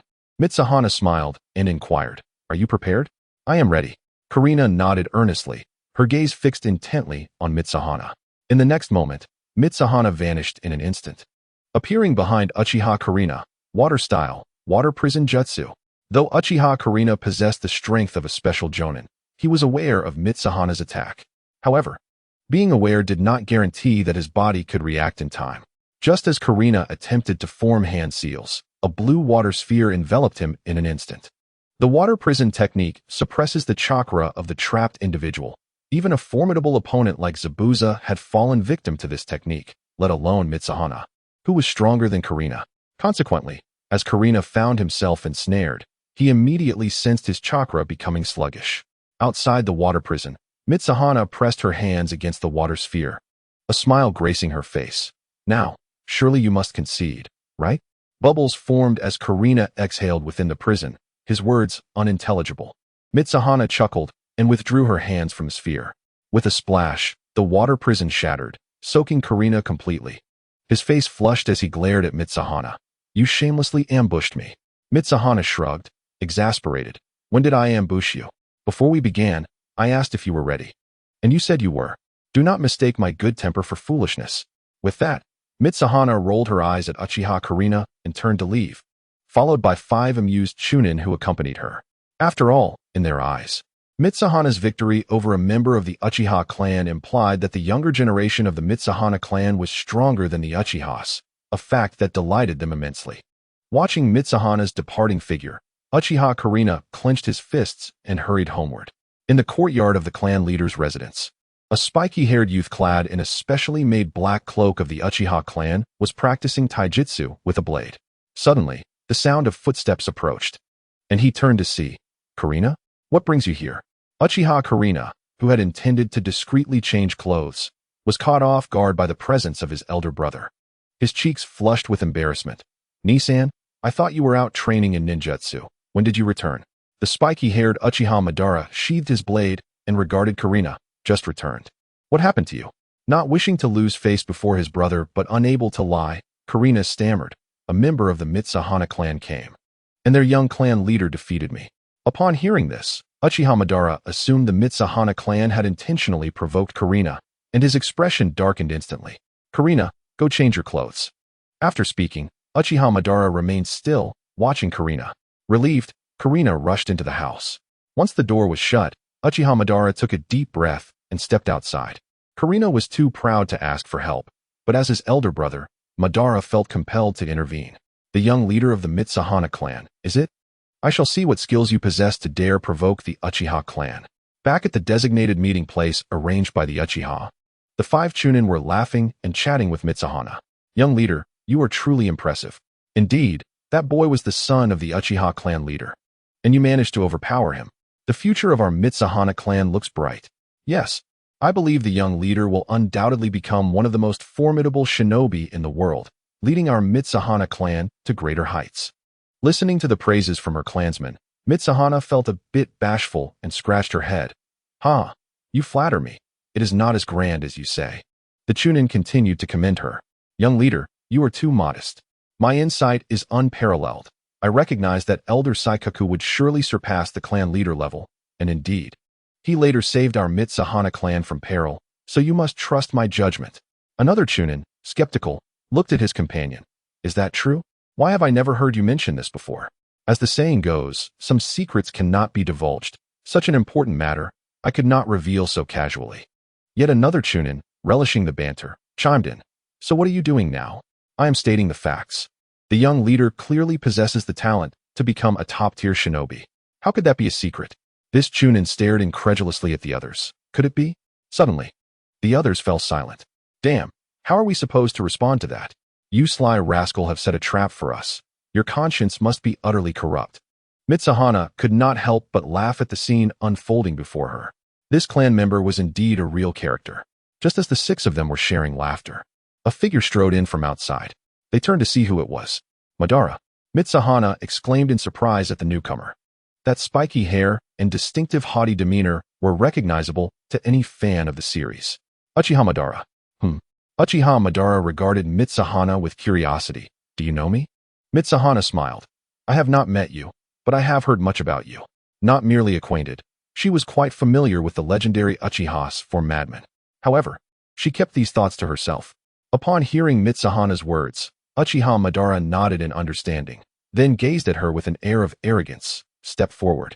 Let me witness what prowess the young leader of the Mitsuhana clan possesses that dares provoke Karina." Without waiting for Mitsuhana's response, Uchiha Madara turned and exited the courtyard. At this moment, Mitsuhana felt a mix of confusion. "Me? Provoking Karina? Brother, get your facts straight. It was Karina who sought me out. How can you speak such nonsense? Furthermore, Karina's behavior was quite enough. If he could not defeat me, he sends his brother to challenge me? Even Sasuke never resorted to such petty actions. It is a shame to waste your face like that." Shaking her head to dispel these thoughts, Mitsuhana followed Uchiha Madara's retreating figure. After all, he had come to confront her. She could not back down. Regardless of whether this was a misunderstanding, it was time to engage in a duel. Moreover, she was eager to assess the legendary Madara's current strength. Chapter 56. The duel with Madara in the training arena. The crowd had grown larger. Even some adult shinobi had gathered. The reason was simple. One of the participants was their young leader, Uchiha Madara. "Shall we begin?" Mitsuhana said cheerfully, gazing at Uchiha Madara across from her. Madara, gripping his great sword, declared with the pride of the Uchiha clan, "Do not claim that the Uchiha clan is bullying you. You shall strike first." Mitsuhana, unperturbed, nodded. "Very well." In the next instant, she unleashed a technique to demonstrate her respect for Madara. Wine style, Shuriken Jutsu. Now exceedingly proficient in this technique, Mitsuhana no longer needed to form hand seals. She produced 2 shurikens and sent them flying with a gust, the wind blades slicing through the air towards Madara. Uchiha Madara gripped his sword firmly, his eyes narrowing as he observed the approaching shurikens. Clang! Suddenly, Uchiha Madara tilted his body, and the tip of his blade accurately pierced the center of the shuriken's circular ring. In an instant, the rotating shuriken and the blade began to clash, sparking countless embers. Madara deftly flicked the first shuriken, causing it to collide with the second, sending the latter hurtling away in an instant. Unbelievable! Yui Chihan gasped, utterly astonished. With a hint of disbelief, he scrutinized Madara's eyes, noting that he had not even activated his Sharingan. Was his observational prowess truly that remarkable?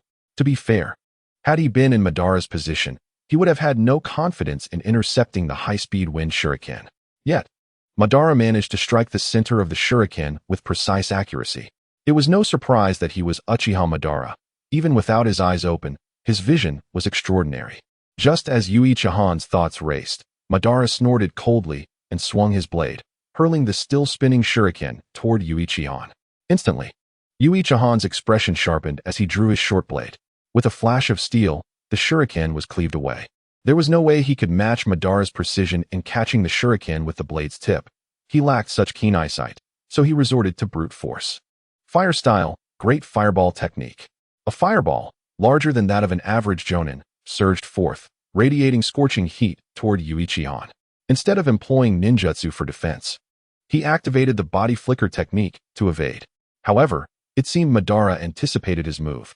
Just as Yui Chihan dodged the fireball, Madara appeared right in front of him. In an instant, shadows flickered and blades gleamed as they engaged in a fierce and perilous clash of swordsmanship. Wow! Incredible! I can hardly see. The onlookers marveled at the sight. Is that the young clan leader of the Yui clan? Truly impressive. Humph. Young Master Madara will undoubtedly prevail. The children surrounding them, lacking in skill, could not discern the rapid exchanges between Yui Chihan and Madara, only able to express their astonishment. Meanwhile, the adult ninjas, though silent, wore expressions of astonishment on their faces. The young clan members may not have grasped the true extent of their abilities, but the adults clearly understood. Madara was the strongest of the younger generation within his clan. Despite not having activated his Sharingan, his ninjutsu and physical prowess had already reached the level of a Jonin. Yet, the young clan leader of the Yui clan was managing to hold his own against Madara, their strengths appearing evenly matched. It seemed the Yui clan possessed significant talent. The current clan leader, Yui Ryochuan, was on par with their clan leader, Uchiha Taijima. And now, the young clan leader Yui Chihan was fiercely contending with Madara without revealing any signs of inferiority. The next generation of the Yui clan should not be underestimated. Approximately 10 minutes later, Yui Chihan pushed Madara back with a blade, breathing heavily. The intense physical confrontations had drained much of his stamina, yet facing the still vibrant Uchiha Madara, he couldn't help but feel a sense of exasperation. Damn it, brother, you inherited the sage's eyes, not the sage's physique. Must your physical prowess be so overwhelming? No, I can't continue trading blows like this. It would be detrimental to me. Rapidly formulating a strategy, Yui Chihan retreated and formed hand seals. Ice release. Fierce tiger assault. A ferocious ice tiger manifested before him and swiftly lunged at Madara. Seeing this, Madara channeled his chakra, Uchiha style, flame sword leap. In an instant, flames erupted from Madara's blade, and he struck toward the ice tiger. The ferocious chakra cleaved through the ice beast while the flames melted the ice, releasing plumes of vapor. The next moment, Madara, wielding his flaming blade, charged toward Yui Chihan once more. Wind release, wind god sword. With no time to retreat, Yui Chihan countered Madara's flame sword with his own wind god sword. However, fire ultimately trumps wind. Upon collision, the wind chakra surrounding Yui Chihan's short sword ignited. Damn it! Yui Chihan cursed under his breath, hastily discarding the burning short sword while retreating. Madara, seizing the advantage, relentlessly pursued him with his flaming blade. While dodging using the body flicker technique, Yui Chihan formed hand seals. Ice release, snow blowing swallow. Dozens of ice shurikens, enveloped in wind and snow, flew toward Madara. Not relenting, Yui Chihan formed seals once more to unleash a newly learned jutsu. Ice release, pack of wolves hunt. 6 ice wolves, each half the size of the ice tiger, emerged and charged toward Madara. Swish! Madara's blade, still aflame, cleaved through the snow shurikens. But he displayed a grave expression as the pack of wolves surrounded him. Fire release, dragon fire technique. Madara exhaled flames, summoning a massive dragon's head that surged toward the two ice wolves. Boom. The tremendous impact sent the ice wolves tumbling aside, providing Madara with an opportunity to escape their encirclement. The remaining 4 ice wolves, moving too swiftly, collided with one another, shattering into a cascade of ice shards. Hey, let's call it a truce. Our strengths are evenly matched, Yui Chihan proposed, looking at Madara. His suggestion was not an attempt to elevate his own status. Despite his slight disadvantage in physical prowess compared to Madara, the gap was not significant. In terms of ninjutsu, they were equally matched. Thus, determining a victor in a short time was nearly impossible unless Yui Chihan resorted to the ice jump technique. However, he did not wish to utilize such a dubious tactic in a spar with his peers. Even if he won, it would not be honorable. Chapter 57. The Proud Madara, huh? Hearing Yui Chihan's desire for a ceasefire, Uchiha Madara scoffed derisively. You dare provoke the Uchiha clan and bully my dear little brother? You think it would end so easily? How naive. But just as Madara prepared to strike again, a voice rang out. Ni-san. Following the sound, Uchiha Izuna approached the edge of the training ground. Yui Chihan turned to Izuna with a smile. Oh, if it isn't Izuna. Why so disheveled? After losing, you still seek your brother? Are you a child? I am not. Uchiha Izuna retorted defiantly, glaring at Yui Chihan. Yui Chihan said nothing, merely shrugging at Madara, implying that if he didn't have a problem, then what was happening on the opposite side? Izuna fell silent, turning to approach Madara. Ni-san, what happened? Seeing Izuna approach, Madara dropped the pretense, stating directly, this guy dared to attack you. I must teach him a lesson. Yui Chihan immediately objected. Hey Madara, your precious little brother challenged me first. Are you not being fair? Madara paused, initially believing that Yui Chihan had instigated the conflict by beating up Izuna. However, Yui Chihan's words contradicted his assumption. Beside them, Izuna, feeling ashamed, muttered, Yes, Ni-san, I was the one who challenged him. Madara, however, remained proud. Even if he deemed the matter trivial, he would not apologize. Moreover, it is an undeniable truth that Yui Chihan has struck his beloved Ododo. Given his possessive nature towards his younger brother, how could he possibly admit fault so easily? Witnessing this scene, Yui Chihan shook his head with a wry smile. Indeed, the obsession with younger siblings is ubiquitous in the world of Naruto. Observing Uchiha Madara, who turned his head away, Yui Chihan waved his hand and turned to head back to his own courtyard. The 5 other members of the Yui clan hurriedly followed suit, for they were still on foreign territory, and it was better for them to stick together. Hey! Suddenly, Uchiha Madara's voice rang out from behind. Yui Chihan turned around and asked, What is it? Uchiha Madara, with a serious expression, looked at Yui Chihan and said, Among my peers, you are the second most formidable ninja I know. I acknowledge you. Taken aback by this remark, Yui Chihan paused before responding with a smile. You too. I acknowledge you as well, Madara. The second? If you were to guess, the first must certainly be Hashirama. With this thought, Yui Chihan and his 5 clansmen turned to leave. On the other side, Uchiha Izuna had a different perspective. The second? Surely, the first must be me. My brother truly cares for me. With this thought, Uchiha Izuna couldn't help but smile joyfully. Izuna, why are you grinning so widely? Uchiha Madara looked at him, puzzled. It's nothing, Izuna replied, shaking his head with a smile. Upon returning to the courtyard, the 6 individuals entered a room and took their seats. The 5 Chunin knelt on the tatami, while Yui Chihan sat cross-legged. Were it not for the fact they were in the Uchiha clan's territory, where improper sitting postures could tarnish the Yui clan's image, Yui Chihan would have preferred to sprawl out completely. That boy named Madara is impressive. One of the Yui Chunin finally spoke up. Another Chunin nodded in agreement. Indeed, he is the first youth I've encountered who can match the young clan leader. At this moment, the sycophantic Chunin immediately countered, You are all blind. Clearly, the young clan leader is far superior. Had he unleashed that swift technique, he would have won effortlessly. Exactly, chimed in another Chunin. Once the young clan leader employs that technique, which renders his movements nearly invisible, he would undoubtedly defeat that boy named Madara in an instant. This assertion garnered unanimous agreement from everyone. That's true. The young clan leader hasn't even used his signature skill yet. If he did, victory would have been assured. With this, the group burst into laughter, reveling in the thought that their young clan leader surpassed the young leader of the Uchiha clan. Seeing the five clansmen animatedly discuss how Yu Ichienhan would decisively defeat Uchiha Madara, he felt a mix of amusement and exasperation. All right, let's dial it down and cease this topic of conversation. Although he was confident he could eliminate Uchiha Madara with his Ice Leap technique, killing him did not equate to victory. What if Madara perished only to encounter an old man granting him extraordinary powers and resurrecting him? In such a scenario, Yu Ichienhan would be in grave danger. Hence, it was wiser to refrain from provoking Uchiha Madara until they had established a deeper enmity. However, the thoughts of the other five were decidedly different from Yu Ichienhan's. After hearing his words, they laughed and promptly ceased their discussion. The young clan leader was right. They were on Uchiha territory, and it was best to avoid arrogance. At that moment, Yu Izhengfang returned with an elite Jonin and 2 Jonin. What are you discussing? Yu Izhengfang inquired curiously.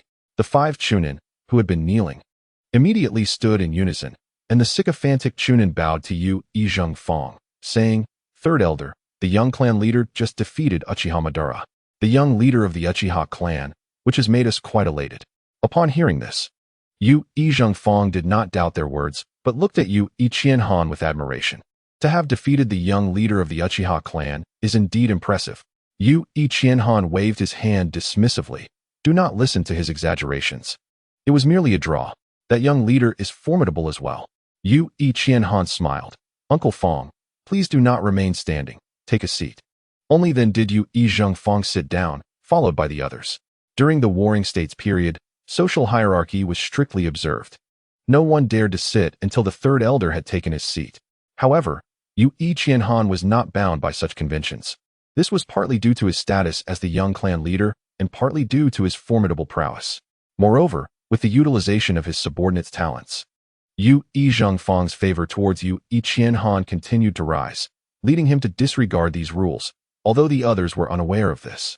Noticing Yu Izhengfang seated, Yu Ichienhan inquired, "Uncle Fong, how are negotiations with the Uchiha clan progressing?"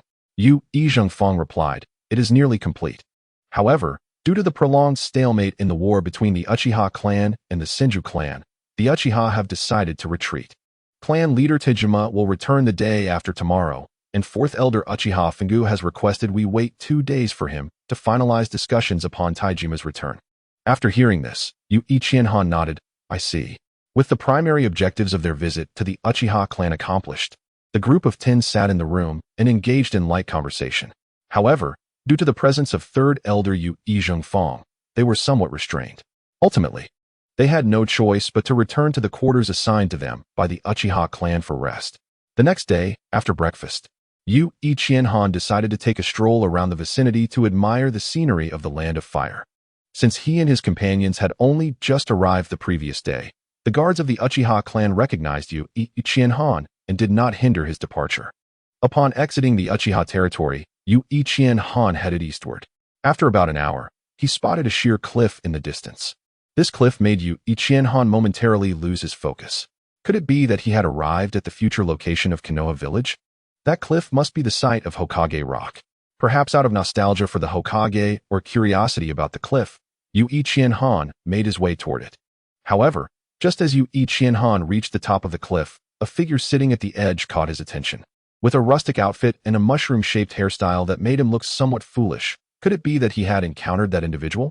Noticing Yu Ichienhan's approach, the figure at the cliff's edge cautiously asked, "Who are you?" After a moment of hesitation, Yu Ichienhan approached with a smile, saying, "I am called Guing, the solitary shadow of Hanjiang." He had assumed a false identity and refrained from revealing his true name, Yu Ichienhan. It was crucial to remember that when he had slain Senju Tobarama, the latter was present and knew his name. How could Senju Hashirama fail to inform his brother of the identity of the one who had killed his sibling? Thus, if Yu Ichienhan were to disclose his real name, Hashirama might very well connect him to the murderer of his brother. Should that happen, it would undoubtedly lead to a deadly confrontation.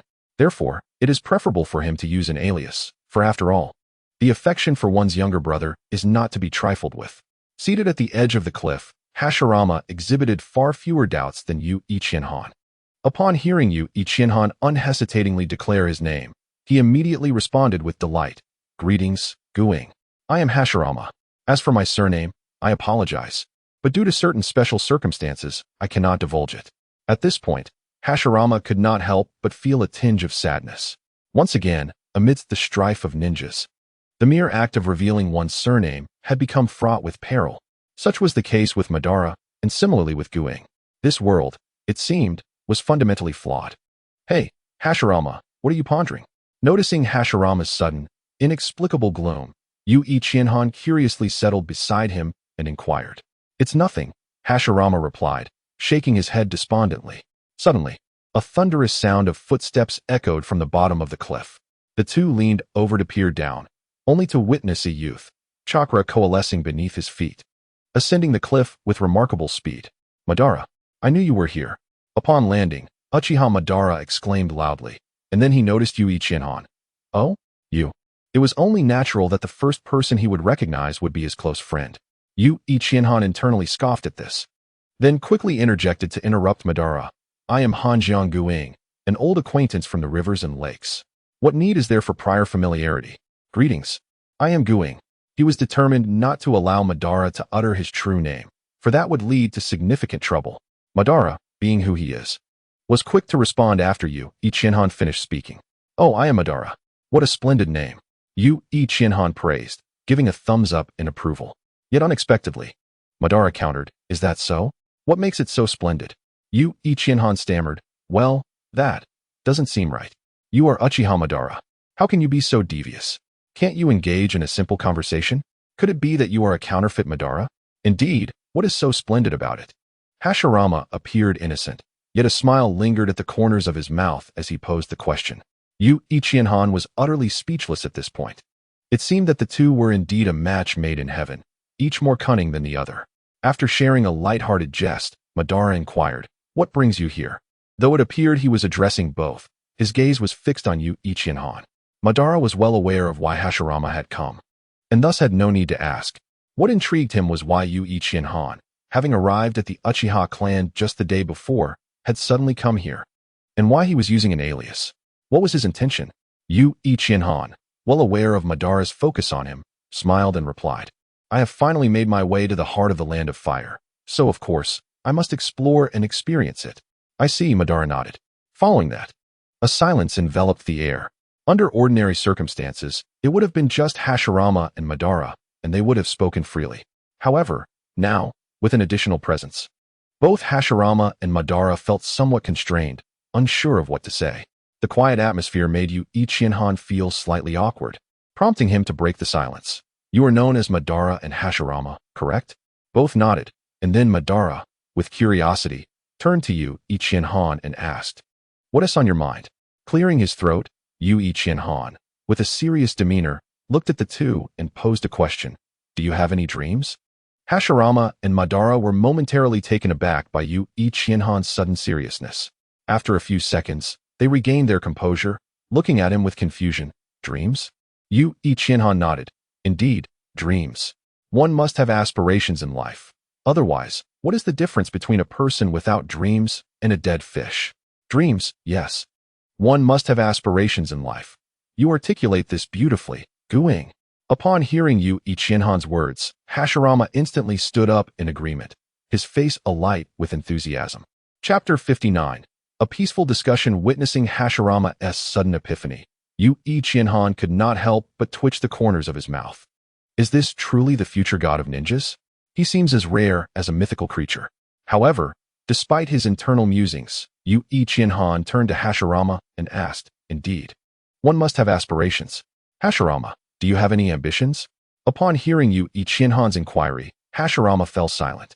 He gazed up at the sky, internally questioning himself about what he should pursue in life. As he pondered, his gaze shifted to the forest below the cliff. Gradually, a glimmer of light appeared in his eyes, and he slowly spread his arms, as if embracing something. "I believe my dream is to establish a village where children no longer need to fight one another, and to create a school to train them, empowering the youth. In this village, everyone can select tasks of varying difficulty based on their abilities, and there should be a superior to reasonably classify the task levels. A village where children are not sent to the front lines to fight, a village where ninjas can freely disclose their names, a village where mutual understanding prevails among people. That, I suppose, is my dream." As he spoke, Hashirama's gaze grew resolute, for he felt he had discovered what he was meant to pursue in life. Beside him, Madara seemed momentarily struck by Hashirama's words, and after a while, he finally responded with a smile directed at Hashirama. Haha, only you could utter such foolishness. This was not meant to mock Hashirama, but rather, Madara found such notions to be somewhat unrealistic. Hearing Madara's remark, Yu Ichienhan could not help but turn to him and ask, "And you, Madara? What is your dream?" Madara looked toward the sky, contemplating for a moment before chuckling softly. My dream is not as foolish as Hashirama's. My dream is to protect my brother and my clan. Hey, Madara, my dream is not foolish. Hashirama immediately retorted, unable to contain himself at Madara's audacity to disparage his aspirations. Yes, your dream is not foolish. Madara quickly amended, seemingly unable to endure Hashirama's protests. Hashirama smiled at this. That is more like it. It's just that you are rather foolish. As expected, Madara would not let the opportunity to tease Hashirama slip by, and he quickly jabbed at him with a retort. In the next moment, Hashirama appeared to be struck by some realization, sitting down with his knees hugged close, a dejected expression on his face. Am I really that foolish? Madara, unable to suppress a laugh, ran his fingers through his hair. I can't stand you. Could you refrain from sulking so easily? Yu Ichienhan laughed heartily at their antics, realizing that only in Hashirama's presence could Madara exhibit such a relaxed demeanor. Typically, Madara bore an air of aloofness. Hearing Yu Ichienhan's laughter, Hashirama shook off his gloomy demeanor and curiously inquired, Guing, what is your dream? Madara paused for a moment before realizing that when Hashirama referred to Guing, he meant Yu Ichienhan. Yu Ichienhan contemplated for a moment before replying with a smile. My dream is perhaps one of peace. Madara could not help but sneer at this response. Isn't that the same as Hashirama's? Just foolish talk. However, Hashirama's reaction was in stark contrast to Madara's. He looked at Yu Ichienhan with excitement. Guing, you actually support my dream. I knew it. Surely someone would understand my aspirations. I have made a resolution. I shall unwaveringly pursue my dreams. With steadfast perseverance, I am certain that more like-minded companions will join me, and together, we shall construct a village where mutual understanding flourishes. Listening to Hashirama's grandiloquent discourse, Yu Ichienhan gazed solemnly at him and declared, No, Hashirama, we are fundamentally different. A world where individuals comprehend one another does not exist. I have never subscribed to the notion of mutual understanding among people. In my view, the only path to peace is through unification. Only by consolidating all small collectives into a larger entity can we achieve true tranquility. Ever since witnessing a child from the Yuhui clan, not yet 10 years old, wielding a weapon in the throes of battle, Yu Ichienhan has been imbued with a yearning for peace. After enduring over a month of relentless conflict, observing his kin fall one by one around him, this desire has intensified. Peace has become the ultimate aspiration for Yu Ichienhan since his arrival in this world. As for how to attain it, the ancestors have long provided the answer. Only through unification can peace be realized. During the spring and autumn and warring states periods, the land of the 9 provinces endured centuries of strife until the emergence of the first emperor, who, fueled by the legacy of 6 generations, accomplished the unification of the 9 provinces, thus bringing an end to the flames of war. Although subsequent conflicts arose for various reasons, they ultimately stemmed from myriad contradictions, while the concept of unification itself posed no issue. Therefore, unification is the definitive route to peace. Any notions of constructing villages are merely folly. Yu Ichienhan's assertion seemed to capture Madara's attention, prompting him to inquire, what, in your opinion, constitutes the path to peace? Without hesitation, Yu Ichienhan responded, It is, of course, through formidable strength, uniting all through the means of war, and instilling the ideology of unification within them. In this manner, after several generations, the concept of unity will become ingrained in their hearts, and the goal of peace will be achieved. No, Hashirama swiftly countered Yu Ichienhan's theory. Your perspective is flawed. True peace can only be realized through mutual understanding among individuals. Resorting to violence will only incite greater conflict. Ignoring Hashirama's rebuttal, Yu Ichienhan turned to Madara and asked, What do you think, Madara? After a moment of contemplation, Madara replied, It appears to be a viable option. However, achieving unification through sheer strength seems beyond human capability. Does it not? In Madara's view, relying solely on power to achieve unification appeared as unrealistic as Hashirama's ideals. In his perspective, no matter how formidable an individual, they would only reach the level of their forebear, Uchiha Taijima, and such strength would be insufficient for unification. Setting aside the formidable Senju clan, the prospect of achieving unification through sheer might seemed as fanciful as Hashirama's belief in mutual understanding. Observing Madara's apparent uncertainty, Yu Qianhan chuckled, "Madara, circumstances are subject to human endeavor. How can you ascertain the impossibility of this endeavor without attempting it?" Little did Madara know, he would eventually attain a level of power that could single-handedly topple nations. If that is the case, we must intensify our training, Madara proclaimed, seated and supporting himself with his hands on the ground. Yu Qianhan nodded in agreement. Indeed, as long as we strive diligently, once we grow stronger, peace will surely blossom in our hands. Hey, are you two even listening to me? Relying on violence will only lead to greater wars. We ought to seek mutual understanding to achieve true peace. Observing the two engrossed in their own discussion, Hashirama rushed forward to halt their dialogue. Madara promptly retorted, "Hashirama, it is impossible for individuals to truly understand one another." Though Qianhan, what was your name again? Suddenly, Madara turned to Yu Qianhan. Yu Qianhan, he replied, slightly exasperated. "Ah yes, Yu Qianhan," Madara continued. "While your perspective is equally unrealistic, it still sounds more plausible than unifying all ninjas through strength. Not just ninjas, but all people." Yu Qianhan interjected. "All people?" Madara paused, turning to Yu Qianhan. "Are you suggesting that even ordinary folk should be unified?" "Precisely," Yu Qianhan affirmed. "Whether they are ninjas, commoners, or warriors, all must be unified. Only by establishing a singular set of rules for everyone can we prevent the outbreak of war." Madara hesitated, and it was evident that he was somewhat swayed. Yet he resolutely shook his head. "No, ninjas cannot act against ordinary people. That is an immutable law.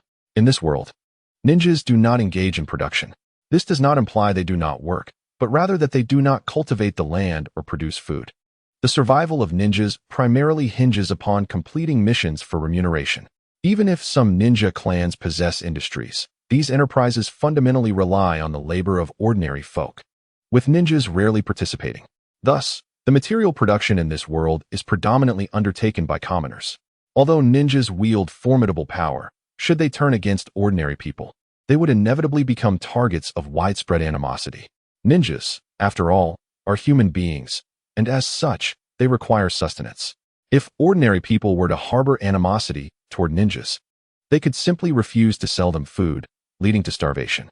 Should a ninja resort to coercion, the local lord could easily hire other ninjas to eliminate them. Therefore, any attack by ninjas against ordinary people would provoke public outrage, and the consequence of such outrage would be the eradication of any place for them to exist in the world. Of course, this scenario assumes that the attack is discovered. If concealed skillfully, the ninja may avoid repercussions. Observing the resolute expression on Madara's face, Yu Qianhan suddenly became acutely aware of the chasm that separated his thoughts from those of the world around him. Moreover, it dawned on him that he had perhaps shared too much today, revealing his innermost thoughts to these two individuals. Why had he done so? Could it be that he had fallen under some illusion? With a light laugh, Yu Qianhan shook his head, dismissing such notions. He turned to the two and said, "I apologize, I was too extreme." Upon reflection, Hashirama's notion of mutual understanding among people does not seem so far-fetched after all. He smiled at them, harboring conflicting sentiments within. He resolved that until he possessed absolute strength, it would be prudent to conceal his ideas regarding peace. After all, any aggression by ninjas against ordinary people is an absolute taboo. If his thoughts were to leak, it could have dire consequences for the Yuhui clan. If foolish lords with deep pockets were to conspire and hire other ninja clans to attack the Yuhui clan, the repercussions would be catastrophic. Suddenly, Hashirama, with his unique thought process, disregarded Yu Qianhan's earlier remarks and burst into laughter. "I knew it. My idea is undoubtedly the best. A village where individuals understand one another shall be established." Not satisfied with merely speaking, Hashirama sat down and affectionately draped his arm around Madara's shoulder, exclaiming, "Madara, did you hear that? Yu Qianhan has endorsed my vision." Due to the excessive force applied by Hashirama, Madara found himself momentarily deprived of breath, gasping for air. With a flushed face, he struggled and exclaimed, "I get it. You idiot. Let me go?" Hashirama seemed to finally register the situation, hastily releasing his grip around Madara's neck while repeatedly apologizing. My apologies." Once freed, Madara took a deep breath, thinking to himself how foolish Hashirama was for nearly suffocating him. Hashirama looked at Madara and inquired, "What do you think about the idea of establishing a village?" Madara paused for a moment before responding with a smile. "Not bad, but I still believe it would be better to unify all the ninjas." "What?" Hashirama replied, somewhat dissatisfied. "Resorting to violence is not the answer. We should foster mutual understanding among everyone and create a village where we can all live together peacefully, rather than forcing people to coexist through violence, which will inevitably lead to even more intense conflicts." Madara chuckled softly.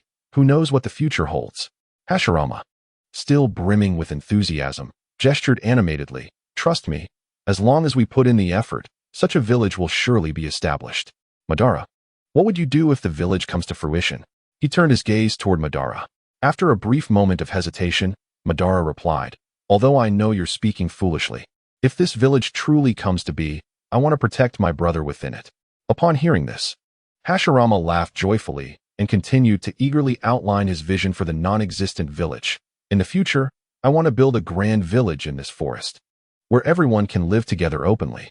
I will establish a ninja academy there, allowing..." Observing Hashirama passionately expounding his ideas, Yuhi Chihan suddenly felt a sense of not belonging. It seemed as though his words had altered something, yet simultaneously, nothing had changed. Hashirama remained steadfast in his vision of creating a village, and Madara appeared disinclined to argue against it. Perhaps this was what is referred to as a bond. "Hey, I just remembered I have something to attend to, so I'll take my leave. You all can continue planning this ninja village based on mutual understanding." Yuhi Chihan laughed heartily, uttering insincere words, before turning and leaping off the cliff, chakra enhancing his descent. Chapter 61. Returning home to continue training. Upon returning to the residence arranged by the Uchiha clan, Yuhi Chihan greeted his relatives before entering his room. After removing his shoes and lying on his bed with his arms beneath his head, he reflected on the events that transpired at the cliff's edge. He pondered why he had shared such perilous thoughts with Hashirama and Madara. Did he truly wish to create a peaceful world alongside them? Perhaps that was partially true. And indeed, that aspect held significant weight. However, another realization dawned on him during the journey home. It seemed that his desire to express his thoughts to Madara and Hashirama stemmed from a simple desire to showcase his own ideas. With a sense of superiority as a time traveler, he sought to impress them, hoping they would see how perfect his approach to peace was. The reason for this display was merely because they were destined to become the god of ninjas and the Azura of the ninja realm.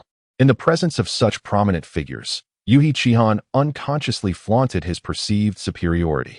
This, perhaps, was the arrogance that accompanied his status as a time traveler. Realizing this, he shook his head with resignation. Indeed, arrogance is a person's greatest enemy. Unbeknownst to him, he had succumbed to this flaw, and it was clear he needed to be more vigilant in the future to prevent arrogance from delivering a fatal blow at critical moments. One can possess pride, but must never be arrogant. Otherwise, once arrogance takes root, it may become a weapon of self-destruction without one even realizing it. 2 days later, the Uchiha clan leader, Uchiha Taijima, returned. Yuhi Chihan and Uchiha Taijima discussed the handover of the Shishan iron mine, after which Yuhi and a group of 10 prepared to leave the Uchiha clan territory and embark on their journey home. At the entrance of the clan grounds, the fourth elder halted them. "We are about to depart." Yuhi Chihan and Uchiha Fugaku exchanged pleasantries while Yuhi Chihan and the other 9 stood by. During these 2 days, Yuhi Chihan had seen Uchiha Madara several times. During this time, Madara had advised him against harboring thoughts of harming ordinary people, warning that it would bring disaster upon the clan. Yuhi Chihan had sincerely accepted Madara's counsel, though his true intentions remained known only to time. After exchanging a few farewell words, Yuhi Chihan and his group officially set off on their journey home. The return to the Yuhi clan was far less complicated than visiting the Uchiha clan, and there was no need to wait until morning for their arrival. After some time of traveling, the group finally returned to the clan grounds by evening. Due to Yuhi Chihan needing to report back to the clan regarding the negotiations with the Uchiha clan, he parted ways with Yuhi Masaru at the entrance. Notably, their waiting period had not been in vain. Through discussions with Uchiha Taijima, It was determined that due to the ongoing conflict with the Senju, the Uchiha clan would not take possession of the Shishan iron mine for another month. However, the Yuhi clan was permitted to mine the iron until then, with all profits belonging to them. Although a month was not enough time for the Yuhi clan to extract much, even a small yield was valuable given their recent heavy losses in battle. Returning home, Yuhi Chihan found his household still occupied by 2 young children and a maid. As for his father, Yuhi Tera, he could easily guess was still engrossed in clan affairs. After a simple dinner and washing up, Yuhi Chihan retreated to his room to rest. As the sun set and the moon rose, he had breakfast before heading to the courtyard. The 2 foolish little ones were still practicing the wind release shuriken technique he had taught them. As the son of the clan leader, their talents were naturally commendable, and they had successfully begun to utilize this technique. However, due to their age and chakra reserves, their technique lacked the lethality that Yuhi Chihan possessed. Chuckling at the sight of the 2 children, Yuhi Chihan moved to a shaded area and retrieved the rubber ball he had prepared earlier. Having taken a break, it's time to continue practicing the Rasengan. He had been unable to complete the second stage of the Rasengan due to impatience, which had prompted him to take a walk, during which he fortuitously encountered Yuhi Masaru preparing to visit the Uchiha clan. Now that he had sufficiently cleared his mind, it was time to return to training. Shaking off those errant thoughts, Yuhi Chihan focused, channeling chakra into the rubber ball in his hand. Creak. As the chakra spun, the surface of the rubber ball began to distort irregularly. After about 2 or 3 seconds, boom, the rubber ball suddenly burst, startling Yuhi Chihan with its unexpected success. Is this really it? He mused, astonished as he gazed at the remnants of the destroyed rubber ball. Yet, to confirm he had indeed completed the second stage of training, he picked up another rubber ball to experiment further. After another 2 to 3 seconds, boom, the rubber ball exploded once more. It really worked. Yuhi Chihan beamed with delight, examining his palm. He quickly picked up another rubber ball. Boom, boom, boom, until she had burst all the rubber balls in her vicinity. Yuhi Chihan finally confirmed that she had genuinely completed the second phase of her training. Nissen, what are you doing? Observing Yuhi Chihan making a commotion with the rubber balls, the 2 little ninjas could not help but approach out of curiosity. Noticing the eager expressions on their faces, Yuhi Chihan arrogantly tossed aside the remnants of a defunct rubber ball, declaring, "Haha, my foolish ado. I am in the midst of creating a jutsu. If successful, its destructive power will reach the A rank." Without shame, Yuhi Chihan boldly claimed the invention of the Rasengan as his own. After all, without his input, the birth of the Rasengan would have been delayed by decades. Thus, his assertion of it being his creation seemed perfectly reasonable. Upon hearing that Nissen was inventing an A-rank jutsu, the 2 little ones gazed at Yuhi Chihan with admiration. Wow, Nissen is so impressive. I knew Nissen must be the most gifted ninja. Watching the 2 adudu with their starry-eyed admiration, Yuhi Chihan felt a surge of pride. However, just 2 seconds later, he quickly came to his senses. Wait, it's merely the admiration of 2 little kids.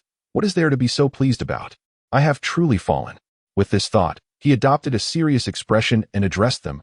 Ahem, enough of that. You 2 should get back to your training. I must continue my jutsu creation. Nissen, you must teach us once you've created it. Rest assured, I shall teach you. With Yuhi Chihan's promise. The 2 little ones scampered off, delighted to resume their training. Watching their departing figures, Yuhi Chihan returned to his room and retrieved the remaining balloons. Next, I shall embark on the 3rd phase of my training. Chapter 62. Hashirama's decision in the forest. Hashirama held a perfectly shaped stone as he walked toward the clan's territory, a subtle smile gracing his lips, revealing his recent happiness. As he walked, a figure approached him, and he naturally tucked the stone into his embrace. What is it, Tobarama? Tobarama Senju replied with a serious expression. Enyu, I have something to discuss with you. Following a moment of silence, the 2 returned to the Senju clan's territory. The sprawling Senju buildings, adorned with fluttering red banners, signified their domain. Inside a room, Senju Butsuma crossed his arms, his gaze sharp. Hashirama, you have been meeting with a certain boy frequently, correct? Hashirama's eyes widened in disbelief. How do you know? Tobarama turned to Hashirama. Father ordered me to keep an eye on you. Hashirama regarded Tobarama with skepticism. You? Tobarama mirrored their father's stance, slightly closing his eyes, his tone laced with confidence. In terms of perception, I surpass you. Hashirama felt a pang of discomfort and turned his head away in silence. This is absurd. I care for you so much. Yet you choose to spy on me? Does your conscience not ache? While it was uncertain whether Tobarama's conscience felt any pain, Senju Butsuma cast a grim look at Hashirama. You've been going out frequently lately. There must be a reason. I investigated that boy. He belongs to the Uchiha clan. Hashirama, for reasons unknown, felt a drop of sweat trickle down his temple. What? Senju Butsuma ignored Hashirama's reaction and continued. He has killed many of our skilled clan members. He is said to be a naturally talented ninja. Upon hearing this, Hashirama's mind conjured the image of Madara. As I suspected, Senju Butsuma gazed at Hashirama. It seems you are not surprised. You must already know each other's surnames. Suddenly, Senju Butsuma's eyes narrowed sharply at Hashirama. Without hesitation, Hashirama shook his head. No, I do not know. I suspect that guy has figured out his identity, too. Senju Butsuma's eyes widened, his voice firm. You must understand what this implies. The Senju and Uchiha clans are enemies. However, Senju Butsuma's tone shifted. I have yet to inform the other members of the Senju clan about this matter. If it leaks, you will be deemed a traitor. If you do not wish to be regarded as a spy, you must follow him after your next meeting and gather intelligence on the Uchiha clan. This is your mission. At this moment, Senju Butsuma's eyes were filled with murderous intent. If he discovers you, eliminate him. Hashirama's pupils dilated, fear sweeping across his face.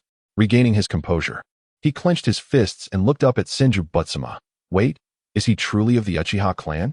Senju Butsuma nodded. Indeed. If you expose the Senju clan's identity, he will feign ignorance to steal information. Do not trust him. Hashirama leaned forward to argue. No, he wouldn't. Senju Butsuma glared at Hashirama. It was his clan that killed your brother. Do you trust him? No one knows what that boy is truly after. If you are deceived, the Senju clan will be in peril. Hashirama found himself at a loss for words. Just in case, Tobarama and I will follow you. Is that understood? Hashirama remained silent. Senju Butsuma fixed his gaze on Hashirama. What is your answer? Hashirama clenched his fists, his voice subdued. Understood. After saying this, he stood up and turned to leave the room. In the courtyard, Hashirama looked up at the night sky and then retrieved the perfectly shaped stone from his pocket. After gazing at it for a moment, it seemed he made a decision, gripping the stone tightly in his hand. Early the next morning, Hashirama and Madara met as promised on opposite banks of a river. The two exchanged glances, and Madara spoke first. Let us begin, shall we? Let us greet each other with a game of skipping stones. Oh, Hashirama seemed to take a moment to process this. After Madara finished, he nodded in agreement and pulled out a stone from his pocket. On the opposite bank, Madara likewise produced a stone, and in perfect synchrony, the two launched their stones toward each other. Splash! Splash! Madara caught the stone that floated across the water, and his stone successfully landed in Hashirama's hand. However, in the next moment, both of them suddenly narrowed their eyes and looked up, their gazes colliding. Observing Hashirama's similar reaction, Madara waved his hand. Hashirama, sorry, but I can't play today. I suddenly remembered I have something to attend to. With that, Madara turned to leave. Hashirama's pupils constricted as he watched Madara's retreating figure. Is that so? Then I shall take my leave as well. After saying this, he too turned to depart, the stone in his hand inscribed with the words "Run fast." Similarly, the stone in Madara's grasp bore the inscription "Trap, Quick Escape." Perhaps due to their bond, or perhaps due to their intuitive connection, both had given each other hints in their own way. However, lurking behind a tree, Senju Butsuma quickly reacted, gripping the hilt of his blade. So soon?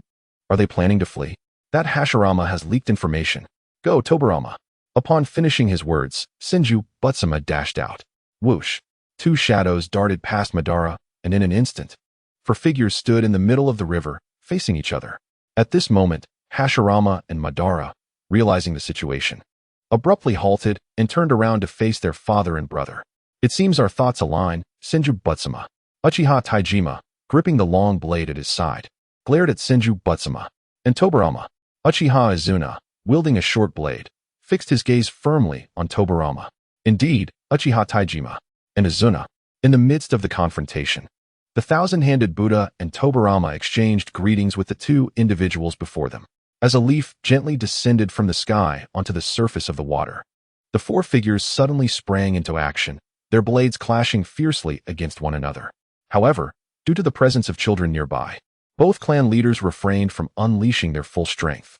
Yet, At the moment when Izuna and Tobirama were locked in a stalemate, both leaders abruptly leaped forth, hurling their weapons with great force towards the children of their adversaries. With a sharp clang, Hashirama and Madara simultaneously cast stones to deflect the weapons aimed at their younger siblings. Chapter 63, The Break. Thud, thud, thud. For consecutive muted splashes echoed as the stones and weapons sank into the riverbed. On either bank, Hashirama and Madara maintained their throwing stances. With a swift motion, both clan leaders descended, and in unison, Hashirama and Madara leapt into the heart of the river. The two brothers, now irrevocably divided by familial allegiance, faced each other in a fierce standoff. I shall never forgive anyone who dares to harm my brother. Madara's eyes blazed with fury as he growled with unwavering conviction. Hashirama's gaze mirrored his resolve, his tone equally fierce. Neither will I. Madara regarded Hashirama with a penetrating stare, a hint of bitterness lacing his words. Hashirama, what have we done? The beautiful future we envisioned may now be forever out of reach. Despite the unwelcome interruption by the Yuhi clan, the bond between Hashirama and Madara seemed unchanged. Hashirama passionately spoke of his dreams to establish a village, and Madara slowly began to entertain the idyllic future Hashirama painted. Yet now, confronted with those who dared to threaten their kin, all that was once cherished appeared to dissolve into mere illusion. Unbelievable! Hashirama exclaimed, disbelief etched across his features. Madara looked at Hashirama and remarked, though our time together has been brief, I truly cherished it, Hashirama. Listening to their exchange, Uchiha Taijima interjected, a 3-against-3 match.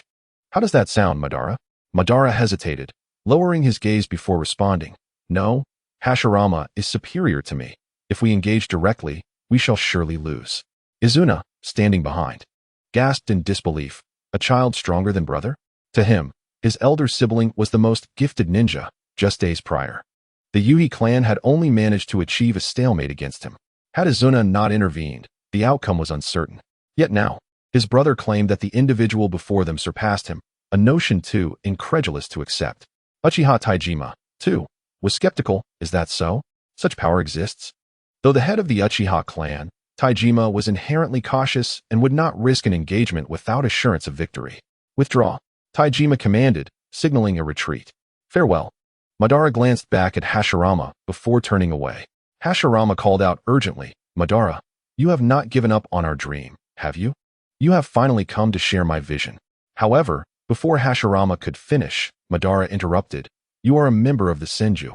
If it were possible, I would wish for our thoughts to diverge. My brother was slain by the Senju, while yours met his end at the hands of the Uchiha. Therefore, there is no need for us to be forthright with one another any longer. From this day forth, we shall meet as adversaries on the battlefield, Senju Hashirama. Madara's voice trembled slightly as he spoke the last words. At that moment, Hashirama was forever crossed out from Madara's heart. I am Uchiha Madara. Madara turned away. A spinning tomo reflected in his crimson eyes. Izuna, filled with excitement, pointed at Madara. Look, father. Brother's eyes. Uchiha Taijima couldn't help but chuckle, huh? Though we failed to extract information from the Senju, we have gained something remarkable. Is that the Sharingan? Has it just awakened? Senju Hashirama observed Madara's retreating figure, a grave expression clouding his features. He understood the profound implications of the Sharingan's awakening. Madara may have spoken the truth. This friend had indeed been erased from his heart. At the Yuhi clan's territory, the practicing Yuhi Chihan remained oblivious to the events transpiring between the Senju and Uchiha clans. However, even if he were aware, it would matter little to him, for their ideologies were fundamentally opposed. At this moment, after days of rigorous training, Yuhi Chihan had finally mastered the Rasengan. With his right hand cradling a chakra sphere, he gently pressed it against a sturdy wooden post before him. In an instant, the ironwood post was effortlessly pierced through. The Rasengan in Yuhi Chihan's hand continued to swirl erratically. Truly, it was a signature jutsu of Naruto, renowned for its formidable power. Observing the gaping hole in the post, Yuhi Chihan couldn't help but marvel at his achievement. From this point onward, he had acquired a technique capable of determining victory. Although he had previously relied on the Sword of the Wind God, it was less convenient for close-range combat. Now, with the Rasengan, he could leap forward and strike down his foes with a single blow. Brother, have you completed this jutsu? Watching Yuhi Chihan's actions, the eager little five rubbed his hands together in anticipation. It looked incredibly impressive. Little Six shared the same eager gaze directed at Yuhi Chihan. Seeing their excitement, Yuhi Chihan tousled their hair and smiled. Indeed, I have finished it. However, this jutsu is not something you are currently capable of learning. So I cannot teach you just yet. What? Little Five immediately expressed his discontent. Brother, you clearly promised to teach us right after you completed it. Yes, yes. You are deceiving us, brother. Little Six chimed in, shaking his tiny fists in indignation. Feigning ignorance, Yuhi Chihan mused. Did I say that? I don't recall it. Oh, brother, you are being too unreasonable. Seeing Yuhi Chihan deny his previous words, the two children felt a deep sense of betrayal. They were on the verge of tears. Observing the two indignant little ones, Yuhi Chihan couldn't help but chuckle. Playing tricks on little kids is quite enjoyable. If I didn't have them to tease, life would be rather dull. Treating one's younger siblings as Hashirama and Madara do is undoubtedly flawed. My approach of jesting with my brothers is the correct way to nurture them. However, noticing the two increasingly agitated children, Yuhi Chihan ceased his playful antics. Understanding that moderation is key, and that good things should be savored slowly. With a smile, he ruffled their hair. All right, I will teach you both. Now stop fussing. Really? The two immediately quieted down, though their eyes held a hint of skepticism. Of course, but not just yet. You are still too young.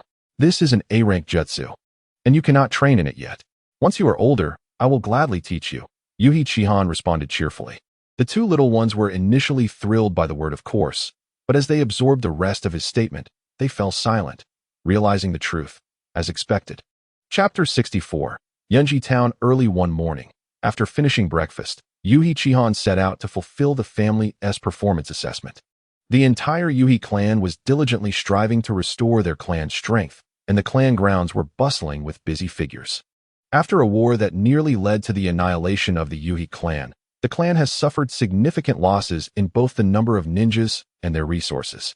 While the number of ninjas cannot be replenished in the short term, essential supplies such as shurikens, long swords, and battle armor must be stockpiled. As the Yuhi clan lacks iron mines, they cannot forge these items themselves and must therefore purchase them with money. To acquire the necessary funds for these supplies, the clan's ninjas are required to undertake missions or manage clan businesses. This obligation ties into another aspect of clan life, the ninja missions. Each ninja is mandated to execute a certain number of tasks within a specified time frame. Failure to do so results in penalties. This is what Yuhi Chihan referred to as the clan's performance evaluation. Naturally, along with punishments come rewards. If a task is completed, the clan ensures that no reward is withheld. Upon entering the mission hall, Chihan noticed that the task assignments were overseen by several elderly men, each bearing physical disabilities. A glance around revealed that the missions were divided into two sections. The left side catered to lower-ranked ninjas, while the right side was reserved for those of mid-rank and above. This system reflects the shortcomings of the Warring States period, where task assignments were grossly simplistic and lacked precision. Unlike the later Ninja Village era, which classified missions into detailed ranks such as S, A, B, C, and D, the Warring States period merely divided tasks into two vague categories. This could lead to a lower-ranked ninja undertaking a task meant for an elite Jonin, leaving them no chance of survival. Faced with such a flawed system of task assignments, it is no wonder that Hashirama envisioned a village where individuals could select missions according to their abilities, with a competent authority to accurately categorize task levels. Such an impractical division of missions necessitates reform, yet, given the current circumstances, implementing a rational classification is not a simple matter. It requires unification first. Sir, I would like to accept the mission, Chihan said as he approached the right side of the mission hall to request a task. Behind the desk sat a middle-aged man, missing his right arm, likely in his 40s, a considerable age during the Warring States period. Upon hearing Chihan's request, the elder smiled and handed over a record book of available missions, saying, "These are the current tasks within the clan. The young clan leader may choose one to undertake." Chihan accepted the book and began to peruse its contents. The records were rather disorganized, with clan missions and external tasks mingled without any classification. However, he had no choice but to make do with what he had. As he flipped to the third page, Chihan paused with curiosity. The mission overseer glanced at the book and explained, "This clan mission involves recovering stolen supplies. During our previous conflict with the Samu clan, We procured a substantial quantity of explosive tags, around 100,000. Unfortunately, during transport, a mishap occurred with the second batch of 20,000 tags, and we received only vague information relayed by a summoning beast. The clan member responsible for the supplies has vanished, and the chances of survival appear slim. After absorbing this information, Shihan carefully reviewed the notes in the book, which aligned closely with what the elder had said. After a moment of contemplation, he declared, "I will accept this mission. In clan missions, the reward is not monetary. Instead, it is in the form of ninjutsu." Due to the war, Yuhi Rikowa had permitted Shihan to learn several ninjutsu without the usual clan contributions, but now that the war was over, it was time to earn back those privileges through tasks. Notably, the two ninjutsu he had learned, Mighty Tiger Assault and Pack of Wolves, were both classified as B rank. Completing this mission would alleviate part of his debt. Once Shihan made his selection, the elder began rummaging through a nearby box. In less than a minute, he produced a black scroll and handed it to Shihan, stating, "This is the mission assignment. All pertinent information regarding the task is contained within this scroll. Tasks are categorized by levels. White scrolls for lower-ranked missions and black scrolls for those suitable for mid-ranked ninjas and above." Having accepted the scroll, Shihan prepared to leave. However, just as he turned, the mission overseer cautioned, "Young clan leader, please exercise caution. The supplies were being transported by a Jonin, and we received only vague intelligence. Thus, the enemy's strength is at least at the Jonin level, and there may be more than one adversary." Acknowledging the warning with a smile, Shihan replied, "Thank you." He then exited the mission hall, clutching the scroll tightly. Navigating through the clan's narrow alleys, Shihan stepped out of the Yuhi clan's territory. The eastern slope had been restored to a smooth surface, thanks to the clan members' efforts, as they began transporting various goods and accepting external missions. After all, if the roads were impassable, how could they engage in trade? Yunjiao Town, a small settlement in the northern part of the Fire Country, was not particularly large. It was encircled by walls made of wooden stakes and thorns, standing over 2 meters tall, primarily to protect against wild beasts and bandits. The bandits, known for their ruthless pillaging, posed a significant threat to the townsfolk, as did the wild animals, compelling the townspeople to adopt such rudimentary defenses. As noon approached, Shihan entered the town, intending to find a place to have lunch. Situated south of the Hitaki clan, the area between the Hitaki clan and Yunjiao town was a forest of ironwood trees, where Yuhi clan supplies had mysteriously vanished. As he stepped into the town, Shihan surveyed his surroundings. The environment was less than ideal. The roads were simply dirt paths, which would likely turn to mud in the rain. However, given the ongoing conflicts of the Warring States period, such conditions were common, and many towns were likely in even worse shape than Yunjiao town. Nevertheless, this did not concern Shihan, as he was there to complete a mission and would likely not return afterward, making it unnecessary to invest effort in changing anything. "Is anyone here? Give me something to eat," Shihan declared as he entered a 2-story tavern in the town's center, seeking a meal. Chapter 65, Clue Yunjiao Town. Being a small settlement, offered little in the way of culinary delights. Shihan ordered a portion of rice and 2 dishes. After finishing his meal, he set off towards the northern ironwood forest. Upon entering the woods, Shihan retrieved a feather from the scroll.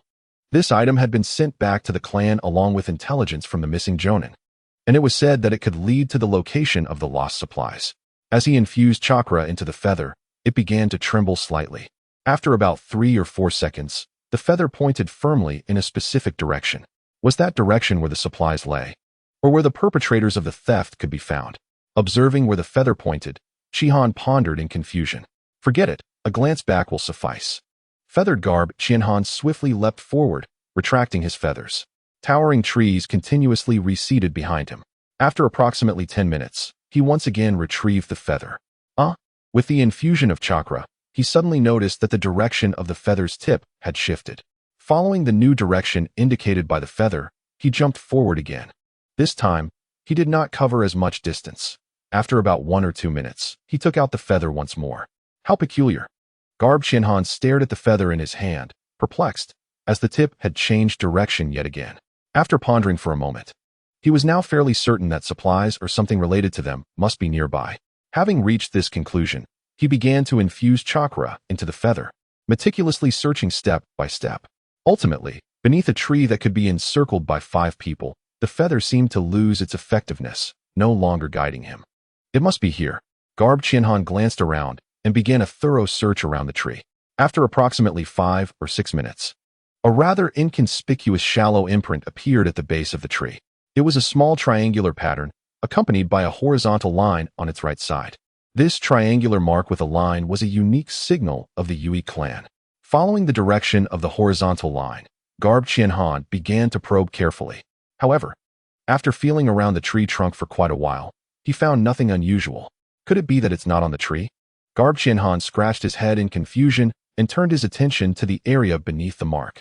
Finally, after clearing away the dead branches and leaves on the ground, he discovered that the soil beneath the mark appeared to be softer than the surrounding earth.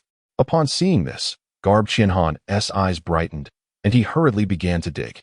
After digging approximately 30 centimeters deep, he discovered what seemed to be a summoning technique seal atop a root. How does one activate this? Garb Qianhan stared at the seal on the bark, contemplating. He then placed his hand on the seal and infused it with chakra. In the next moment, poof! A cloud of white smoke billowed forth. Woof! Suddenly, a dog as tall as a person appeared before Garb Qianhan. Staring at the dog, confusion flooded Garb Qianhan's face. Where did this silly dog come from? Woof woof! Noticing Garb Qianhan's lack of reaction, the silly dog howled loudly. Regaining his senses, Garb Qianhan swiftly slapped the dog's mouth shut. Quiet. The dog, caught mid-howling, immediately ceased. Gazing at the foolish creature before him, Garb Qianhan felt overwhelmed. Those intelligent blue eyes, the striking coat, and seemingly sharp ears. Wasn't he this a quintessential Siberian husky? But what purpose would it serve? Could it lead him to the supplies? How? Seeing Garb Qianhan fall silent again, the silly dog tilted its head, barking in confusion. Garb Qianhan, feeling helpless, shook his head. Fine. Let us treat this hapless creature as a last resort. Hey, pup, do you know where the lost supplies are? He inquired. Huh. The silly dog blinked its blue eyes, seemingly unable to comprehend Garb Qianhan's words. Frustration surged within him. Hey, silly dog. Where are the supplies? You dimwit. Infuriated by the dog's apparent mockery, Garb Qianhan slapped it hard. How? The dog, having received a hefty slap, shook its head and dashed off in another direction. Realizing the dog was running away, Garb Qianhan paused for a moment, then hurried after it. Hey, silly dog, come back. This foolish dog was currently the only creature connected to the supplies. If it got away, the supplies might never be found. What the heck? How is this dog so fast? Garb Qianhan, leaping from tree to tree, couldn't he help but grumble as he chased the dog. After all, he was a ninja. At his speed, catching an ordinary dog would be a piece of cake. Yet he hadn't anticipated that this silly dog possessed chakra, making its movements remarkably agile. He had been pursuing it for 5 or 6 minutes, and the distance between them hadn't diminished. The dog continued to flit about 10 meters ahead of him, with no other option. Garb Qianhan's expression grew serious as he swiftly formed hand seals. Ice release, cold ice domain. 5% of his chakra dissipated as an icy chill emanated from his feet, instantly coating the ground in frost. How? The silly dog, bounding ahead, suddenly found the ground beneath its paws quite comfortable. Just as it was perplexed, swoosh. The frost shimmered, and Garb Qianhan appeared beside it in an instant. Before the dog could react, he seized it by the scruff of its neck. How? The dog, feeling its fate grasped, perked its ears and howled indignantly. Seeing this, Garb Qianhan delivered another swift slap. Why are you running? Woof. The dog barked twice at the front, then turned to look at Garb Qianhan. When it noticed Garb Qianhan still watching, it turned back and barked again. Garb Qianhan, observing the dog's behavior, began to suspect. Are you indicating that the stolen supplies are ahead? Woof. The silly dog panted, nodding its head at Garb Qianhan. But you just said you didn't know where the supplies were. Garb Qianhan struggled to contain his irritation, gripping the dog's scruff and lifting its head. Woof. The silly dog looked at Garb Qianhan with a bewildered expression. Seeing the dog's demeanor, Garb Qianhan was left utterly speechless. Fine, lead me to the supplies. Shaking his head, he released the dog's scruff. There was no better plan at the moment. He might as well see if this dog is genuinely foolish or just pretending. Chapter 66. Infiltration in the forest. 2 shadowy figures continued to advance. In the lead was a distinctly black and white dog, its blue eyes gleaming with intelligence. Following closely behind was a youth, currently trailing the dog in a state of despondency. Can this silly dog truly locate the supplies?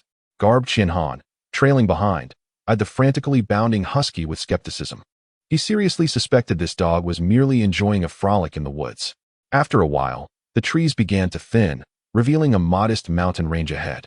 Suddenly, the dog veered off, heading westward towards the mountains. Without hesitation, Garb Qianhan followed suit. Once they navigated around the first mountain, the dog changed direction again, scaling the slope until it halted midway. Haha. The silly dog plopped down, panting, its intelligent gaze shifting to Garb Qianhan. He too paused beside the dog, looking in the direction it was observing, where a quaint village nestled in the valley came into view. Are you saying the supplies are there? Garb Qianhan crouched down, stroking the dog's head. Woof. The dog barked excitedly, nodding in affirmation. Seeing this, Garb Qianhan couldn't help but smile. Haha, well done. You truly are a good dog. Originally, he held little hope that this dog could find any supplies, but to his surprise, the dog quickly managed to locate them. It seems he had indeed judged the dog by its appearance. Woof woof. The foolish dog barked happily upon seeing you. Qianhan smile. Goodness gracious. You truly cannot handle flattery. If it weren't for the fact that you helped me find supplies, I would have certainly given you a couple of slaps. Qianhan remarked. After scolding the silly dog, he organized his gear and stealthily made his way towards the small mountain village. The silly dog, seeing this, lay down in place instead of following.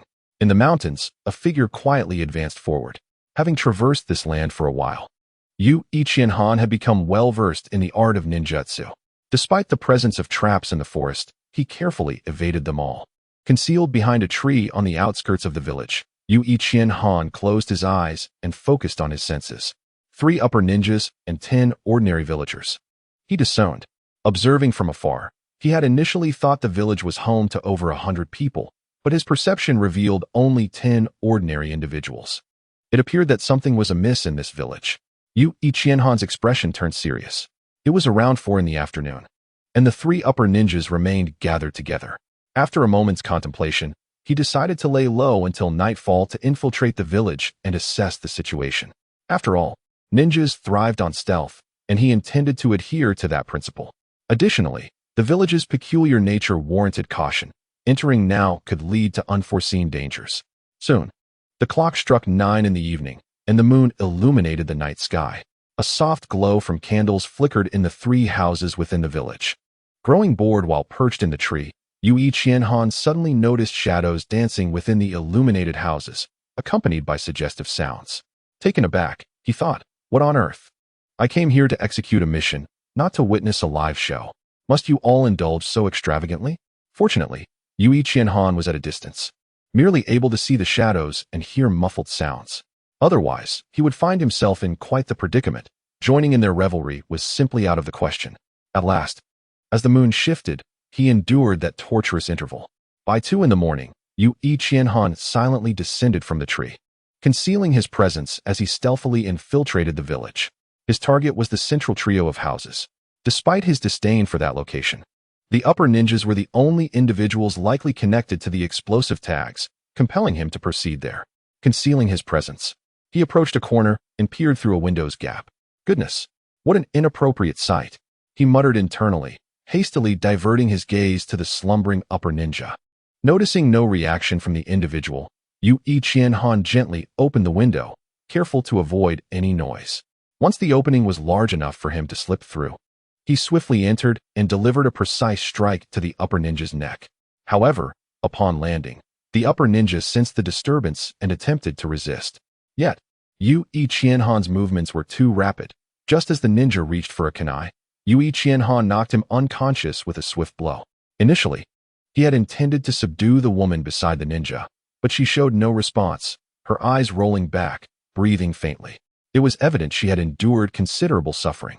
Witnessing this scene, the previously restless Qianhan instantly calmed. In a chaotic world, especially one rife with extraordinary powers, the plight of ordinary individuals was indeed lamentable. Given the woman's condition, she could not possibly be the upper ninja's wife. She was likely one of the village's original inhabitants. The fact that only ordinary individuals remained in this village hinted at an unspeakable reality. Qianhan shook his head at the sight of the woman and retrieved a length of wire from his ninja tool pouch. binding the upper ninja with a method akin to that of securing a pig. Once bound, the more he struggled, the tighter the bindings became. Of course, Yu Qianhan did not expect this to hold an upper ninja for long. It was merely a temporary measure, given his swift movements. After exiting the room, he followed the same procedure with the upper ninja in the second room, ignoring the woman beside him who remained unresponsive.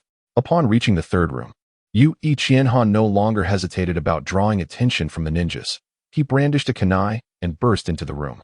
However, just as he plunged the kunai into the upper ninja's neck, a puff of white smoke erupted, and the ninja transformed into a wooden stump. What? Yu Qianhan was momentarily stunned. In that instant of confusion, a shadow leaped down from the rafters, shouting, "Die!" Clang! Without lifting his head, Yu Qianhan swiftly drew his short blade and swung it overhead. In an instant, the blades clashed, and sparks flew in the darkness. Chapter 67. Interrogating for Information. Thud. After one exchange, the shadow landed, sliding back 2 steps, then rushed forward again, brandishing a katana and launching a relentless attack on Yu Qianhan. In the blink of an eye, the two engaged in numerous clashes. Moonlight streamed into the room, illuminating their swift movements. As they momentarily separated, Yu Qianhan quickly formed seals. Ice release, fierce tiger assault, he exclaimed. Instantly, an ice tiger lunged at the upper ninja, who was caught off guard and found himself pinned beneath the creature's powerful paws, crashing out of the house. Boom! The wooden wall shattered, sending dust flying as the upper ninja collapsed heavily to the ground. Meanwhile, Yu Qianhan's figure flashed forward, bird binding seal. As the fallen upper ninja attempted to rise and resist, Yu Qianhan pressed his palm against the ninja's chest, and feather-like black patterns rapidly spread across his body. The upper ninja curled up like a dying shrimp, clutching his stomach and emitting low groans. Yu Qianhan reached out, taking a length of wire and binding the upper ninja securely. All set. He clapped his hands, satisfied with the trussed-up upper ninja, and turned to deal with the other two. Since using ninjutsu would cause chakra fluctuations, drawing attention from the other ninjas, he had avoided employing any jutsu while incapacitating the first two, opting instead for more primal methods. Now that all 3 upper ninjas had been subdued, he no longer needed to worry about the use of ninjutsu. First, he would seal the chakra of the other 2 upper ninjas. Pushing open the door, he found the upper ninja still lying on the bed, while beside him, illuminated by the moonlight, was a woman whose body glowed softly. The commotion outside appeared to have awakened her, but even as Yu Qianhan entered, she showed no reaction, her eyes now lost in a vacant stare at the ceiling. Sighing at the sight of the woman devoid of any will to survive, Yu Qianhan hesitated for a moment, then stepped forward with his blade drawn. Swish! The blade was stained crimson with blood. Yet the woman remained unresponsive until her last breath, her body merely trembling instinctively. It seemed her heart had long since perished. Shaking off the blood from the knife, Yu Qianhan seized the hair of the Jonin and yanked him down. Nirvana binding. With chakra coursing through her palm, she pressed it against the Jonin's chest, eliciting a piercing scream. Ignoring his cries, Yu Qianhan grasped his hair and dragged him outside. The first sealed Jonin had regained his senses, despite the pain. He struggled to sit up, his face a blend of hatred and fear. "Who are you?" he stammered. Yu Qianhan paid him no mind, tossing the Jonin onto the nearby ground before entering another room. Accompanied by another scream, she retrieved another Jonin by his hair and dragged him out. After throwing the 3 of them onto the ground, she finally sat on a wooden stump used for chopping wood and said, "Now, tell me your identities." Her gaze swept over the 3, who averted their eyes, too intimidated to meet her gaze or speak. Noticing their silence, Yu Qianhan chuckled softly. "Ah, so your lips are still sealed." Rising to her feet, she picked up a rusted axe lying on the ground, its blade dull and covered in rust, barely capable of chopping even a piece of rotten wood. "Stubbornness is admirable. I do enjoy a bit of defiance." Weighing the enchanted axe in her hand, she approached the slick-skinned Jonin to her left and began to untie the steel wires binding them. Since their chakra was already sealed, even if she released them, they would be unable to resist. "What do you intend to do?" The Jonin's voice trembled as he noticed her scrutinizing his limbs. "They say a man should not touch a woman's head, and a woman should not touch a man's feet. Let us respect your gender. I shall not touch your head, but your ankles are fair game." With a smile, Yu Qianhan placed the axe against the Jonin's ankle and began to scrape. After a couple of strokes, The skin on his ankle was scraped raw. Wait, I'll talk. I'll talk. The cold, rough sensation sent shivers through the Jonin. As a ninja, losing a foot would mean his ruin. Yu Ichienhan shot him a glare. Silence. Do not utter a word. In the next moment, she swung the axe down decisively. Ah! The heart-wrenching scream pierced the stillness of the night, echoing ominously in the quiet village. This axe is useless. Yu Ichienhan scoffed, realizing that despite her efforts, it had failed to sever his ankle. With renewed determination, she swung the axe again. Crack! With a scream, the soft bone of the Jonin's ankle shattered under her might, leaving only sinew and skin connecting the severed parts. This weapon is truly difficult to wield. Shaking off the blood, she turned her gaze to the remaining Jonin. Please, I'll talk. Seeing this young boy's cold demeanor directed at him, the Jonin instinctively recoiled. Seeking distance, Yu Ichienhan brandished the axe, urging him, speak. We are rogue ninjas, specializing in ambushing lone ninjas and ordinary people. We occupied this village a month ago. Yu Ichienhan nodded, understanding why these three Jonin appeared so feeble. They were indeed rogue ninjas. Lacking a solid foundation, they had stumbled into the path of a ninja through mere chance, resulting in an absence of robust training or heritage. Even if they had lucked into becoming Chunin or Jonin, they possessed only chakra without formidable jutsu or corresponding strength. Thus, such ninjas were often weaker than their clan counterparts, making them easier to subdue. Had they been from a clan, Yu Ichienhan doubted she would have had it so easy. Continue, she prompted, observing the other Jonin. The one with the severed foot continued to wail in agony. Annoyed, Yu Ichienhan swung the axe towards him again. Can you not be quiet? With a swift motion, blood gushed forth as the Jonin clutched his neck, collapsing to the ground, eyes bulging, gasping for breath, but his neck was already severed, leaving him to emit strangled sounds. Ignoring the struggle beside her, Yu Ichienhan turned her attention back to the remaining Jonin. Now that you are undisturbed, continue. The Jonin's pupils contracted slightly as he instinctively swallowed hard, pondering whether this boy was a demon. He had killed without a flicker of emotion. Yet, seeing Yu Ichienhan's expressionless face, he dared not delay further and hurriedly spoke. After we arrived in this village. Chapter 68. The final question. As Yu Ichienhan interrogated the Jonin, she reflected deeply. She had indeed become increasingly twisted prior to her transmigration. She had never harmed a creature, yet now she had killed effortlessly and even severed a limb before taking a life. Indeed, the world of ninjas was profoundly disturbing, transforming a once good-hearted youth into a remorseless killer. Master, I've said all I can. The kneeling Jonin cautiously regarded Yu Ichienhan, awaiting her next command.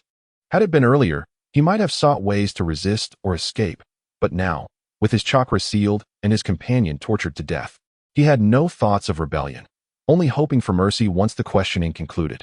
I have one final question. About a month ago, did you rob a Jonin from the Yui clan? Yu Ichienhan inquired. The Jonin hesitated, weighing his options. Should he confess? Given the boy's demeanor, he likely belonged to the Yui clan. Revealing the truth could very well mean his demise. Yet, remaining silent might lead to an even grimmer fate. Ultimately, he decided it was best to speak.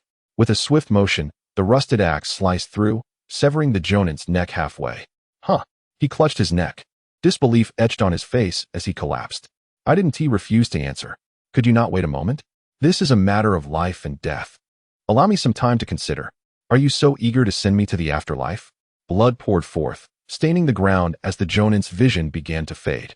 Yu Ichienhan, accustomed to the bloodshed, turned her gaze to the last remaining Jonin. Wait, I'll talk. I'll talk. This time, before she could utter a word, the last Jonin shouted frantically, backing away in terror. Observing his reaction, Yu Ichienhan tossed the axe aside, its rusted form embedding itself in the ground behind him. Speak. Upon feeling the axe behind him, the Jonin halted, trembling as he spoke. We did indeed ambush a Jonin from the Yui clan in the Ironwood Forest, but it was them who executed the plan. I had no part in it. You must believe me. I merely provided 2 vials of poison and some shurikens. I did not strike, I swear. As the conversation unfolded, the wandering shinobi approached Yu Ichienhan, attempting to cling to his leg, pleading, You believe me, right, my lord? Thud. With a swift kick, Yu Ichienhan sent him flying. If it were a woman seeking to grasp my leg, I might have hesitated, but you, a mere fool, dare to approach me? Do you think you are worthy? Then came the pressing question. Where were the supplies of the Yu shinobi? Supplies? What supplies? The wandering shinobi stood dumbfounded at Yu Qianhan's inquiry. When they had robbed the Yu shinobi, he had been alone, devoid of any supplies. How could he respond? Are you playing me? Yu Qianhan's expression darkened. Even that foolish dog mentioned the supplies were here, yet you feigned ignorance. If it weren't for the fact that you were the last one left, I would have surely cut you down. Noticing the sudden shift in Yu Qianhan's demeanor, the shinobi quickly exclaimed, Wait, I didn't. We haven't seen any supplies. We only found a scroll on him. A scroll? Yu Qianhan countered. Suddenly, he pieced it together. Indeed, with 20,000 explosive tags, even stacked, they wouldn't take up much space. The clan's shinobi must have used a storage scroll to transport the explosive tags. Realizing this, Yu Qianhan regarded the shinobi. Very well, having a scroll is sufficient. One last question, where is the scroll? The wandering shinobi looked puzzled. Wasn't that supposed to be the last question? Yu Qianhan shot him a glare. Do you have a problem with that? The shinobi shook his head vigorously. No. Then take me to find the scroll. Oh, right. The wandering shinobi hurriedly stood up, unconcerned about his state of undress, and dashed towards the room of the shinobi who had not been successfully ambushed by Yu Qianhan. What a sight for sore eyes. Yu Qianhan muttered under his breath as he followed. Inside the room, the wandering shinobi opened a cabinet and retrieved a scroll, stating, We couldn't open this scroll, so we kept it with the boss. Yu Qianhan accepted the scroll, glanced at him, and began forming hand seals. The wandering shinobi, sensing the atmosphere, retreated to the corner of the room. With a pop, the scroll unfurled, revealing 4 stacks of explosive tags, each less than half a meter high. After inspecting the tags and finding no issues, Yu Qianhan sealed them back up. One last question, what became of the Yu shinobi's corpse? Yu Qianhan rose, securing the scroll, his gaze fixed on the wandering shinobi huddled in the corner. After all, he was still a member of his clan, and Yu Qianhan deemed it best to return the body of the Yu shinobi. Upon hearing this, the wandering shinobi, disregarding whether it was indeed the last question, replied, The boss, upon discovering there was no loot, burned it out of anger. Swish! The enchanted blade sliced through the air, blood spraying forth as the wandering shinobi clutched his neck in terror and collapsed. I've told you all I know, and yet you still seek to kill me? You have no sense of honor. With the questions complete, it was time for him to depart. Yu Qianhan glanced at the still-breathing body, flicked the blood from his blade, and strode towards the exit.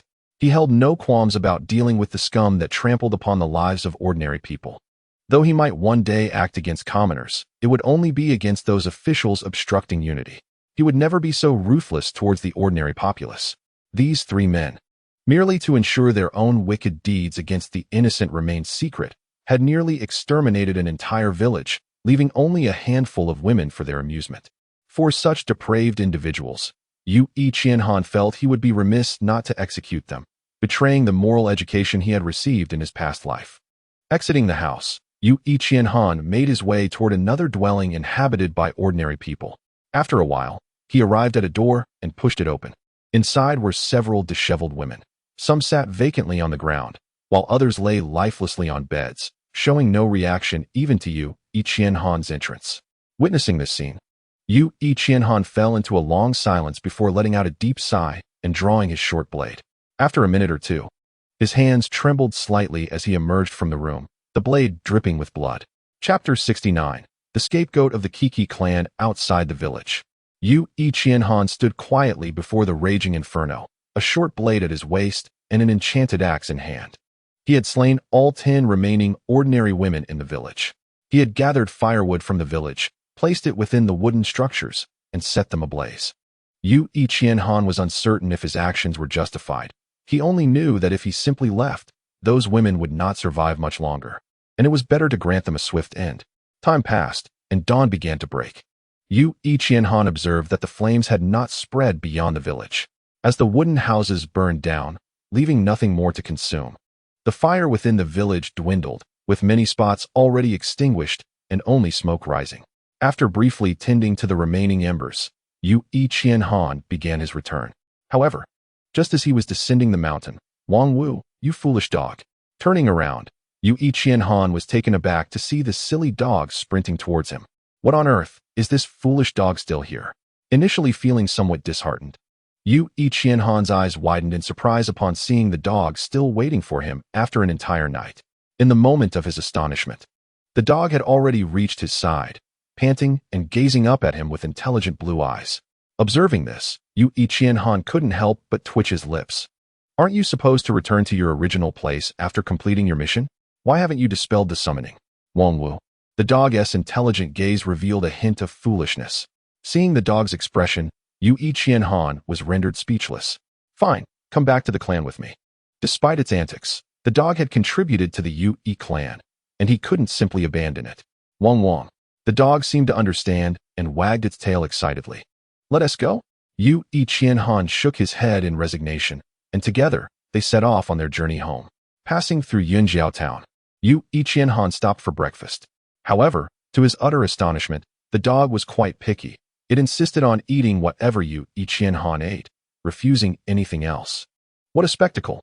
As they traveled, this dog was no ordinary creature, keeping pace with Yu Qianhan's speed.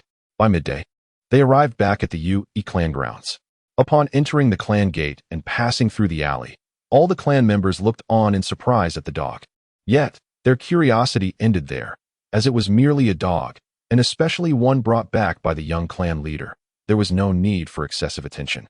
The dog, noticing the glances it received, strutted proudly behind Yu Qianhan, its forepaws bouncing along energetically. Wangwu. Yu Qianhan paid no mind to the dog's antics. Upon entering the mission hall, he approached the middle-aged man responsible for task assignments.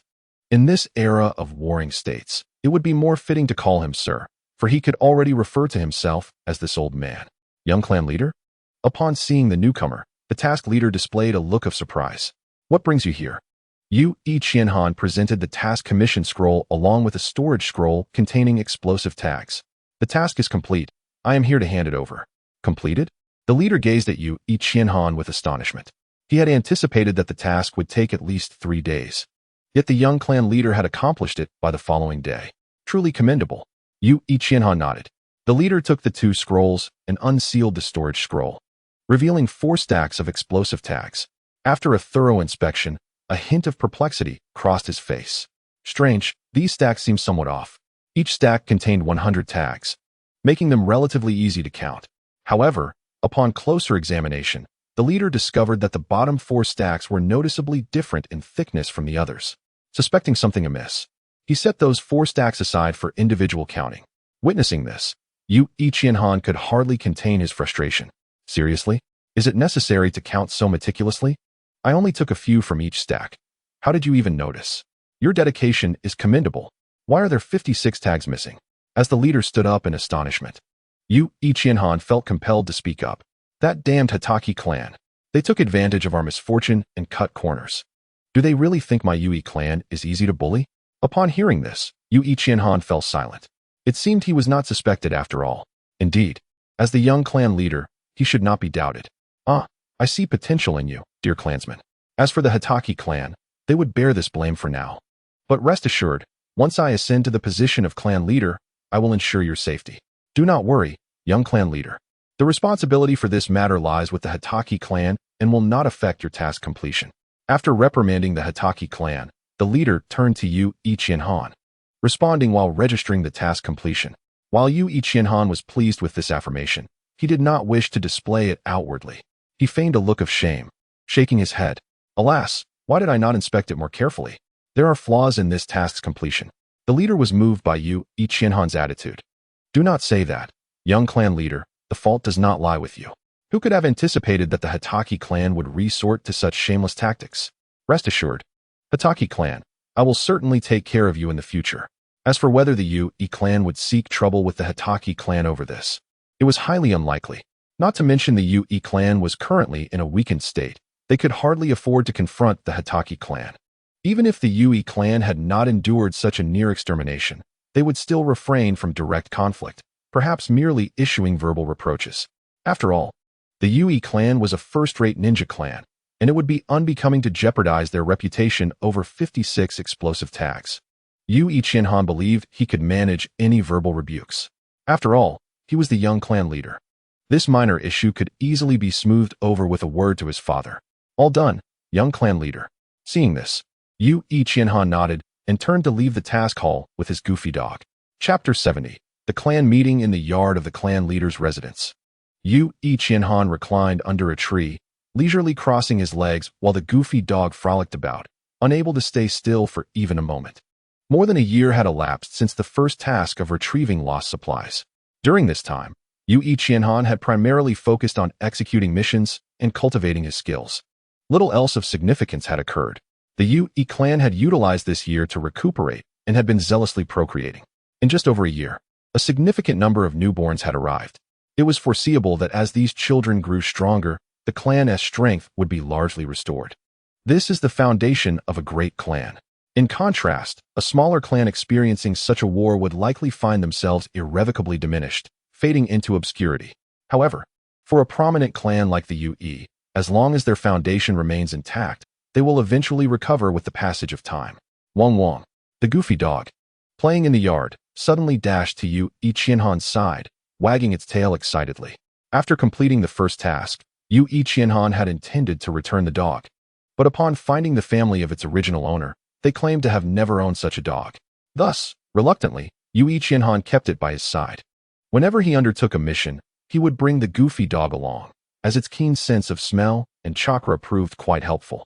However, when at home without tasks, the dog's true nature surfaced, expending its pent-up energy in destructive antics.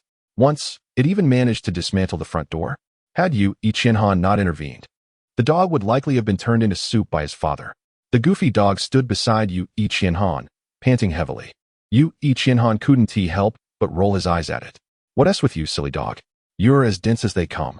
Veins throbbed on Yu Qianhan's forehead. "If you keep barking, do you believe I will have dog meat for dinner tonight?"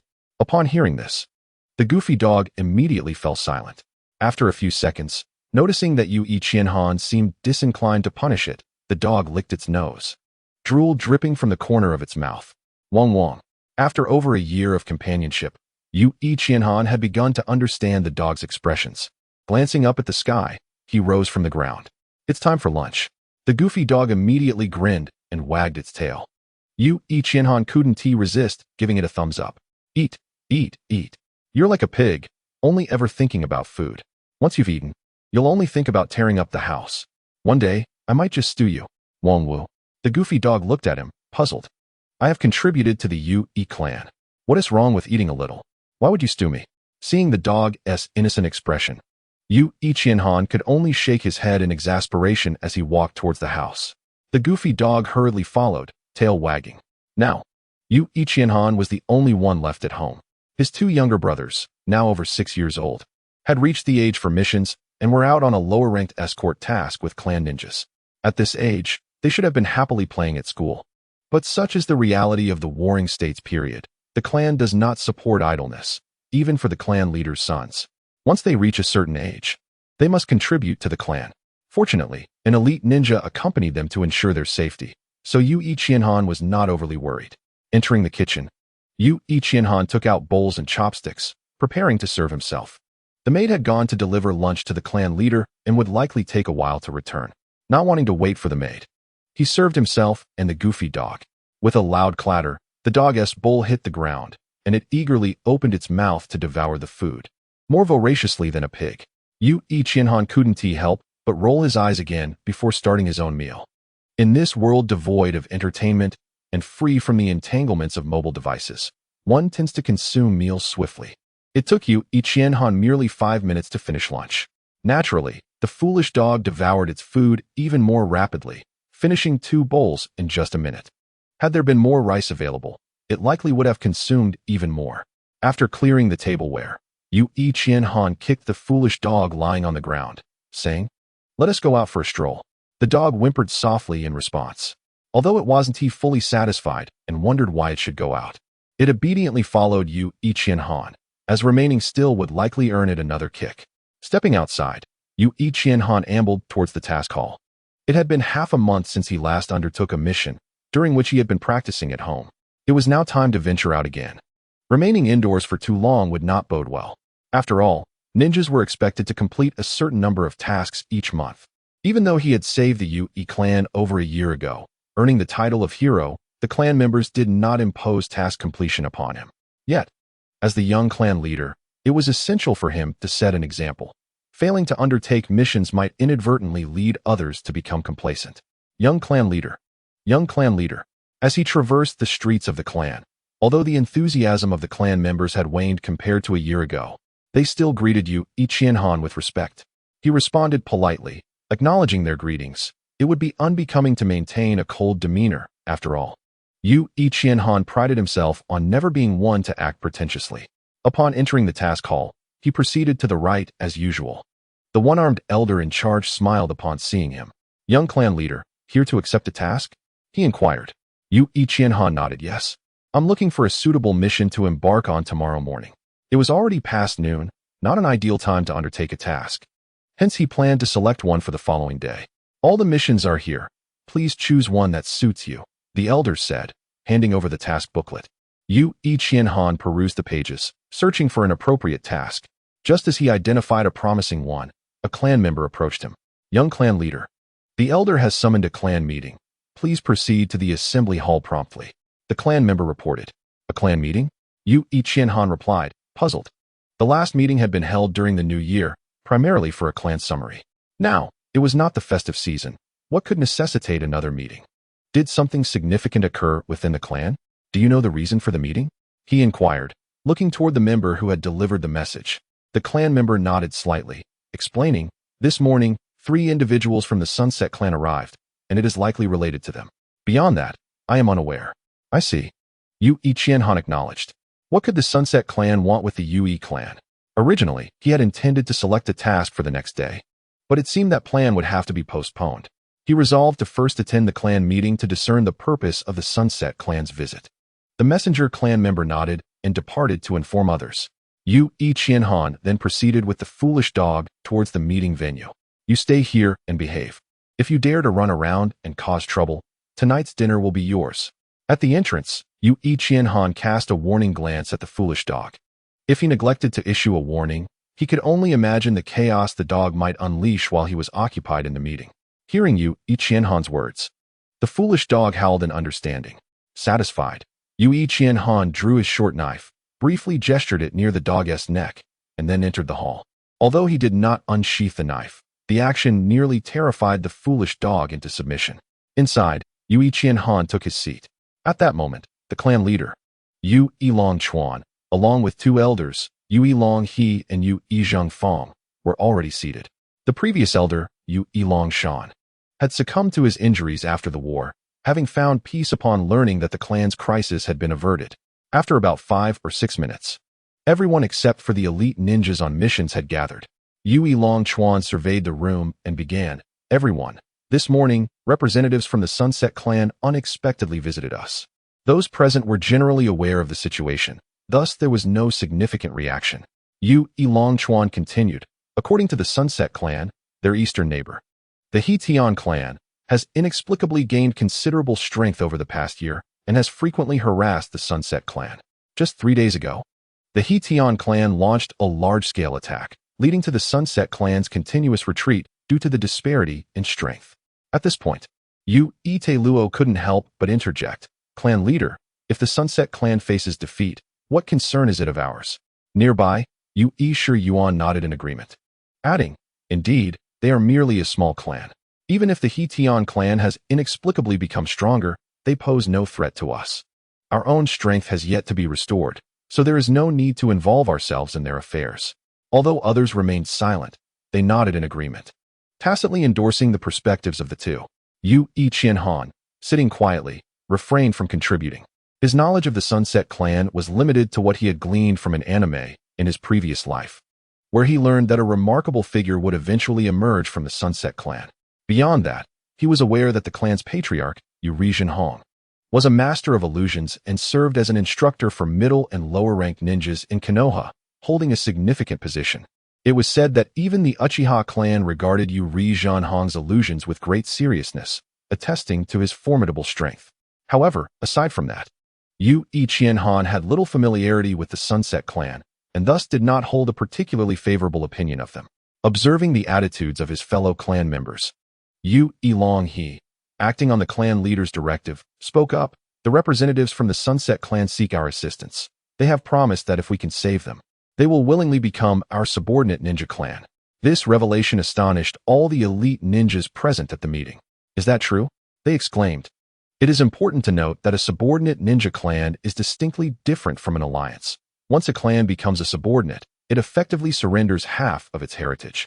The clan leader and elders would command the actions of the Sunset Clan, and even upon encountering them, the members would be required to bow in respect.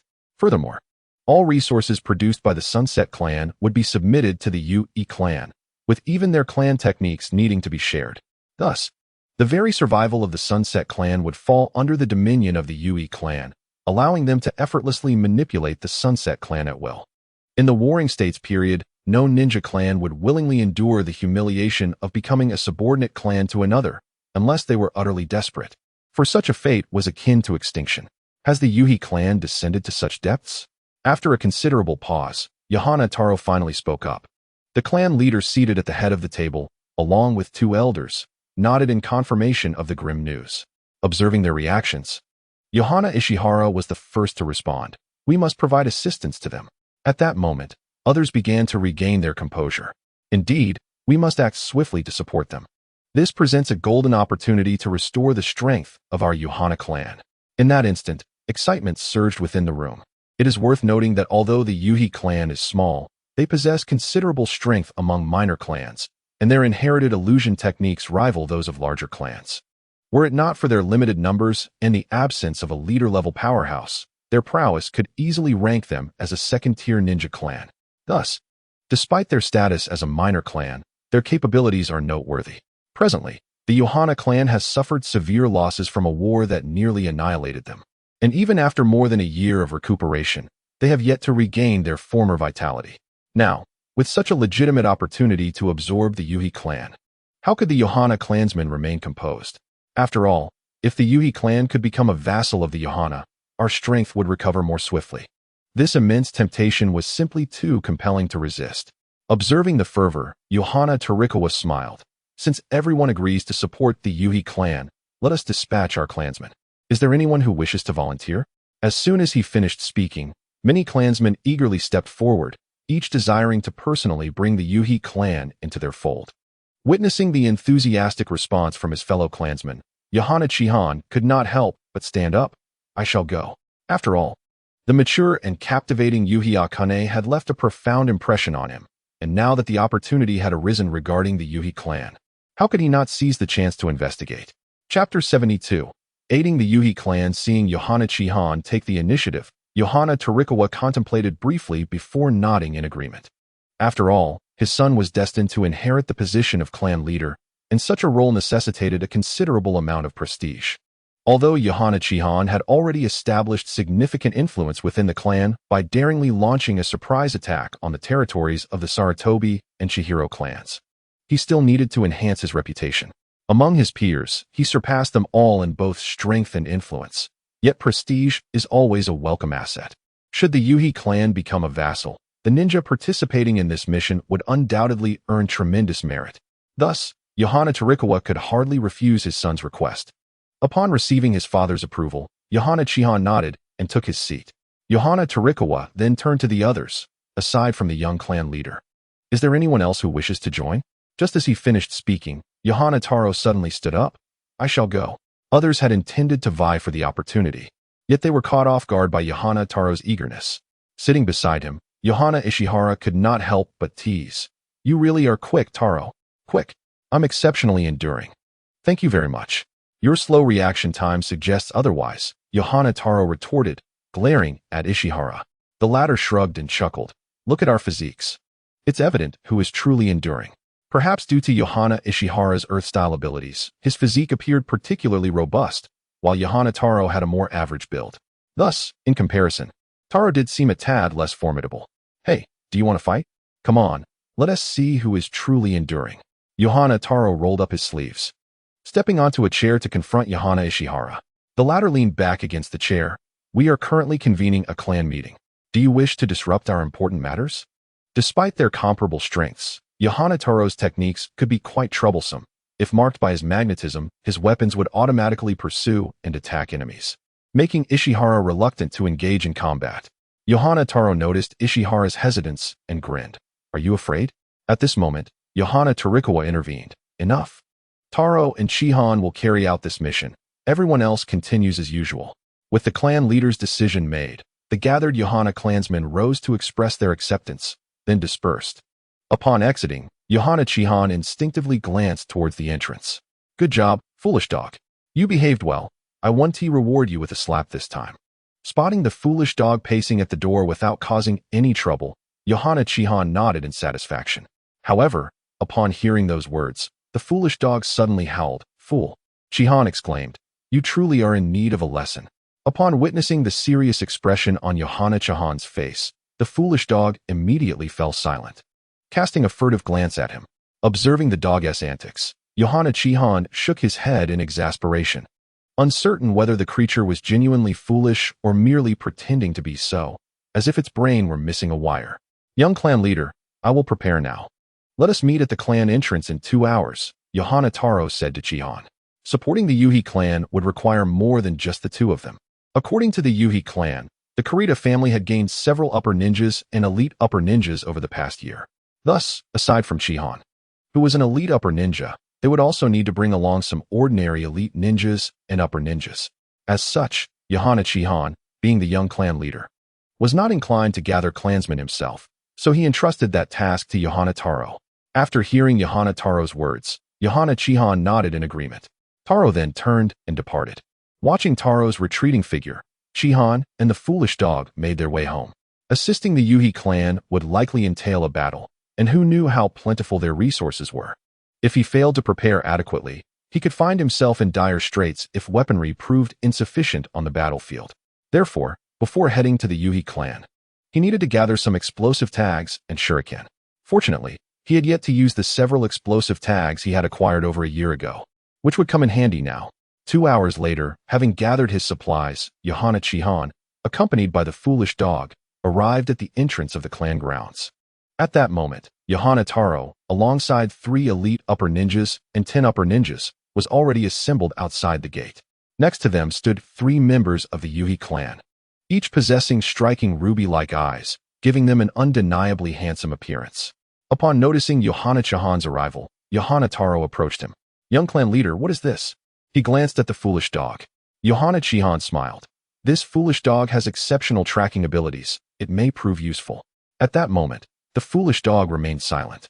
Its intelligent blue eyes fixed on Johanna Taro, presenting an expression that seemed quite reliable. Johanna Taro nodded, acknowledging Chihan's decision. Very well, young clan leader. Let us set off now. Chihan, with the foolish dog in tow, proceeded toward the front of the group. Johanna Taro followed suit, and the group, now numbering fewer than 20, began their journey towards the Yuhi clan. The Sunset clan is situated slightly to the northeast of the Feather Garment clan, though not significantly so. To the east lies the objective of the current mission, the Cranefield clan. This Cranefield clan lacks any bloodline limits or special techniques. They are merely an ordinary ninja clan. According to the Sunset clan, just over a year ago, the Cranefield clan was slightly weaker than them, as the Sunset clan possesses exceptional genjutsu talents, enabling them to manage such a mundane clan. However, since a year ago, the strength of the Cranefield clan has inexplicably and gradually increased. Initially, they produced a remarkably strong special Jonin from thin air, and in the following months, the number of special Jonin steadily rose, with occasional appearances of Jonin as well. Starting this month, several elite Jonin suddenly emerged from the Cranefield clan. And just 3 days ago, they launched a full-scale assault on the Sunset clan. After 2 days of defense, the Sunset clan found themselves unable to withstand the attack and reluctantly sought assistance from the Feather Garment clan. Thus, the root of all these troubles lies in the sudden emergence of special Jonin from the Cranefield clan. Chapter 73, Arrival in a Mountainous Forest. A dozen figures moved swiftly. After a long afternoon of travel, Yu Wei Qianhan and his entourage of 18, accompanied by a foolish dog, finally arrived near the territory of the Sunset clan. Their slow progress was primarily due to the weaker ninjas sent for aid by the Sunset clan, who were notably sluggish. After all, the Sunset clan is a small clan, currently embroiled in crisis, making each ninja invaluable. Consequently, the ninja who came to seek assistance from the Feather Garment clan consisted of a special Jonin and 2 injured Genin. This resulted in Yuhui Qianhan's foolish dog being faster than the three ninjas from the Sunset Clan, which was indeed rather absurd. Young clan leader of the Feather Garment Clan. We have arrived at the territory of the Sunset Clan, reported the leading special Jonin from the Sunset Clan, slightly out of breath as he approached Yuhui Qianhan. Although a top elite Jonin from the Feather Garment Clan was also present, the leading Jonin had discerned who commanded this group through their observations along the way. Yuhui Qianhan nodded in acknowledgement, raising two fingers and closing his eyes to sense his surroundings. Two enemies, one Jonin and one Shunin. They are likely perception-type ninjas. Upon opening his eyes, he turned to Yuhui Tailuo, who nodded in response, drawing two kunai before vanishing in an instant.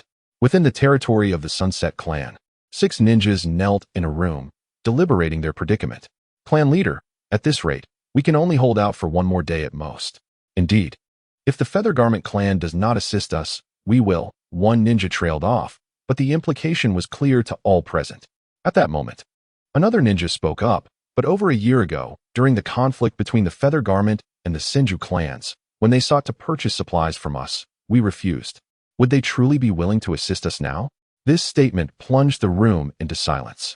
Indeed, when they were in distress, the Feather Garment Clan chose to stand by idly. Now that the tables had turned, would they extend their hand in aid? There was no certainty in their hearts. It was then that the clan leader of the Sunset Clan spoke. Rest assured, our clan is pledged to become a vassal of the Feather Garment Clan, so they will undoubtedly come to our aid. A concerned ninja glanced at the clan leader. But, clan leader, there are suspicions regarding the Cranefield clan. Enough. The clan leader interjected, cutting off the ninja. I have not disclosed this matter to the Feather Garment Clan. They will certainly come. What? An exclamation of shock echoed through the room. Once they regained their composure, one individual hastily queried, Clan leader, if we don't inform the Feather Garment Clan, then when they arrive, can you ascertain the truth of this information? The clan leader cast a glance at those below him. The ninjas exchanged uncertain glances. Indeed, they could not confirm its veracity, as it was merely conjecture based on scant evidence.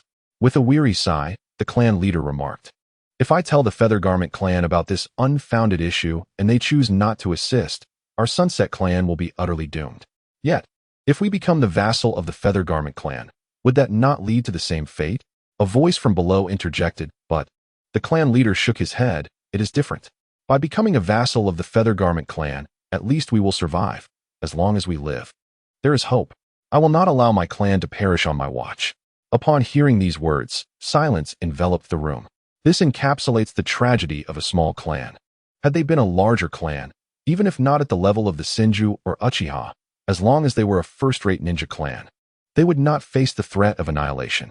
Do not forget, the Feather Garment Clan, even when besieged by the Senju, Sarutobi, and Shimura clans, managed to endure.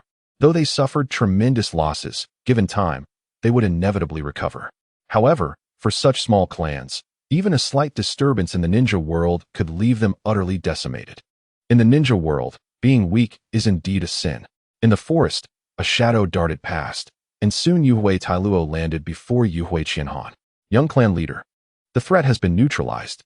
Yuhui Tailuo's expression was relaxed, as if he had accomplished a trivial task.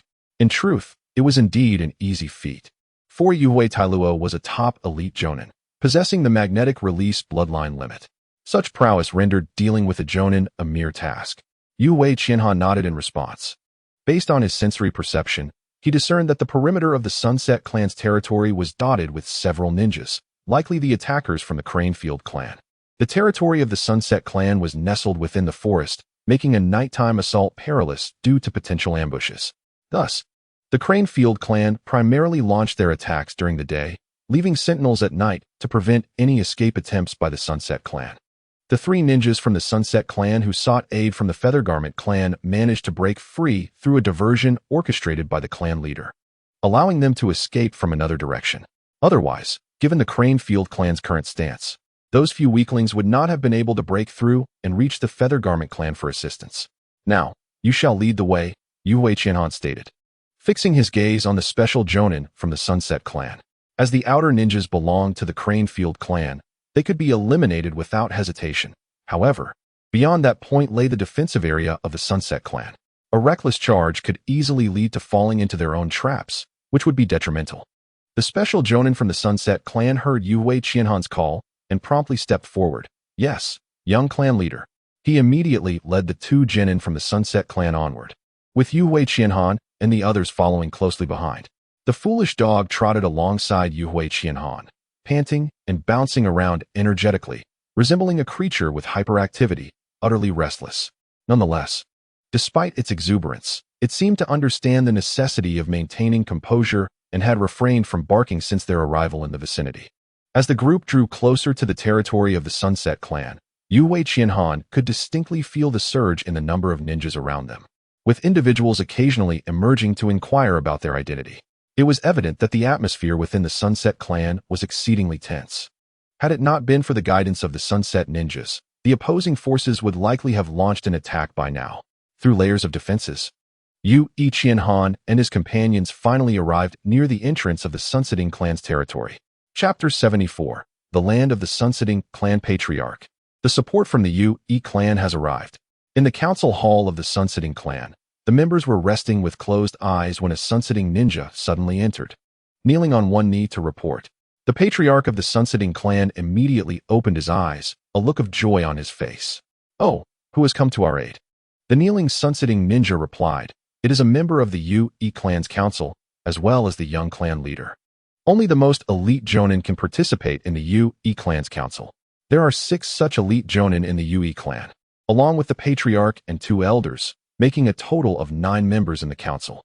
Although Yue Qianhan has not reached the level of a top elite Jonin, due to his capabilities and achievements, everyone tacitly agreed to allow him entry into the council. Thus, the current number of participants in the Yue council has reached 10. Naturally, this figure could have been higher. Unfortunately, due to the devastating battle over a year ago, nearly half of the Yue clan's top elite Jonin were lost, leading to the current situation. Upon hearing that a council member from the Yue clan had arrived, and especially the young clan leader, the patriarch of the Sunsetting Clan immediately stood up. "Let us go and welcome the ninjas of the Yue clan." It was expected that a council member would come to support, but the arrival of the young clan leader was somewhat unexpected.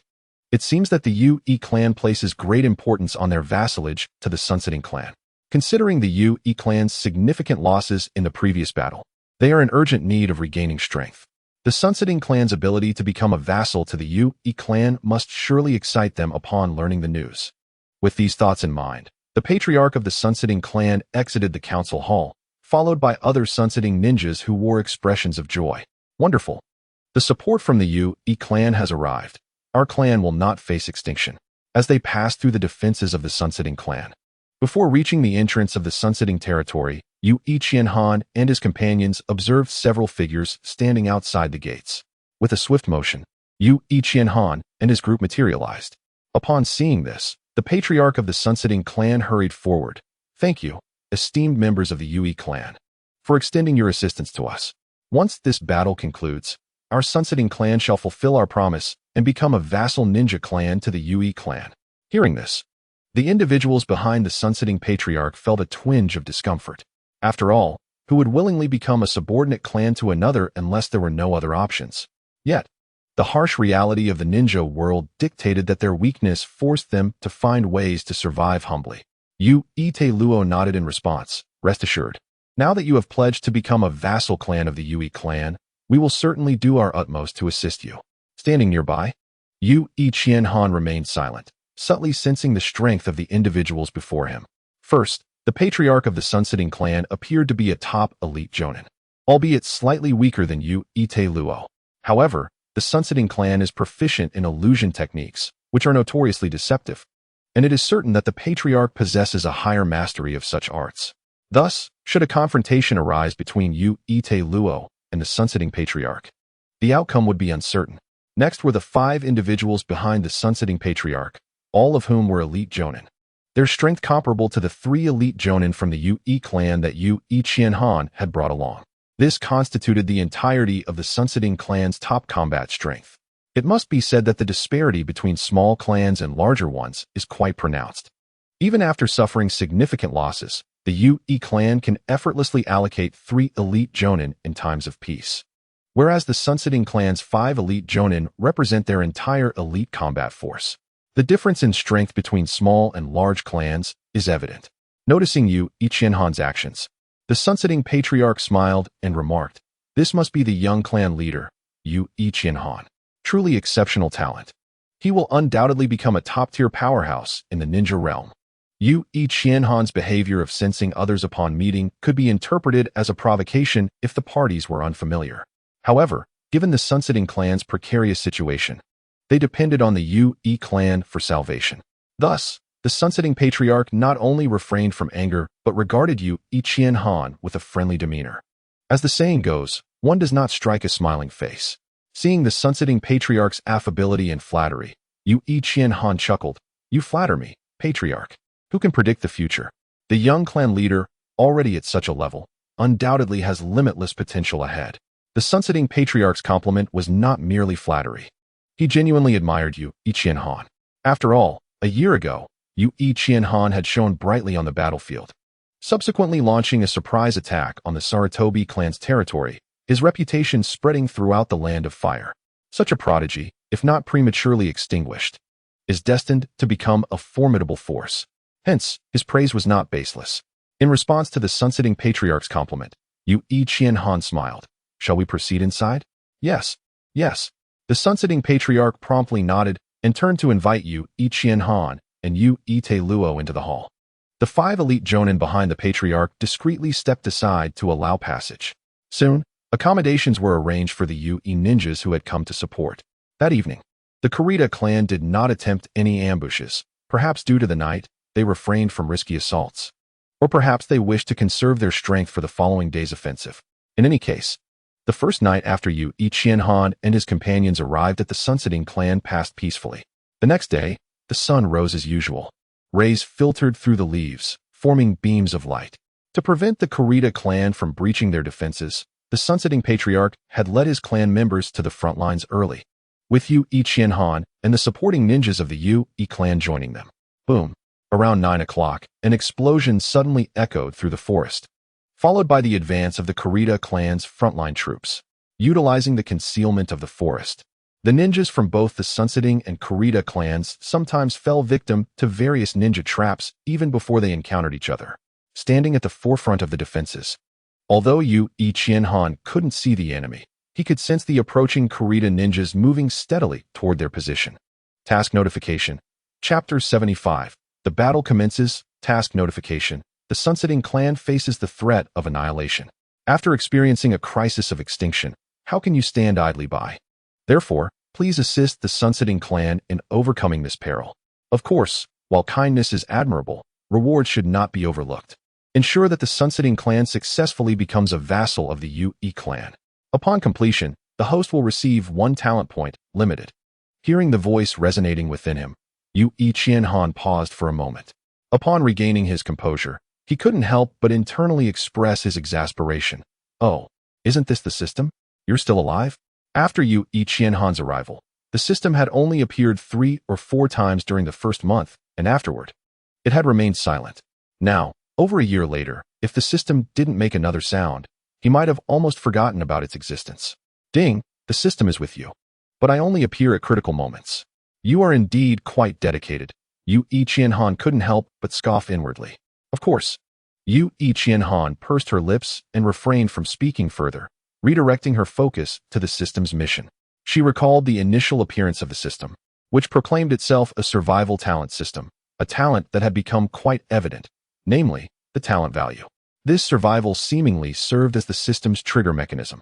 Whether it was Yu Ichienhan or those connected to her, whenever they faced a life-threatening crisis, the system's mission would be activated. Now, with the sunsetting clan facing a potential extinction crisis, the system had triggered a mission. However, the reward for this mission was limited. Could I possibly acquire a second bloodline limit? Gazing at the system's reward, Yu Ichienhan couldn't help but murmur. Historically, the Yu I clan had not been devoid of ninjas possessing dual bloodline limits, though that was a distant memory. In the past 1 or 2 centuries, the Yu I clan had seen no such ninja with dual bloodline limits. While a century or 2 may seem insignificant, in a world where the average lifespan of a ninja is merely 30 years, this span represents 6 or 7 generations, underscoring the magnitude of time. Thus, should Yu Ichienhan attain a second bloodline limit, the influence of the Yue clan would undoubtedly be monumental. However, for Yue Qianhan, the impact was not as profound. He chuckled, finding the talent value rather superfluous. To be frank, his current ice release was already sufficient, even with another bloodline limit. He would likely still focus on ice release, not for any other reason than its sheer elegance. Hence, he regarded this talent value as rather redundant, offering little enjoyment, yet proving difficult to discard. Boom. Just as Yue Qianhan's thoughts meandered, the sounds of battle ahead grew increasingly intense, punctuated by occasional bursts of flame emerging from the forest. Noticing this, Yue Qianhan steeled her focus, drawing her short blade and cautiously observing the front. After all, losing concentration on the battlefield is tantamount to courting death. She had no desire to meet the Grim Reaper at such a tender age. Of course, these sentiments applied solely to ordinary ninjas. Figures like the peak-era Madara should not be considered in this context. Kakita Ryu Wind Release. Gale Blade. Suddenly, several wind blades shot forth from the woods. The leader of the Sunsetting clan, witnessing this, swiftly performed hand seals, fire release, blazing flame barrier. As the words left his lips, a wall of fire surged to shield those present. Impressive. Yue Qianhan couldn't help but marvel from behind. Indeed, the fire technique of the Sunsetting clan leader was quite striking. She resolved that once the Sunsetting clan allied with them, she would certainly seek to learn this ninjutsu. 3 seconds later, the wind techniques of the Kakita clan dissipated, and the Sunsetting clan leader's fire defense transformed into embers. In an instant, countless ninjas erupted from the forest, with the foremost being a top-tier elite Jonin. Attack! The Sunsetting clan leader unsheathed his katana and commanded, charging forth alongside the Sunsetting ninjas. Swish, swish, swish. Boom. Fire release. In an instant, shurikens, kunai, explosive tags, and a plethora of other lethal techniques were hurled by the group of Sunsetting ninjas. Meanwhile, Yue Qianhan and a dozen others, including Yue Tello, remained stationed at their position, refraining from action. After all, the current situation was manageable for the Sunsetting clan, and the opposing side had yet to reveal any additional elite Jonin. Thus, for the sake of caution, they would wait until all elite Jonin from the opposing side emerged before joining the fray. This also afforded them the opportunity to observe the fighting style of the Kakita ninjas, gathering intelligence, which would undoubtedly minimize unnecessary losses when the time for a true confrontation arrived. Kakita Ryu Crane Strike. The Sunsetting clan leader and the Kakita clan leader clashed first, with the Kakita leader wielding his katana, its tip darting toward the Sunsetting clan leader like a crane's beak. The Sunsetting clan leader refrained from employing any extraordinary ninjutsu, instead engaging in a relentless duel of swordsmanship. At this moment, the other ninjas from both clans also collided in fierce combat. The glint of blades flashed as shurikens and kunai flew about. The sporadic explosions of tags and the use of ninjutsu rendered the battlefield increasingly brutal, with severed limbs appearing across the terrain merely minutes into the conflict. Tello, what do you think? How long will it take you to eliminate the Kakita clan leader? After observing for a while, Yue Qianhan turned her gaze to Yue Tello beside her. She inquired not whether he could defeat the opponent, but rather how long it would require. This clearly indicated her confidence in Yue Tello's abilities. Upon hearing the young clan leader's inquiry, Yue Tello glanced at the Kakita clan leader. After a few moments of contemplation, he replied, "At most 5 minutes, provided there are no external interferences." Hearing Yue Tello's assured response, Yue Qianhan nodded with a smile. Yue Tello's magnetic release posed a significant threat to ordinary ninjas. Once marked by his technique, the opponent would find themselves relentlessly pursued by Yue Tello's weaponry. Additionally, they would have to contend with Yue Tello's assaults, making it clear that any ninja whose strength did not surpass his would be facing imminent demise. Thus, Yue Qianhan held no doubts regarding Yue Tello's assertion. While Yue Qianhan engaged in light conversation, the clash between the Sunsetting clan leader and the Kakita clan leader intensified. Yet, at that moment, the Kakita clan leader's gaze suddenly faltered, and even his movement slowed. Chapter 76. The Strike Not Good. Sensing something amiss in his surroundings, the Kakita clan leader quickly realized he had fallen victim to an illusion technique. He hastily disrupted the flow of his chakra in an attempt to dispel the Sunsetting clan leader's genjutsu. In the next instant, the environment shifted, and a katana swung directly toward the Kakita clan leader's neck. Realizing this, The Kakita leader's pupils constricted as he swiftly raised his blade in defense. Clang! In the next moment, due to his lack of preparedness, he was forcefully struck back by the overwhelming force. Thud, thud. After landing, the Kakita clan leader staggered several steps before regaining his footing. Damn it! The Kakita clan leader couldn't help but curse inwardly. He had been exceedingly cautious of the sunsetting clan leader's illusion techniques, yet he still fell prey. This sunsetting leader was truly tenacious. On the other side, the sunsetting Ryu, Twilight Illusion Blade. Seizing the advantage, the sunsetting clan leader unleashed his family's ninjutsu, the blade shimmering with a dizzying dark red glow as he swung it toward the Kakita clan leader.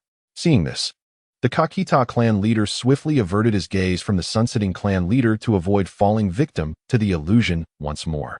However, diverting his gaze made it exceedingly difficult to counter the incoming attack. Fortunately, years of conflict had endowed the Kakita clan leader with the necessary experience to handle such a situation. He immediately formed hand seals, earth release, underworld submersion. If he couldn't block it, then he would evade it instead. Years of battle had made the Kakita clan leader exceptionally adept at this technique. Almost instantaneously as the sunsetting clan leader's blade came down, he had already vanished into the earth. Whoosh! The sunsetting clan leader's strike missed, creating a sound of slicing air. Suddenly, a figure emerged behind the head of the setting sun clan, the Cranefield's crane strike. The blade, infused with a sharp stream of air, pierced directly into the back of the setting sun clan leader. With a splatter of blood, the setting sun leader turned. Disbelief etched on his face as he gazed at the Cranefield leader. "I have lost," he gasped, and with a resounding thud, he collapsed to the ground. The fading light of the sunset cast a more tragic hue over the scene. As he beheld the lifeless form of the setting sun leader, the Cranefield leader let out a hollow laugh. I have won. At last, I have rid myself of this pest." However, as his laughter echoed, an unsettling feeling washed over him. Wait, wasn't he at morning just moments ago? Why had dusk suddenly fallen? And why was it so eerily quiet? Oh no, I've fallen victim to an illusion again. The Cranefield leader was drenched in cold sweat as realization struck him. Outside the illusion, the setting sun leader turned to face the dazed Cranefield leader, exhaling deeply. Since the battle commenced yesterday, he had continually woven illusions to mislead the Cranefield leader. And today, it was finally successful. Prepare to die? The setting sun leader's eyes glinted with malice as he swung his blade towards the now defenseless Cranefield leader. Water release, cutting blade. Suddenly, a slender stream of water shot towards the setting sun leader. Reacting swiftly, the setting sun leader adjusted the angle of his sword. Clang! The metallic sound rang out as the setting sun leader's sword was severed. Nevertheless, he seized the fleeting moment to create distance. At that moment, a middle-aged man with gray hair approached the Cranefield leader, placing his hands upon the Cranefield leader's shoulders. Within the illusion, the Cranefield leader attempted to disrupt the flow of his chakra to break free from the illusion, but after several futile attempts, he realized it was in vain. Frantic, the Cranefield leader felt desperation rising within him. Suddenly, a surge of chakra flowed into his body, and the surroundings shifted, awakening him from the illusion. Turning his head, he saw the gray-haired man had withdrawn his hands from his shoulders. "Thank you, Huan Tuan." The Cranefield leader expressed his gratitude, realizing that without the man's intervention, he might have perished under the setting sun leader's blade. The ninja known as Huan Tuan nodded, directing his gaze towards the setting sun leader. Witnessing the unfolding scenario, the setting sun leader clenched his sword tightly, one elite Jonin and another ordinary elite Jonin. This is troublesome. Had it only been the Cranefield leader, he would have felt confident. However, the arrival of another elite Jonin exceeded his capacity to contend. On the battlefield, Yue Qianhan and others watching the fight suddenly noticed reinforcements arriving for the Cranefield clan, their strength notably formidable, with the weakest being of special Jonin rank. Observing this, Yue Qianhan gripped his short blade. "Tielo, hold the line. The rest follow me, and ensure your safety." Hearing this, Yue Tielo, the young clan leader, initially intended to protest but, seeing Yue Qianhan's determination, could only shake his head, cautiously watching the battlefield. If Yue Qianhan found himself in danger, he would immediately intervene. With the arrival of the Yue ninjas, the balance of power on the battlefield shifted once more. Yue Qianhan approached the setting sun leader, confronting the suddenly appearing gray-haired man. "Is he the elite Jonin from the Cranefield clan?" Yue Qianhan inquired of the setting sun leader.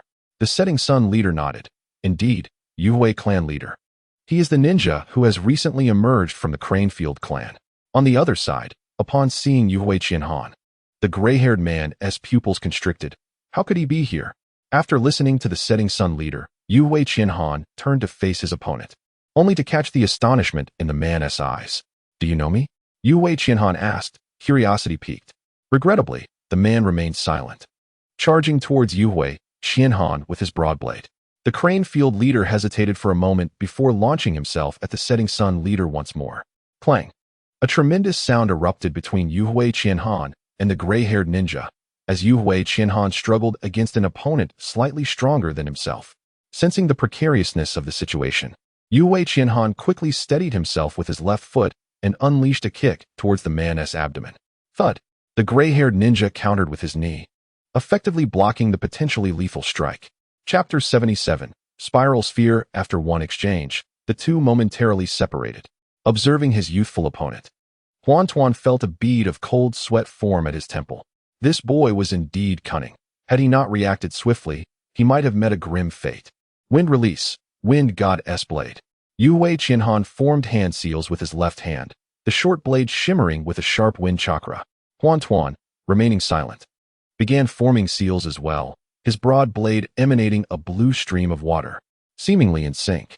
A gentle breeze swept through the air as Yuhui Qianhan and Huan Tuan both surged forward, engaging in a clash of wind and water. On the battlefield, their figures danced with rapidity, blades meeting only to part in an instant, leaving weaker observers unable to comprehend the exchange. After this bout, Yuhui Qianhan assessed the situation. The two were evenly matched. Without employing extraordinary tactics, it appeared impossible to determine a victor swiftly. As he carefully monitored his adversary, Yuhui Qianhan began to gather ice chakra within himself, realizing that conventional methods would not suffice for a quick triumph.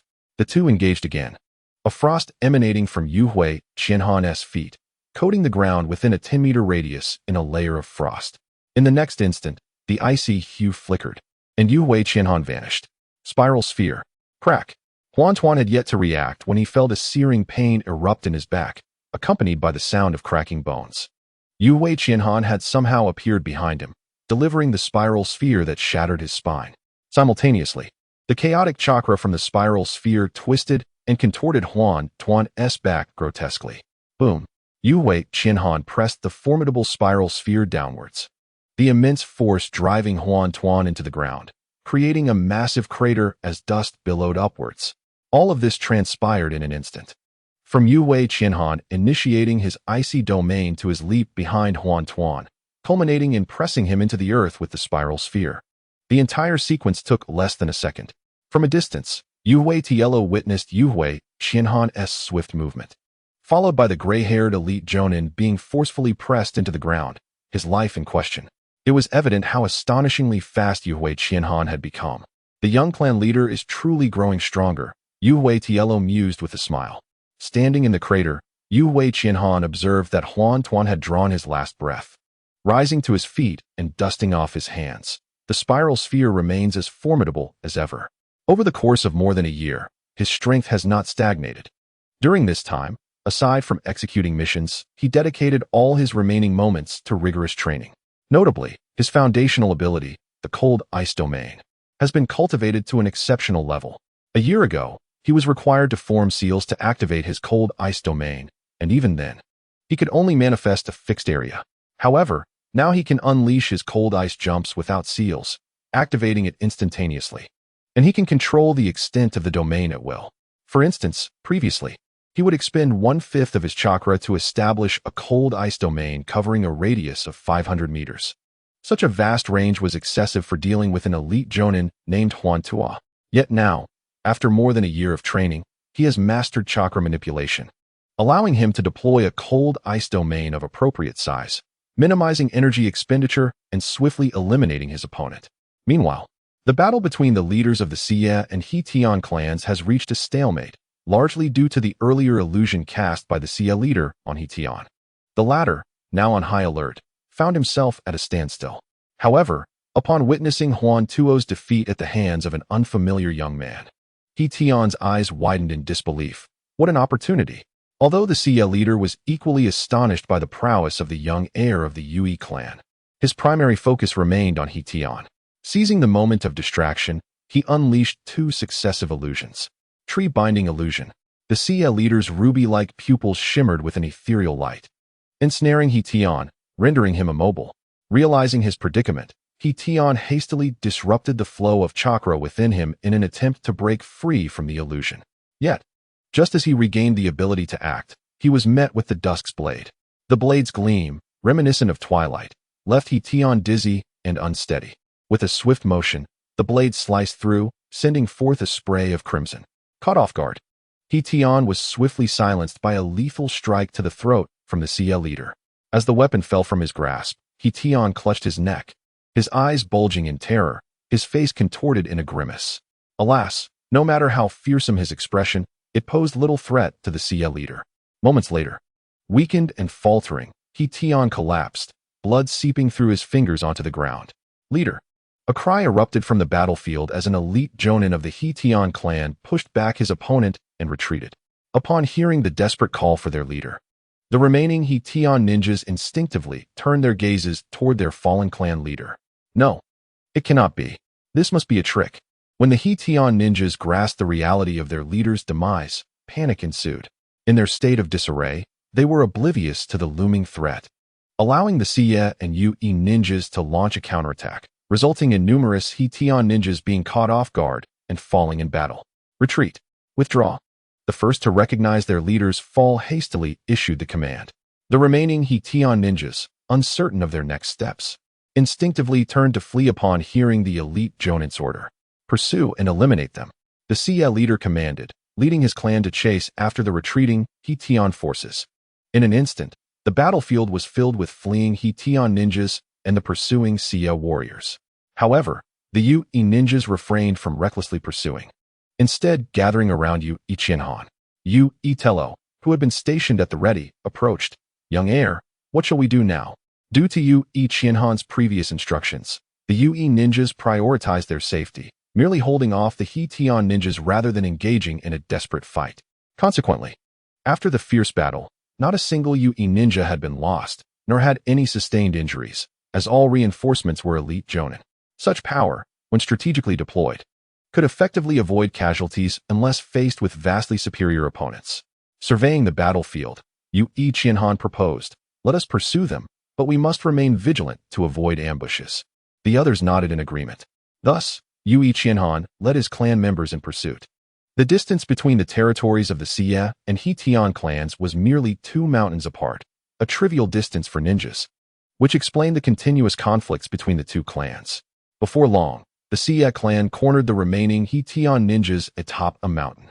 However, just as they prepared to continue their pursuit, several figures emerged, moving against the tide of fleeing Hitian ninjas. Water release, Great Waterfall Technique. Earth release, Earth Dragon Bullet. The foremost 2 ninjas positioned themselves, directly summoning their ninjutsu. This is bad. Yui Qianhan's pupils constricted as he quickly advanced. Ice release, Ice Fortress. Following closely, Yui Tello added, Magnet release, Iron Flow Wall. In an instant, a wall of ice erected itself before the group. Concurrently, Yui Tello's massive shurikens disintegrated into iron shavings, enveloping the ice wall. The thunderous roar of the waterfall and the earth dragon struck the wall, creating a cacophony that reverberated through the air, shaking the ice barrier. Fortunately, with Yui Tello's iron flow wall as reinforcement, the ice wall remained intact.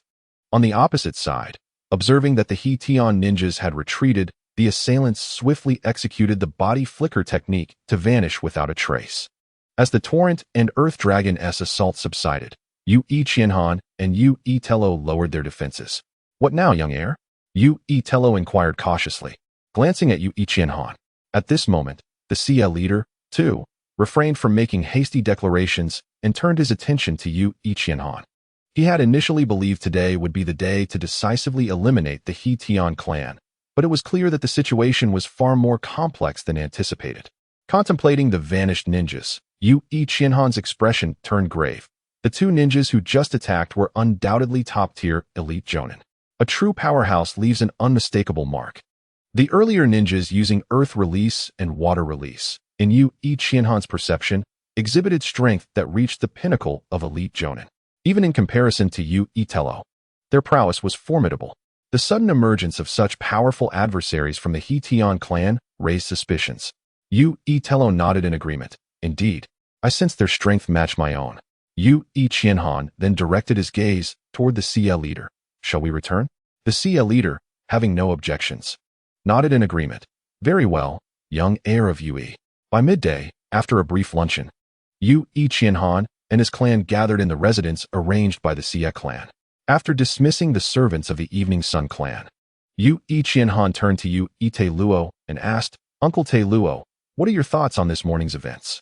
Yu Luo pondered for a moment before responding. The sudden emergence of 3 elite upper ninjas from the minor Keita clan is indeed rather peculiar. Even my Yue clan, prior to the events of that great battle over a year ago, had only 10 elite upper ninjas. An elite upper ninja beside them interjected. Even for a first-rate clan like Yue, the strongest among us numbered merely 10 of such caliber. Yet, a third-rate clan like Keitu has suddenly produced 3.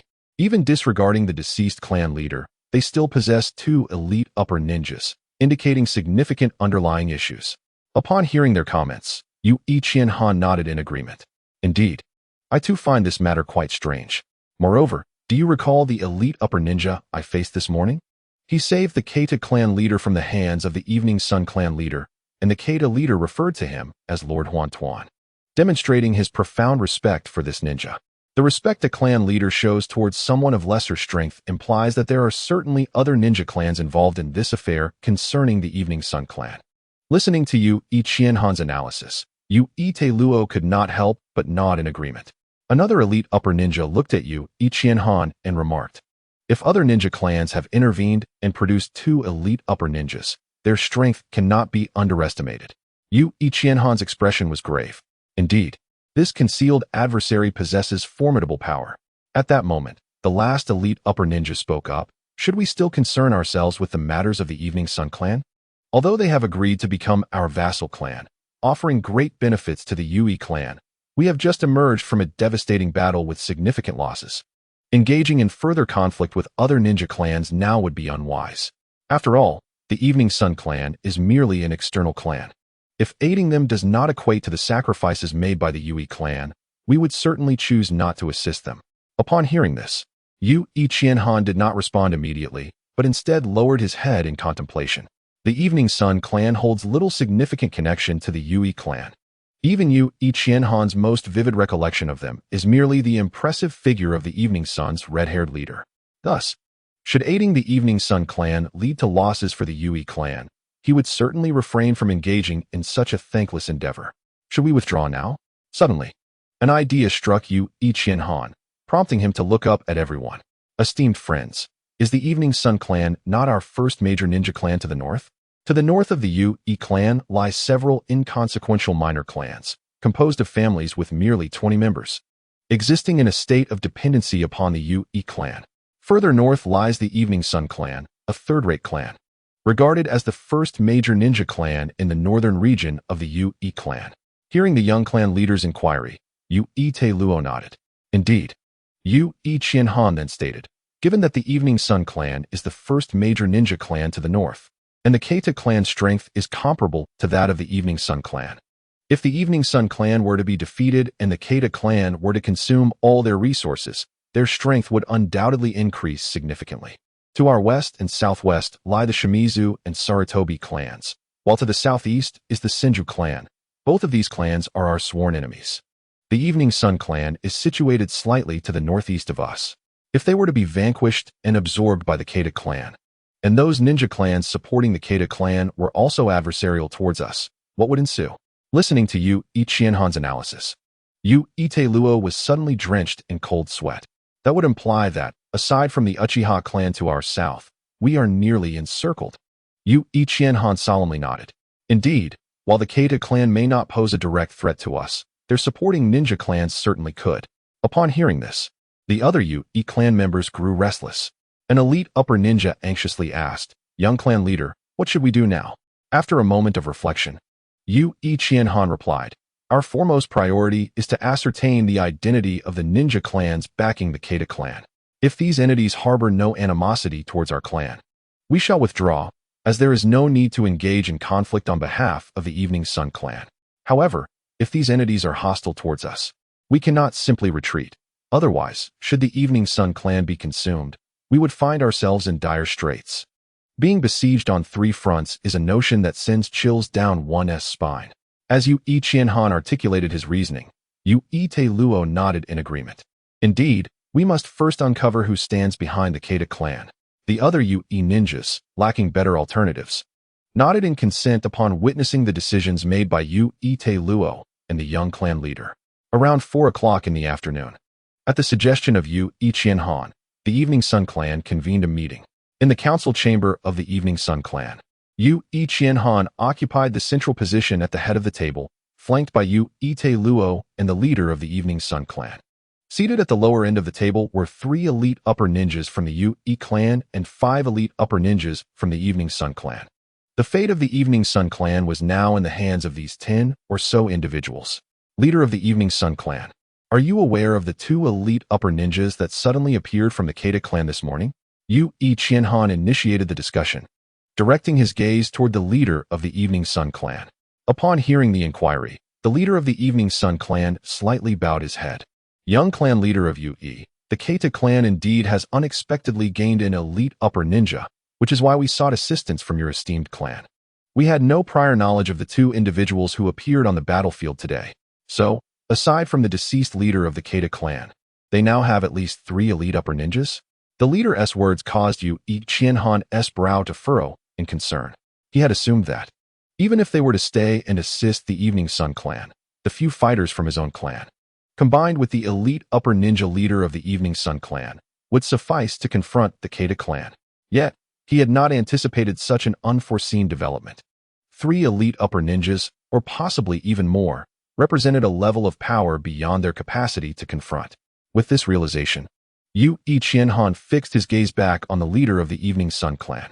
Leader of the Evening Sun clan, from whence do these elite upper ninjas originate? The leader of the Evening Sun clan displayed no signs of deceit. We truly do not know. Really? Yu Qianhan scrutinized him skeptically. The Evening Sun clan had been aware for over a year of the inexplicable increase in elite ninjas within the Keita clan. With a year having passed, how could they have received no information whatsoever? At that moment, it seemed the leader of the Evening Sun clan recalled something, hastily saying, young clan leader of Yu, based on the intelligence we've gathered recently, we can now reasonably conclude that they are absolutely not from the Keita clan.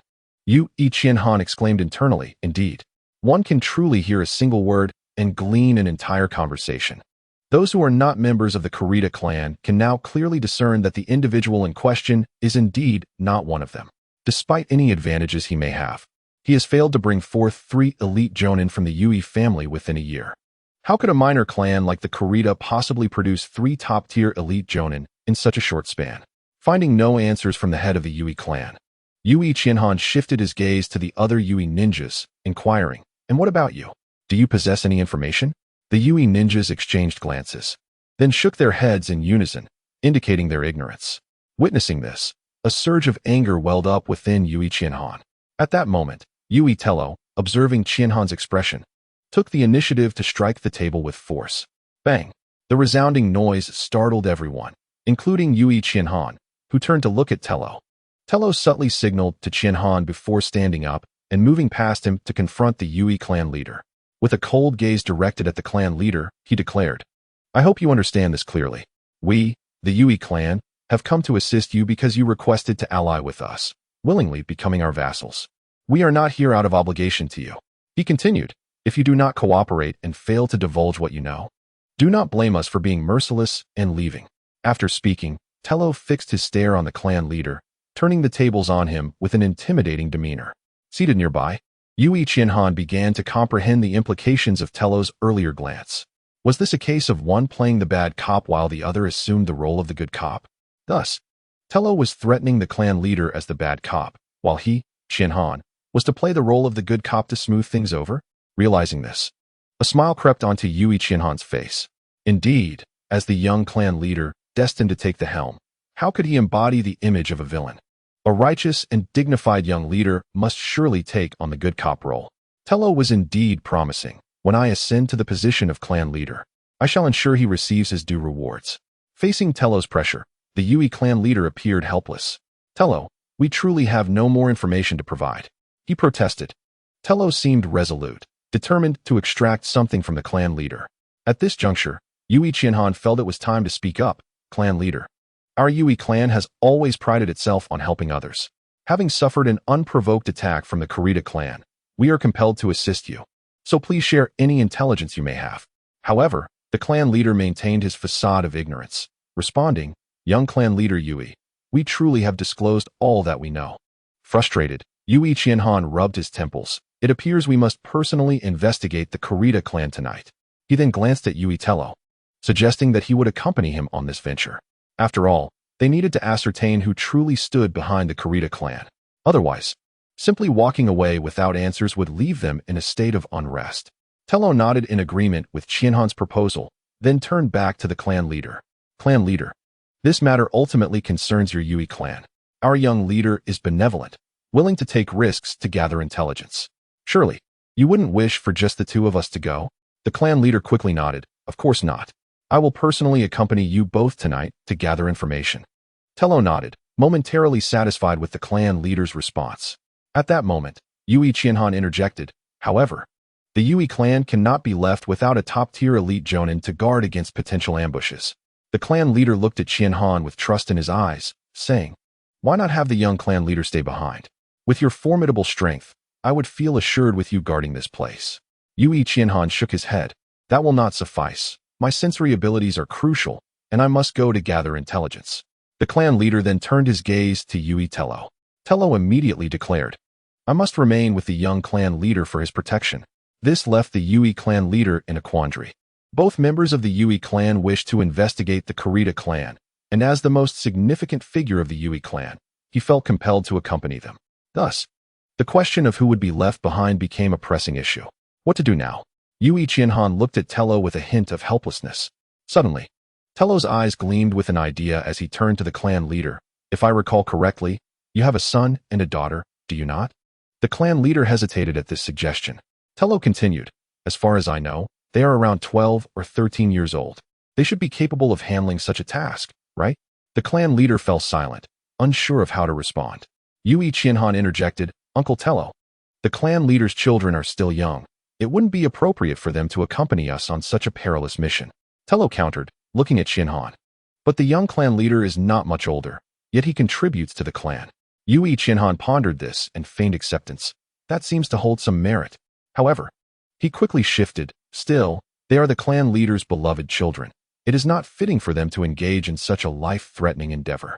Perhaps another elite Jonin from the Yui clan could accompany us instead. It would suffice to have more hands.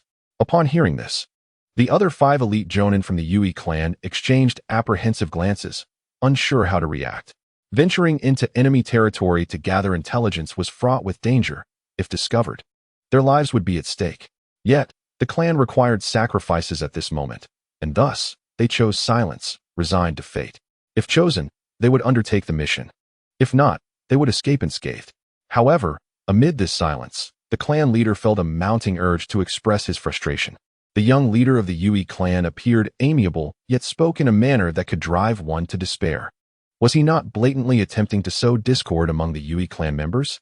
With the situation reaching this point, the clan leader could no longer remain silent. Gritting his teeth, he gazed at Yui Qianhan with a composed demeanor. Since you, young clan leader, have suggested it, let them accompany you to gather intelligence. As soon as he spoke, the 5 elite Jonin of the Yui clan displayed expressions of astonishment. The clan leader was truly permitting the young clan leader and his daughter to undertake the mission? Yui Tello grinned widely. The clan leader indeed possesses great wisdom. The clan leader forced a smile that seemed somewhat strained. They are also part of the Yui family and must contribute to the clan. Tello nodded. Naturally, just like our young clan leader, they all contribute to their respective families. Upon hearing Yui Tailuo speak of himself, Yui Qianhan broke into a hearty smile. The young clan leader of the Yui family truly epitomized the essence of a ninja. The Setting Sun's clan leader glanced at Yui Qianhan with a smile. Upon hearing these words, Yui Qianhan couldn't help but feel a twinge of sarcasm. This fellow hardly appeared virtuous. Yui Tailuo interjected. Now that the selection for the reconnaissance of the Kita clan has been finalized, we should return to prepare. The Setting Sun's clan leader nodded in acknowledgement, bidding farewell to Yu E Tailuo and Yu E Qianhan as they departed.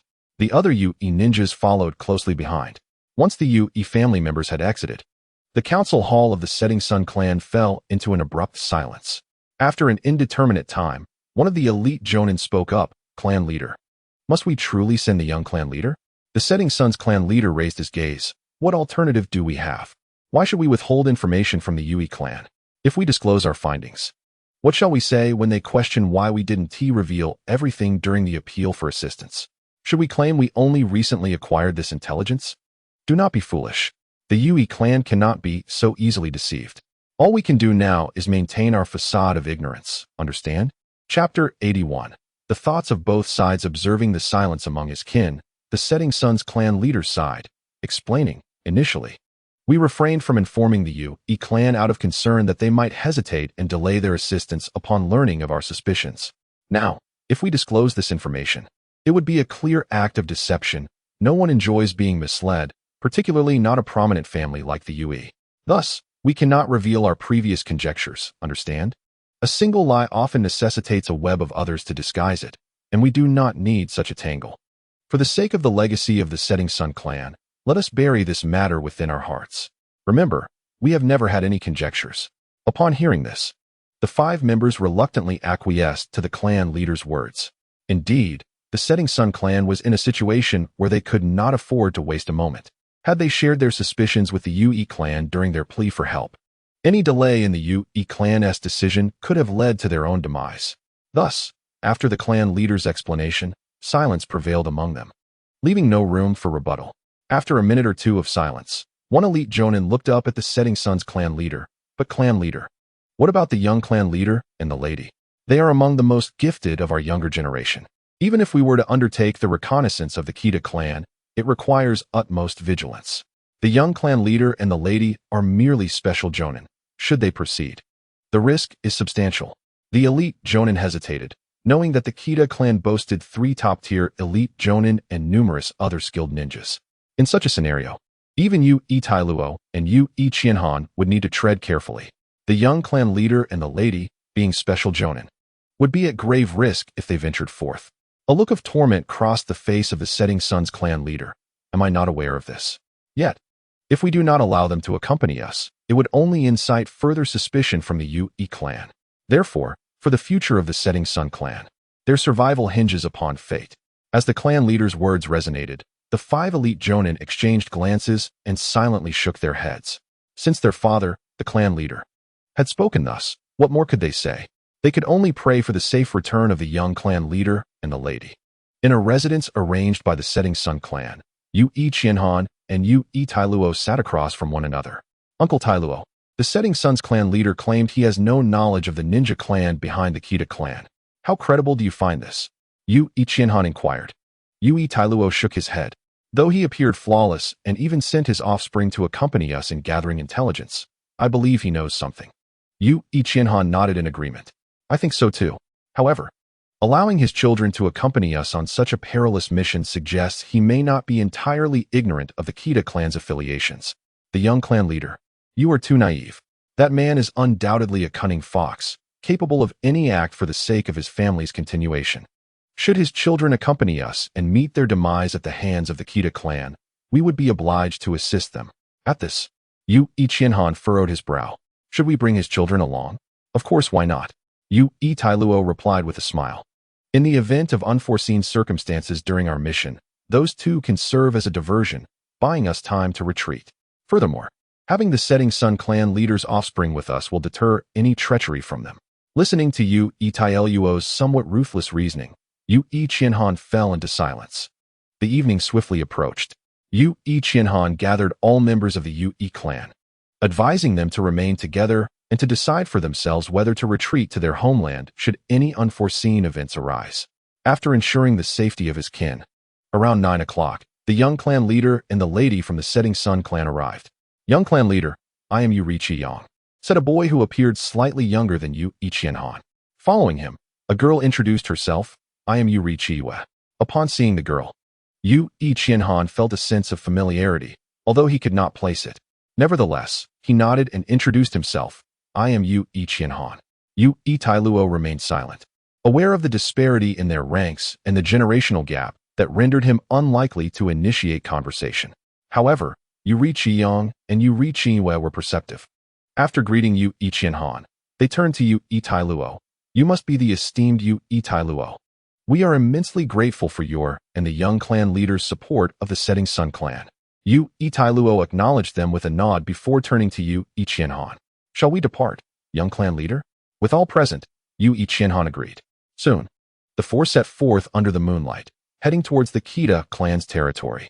The distance between the Kita clan and the Setting Sun clan was not great. After traversing 2 mountains, they swiftly arrived at the outskirts of the Kita clan's domain. All four possessed a minimum prowess of special Jonin, and with Yu Qiyang and Yu Qiwe being illusion-type ninjas adept at concealment, they navigated stealthily, remaining undetected by the Kita clan's reconnaissance ninjas. Aided by Yu Qianhan and Yu Tailuo. Shall we enter now, or wait until 2 or 3 in the morning? Yu Qianhan inquired of Yu Tailuo. If they entered now, the Kita clan would likely not suspect an intrusion at such an hour. The notion of darkness under the lamp applies. Conversely, entering at 2 or 3 in the morning would coincide with the time when individuals are most fatigued, thus increasing the likelihood of success. Each time frame presented its own advantages and disadvantages.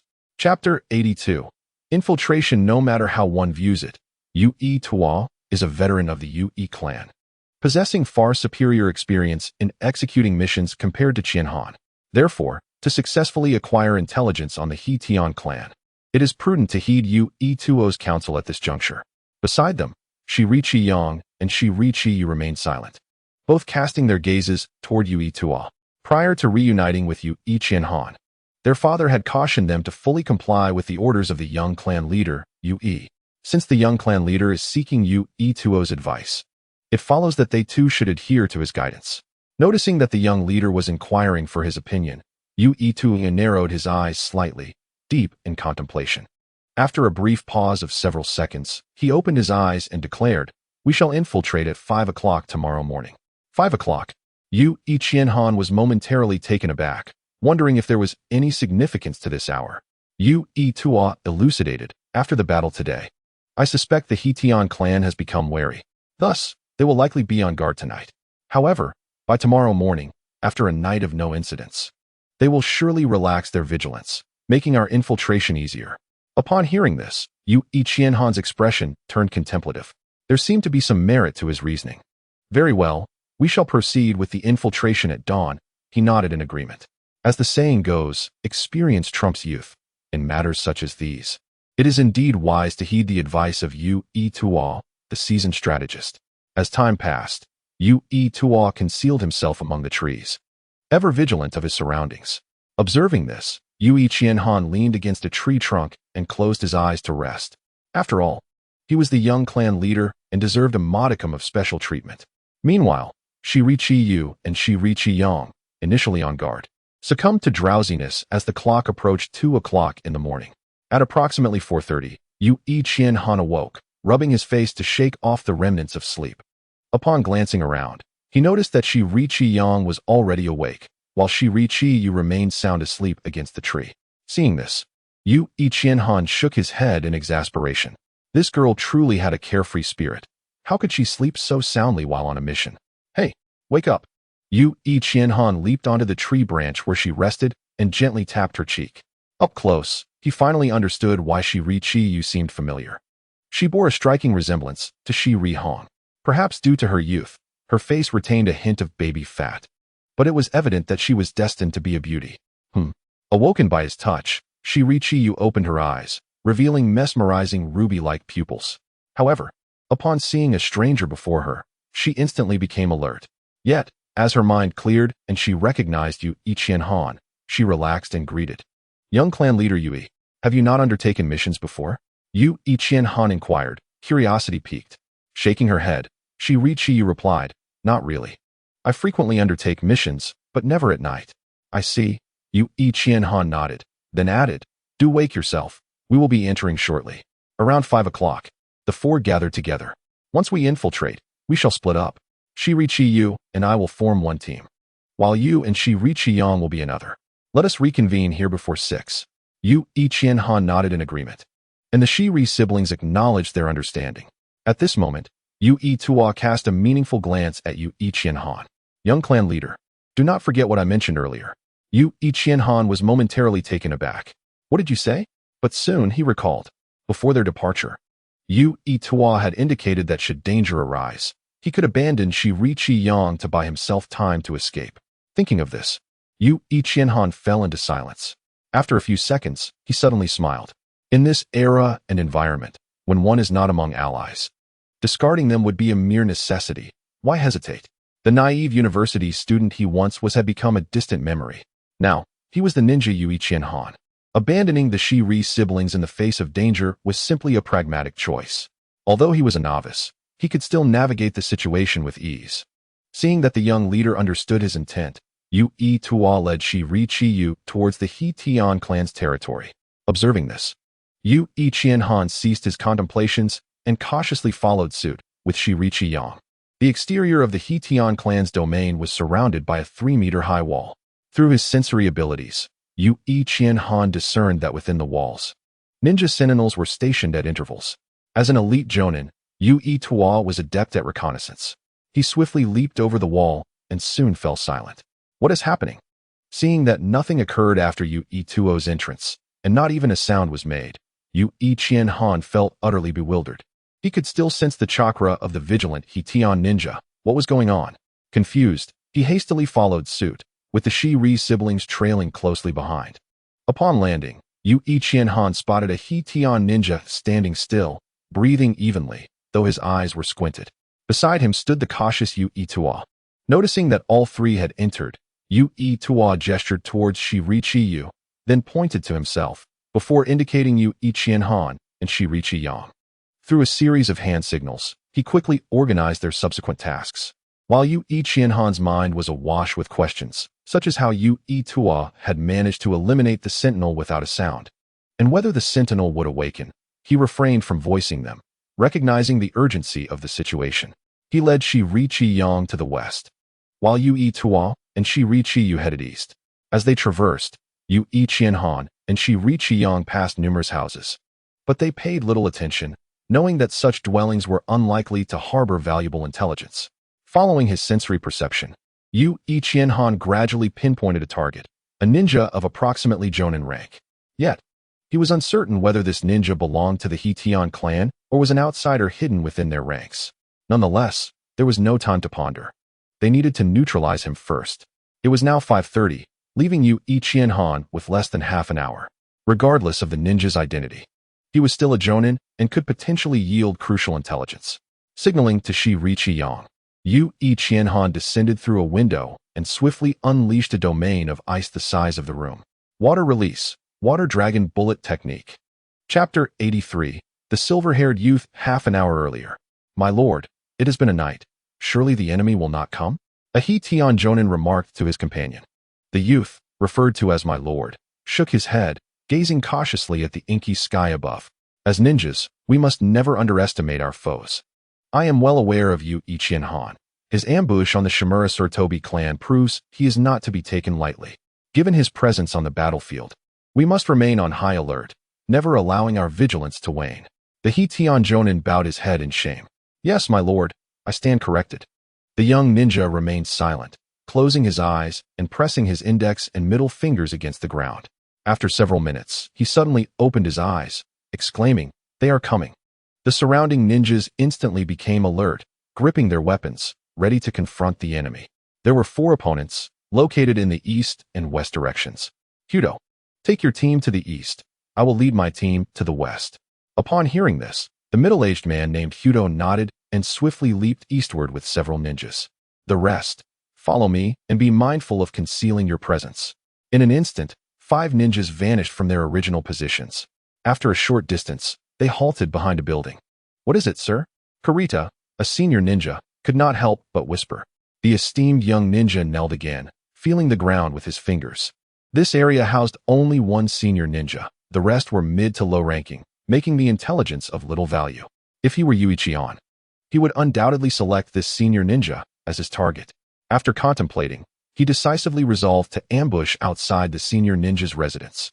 Meanwhile, Yui Chihan, accompanied by the setting sun, Akatsuki, arrived at the rooftop of a senior ninja's house belonging to the Kurita clan. After signaling Akatsuki, Yui Chihan gently lifted the skylight and jumped down. However, upon landing, he unleashed his ice domain, and in the next moment, a water dragon surged through the window. Water release, water dragon bullet technique, Yui Chihan thought, with a face full of confusion. Instantly, he used ice jump to appear at the corner of the wall. At the same time, the resting senior ninja of Kurita was awakened, abruptly appearing at the opposite end of the room in his underwear. Boom. A tremendous impact erupted as the water dragon smashed through the wooden wall, creating two large holes, rendering the once enclosed room completely open. Suddenly, a loud crash resonated from the roof, followed by a figure crashing through it.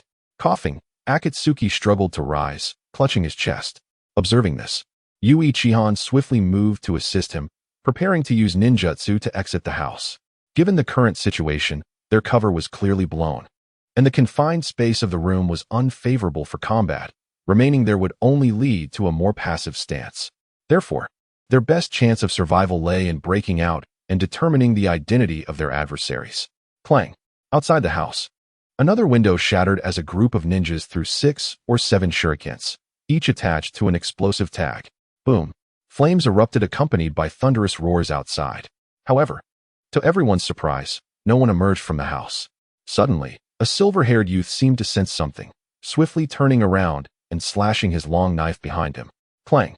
A crisp sound echoed as Yui Chihan reappeared 10 meters away, while Akatsuki trembled beside him, seemingly frozen. At that moment, they noticed a layer of frost had formed on the ground around them.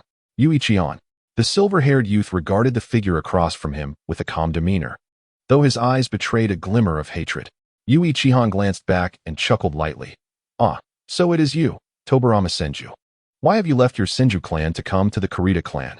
Indeed, the silver-haired boy before him was Tobarama Senju, the very person Yui Chihan had severely injured on the battlefield. Tobarama's presence confirmed that the Kurita clan was backed by their sworn enemies, the Senju clan. This is troublesome. Observing the 5 figures opposite him, despite the ease on his face, Yui Chihan's heart sank. He had initially planned to withdraw if the ninja clan supporting the Kurita had no hostility towards the Yui clan, disregarding Akatsuki's fate.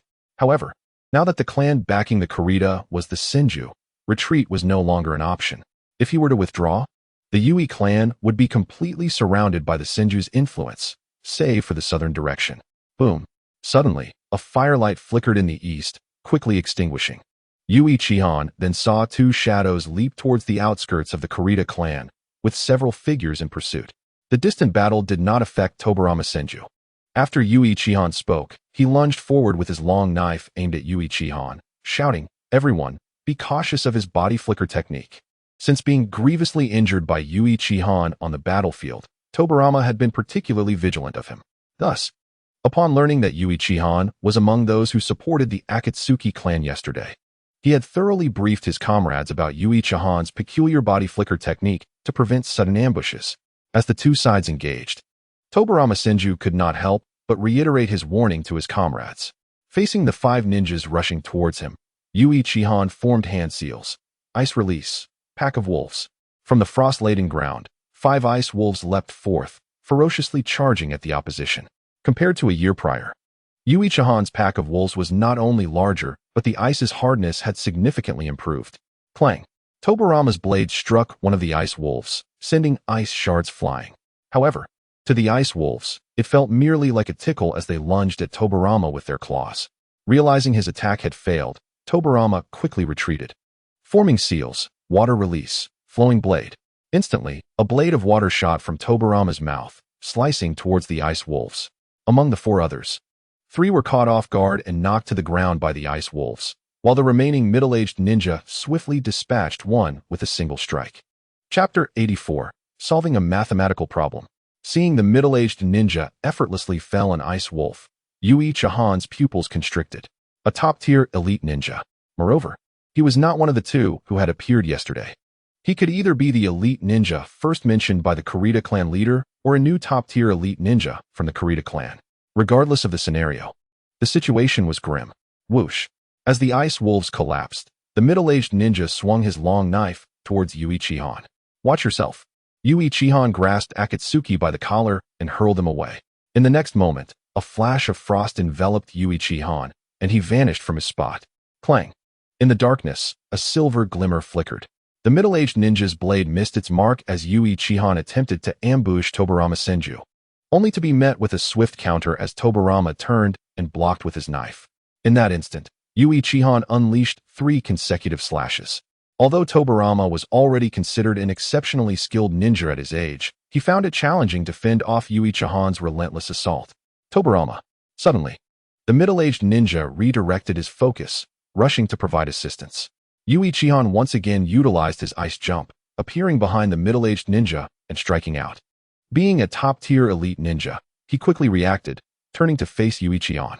After exchanging a few blows, Yui Chihan once more vanished in a flash of frost. Clang. The sound of blades clashing echoed as Tobarama successfully thwarted yet another one of Yui Chihan's ambushes. Noticing this, Yui Chihan couldn't help but feel a twinge of concern. He sensed that Tobarama's reflexes had significantly improved since their first encounter. At that moment, Senju Tobarama had been ambushed and severely injured by his own ice leap technique. However, upon his appearance now, he swiftly reacted and counterattacked. What was transpiring? Suddenly, a fierce gust of wind from a blade surged from behind. Humph! Yui Chihan scoffed, activating his ice leap to arrive beside Shiri Chiyong. At that moment, 2 Jonin were besieging Shiri Chiyong, one of whom was clad in nothing but shorts. Shiri Chiyong, possessing only the strength of a special Jonin, had already sustained a wound to his arm during the mere 3 to 4 seconds of combat between Yui Chihan and Senju Tobarama.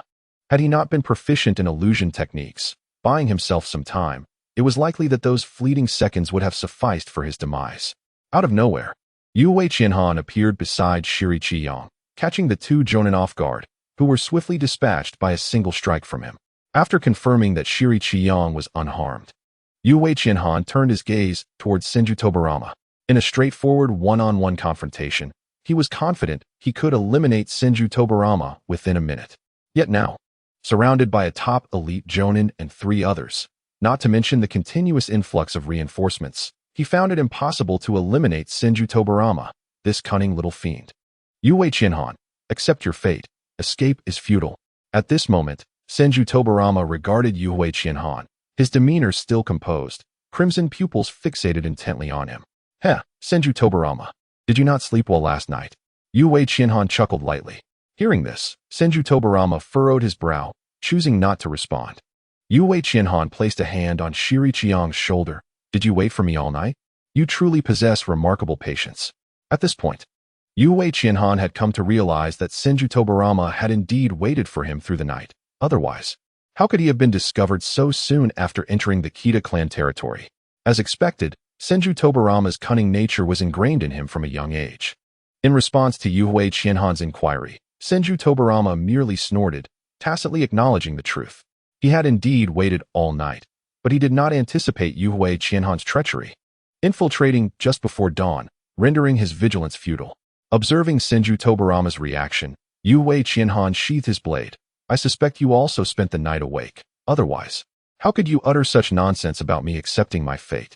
Yui Chihan laughed as he spoke, and in the next instant, he and Shiri Chiyong vanished to the western edge of the ice domain. Chase! Senju Tobarama commanded.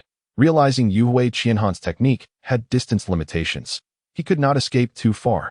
Having previously studied Yui Chihan's ninjutsu, Senju Tobarama knew that to utilize the ice leap, Yui Chihan needed a frosty surface. This knowledge bolstered his confidence in capturing him, as based on prior observations, creating a frost-laden ground would require a significant amount of chakra. At the edge of the ice domain, Yui Chihan smiled at the approaching Senju Tobarama.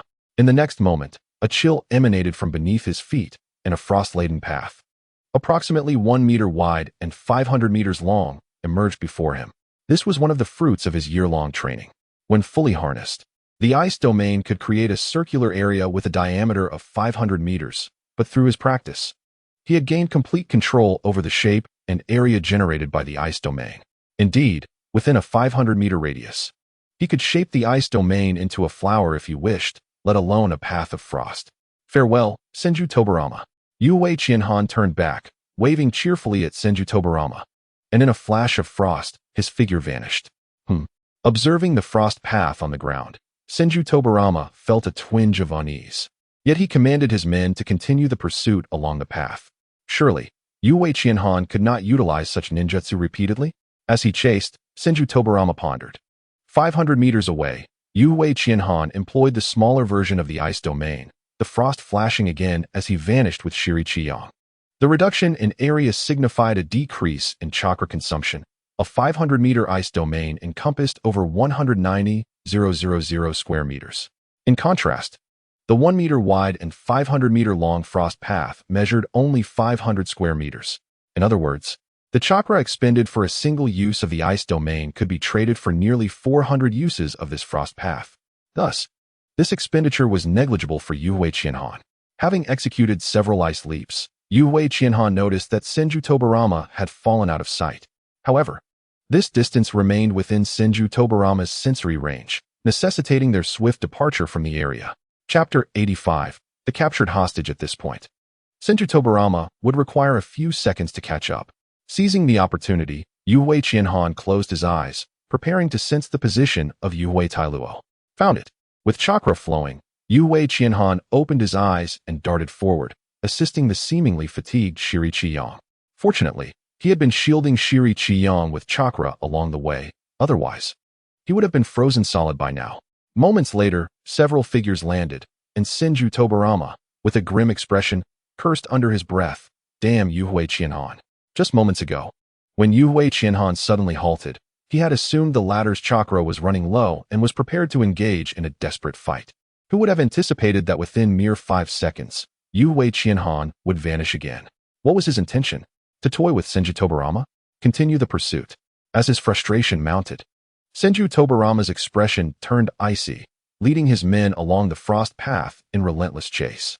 If Yue Qianhan were aware of Senju Tobarama's thoughts, he would vehemently protest his innocence. For he had no peculiar penchant for mocking Senju Tobarama. His halt was simply a momentary effort to ascertain Yue Tailuo's location. Naturally, the most crucial point was that Yue Qianhan had never entertained the notion of toying with Senju Tobarama. With the continuous application of Ice Leap, he swiftly approached Yue Tailuo. At this moment, Yue Tailuo was confronting several ninjas, the dawn's light gradually breaking, a chilling atmosphere permeating the forest. Abandon resistance, or we shall slay her. One of the unfamiliar ninjas, likely from the Kita clan, pressed a blade against Shiri Qiyue's throat, threatening Yue Tailuo with his words. Witnessing this scenario, a flicker of anxiety crossed Yue Tailuo's face. "Hey, let us talk this over. Don't act impulsively." Seeing Yue Tailuo's expression, a hint of joy emerged on Shiri Qiyue's face.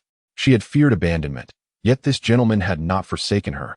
It seemed she had misjudged his character. However, unbeknownst to Shiri Qiyue, despite Yue Tailuo's apparent anxiety, his left hand subtly moved behind his back, causing a kunai on the ground to tremble imperceptibly. Goodness! Hidden behind a tree, Yue Qianhan was taken aback by Yue Tailuo's actions. It was evident that she was preparing to act. Yet her target might not be the Kita clan's ninja, but rather the abducted Shiri Qiyue. Due to Yue Tero's prior declaration, stating that in times of necessity, he could readily forsake the siblings of the setting sun in exchange for his own safety. It is inconceivable that he would feel anxious over the captivity of the setting sun's Akatsuki. Consequently, it is most likely that Yue Tero now harbors a fear that Akatsuki might divulge sensitive information, prompting him to consider resorting to lethal measures to silence her. In an instant, a kunai shot up from the ground, aimed directly at Akatsuki's eyes, intending to pierce through and obliterate her brain. Observing this perilous situation, Yue Qianhan, having already reacted, released his grip on Akatsuki's elder brother, unleashing the frost domain and executing the ice leap almost simultaneously. In the next moment, a flash of frost appeared. The approaching kunai was promptly deflected, causing the Hirata ninja, who was holding Akatsuki captive, to instinctively attempt to slash with his blade and eliminate her. However, as soon as he moved his wrist, an excruciating pain surged into his mind. A scream erupted as blood, accompanied by the severed arm still clutching the knife, flew into the air. Seizing the opportunity, Yue Qianhan grasped Akatsuki by her collar and executed the ice leap, returning to their original position. Although the series of events may appear intricate, from Yu Ichinhan's deflection of the kunai to the severance of the Hirata ninja's arm and the rescue of Akatsuki, it transpired in scarcely a single second. By the time others processed the situation, Yu Ichinhan had already concealed himself and Akatsuki behind a grand tree. Akatsuki, having been rescued, trembled slightly, tears welling up in her eyes. When the kunai had been hurled towards her, her heart was engulfed by despair and helplessness, leaving her to watch as the weapon loomed larger in her vision, its menacing edge incessantly provoking her senses. In that moment, she genuinely felt as though death was imminent. Yet, just as she was enveloped in despair, a figure appeared before her, delivering her from danger. At this moment, the elation of surviving flooded through Akatsuki, and tears uncontrollably brimmed in her eyes. Meanwhile, Yu Ichinhan remained oblivious to the emotions displayed by Akatsuki. Whether or not he noticed, he was indifferent. By now, Akatsuki's consciousness had begun to wane due to the continuous use of ice leap and her injuries. Observing her condition, Yu Ichinhan took hold of Akatsuki's elder brother, tugging at Akatsuki's collar with his left hand and her brother's collar with his right, utilizing the ice leap to appear beside Yu Itaro. Young master. Upon witnessing the sudden appearance of Yu Ichinhan, Yu Itaro expressed little surprise. He had already recognized the young master during Chinhan's rescue of Akatsuki. However, he found himself perplexed as to why the young master would go to such lengths to save Akatsuki. Was it a budding affection for the daughter of the Setting Sun's clan leader? If that were the case, his earlier actions against Akatsuki would have dire consequences. No, for the sake of his future. The young master absolutely could not harbor feelings for Akatsuki. He would not consent to such a union. Yu Ichinhan, the opposing Senju Butsuma, narrowed his eyes, contemplating briefly before discerning the identity of the newcomer. He was somewhat familiar with the young master of the Yui clan, having heard tales of Yu Ichinhan's exceptionally peculiar body flicker technique, which could easily dispatch even elite Jonin if they were caught off guard. Therefore, in the face of the unexpectedly appearing Yu Ichinhan, Senju Butsuma instantly braced himself. At this moment, Yu Ichinhan was unaware of Yu Itaro's tumultuous thoughts. After glancing at the opposing ninja, he addressed Yu Itaro. Uncle Taro, grasp my shoulder. We must depart from this place. Currently, there was a top-tier elite Jonin, along with 2 Jonin, while Senju Tobarama was pursuing them with another elite Jonin and 3 Jonin hot on their heels, likely to arrive in about half a minute. If they delayed any further, it would become increasingly difficult to escape. While pondering how to resolve the situation with Akatsuki, Yu Itaro instinctively placed his right hand on Yu Ichinhan's shoulder upon hearing the young master's command. However, as the realization struck him, Yu Itaro was about to inquire about their escape method when he suddenly felt a chill course through his body. In the next moment, a flash of frost occurred, and Yu Ichinhan, along with the others, vanished, reappearing 500 meters away. My goodness! Feeling the sudden chill, Yu Itaro surveyed his surroundings, unable to suppress his astonishment. Was this not the young master's ice leap? Remarkably, he could employ it to transport others as well. How wondrous! Alas, this ninjutsu was rather frigid. Be sure to shield yourselves with chakra. Yu Ichinhan instructed Akatsuki and Yu Itaro before employing the ice domain and ice leap once more, disappearing from sight. As for Akatsuki's elder brother, he was utterly dazed by the chill, rendering his sensations irrelevant. After a while, Senju Tobarama and his companions arrived beside Senju Butsuma. Butsuma uncle, where is Yu Ichinhan? Senju Butsuma shook his head in resignation. He utilized that peculiar body flicker technique to escape. Beyond the mountain lies the territory of the Setting Sun clan, and since we are to launch an assault on them during the day, I did not pursue him further. Upon hearing this, Senju Tobarama clenched his fist, yet could not deny the validity of Senju Butsuma's reasoning. Taking a deep breath, he spoke, Butsuma uncle, let us return. Senju Butsuma nodded, and the group turned back towards the Hirata clan's territory. As time flowed slowly, the sky brightened completely. Not far from the territory of the Setting Sun clan, a flash of frost appeared, and the figures of Yu Ichinhan and his companions emerged. Almost immediately, several vigilant ninjas from the Setting Sun clan surrounded them. Upon recognizing the newcomers, one exclaimed, Young master, miss. At this moment, Akatsuki's elder brother had entirely lost consciousness. Observing the Setting Sun clan members before him, Yu Ichinhan released his grasp on Akatsuki and her brother's collars. The Setting Sun clan members hurriedly supported Akatsuki's elder brother, preventing him from collapsing to the ground. As for Akatsuki, her face was ashen from the cold, her emotions swirling in complexity. After all, she was a girl. How could the young master of the Yui clan so brazenly tug at her collar? At that moment, one of the Setting Sun ninjas attempted to assist Akatsuki, only to be met with her vehement refusal. Yui Taro couldn't help but shudder, exclaiming, "Young master, your ninjutsu is truly chilling." Yui Qianhan smiled broadly. "So, Uncle Taro, are you moved?" "Absolutely freezing." Yui Taro nodded vigorously. How could he not feel the chill? Were it not for his chakra shielding him, he would have likely turned into an ice block. Akatsuki turned to Yui Qianhan. "What is it?" Though feeling somewhat embarrassed by having her collar grasped, she slightly lowered her head to express her gratitude. "Thank you for saving me earlier, young master." "It was nothing, a mere whim." Yui Qianhan waved his hand dismissively. At the time of her rescue, he had merely acted on impulse, not wishing for Akatsuki to fall victim to Yui Taro's hands. As for her gratitude, he found it inconsequential. It was not something one could consume. A hint of blush crept onto Akatsuki's pale cheeks. "Still, I must express my gratitude for your life-saving intervention. However, that kunai, how could it have?" Recalling the kunai that had threatened her life, Akatsuki couldn't help but break into a cold sweat. She found it utterly baffling how that kunai had suddenly been hurled towards her. Upon hearing Akatsuki's question, Yui Taro's expression stiffened, leaving him at a loss for words. As Yui Qianhan squinted slightly, a mysterious smile appeared on his face as he gazed at Shirichiwa. That was merely a treacherous maneuver by the enemy. It has passed, and is of no consequence now. Do you understand? Although it was Yui Tailuo who took action, Yui Qianhan did not wish for this incident to become known to others. Consequently, it was imperative that this matter be concluded here with Shirichiwa. If she refrained from disclosing it, everyone would maintain their dignity. However, should she insist on revealing it, he would force the Shiri clan to uphold their honor. Although he had impulsively saved Shirichiwa, it did not imply that Yui Qianhan was a fool.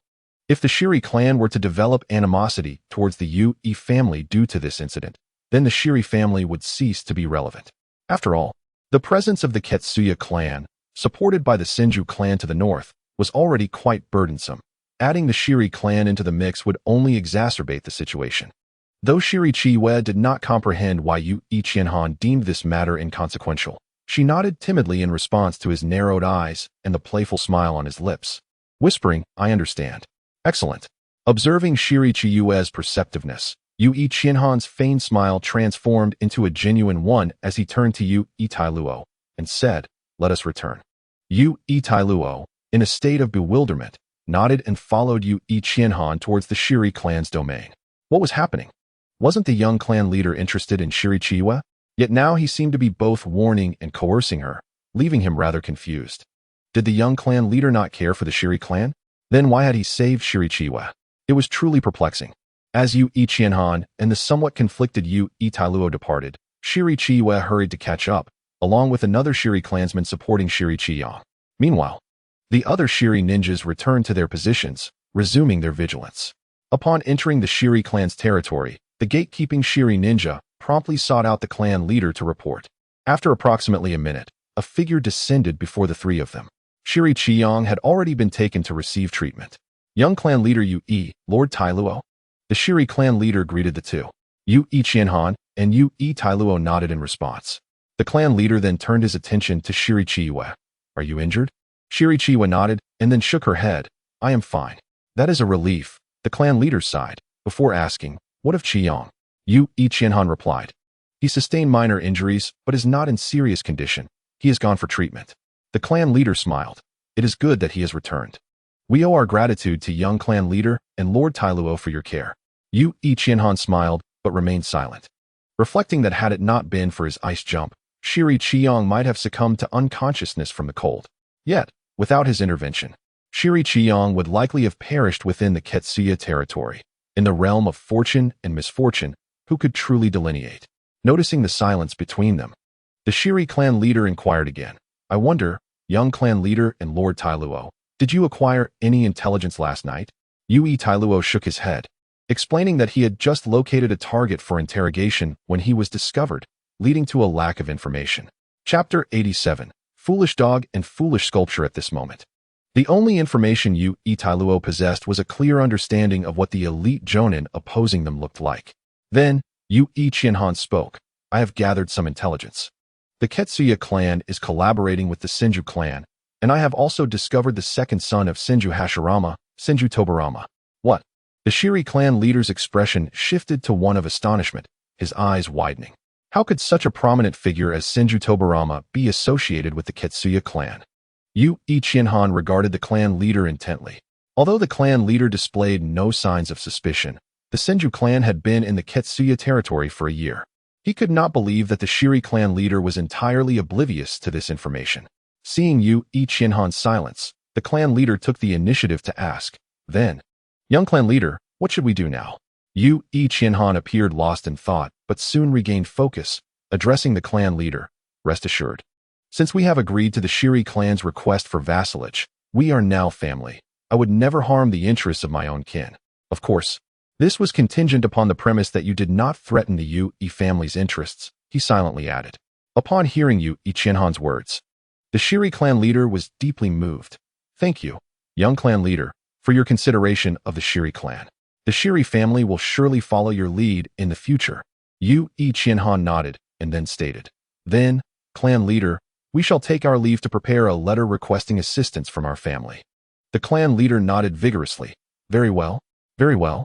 With that, Yu Qianhan and his companion turned to depart. Watching their retreating figures, the Shiri clan leader felt a sense of relief. This matter had finally come to a close. Upon returning to the entrance of the residence, a sudden commotion erupted. Woof! Fool! Out of nowhere, a dog with striking black and white fur dashed forward, barking incessantly. Yu Qianhan, already vexed by the affairs of the Ketsuya clan, found his irritation escalating with this unexpected interruption. Foolish dog! Awoof! The dog, sensing a surge of hostility, promptly turned tail and scurried back into the yard. Beside him, Yu Itailuo looked up at the sky, feigning ignorance. After all, it was quite embarrassing to be called a fool by a dog. The other party was, after all, the young clan leader, who was likely to become the clan leader in the future. It was better to show some respect and pretend as if nothing had happened. Sighing, Yu Qianhan shook his head in exasperation before stepping into the courtyard, with Yu Itailuo hastily following suit. Young clan leader, young clan leader. Other members of the Yui clan emerged from the house, bowing to Yu Qianhan. Yu Qianhan nodded, leading Yu Itailuo into the main hall. Everyone else, go outside and keep watch. Do not let anyone approach. After arranging for the clan members, only Yu Qianhan and Yu Itailuo remained in the room. Uncle Tailuo, I have decided to summon Uncle Shiwan and Uncle Tai to assist the Shiri clan. What do you think? Yu Qianhan inquired of Yu Itailuo. Yu Shiwan, without need for explanation, was the elite Jonin possessing Earth Release. Yu Tai, on the other hand, was another elite Jonin from the Yu family. While Yu Tai had not awakened any bloodline limit, he was exceptionally proficient in Wind and Earth Release, having become a formidable figure relying solely on basic ninjutsu. After contemplating Yu Qianhan's question, Yu Tailuo eventually agreed. That seems wise. The Ketsuya clan currently has at least 3 or 4 elite Jonin. If we choose to remain and assist the Shiri clan, our current strength would not be sufficient to contend with them. So it is better to have them come to help. Then I shall write to the family for assistance. Yu Qianhan nodded, preparing to draft a letter. At that moment, Yu Tailuo hesitated and asked, Young clan leader, may I speak freely? Then do not speak. Yu Qianhan replied without looking up. Then I shall. Yu Tailuo was about to continue, but suddenly realized something was amiss. Wait, young clan leader, why are you not following the usual script? Shouldn't you encourage me to continue? Seeing Yu Tailuo's half-finished expression, Yu Qianhan could not help but roll his eyes. Speak. Yu Tailuo's face fell. Feeling quite troubled, why was it that the young clan leader was truly a fool? With a murmur in his heart, he spoke up. Young clan leader, why did you save the setting sun's crimson moon this morning? Could it be that you are experiencing the stirrings of spring in your heart? You are the one with the springtime feelings. Yu Qianhan shot him a glare. Yu Tailuo chuckled. Even if I were to feel such things, I would call it a second spring. The simplicity of those 2 words already conveyed Yu Qianhan's stance. Second spring? More like a fool's errand. Meanwhile, Yu Qianhan had completed writing about the events that transpired with the setting sun's family and promptly stuffed the scroll into a bamboo tube. As he stepped out, Yu Luo followed suit. Spirit communication technique. Yu Qianhan formed hand seals and pressed them to the ground, followed by a plume of white smoke rising. A bird's cry echoed from the smoke. Woof, woof, woof. The nearby foolish dog responded eagerly. Oh, isn't that the silly dog? As the smoke dissipated, a golden eagle's mocking voice emerged. Hearing this, the foolish dog immediately became displeased and leapt forward with a flurry of paws. The golden eagle flapped its wings and soared into the air. Hey, silly dog, come on up if you can. Woof. The foolish dog, grounded and frustrated, could only whirl about in vain, unable to fly. Enough, foolish dog. Settle down for a moment. Watching the two bickering fools, Yu Qianhan couldn't help but interject. A woof. The foolish dog instantly lay down dejectedly. Unfair. It was clearly the one who insulted me first. Why must the caretaker scold me too? Silly. Get down here. Yu Qianhan called out to the sky. Upon hearing this, the foolish dog grinned widely. Great. I'm not the only one being scolded. That silly one is too.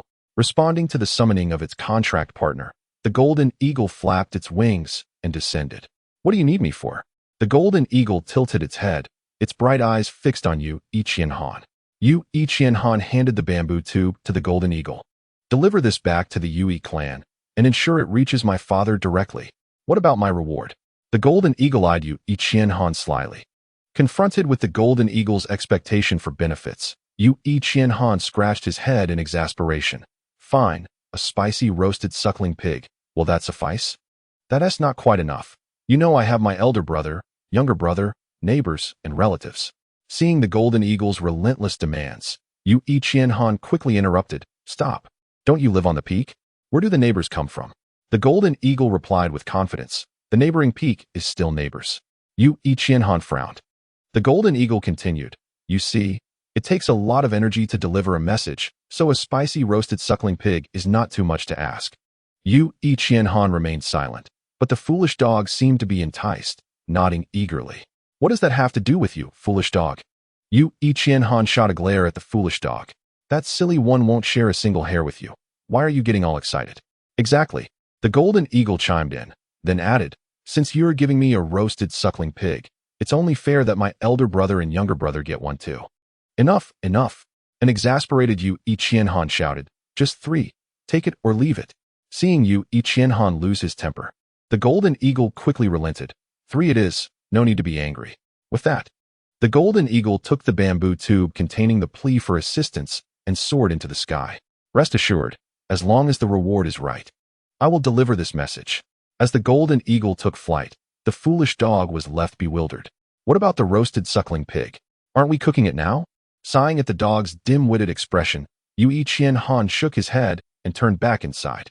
As Su Shi once famously wielded his power, one could only lament that he would likely end up with a foolish dog on one side and a silly one on the other. The mere thought of such a scene was enough to induce embarrassment. Young clan leader, you still haven't explained why you saved the setting sun's crimson moon. Upon entering the room, Yu Luo couldn't resist asking again.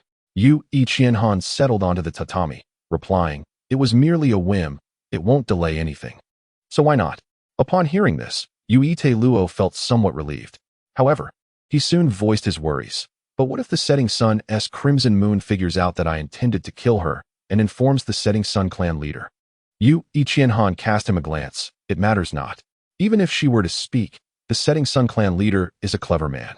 He should understand that his life, his children's lives, and the fate of his entire clan lie in my hands.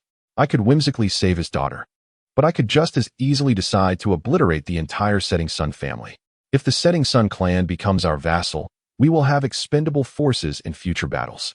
Destroying the setting sun clan might eliminate our expendable forces, but it will also yield us resources. Either way, we stand to gain. It all depends on the choice of the setting sun clan leader.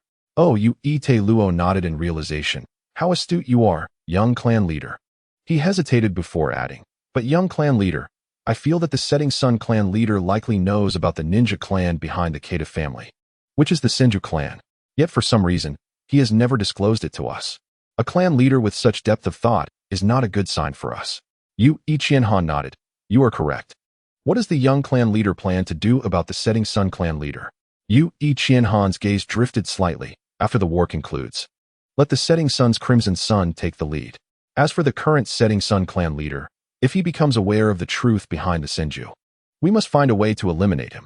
After all, someone who knows vital information yet remains silent while putting us at risk has no place to remain alive in my heart.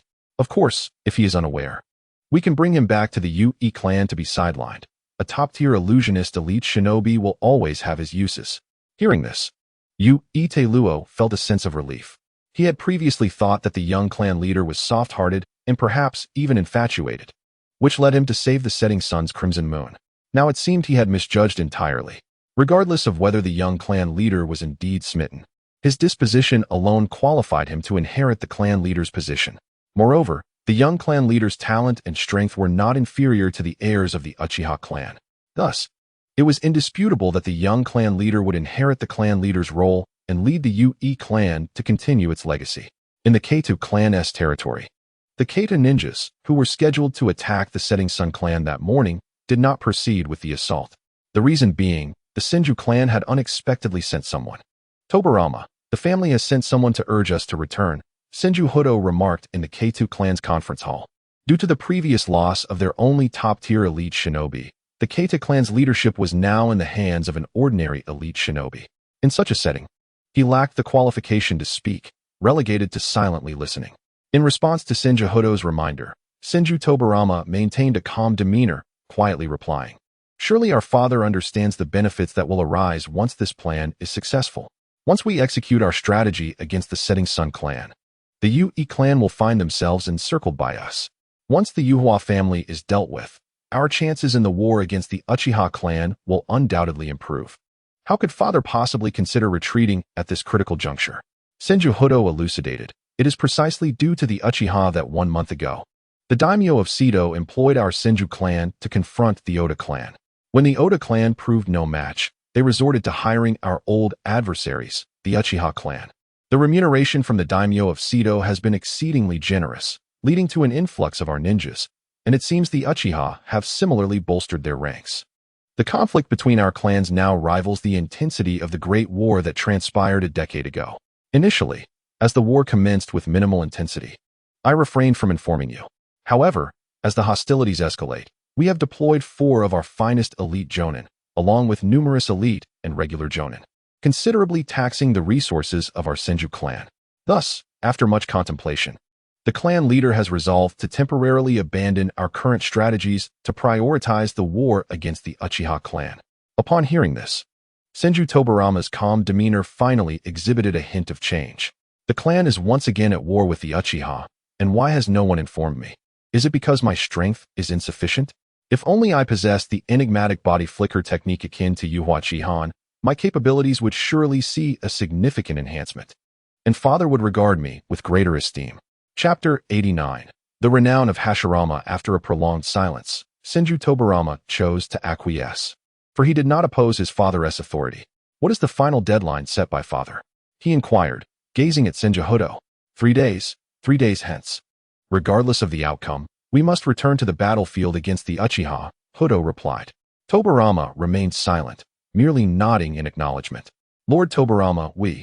At this juncture, the newly appointed leader of the Kurita clan could no longer remain silent. After all, should the Senju retreat, their current strength would be utterly insufficient to contend with the Hiyori clan. Moreover, the Hiyori clan benefits from the support of the Yuhua family, a top-tier ninja clan second only to the Senju, which they cannot hope to confront. Thus, should the Senju withdraw, it would spell disaster for them. However, as soon as the new Kurita leader began to speak, he was interrupted by Senju Tobarama. "Leader Kurita, we shall undoubtedly prevail." With those words, the Kurita leader found himself at a loss for further commentary. The Senju, as a premier ninja clan, were not to be trifled with by their humble lineage. To continue speaking might imply undue pressure on the Senju. If this provoked Tobarama's annoyance, the Kurita clan would be in dire straits. Thus, in response to Tobarama's vague assertion, the Kurita leader could only voice his frustration. "It is at the periphery of the Hiyori clan's territory." Yuhua Chihan and his comrades had arrived early, prepared to confront the impending assault from the Senju and Kurita clans. Oddly, it was past 9 o'clock, and there was still no sign of movement from the Senju. Sitting at the front line, Yuhua Chihan gazed ahead in confusion. Since learning that the Senju were the ninjas behind the Kurita, they no longer considered the Kurita their target. Their true adversary was the Senju clan. Perhaps they have encountered some unforeseen delay, speculated Yuhua Tello, seated beside him. That may not necessarily be the case. Yuhua Chihan shook his head, his brow furrowing slightly. That little rascal, Senju Tobarama, is quite cunning. One can never be certain of his schemes. This was not merely a disparagement of Tobarama, but rather an impression formed in Chihan's mind. He regarded Tobarama as a quintessential schemer. Hence, he did not hesitate to attribute the most nefarious intentions to Tobarama's thoughts. Do you know Senju Tobarama well? Yuhua Tello inquired with curiosity. Have you not heard of him? Yuhua Chihan retorted. Tello shook his head. Not quite. I have only heard more about Senju Hashirama. It is said that his prowess is on par with that of Uchiha Madara, the young leader of the Uchiha clan. As for Senju Tobarama, I have merely heard his name in passing. Uchiha Madara, as the heir of the esteemed Uchiha clan, had already gained some renown prior to the war experienced by the Yuhua family. However, at that time, people merely knew him as the young leader of the Uchiha clan without any awareness of his true name. It was only in the past year that the name Uchiha Madara began to resonate more frequently in public discourse. Conversely, the Senju clan, being the Uchiha's long-standing adversary, had not presented any young ninja in recent years who could rival the renown of Uchiha's young leader. Consequently, many ninja clans in the Land of Fire speculated that once the younger generation matured and the older generation passed on, the Senju would likely be overshadowed by the Uchiha. Yet, what none anticipated was that in the past year, the name of the Senju's young leader, Senju Hashirama, began to emerge more prominently. Rumors suggested that Hashirama and Madara had clashed multiple times, with neither party emerging superior and the Uchiha clan refraining from contesting these claims. Such an unforeseen shift prompted many ninja clans in the Land of Fire to reflect on the Senju's enduring status as a top-tier clan alongside the Uchiha. Indeed, the prowess of the younger generation was not to be underestimated. Upon hearing Tello's comments, Yuhua Chihan paused momentarily before erupting into laughter. Senju Hashirama? That fellow is nothing but a simpleton. His intellect is akin to that of a fool. In terms of cunning and schemes, he would be utterly outmatched by Senju Tobarama. Yuhua Tello was taken aback by Chihan's words. You mean Senju Tobarama is even more formidable than Senju Hashirama, the heir of the Senju clan? Chihan shook his head. No? I was referring to cunning and schemes, not raw strength. In terms of power, even if Tobarama were to fight with both hands tied, Hashirama would easily overwhelm him. I see. Tello sighed in relief upon hearing this. If Tobarama's strength could surpass Hashirama's, that would indeed be quite alarming. As they chatted, time slipped away gradually. Around 10 o'clock, a sudden explosion echoed from the distance, followed by a rapid succession of detonations. Here they come, Yuhua Chihan thought to himself. Immediately, Yuhua Tello and the Hiyori clan leader rose cautiously to their feet. Minutes later, a contingent of Hiyori ninjas retreated in an orderly fashion, tossing explosive tags behind them as they withdrew. As the Hiyori ninjas returned to their position, the Kurita clan's ninjas pursued closely behind. Well prepared, the Hiyori ninjas, under their leader's command, collectively hurled a barrage of shuriken. Each shuriken was affixed with explosive tags, raining down upon the Kurita ninjas like a tempest. Defend! A commanding voice rang out, prompting numerous ninjas to begin forming seals for defense. Earth style, earth prison wall. A semicircular earthen barrier swiftly enveloped the surrounding Kurita ninjas. In the next moment, a thunderous roar erupted as the shuriken, laden with explosive tags, fell silently before erupting into a cacophony of flames and noise. Due to the varying strengths among the ninjas utilizing the earth-style defense, several earth prison walls were swiftly obliterated, allowing subsequent shuriken to plunge through. As the shuriken embedded themselves into the ground, with the burning explosive tags swaying ominously, the Kurita ninjas' eyes widened in terror. What? However, before they could turn to flee, the explosive talisman erupted violently, its intense flames and shockwaves casting them away. Yet, the explosion did not cease with their demise. Shurikens continued to rain down from the sky. After a minute or two, the blasts gradually subsided. At this moment, the ninja from the Kurita clan, who had been sheltering behind the earthen wall, immediately dispelled their ninjutsu upon seeing the end of the explosions. Attack! Commanded the Kurita clan leader from afar, leading the Kurita ninjas into the fray once more. Everyone charge!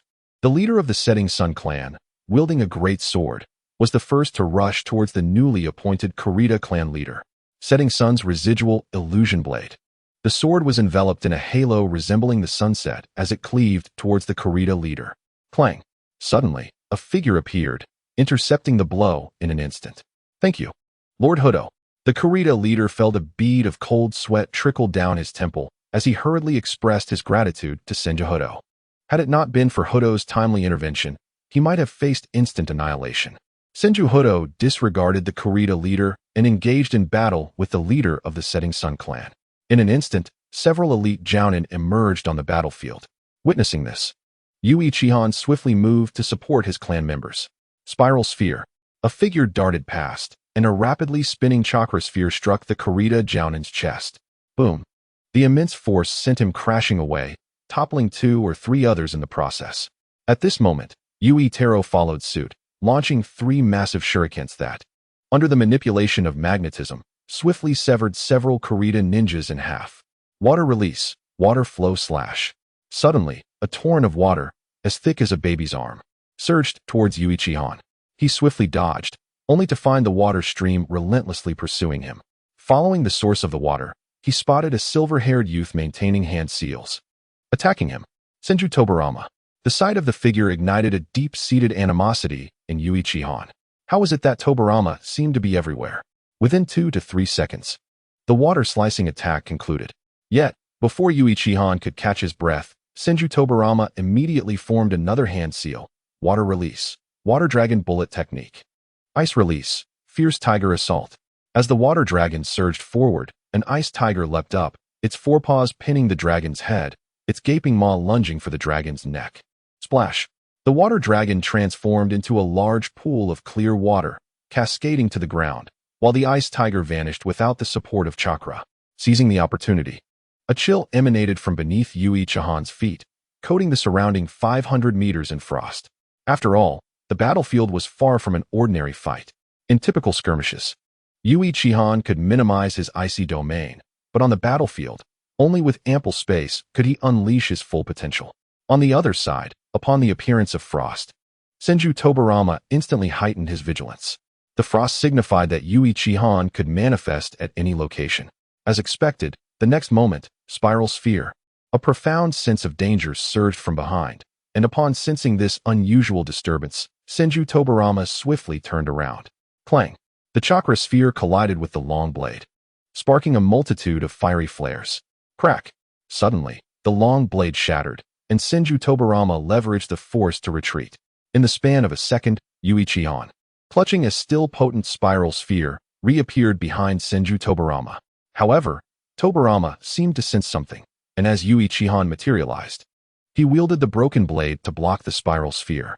At that moment, the sphere's energy began to dissipate, the remaining chakra erupting violently, propelling Senju Tobarama away. This time, let's see how you evade. Just as Senju Tobarama landed, barely regaining his footing, Yui Chihan, with a ready spiral sphere, reappeared. Crash!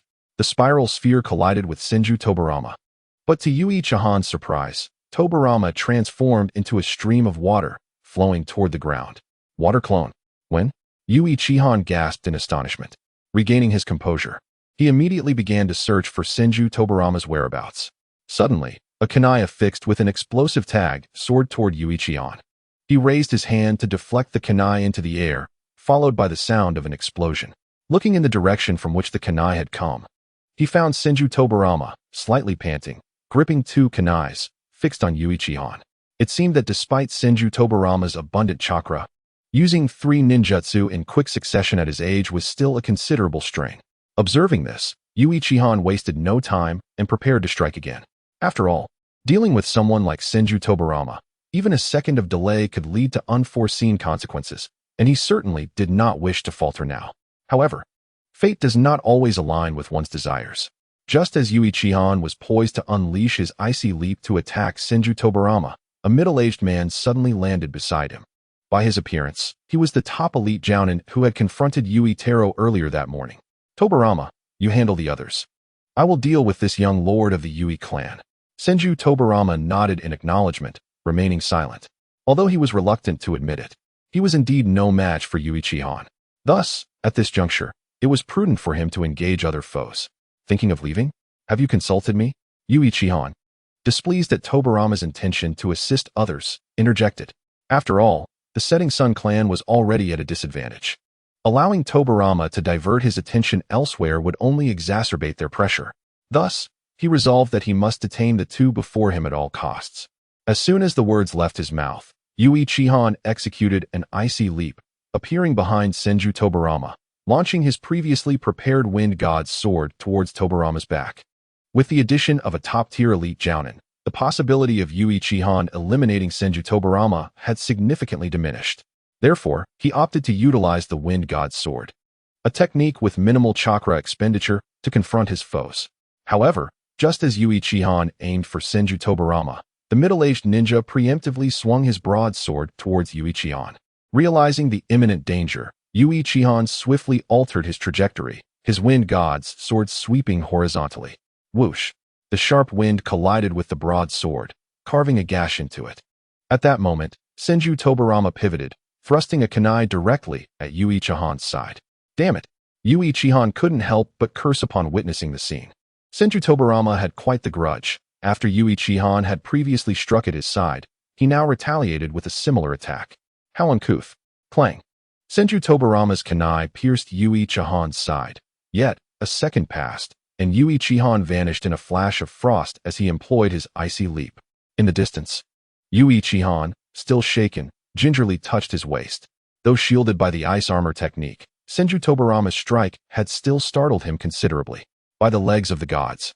Had I not cherished my life and utilized the ice armor technique at a critical moment, that blow from Senju Tobarama might have obliterated my happiness for the rest of my days. Tobarama, are you all right? The middle-aged man, eyeing Yui Chihan from afar, inquired with concern. Konoha's Tobarama shook his head gently, stating, "It is of no concern." Although Yui Chihan's technique allows him to appear suddenly at any location, his speed remains constant at the moment of attack. Thus, if we can react swiftly during the brief interval between his appearance and his strike, we can counter him. Upon hearing Tobarama's words, the middle-aged ninja could only manage a wry smile and a shake of his head. While it was easy to say, the execution proved to be far more challenging. For instance, just moments ago, when Yui Chihan had appeared and launched an attack, even he had barely managed to respond in time. The only reason the middle-aged ninja had successfully countered was due to his prior intuition that Yui Chihan would strike from behind Tobarama, allowing him to react decisively after Yui Chihan's emergence. Naturally, even if Yui Chihan had not attacked in that manner, he would have been able to respond in time and halt his assault before reaching Tobarama. Hence, truly capturing the moment of Yui Chihan's appearance and attack for a counterstrike was an exceedingly daunting task. It remained a mystery how Tobarama managed to respond so swiftly. Observing the cautious expressions on the faces of the middle-aged ninja and Tobarama, Yui Chihan took a deep breath, preparing to launch another attack with his ice leap technique. This time, he could not afford to be careless. Otherwise, if Tobarama, the sly old fox, were to injure him, his happiness for the latter half of his life would be forfeit. With that thought in mind, Yui Chihan initiated his assault, executing an ice leap every second, his form flickering as he contended with Tobarama and a top-tier elite ninja. In terms of raw strength, Yui Chihan was merely at the level of an ordinary elite ninja and could not compare to the top-tier elite ninja. If it came to a direct confrontation, he estimated he would be swiftly defeated by the opposing elite ninja within minutes. However, now, leveraging the so-called bug-level spatial ninjutsu of Ice Leap, Yui Chihan managed to engage Tobarama and the elite ninja single-handedly. This demonstrated the tremendous enhancement that spatial ninjutsu could provide to a ninja's capabilities. Of course, had Yui Chihan possessed the lightning-fast hand speed akin to Futaki Yamitsu, he could have easily dispatched Tobarama on the spot. Regrettably, his hand speed was still lacking. Despite Ice Leap granting him an element of surprise, the flaw in his attack speed constrained his potential. On the other side, Yui Taro found himself in a less favorable situation. He was currently engaged in a 1 versus 2 battle against 2 top-tier elite ninjas. Had it not been for his formidable strength, he would have likely been defeated by now. However, it was precisely because of his impressive prowess that he faced opponents of this caliber. After all, Yui Taro's bloodline limit was quite troublesome. Once marked by his magnetic ninjutsu, enemies were perpetually susceptible to his weapon strikes. Yet, Opponents could not continually rely on ninjutsu for defense, allowing Yuitaro to often dominate in battles against opponents of equal rank. However, facing two opponents of equal strength rendered him unable to contend effectively. This led to an awkward predicament. Under equal conditions, Yuitaro would undoubtedly triumph in one-on-one encounters. But in a two-on-one scenario, his defeat was all but guaranteed. Thus, at that moment, confronted by the dual pressure of two equal-level adversaries, Yuitaro felt an almost overwhelming urge to curse. The heavy earth-style blade of the Senju clan descended upon Yuitaro with tremendous force. Magnet release, iron-covered flowing wall. Two massive shuriken shattered into iron shavings, forming a rapidly flowing black barrier before Yuitaro. The heavy blade struck down, generating a gust of wind that quickly spread outward. Simultaneously, a Senju ninja behind Yuitaro swiftly deflected a kunai aimed at him with a water-imbued katana and kicked toward him. Senju-style, chaotic kick. Even before the kick reached him, Yuitaro felt the impact of its force. Recognizing the threat, he quickly summoned three enormous shuriken and transformed them into a defensive barrier. Magnet release, black forged heavy shield. A dull thud resonated from the shield as cracks appeared across its surface. What? Yuitaro exclaimed in astonishment, realizing the incredible strength of his opponent. Reacting swiftly, he reinforced the shield with magnetism. At that moment, Yuitaro found himself trapped between a rock and a hard place, with no means of retreat. The heavy blade before him demanded his full attention, while the powerful kick from behind posed a significant threat. Any failure to resist either attack would lead to disaster. Fortunately, Yuitaro was not without options. With 6 giant shuriken at his disposal, he swiftly activated his bloodline limit, sending the remaining shuriken flying toward the foe in front of him. The whistling sound of the shuriken forced the Senju ninja wielding the heavy blade to turn and defend. In an instant, the massive shuriken collided with the blade, producing a deafening noise. Seizing this opportunity, Yuitaro adeptly maneuvered to the side. Water release, water vortex slash. The Senju ninja attempting to kick Yuitaro, upon noticing his evasion, immediately retracted his foot and formed hand seals to attack. Faced with the oncoming torrent of water blades, Yuitaro, unable to retrieve the giant shuriken in time, could only defend. Earth release, earth flow wall. The water blades struck the earthen wall, instantly dispersing into a wide expanse of water. Thus, Yuitaro continued to fend off two opponents, although he could not defeat them. Preserving his life for the time being remained feasible. As for the head of the Yuuek clan, he was now truly engaged in a stalemate. Despite the formidable strength of his opponents, both in ninjutsu and taijutsu, surpassing him slightly, his unparalleled mastery of illusion techniques allowed him to hold his ground. Regrettably, the ninja of the Yuuek clan found themselves in a slight disadvantage at that moment. Chapter 92, Lime Bombs on the Battlefield. Although the Yui clan had the support of 3 elite ninjas and 10 Jonin, the Kuroda clan received assistance from the Senju clan as well. The Senju's year-long preparations had bolstered the Kuroda's ranks with over 20 special Jonin. As the two sides clashed, the Yuuek clan fought valiantly, fueled by determination. Yet the outcome of their disadvantage was inevitable. Soon, nearly an hour had passed. The intense combat had left both sides' ninjas utterly exhausted. Yui Chihan, wielding the sword of the wind god, engaged with Tobarama while observing the battlefield. At that moment, Yuitaro, due to his 1 versus 2 predicament, had sustained numerous injuries despite his best efforts to defend and avoid direct confrontations. Fortunately, these wounds were not deep enough to hinder his combat effectiveness. However, the head of the Yuuek clan had shifted from an even match to a position of vulnerability. The Senju ninja, leveraging their overwhelming chakra and physical prowess, gradually pressured the Yuuek clan leader into a defensive stance, unable to mount a counterattack. Witnessing this development, Yui Chahan's heart sank. The situation on the ground was far from favorable. It was evident that Tobarama had also recognized this shift. He whispered to the middle-aged ninja beside him, "We must hold him off until Uncle Hudo can eliminate the Yuuek clan leader or take down that magnetic ninja from the Yui clan. Once that happens, victory will be assured." The middle-aged ninja nodded in agreement, clearly sharing the same sentiment. In the next moment, Senju Tobarama once again formed hand seals. Water release, water whip technique. Suddenly, a whip made of flowing water materialized in the air, striking directly towards Yui Chihan. Observing the impending danger, Yu Qianhan's figure vanished in an instant. Simultaneously, a frosty hue flickered behind Senju Tobarama. Whoosh! A blade of wind surged forth, aiming for Senju Tobarama's back. With a sudden halt, Senju Tobarama's body transformed into a stream of water cascading towards the ground. In that instant, a middle-aged ninja beside him slashed forward. The sound of a harsh friction echoed, followed by a sudden jet of water erupting from the ground, piercing Yu Qianhan's abdomen. Water release, erupting spring spear. Crack! A shield of ice abruptly appeared, blocking the rapidly approaching water spear. Seizing the opportunity, Yu Qianhan's figure flickered and reappeared at a distance. Tobarama's water release is indeed troublesome, he thought, gripping his short blade, unable to suppress his irritation. When did Tobarama use the water clone? I didn't even notice. With a resigned sigh, he glanced at the sky. It should be about time, right? It was nearly 11 o'clock. If all went well, this battle should soon take a turn. In the distance, Yui Tailuo was engaged in a fierce struggle against the enemy.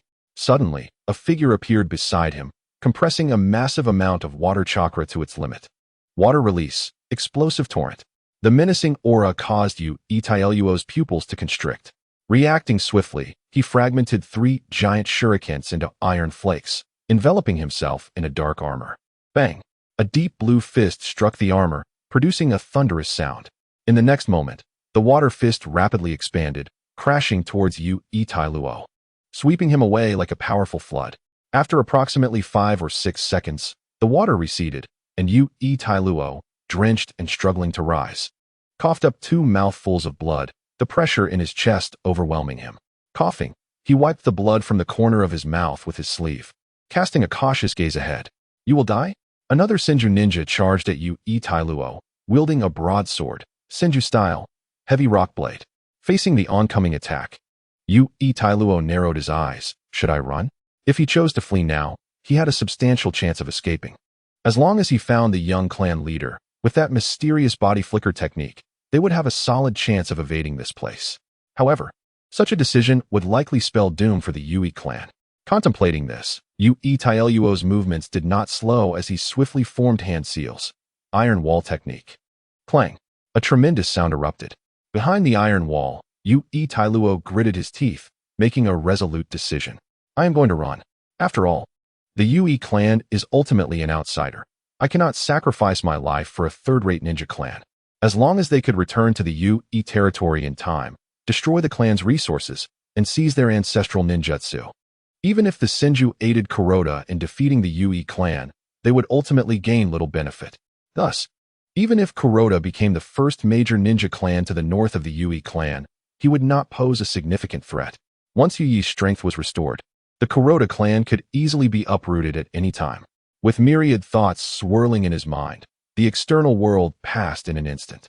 However, just as Yui Tailuo prepared to act and force back his adversary to escape, a voice boomed from afar. Earth release. Lime bomb. Suddenly, several white stone spheres flew directly towards Yui Tailuo's adversaries. Observing this, the Senju ninja instinctively swung his broadsword. Clang! The blade collided with the stone sphere. The next moment, the stone sphere erupted, scattering a cloud of lime dust. A chilling scream echoed as Yui Tailuo watched his opponent clutching their eyes, tears streaming uncontrollably. Seizing the moment, Yui Tailuo struck like a vengeful spirit, sending 2 giant shurikens flying. Unfortunately, the adversary had 2 members, upon witnessing their companion's injury. Another Senju ninja rushed to provide support, using water release to deflect Yui Tailuo's attack. Hey, Mr. Seconds, I told you, you're weak. Why won't you admit it? Yui Shuan teased as he landed beside Yui Tailuo. Simultaneously, a middle-aged man with golden-gray hair approached Yui Qianhan, forming hand seals to launch an attack against Senju Tobarama. Wind release. 1,000 killing feathers. In an instant, countless feathers composed of wind chakra surged towards Senju Tobarama and the middle-aged ninja. Witnessing this, the middle-aged ninja hastily formed hand seals for defense. Earth release. Earth flow wall. Whoosh. In the next moment, the dense wind feathers descended like a torrential rain of arrows, striking the earth wall and sending up clouds of dust. Chapter 93. Tobarama's Carelessness Boom. The earth wall crumbled, revealing Senju Tobarama and the middle-aged ninja behind it. Observing the battlefield, Even the usually composed Senju Tobarama could not help but feel a stir of emotions. With the arrival of Yu Ishiwan, Yu Itailuo, and over a dozen other ninjas, the advantage swiftly shifted in favor of the Yu clan. Although two similarly powerful ninjas had joined the elite Jonin on the other side, the Senju side still did not suffer significantly. However, on other fronts, the addition of 5 elite Jonin and a dozen more Jonin directly turned the tide for the previously disadvantaged Yu clan. Due to the prolonged battle, both sides had grown weary, yet at this moment, reinforcements had arrived for the Yu clan. This sudden onslaught struck the hearts of the Kuroda ninjas like a heavy blow, instilling a sense of fear within them. Damn it! How could this happen? Senju Tobarama clenched his fists, muttering curses under his breath. No wonder. After the Yu clan had fallen into a disadvantage, Yu Qianhan showed no intention of retreating. It turned out they had a backup plan. Realizing this, Senju Tobarama felt a mix of anger and self-reproach. How could he have overlooked the possibility of reinforcements? It was a grave oversight. Of course, this could not be entirely blamed on Senju Tobarama. After all, supporting the Kuroda clan in attacking the Yu clan, completing the encirclement of the Yu was a strategy he had devised, one that Senju Butsuma had endorsed and supported. Yet now, with a year of planning on the verge of fruition, Senju Butsuma had suddenly sent someone to urge him, imposing a 3-day deadline. Thus, in his impatience, Senju Tobarama had overlooked critical details, an inevitable consequence of haste. At this moment, in contrast to Senju Tobarama's anger and remorse, Yu Qianhan experienced an entirely different emotion. Uncle Tailuo, you have finally arrived. Looking at the nearby Yu Tailuo, Yu Qianhan could not help but break into a smile. His prolonged struggle with Senju Tobarama and the middle-aged ninja had not been in vain. The reinforcements he had longed for had finally come. Yu Tailuo smiled back. Upon receiving the young clan leader's message, the clan leader immediately dispatched us for support.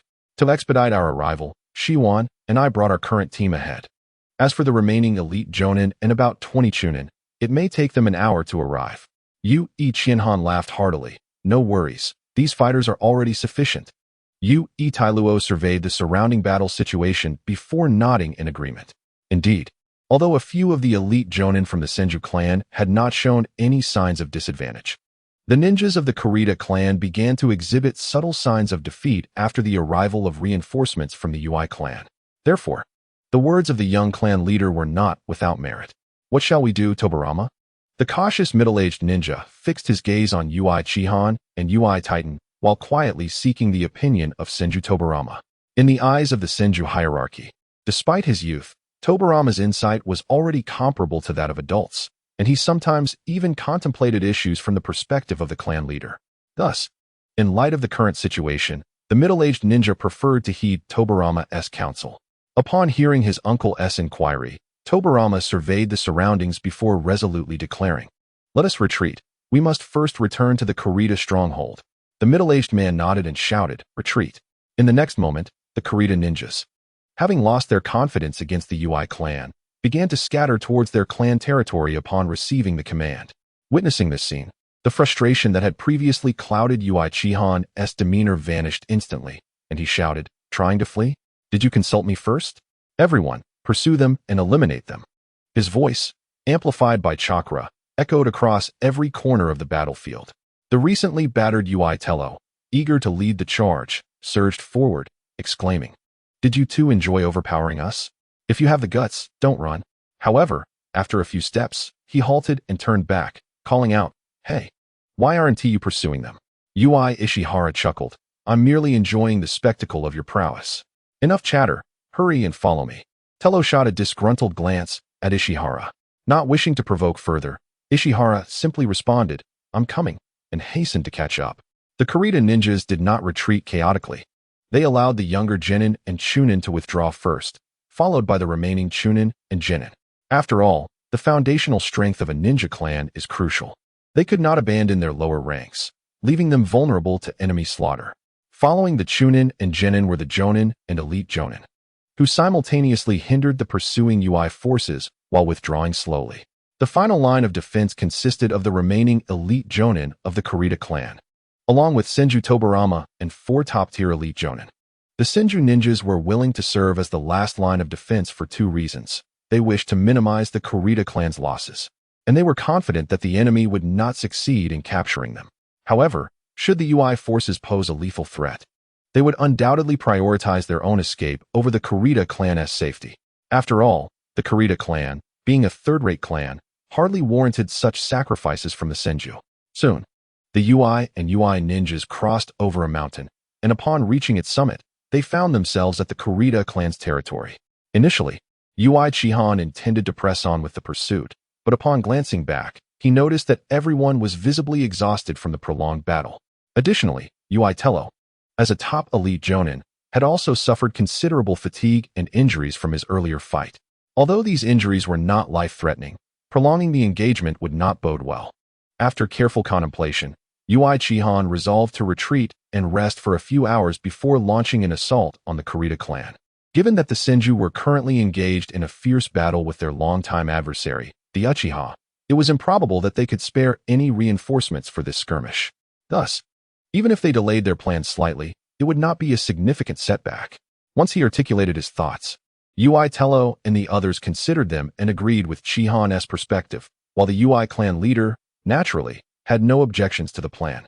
After all, among the four present, none were inferior in strength to him, and moreover, the UI clan had already resolved to become a subordinate ninja clan to the UI. Therefore, at this juncture, there was no need for him to dispute with the young clan leader over such matters. Chapter 94. The Information Scroll by midday. The UI and UI clans returned to the UI stronghold, exchanging laughter and camaraderie. The recent reinforcement from the UI clan had temporarily alleviated the crisis faced by the UI clan, thus lightening the spirits of the UI ninjas. Having experienced their own harrowing near extinction, the UI clan members could empathize with the relief felt by the UI ninjas. However, unlike the UI clan, who had survived their tribulations through their own efforts rather than relying on the rescue of other clans, the UI clan felt a sense of pride watching the jovial UI ninjas, though they did not openly display it. In the conference hall of the UI clan, UI Chihan sat at the head of the table, with others seated in order. The UI clan leader occupied the first position on the left. Young clan leader. The injured have been attended to. What shall be our next course of action? UI Chihan smiled and replied, after our morning skirmishes, everyone is weary. Let us have lunch, and then take a brief rest. At 3 o'clock this afternoon, we shall launch our assault on the Kurita territory, aiming to eliminate them before nightfall. At this moment, the Kurita clan had only 4 elite Jonin remaining, while UI Chihan believed he could handle one of them alone. Thus, the upcoming battle would certainly favor them. As long as they could eliminate the Kurita clan's foundational strength, the Senju would likely withdraw, recognizing the futility of their position. After all, the Senju were currently locked in combat with the Uchiha. It would be illogical for them to divert significant forces to contend with the minor Kurita clan. Seeing UI Chihan's confidence, the UI clan leader nodded with a smile. We shall heed the young clan leader's command. After finalizing the timing for the attack on the Kurita clan, this informal meeting concluded. The newly arrived UI ninjas were directed to partake in lunch, while UI Chihan returned to his residence. Woof! Foolish dog! Standing at the entrance, he heard the sound before he saw the dog. Upon hearing the commotion, UI Chihan felt a surge of anger, veins throbbing on his forehead. He reached for the sheath at his waist, exclaiming, "You foolish mutt! Today you'll learn what it means to respect your master." With that, he kicked the door open, ready to teach the dog a lesson.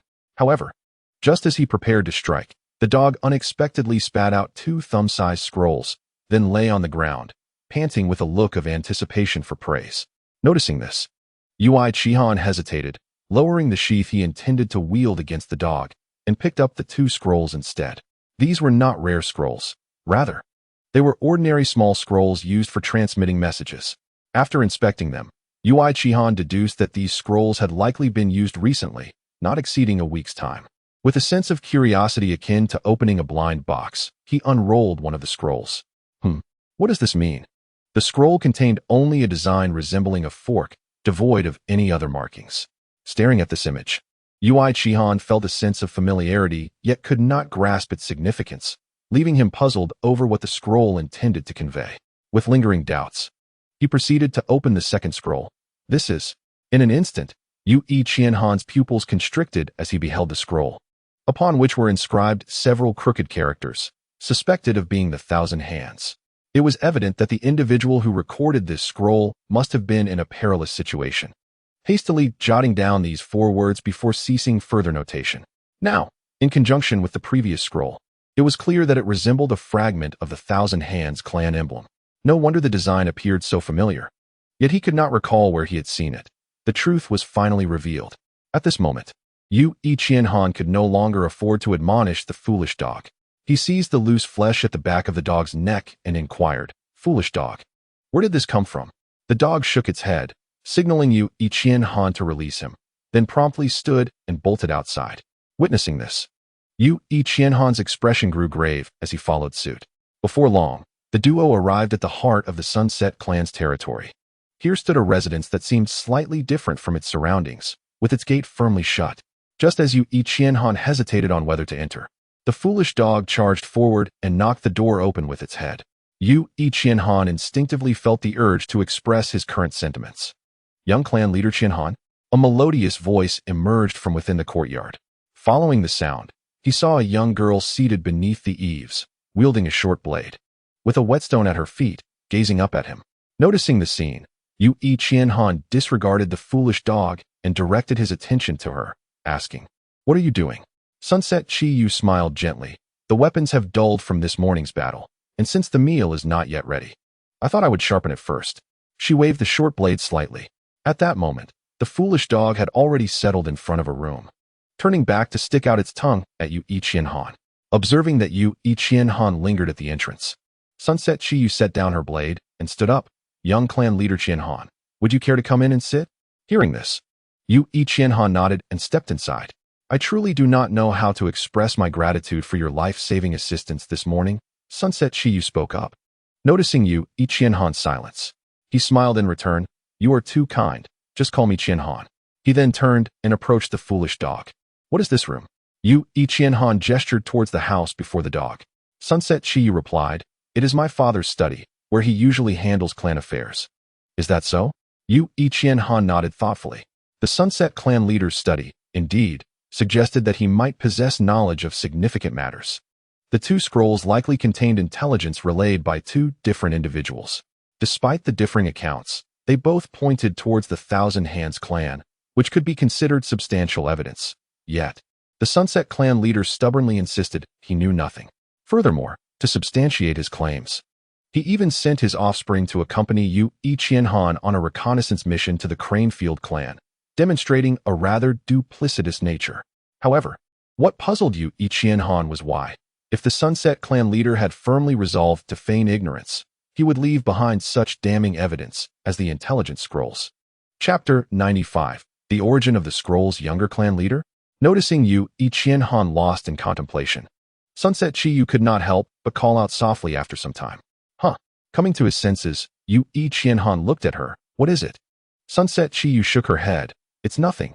I was merely curious as to what the young clan leader was pondering." Yu Qianhan smiled lightly, casually brushing it off. "Oh, nothing much. Just suddenly remembered that my dog has yet to eat." Wongwu. Upon hearing this, the foolish dog sprang up excitedly. I shall prepare something for it," Sunset Chi-Yu said, moving to fetch food for the dog. Seeing this, Yu Qianhan swiftly interjected, "No need. We'll eat at home." Having said that, he promptly led the foolish dog out of the courtyard. After all, upon realizing that the Sunset Clan leader was indeed aware of the Thousand Hands clan's intel, he began contemplating how to deal with the man. There was no way he could focus on having a meal with Sunset Chi-Yu now. It was crucial to note that had he not possessed the ice jump technique for spatial ninjutsu protection during the reconnaissance mission to the Cranefield clan that morning, he might have perished at their hands. Thus, for a man who nearly orchestrated his demise, it would be untenable for him not to seek revenge. Moreover, once the Sunset Clan became a subordinate ninja clan to Yu, having such a cunning leader in power would spell trouble for him. Therefore, for reasons both personal and rational, he felt compelled to eliminate this individual. In the courtyard, as she watched Yu Qianhan's retreating figure, disappointment flickered in Sunset Chi-Yu's eyes. She had hoped to invite young clan leader Qianhan to share a meal, yet he departed so abruptly. Observing his figure vanish around the corner, she shook her head in regret and redirected her gaze. However, just as she prepared to continue sharpening her blade, footsteps echoed behind her. Turning around, she saw her father. The Sunset Clan leader nodded, a hint of concern in his voice. You did not sustain any injuries from this morning's battle, did you? Sunset Chiyu smiled and shook her head. Rest assured, father. While I may not match young clan leader Qianhan's prodigious talent, I am not inferior to the average ninja, so I sustained minimal injuries. Hearing this, the Sunset Clan leader could not help but express his admiration. Indeed, young clan leader Yu possesses extraordinary talent. Although, in terms of chakra, Yu Qianhan was merely at the level of an elite Chunin, he had managed to single-handedly contend with a top-tier elite Chunin from the Thousand Hands clan, as well as the son of Thousand Hands Buddha. Such talent and capability surely rivaled those of the leaders of the Thousand Hands and Uchiha clans. Upon hearing her father's praise for young clan leader Yu, Sunset Chiyu's lips curled into a smile. Indeed, had it not been for young clan leader Qianhan's intervention this morning, I may not have returned. Such a pity, she continued. I had hoped to invite him to lunch to express my gratitude, yet he left so soon. A trace of regret crossed her features. Beside her, the Sunset Clan leader appeared surprised. Young clan leader Yui was here? Yes, Sunset Chiyu nodded. He left not long ago. Did you not see him, father? The Sunset Clan leader shook his head. No. Did young clan leader Yui come for a specific reason? I'm not sure. He came in with a dog, and we exchanged a few words before he departed. I assume he entered because the dog unexpectedly ran into our home. I see. The Sunset Clan leader nodded in understanding. As he walked into the house, he casually asked, what did you discuss? Sunset Chiyu followed closely. Young clan leader Qianhan stood before your study, inquiring as to its purpose. After I informed him, he left. The study? The Sunset Clan leader halted, his brow slightly furrowing. After a few seconds, he seemed to recollect something. Oh no. His pupils contracted sharply as he swiftly turned and dashed towards the study. Bang! The Sunset Clan leader forcefully pushed the door open and rushed to the desk. There. A haphazard array of scrolls for recording missions and documents detailing clan finances lay scattered across the table. The Sunset Clan leader frantically rummaged through the desk, searching for what he desired, but alas, he found nothing. Sigh. The Sunset Clan leader leaned against the desk, eyes closing in exhaustion as he slumped into the chair. It's gone. How could this be? Upon entering, Xie Chiyue was taken aback by her father's disheveled state. Concerned, she hesitantly inquired, Father, are you searching for something? Her voice gradually roused the Xie clan leader from his reverie, and he abruptly sat upright, asking, Has the young clan leader of the Yui clan entered this room? Xie Chiyue shook her head. No, he merely lingered at the door for a moment before departing. Is that so? The Xie clan leader wearily leaned back against his chair. Though he could not fathom how the two intelligence scrolls had vanished, he was certain they now resided in the possession of Yui Qianhan. After all, how else could Yui Qianhan have appeared at their home without reason? With a resigned sigh, the Xie clan leader recalled the events of 3 days prior. At that time, he had just acquired the 2 intelligence scrolls. He had merely glanced at one, which bore the words that suggested the emergence of the Thousand Hands. He had yet to examine the other scroll when his clan members burst in, announcing that the Haitian clan had launched a large-scale assault, and the outside forces were beginning to falter. In his haste to respond to the news, he abandoned the scrolls and led the remaining clan members to provide assistance. Subsequently, as the Haitian clan pressed forward relentlessly, he had to remain vigilant, monitoring their movements, while the information contained within the scrolls seemed trivial at that moment, leading him to cast aside the scrolls entirely. In hindsight, he lamented his impulsiveness, wishing he had destroyed the scrolls before rushing off to aid his kin. He could not help but wonder what crucial information lay within the other scroll and hoped it was not anything of vital significance. Filled with regret, the Xie clan leader rubbed his cheeks, his heart heavy with despair and a tinge of fear. He wondered how Yui Qianhan would handle the situation after obtaining those scrolls. Father, observing her father's troubled demeanor, Xie Chiyue felt momentarily at a loss for what to do. Hearing her voice, the Xie clan leader waved his hand dismissively. You may leave for now.